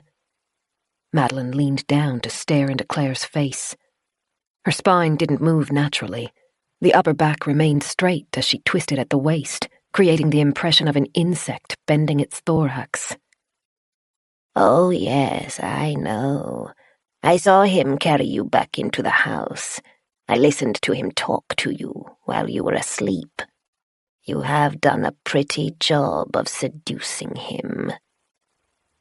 Claire squinted her eyes to see through the pain. Leave him alone. So opinionated, so small-minded. Madeline sighed delicately as she returned to pacing. He is the last of his family, now that the others have been lost. My only child, my love, my pride. Claire had plenty of words she wanted to spit at the creature, but the burns on her throat still throbbed, and the candle flickered threateningly. She bit her tongue. He was so sweet. When he was little, I would hold him close and shush his tears as I picked the scabs open. In the evenings, he would sit quietly and let me poke sewing needles into his back, as long as I kissed him and told him I loved him. Claire closed her eyes as nausea choked her. Oh, Doran, what hell did she put you through? It is my fault he has gone astray. In my love, I allowed him to grow willful and proud. Madeline lifted her chin to stare at the ceiling. As he grew older, he became hardened. He no longer seeks his mother's love or listens to her guidance. Spoiled, proud, willful. I gave him everything, and in return he shows nothing but disdain. Liar. Proud and spoiled were two concepts so far removed from Doran that Claire's mind struggled to connect them. He was kind, gentle, and patient. But apparently those weren't traits Madeline valued. You have never had children, I suppose. Madeline's exhale rasped over a dry tongue. You cannot understand. A mother's love is infinite. You would do anything to save your child, even when he scorns you. Even when the future you sweated and bled and sacrificed to build is hurled back into your face. Are you talking about this? Claire, unable to stay silent any longer, raised her burnt hand to gesture around them. A life spent trapped in this house? The last scraps of a wasted fortune? The honor of a family name no one remembers anymore? Madeline's glance was cold. A history. A legacy. Being born to the Moorthorne bloodline is an honor I cannot expect you to understand. The words left Claire before she could stop them. At least I understand basic human decency. Madeline's eyebrows rose. Then she exhaled a fluttering laugh. You are impertinent. I should have your tongue cut out. But I suppose that would compromise your purpose. Dread rose in Claire's stomach, cold and sticky. My purpose? Madeline's long fingers flicked as though waving the question aside. She turned to face the wall opposite them. Claire's fingers still stung under the hardened wax. She shot a glance at her ankle. The wax wasn't a perfect grease, but it was oily enough to help. She pulled her legs up to her chest, hoping it would look like she was simply curled from cold or fear, and squirmed one of her burnt fingers under the metal. I wanted to let you go, you know. Madeline's hand twitched around her throat, adjusting the collar. It was not your fault you were brought into our house. You would have been permitted to leave my estate unharmed, but you relinquished that privilege the day you set your sights on my son. Evidently, he does not have much resistance against a pair of pretty eyes. You have been leading him astray, reinforcing his arrogance, encouraging his selfishness, and now I will require you to be a part of his education. Claire paused her work to glance up. Education? I was forced to teach him a lesson many years ago. She faced away, her chin lifted high as the claw-like protrusions at her stomach twitched. It was a difficult lesson, one about priorities and loyalty. It took many of my family to make the point, but it was worth it. He began to value his mother's guidance again. The cyanide in the wine. Claire swallowed the words that wanted to crawl out of her and continued fighting with her shackle. One of the chain links clinked, but Madeline didn't seem to notice. It appears he has forgotten those learned morals in spite of the care put into them and the price that was paid. Now he will have to learn again. Madeline looked over her shoulder and smiled delicately at Claire. He loves you. He is coming to look for you. I will allow him to see you one final time, and then he will watch you die. Claire kept her body curled around the shackle. She had finished smearing the wax across the metal and quietly, subtly tried to squirm it over her foot. It was still too tight. The chattering was growing louder as the hollow ones scurried through the room. They were becoming excited. Claire prayed it wasn't a sign that Doran was near. She needed more time. Doran won't be the heir you want, no matter what you do to me. Oh, you are wrong there, child. He is not quite broken yet, but he will be after today. She sighed and pressed a hand over her breast. This body, it is strong. It is a gift. But I know my son will not see it that way. He will use it as an excuse to be repulsed, to reject me if he can. That is why we hid, biding our time, waiting until he would be ready, until grief broke him enough to be malleable again. The cyanide tablet I ate was your fault, wasn't it? Claire winced as she squirmed her foot in the shackle. The skin was scraping raw, but she was getting closer. Doran thought he'd made a mistake, but you swapped the bottles. You would have suffered less if you had let the tablets take you. It was a mistake to fight it. So you're going to kill me now instead? To get Doran back? That makes no sense. Do you really think this will make him love you? I think that he will need comfort. He will long for someone who will care for him, if he believes he is responsible. She held up a finger. He does not know I am here. He saw you dragged away. By the time he finds you, he will be too late to save you. My darlings will have started their feast. The chattering was growing louder. The creatures were becoming bolder, their incessant laps around the space bringing them closer to Claire. She had a horrible suspicion she knew what Madeline meant. Feast? My poor darlings are starving. She smiled down at them as they grovelled.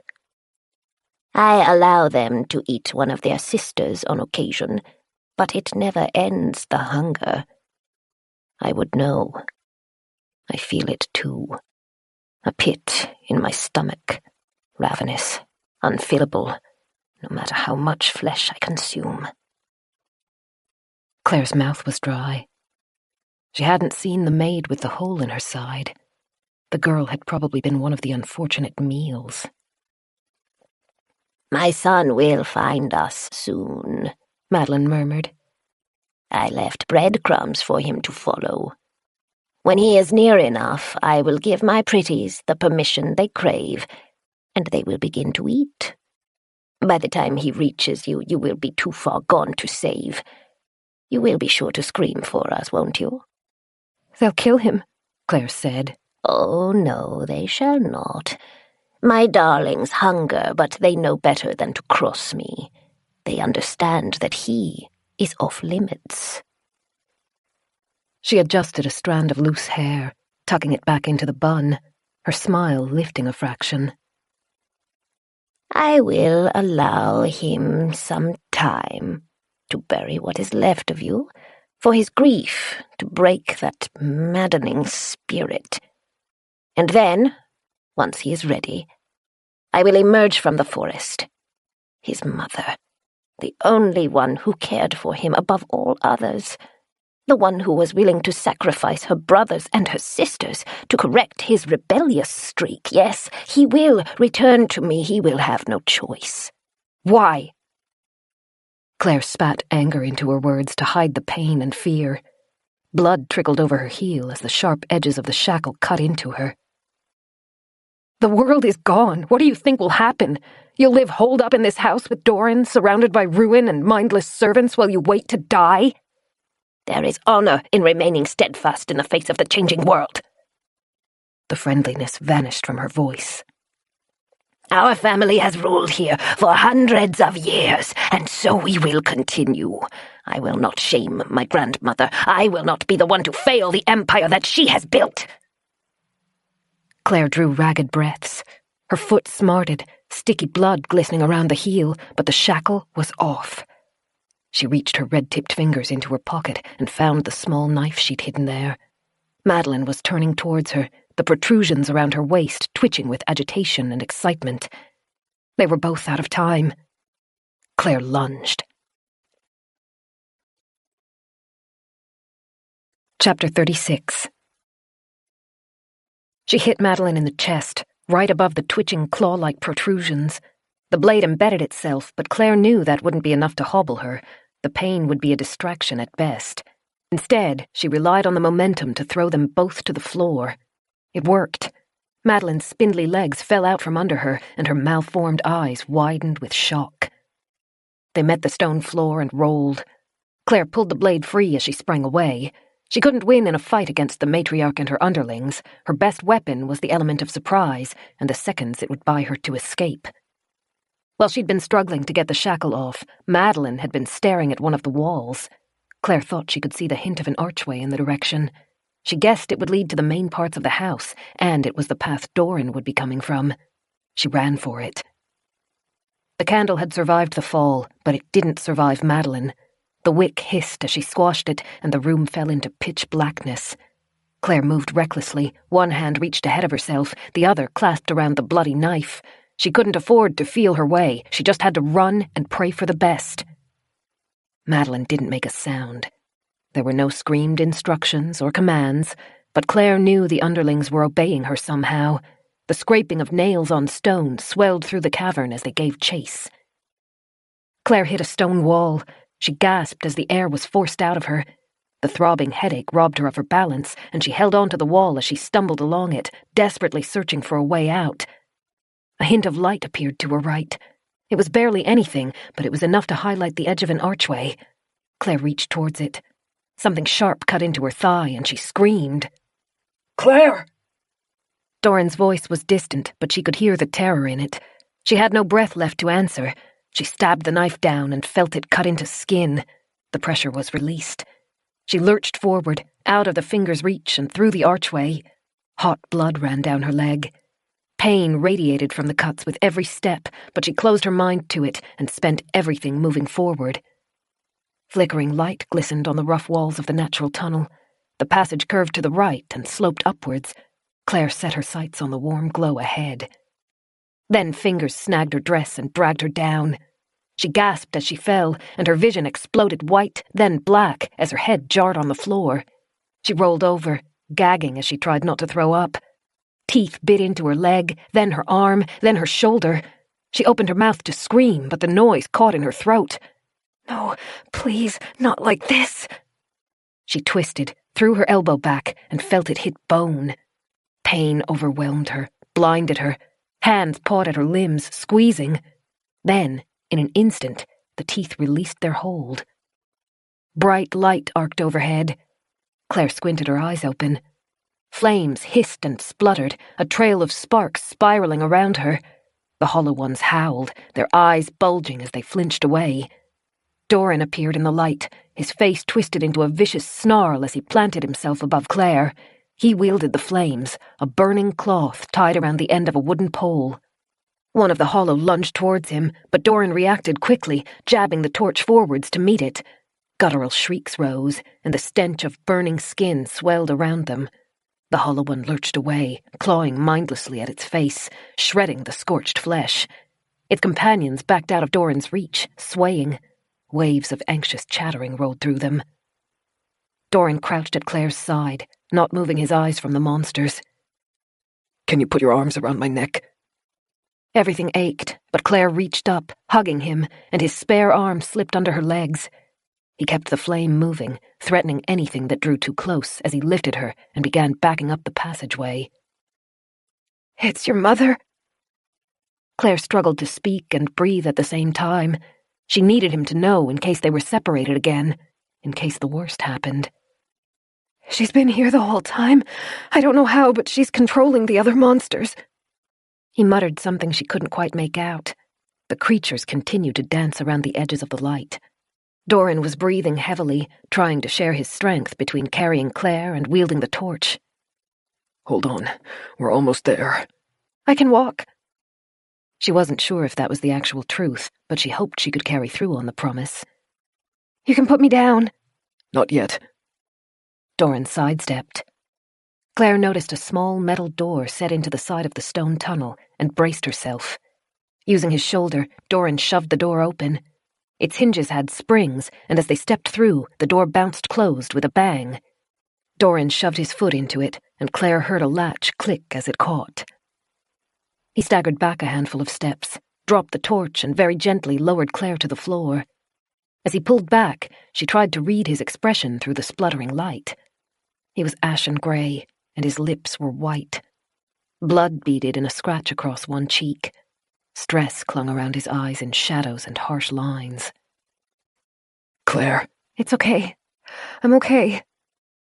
He pressed into her, kissing her lips, then her cheek, before pulling back just far enough to look into her eyes. "I thought I'd lost you." "I'm not that easy to get rid of." She laughed, even though it hurt. "Stay still a moment." He pulled back to reach a bench near them. It held a lamp, which he opened and lit half-blind. The space was warmer than the tunnels they had come from. The homemade torch on the ground was burning itself out, but it wasn't the only source of light. Claire looked behind herself and saw a glow coming from one of the 5 massive furnaces. Doran had brought her to the basement. The lamp came to life. Doran knelt at Claire's side. His smile faded as he saw the blood dripping off her shoulder. The tension returned to his movements as his hands roved across Claire's body, assessing the damage, finding all of the bites and scratches. "Oh, Claire, no. No, I am so sorry. I am so sorry." "Not your fault." She ran one hand over the side of Doran's face to pull his attention away from the cuts. Sweat dripped into her eyes, and her fingers shook, but she put conviction into her voice. "Listen to me. You don't apologize because none of this is your fault. You didn't do this." His eyes met hers, then flicked away as he tugged his jacket off. I promised to keep you safe. I should have been more careful. I should have gotten to you faster. It was my stupid ass that got grabbed. And you not only found me, but you got me out of there, which is more than a lot of people would have. She winced as she adjusted her position. I'm still alive. I'm calling that a win. He used a knife to cut his jacket into strips, then began wrapping them around the cuts on Claire's arms and legs. They bled freely and hurt like crazy, but as far as she could tell, there were no missing chunks, just tooth marks. Doran tied off one of the bandages, then applied pressure to another wound. Try not to move. As long as we can get these to clot. We can't stay here for long. The monsters, the hollow ones, they're mindless, and they probably won't figure out the door. But Madeline will. He glanced at her sharply. Are you certain it's her? Yeah. Gray hair, fancy dress, surrounded by maids. They used to be maids, at least. He squeezed his eyes closed and muttered under his breath. Claire didn't know how to say the next part. No matter how much bad blood existed between Doran and his mother, Madeline was still his closest relative. It was hard to know how much loyalty might live under the surface, or how painful the news might be. She was caught in the quiet zone. It changed her. He didn't look up from his work. How? Claire flinched as he tied off another bandage. She has a surplus of legs. All right. He was quiet as he examined the bite mark on her shoulder, and Claire tried to read his expression. He kept it carefully guarded. She thought it might be possible he didn't know how to feel. It was a lot to try to process when there were so many other things to be worried about. Doran caught her watching him and glanced aside. You said she is controlling the others? She is. She said she brought them back here after they changed. They must have been hiding under her orders. They had instructions to stay away from you, which is probably why you never saw them. And she knows the secret passageways, which means she has an advantage. Doran looked at the door behind them. A rock facade had been fastened over it. Now that it was closed, it was almost invisible as it blended into the rest of the wall. He sighed. Oh, Claire. There are tunnels everywhere here. I don't know how far they go, but I must have traveled through half of the house trying to reach you. So no matter where we go, she'll have access to us. We can lock ourselves into a room. Perhaps if we can find somewhere secure, we can wait it out and let them starve. They must have been without food for a long time. Claire closed her eyes as she struggled to think through the headache and the pain. They're cannibalistic, the maids. That's what they've been surviving on. Each other. He groaned and tied off the final bandage. Then we cannot wait them out. She didn't know what to say. Fighting an uncoordinated band of creatures in the forest had been one thing. They could be outsmarted. But with someone like Madeline at their helm, clever, ruthless, and motivated, it was hard to believe anywhere was safe. She ran her hand over Doran's cheek, just below the scratch. He leaned into the touch. Claire. He kissed her palm. You are alive. He pressed another kiss to her hand, this one feather light. And you are with me. For that I am grateful. She tried to smile. No matter how this ends, I don't regret anything. I don't regret being with you. I want you to know that. His shoulders shook as he pulled her close. He was careful to only hold her in places she wasn't hurt, but once he had his arms around her, he held her so desperately that she felt like he might never let go. Dearest Claire, stay with me a little longer. I will figure this out. Somehow, some way, I will make it right. We'll make it right together, she whispered. Scratching noises echoed from the wall behind them. One of the creatures picked at the door, scrabbling around the edges and clawing at the handle. Claire's heart dropped, and the hairs rose on the backs of her arms. Stay with me, Doran murmured, tightening his arms around her. We will get out of here. Chapter 37. With Doran's help, Claire stood and swayed. Her muscles were stiff, and every motion jarred the cuts on her legs. Doran moved to lift her, but she shook her head. She couldn't let him carry her again. It would put him at too much of a disadvantage if he had to fight. Doran scooped the torch off the ground. It had burnt out while they talked. He ripped away the old material and wrapped the remainder of his jacket around it. Then he picked up a jug from the shelf and poured fuel over the cloth. "We'll aim for our room," he said as he used the lamp to light the torch. Flames bloomed, sending stark golden light across the space before reducing to a manageable size. "It is a long walk, so we may need to shelter somewhere closer, but if we can reach there, we have supplies to get us through the rest of the day and allow us to regroup." His arm went around Claire's back, and he helped her across the cavernous space. She had to limp, but Doran took a lot of her weight as they passed the furnaces and moved towards the stairs in the opposite wall. The running furnace, the one funneling heat into the gardens, was down to coals, but the heat coming out of it was still immense. The metal stairs glittered in its glow, like strips of orange running up the wall. As they drew closer to the stairway, Claire pulled Doran back. "Wait." "What's wrong?" She squinted into the shadows surrounding the staircase. The space was too dark. She couldn't even see the walls. When she turned her head, she could still make out the scrabbling noises at the secret door they'd come through. Her mouth turned dry. "It's a trap." Doran's eyebrows pulled together. "You think so?" "Yes. It's too easy.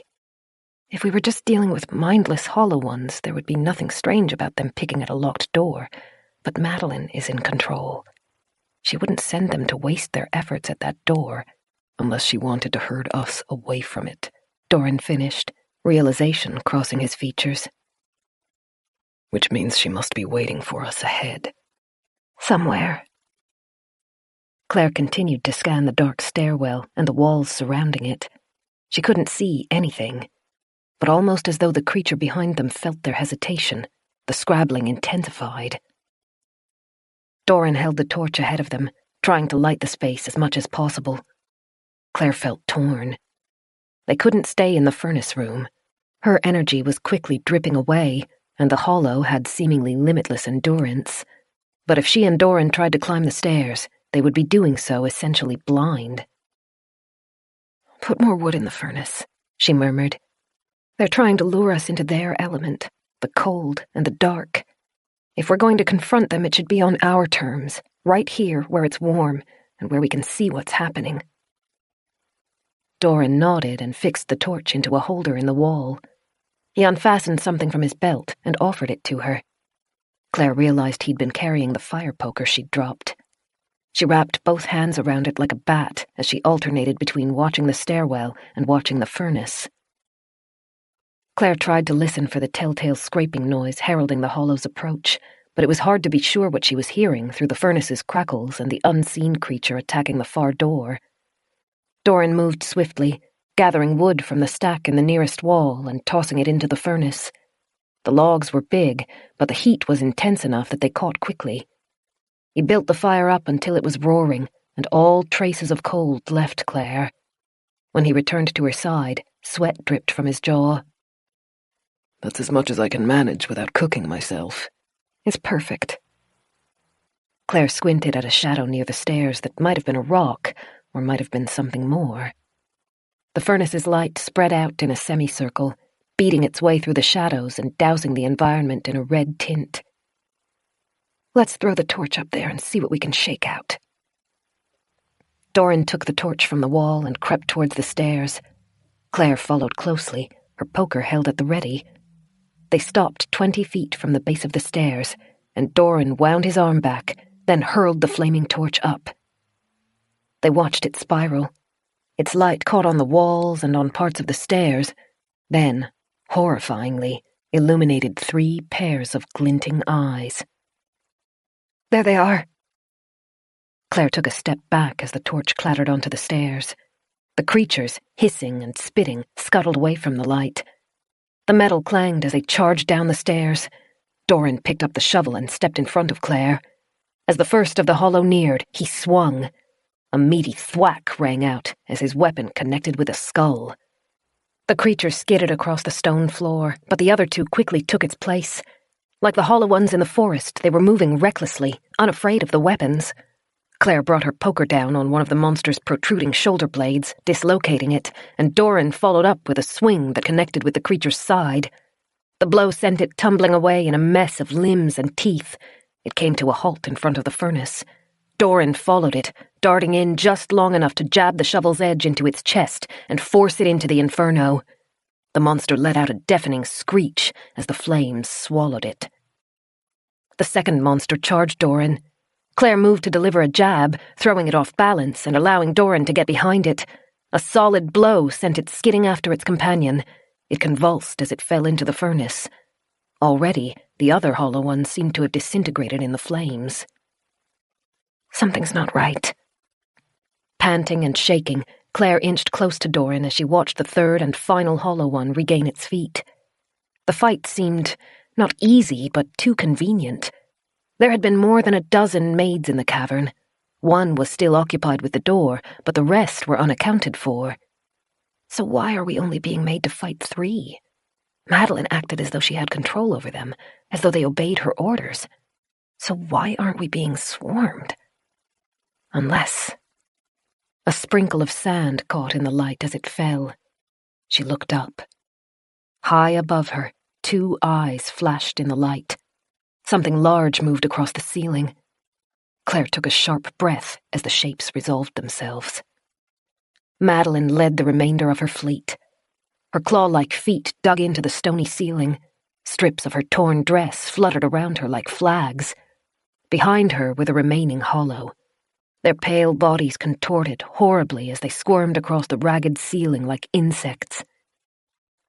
Claire gasped and yanked Doran back, closer to the furnace. "Above!" He bludgeoned the hissing maid away, then looked up just in time to see the monsters release their hold on the ceiling. They plunged down, twisting in the air, extending their arms and legs towards the floor. Doran and Claire had only a second to move, and they both leapt back to avoid the outstretched limbs. Madeline hit the ground in an explosion of dust and cracking stone. She rose out of the plume, standing tall, back straight and neck high as her insectal legs lifted her to tower over them. A choking noise escaped Doran. Shock froze his expression. Madeline's unblinking eyes fixed on him as she stretched one long hand towards her son. "Doran, come." The words were said with such unyielding authority that Claire flinched. She looked at Doran, afraid of how he might react. For a second, his eyes reflected pure, blind terror. Then they cleared. He braced his feet, his face hard, and raised the shovel. Madeline's nostrils flared. "I said, come." He matched the harshness in her voice. No. His mother's expression twisted. She threw her hand outwards, and 5 maids swarmed Doran. Claire tried to block them, but they scuttled past her, pushing Doran back, separating him from Claire. Madeline turned towards Claire. The matriarch's eyes seethed with loathing, and her lips twitched, barely containing her fury. Before, it wasn't personal. She wanted me gone because Doran liked me, but that's all I was to her, an inconvenience. Now she really genuinely hates me because I ruined everything for her. Doran knows she's here now. He knows what she's done. And she's a woman who isn't used to being crossed. Claire backed up, matching Madeline's pace as she stalked forward. Each step the older woman took made a soft clicking noise on the stone. Then, faster than Claire had thought she was capable of, Madeline darted forward. One bone-tipped leg shot out. Claire sidestepped and swung her poker, trying to break the appendage. She only managed to swipe it aside so that it missed her. Claire moved back, putting herself out of reach, but stumbled on her injured leg. Pain bloomed out from the cuts, and Claire swallowed a gasp. The makeshift bandage was saturated. She risked a glance to the side. Doran was trying to reach her, but every movement was foiled by the monsters surrounding him. Their bony arms wrapped around his, slack jaws chattered into his face, and talon-like claws dug into him. He lifted the shovel repeatedly, slamming into them, knocking them back, but there were too many. The creatures never stayed down for more than a second before rising again and rejoining the fray. He was running out of energy. Claire tried not to think about what would happen when he was exhausted. Madeline claimed she had control over her maids and had instructed them not to kill her son, but as their bulging eyes fixed on Doran's exposed skin, Claire had the sense that their hunger was at risk of overcoming their loyalty. Madeline circled Claire, her eyes unblinking. Her arms stayed at her side, but she repeatedly clenched her fingers into fists, then relaxed them. That, and the coldness in her eyes, were the only visible signs of emotion. "You're out of choices." Claire held the poker ahead of herself, wishing it shook less than it did. "Doran won't be coming back to you, but there's still time to save yourself. Take your maids and leave us alone. You can start a new life without him." Insolent! Ignorant! The words hissed through clenched teeth. Madeline's expression flashed dark. She darted forward, two of the legs stretched out to impale Claire. Claire had anticipated the attack, but she didn't try to escape it. Every step sapped her energy and caused fresh blood to trickle down her leg. She had to end the fight quickly. It was their only chance. She took a risk. Instead of trying to dart back, she stepped forward. Madeline had been expecting a retreat. Her legs went wide of Claire's new position and stabbed thin air. Moving forwards pushed Claire right into the woman's personal space. Her eyes were level with the twitching claws extended from the matriarch's stomach. They wiggled, agitated. Claire could hear Madeline's exhale, see the sweat glistening on her neck, smell the stench of breath tainted by rotten meat. She angled the fire poker towards the ceiling and stabbed up. In the same instant, Madeline lunged down. Chapter 38. Hot liquid drenched Claire's arms. She squeezed her eyes closed, knowing she would either pass out or be sick if she had to look at what she'd just done. The fire poker twitched in her hands as Madeline convulsed. Then it was wrenched out of her grasp entirely as the woman lurched back. Claire's nose was full of the harsh metallic tang of blood. It coated her, sticking to her hair and face and dripping from her arms. Claire finally opened her eyes. Madeline stood a pace away. The metal pole impaled her head, running through the underside of her jaw and with the sharp tip poking out from her steel-grey hair. The woman's upper eyelids fluttered, and the sagging lower ones twitched. Claire let her arms slump. Madeline's lips parted as though to speak, and Claire caught a glimpse of the black metal inside her mouth. Then the matriarch crumpled backwards. A plume of dust billowed up around her when she fell. Her spindly, insectal legs tangled over themselves.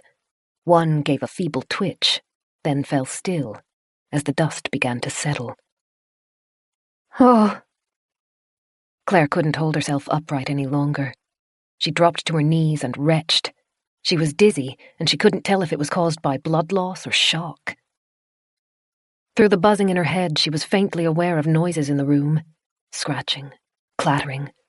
Her consciousness made a final bid for coherence. "Doran is here. He needs help. You've got to get up. Don't leave him to fight them alone." She struggled a few inches off the ground, then slumped back down. Everything was turning numb. She couldn't see properly, but suddenly she wasn't alone. Hands caught her, and she heard Doran speaking her name. "Did he hurt you? Claire, my darling, I need you to talk to me. Where are you hurt?" She blinked, and Doran filled her vision. Tracks of sweat and blood ran through the grey dust coating his face. He held her, one hand on each of her shoulders, keeping her upright. "I'm fine," she mumbled. She squeezed her eyes closed as she waited for the nausea to fade. You killed them?" "2 of them. The others ran off when—" He glanced over his shoulder, towards his mother's corpse, and when he returned his attention to Claire, his expression softened, with mingled relief and sadness. "You were very brave, my darling. They ran when she fell. I think we are safe now." Claire nodded. Her eyes burned. Tears began to escape, and she was too tired to stop them. Doran moved closer and circled one arm around her back so that she could rest against his shoulder. She knew she must smell awful, like blood, sweat, and the oily musk that permeated the basement, but he didn't try to recoil. As he ran his hand over her hair and murmured soft words of comfort, Claire felt safe for the first time in a long while. I can take you somewhere more comfortable, where we can clean up and rest. We can worry about this mess later. Claire looked from the fallen matriarch to the crushed bodies of the two dead creatures. She nodded sluggishly. Doran kept one arm around her back and reached the other under her legs to lift her. I can walk, she mumbled. I know, but this is easier. Claire's eyes were already drooping. You're tired. She could hear the smile in his voice. I'm never too tired to hold you. Rest now. I will take care of everything. Claire drifted into sleep. Her subconscious was vaguely aware of the bumps of ascending stairs, but whenever she stirred, Doran rocked her and lulled her back under. It was night when she woke properly. The familiar bed and crackling flames told her she was back in the bedroom. Blankets were draped over her. She rolled over, moving gingerly as aches flared. A warm body lay at her side. Doran watched her, his eyes half-lidded. Sorry, she whispered. I didn't mean to wake you. You didn't. He smiled, and feather-light fingertips brushed stray hair away from her forehead. He ran his fingers across her cheek in a caress, then relaxed again, leaving the hand resting on the crisp sheets between them. Claire squirmed her own hand out from under the blankets and took Doran's. Their fingers wrapped together. It was a small touch, but it felt intimate and good. She was clean, and she realized he must have undressed and washed her while she was asleep. Fresh bandages were wrapped across the bite marks and scrapes. It was a sudden reminder of the first day she'd met Doran. She'd woken in his bed, wearing nothing except her underwear and bandages. Back then, she'd been terrified of him. Now she couldn't think of anyone she trusted more. Outside, the storm raged, hurling sleet against the walls and rattling the windows, but Claire had never felt so comfortable. We'll have to face the real world again soon, she murmured. He smiled, his thumb grazing over her fingers. Unfortunately, my darling, but not just yet. Do you think any of the hollow are left in the house? It is possible, but I suspect most of them have fled. There are tracks in the snow outside leading towards the forest. With Madeline gone, perhaps Winterbourne is no longer a hospitable place for them. They may have realized food will be more easily found in the forest, where there are rabbits and rodents to hunt. They don't seem interested in the greens in the garden. Oh no, poor garden. We must have cooked it. He chuckled. It will be a little warm, but the vent will make sure the lake bears the worst of the fire. Imagining the sunken hollow floating through the heated lake like some kind of unnatural stew, she scrunched her nose. Then another thought crept into her mind. Doran, are you okay? Of course. Nothing worse than a few scratches and bruises. I mean... She squirmed an inch closer. Last night, your mother, it was a lot to have to see. Doran was quiet for a moment, then said, I am at peace with it. His eyes looked sad, and Claire's heart ached for him. She tightened her hand around his as she struggled to find words that might help. I know you don't like to show when you're hurting, or afraid, or sad. You were never allowed to be those things, I guess. But sometimes it helps to talk. If you don't want to, I won't push, but I'm here when you're ready, and... It felt strange to say something that seemed so obvious to her, but she thought Doran needed to hear it. I won't hurt you. His shell cracked.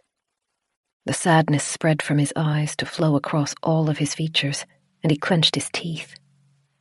He took her hand in both of his, holding it and kissing it as though it were a lifeline. The moment passed, and his face cleared, though his breathing was rough. You are good to me. He kissed her hand again. I would rather not talk about her. She hurt you, but she is gone now. I want to spend my life walking forward, not looking over my shoulder. She smiled. I can understand that.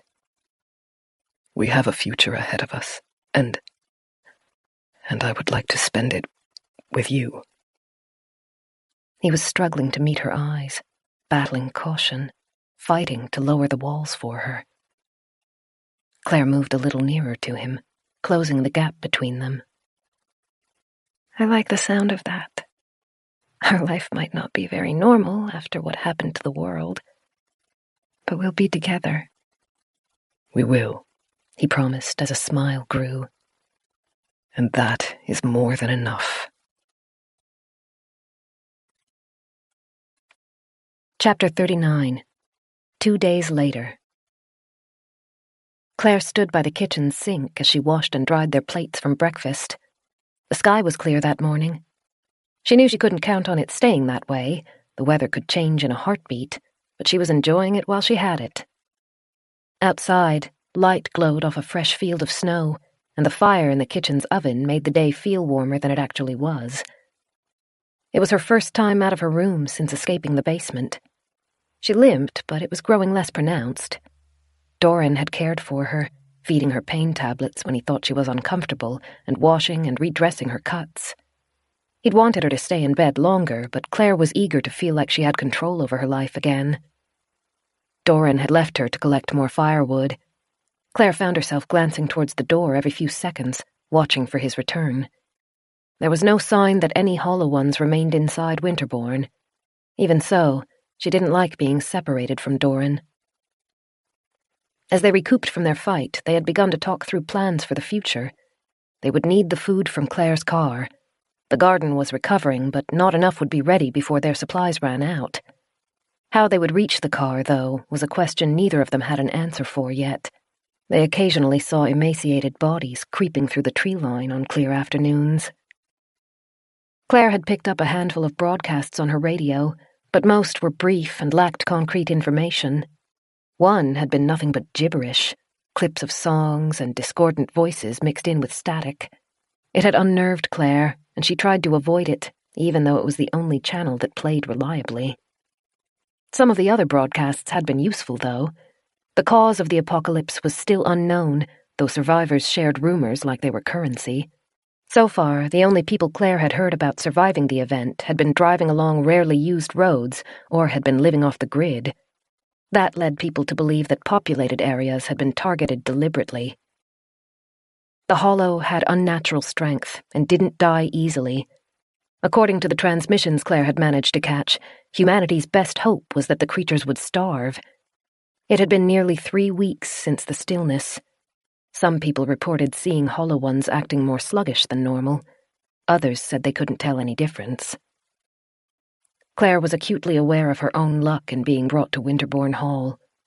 The people she'd listened to on the radio were all nomads, moving from town to town, trying to connect with other survivors and hoping that the next place they chose to camp wouldn't have a nest of Hollow near it.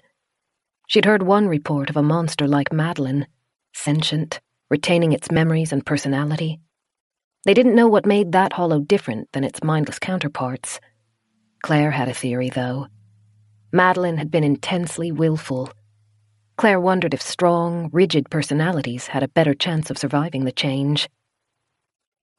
Claire left the radio on Beth's frequency most of the time, and always kept it close. Doran didn't complain. He seemed to understand that Claire needed to hold on to hope, stubbornly, even irrationally, despite each day of static repeating the same message of futility. Hope was a rare commodity in the New World, but it was almost as valuable as food or shelter. Eventually, the radio's batteries would fail, and Claire would be forced to give it up. But she wasn't ready. Not yet. The door creaked, and Doran entered, wearing a green knit top and scarf. Claire tried not to look as relieved as she felt. "Hey! Did it go okay? Nothing bothered you?" Doran returned her smile, but it had lost the sincerity she'd begun to enjoy. I went to the furnace room. They hadn't been to the basement since the fight, and Claire realized the bodies would still be there. She put down the dishcloth and crossed to him. "Doran, I'm so sorry.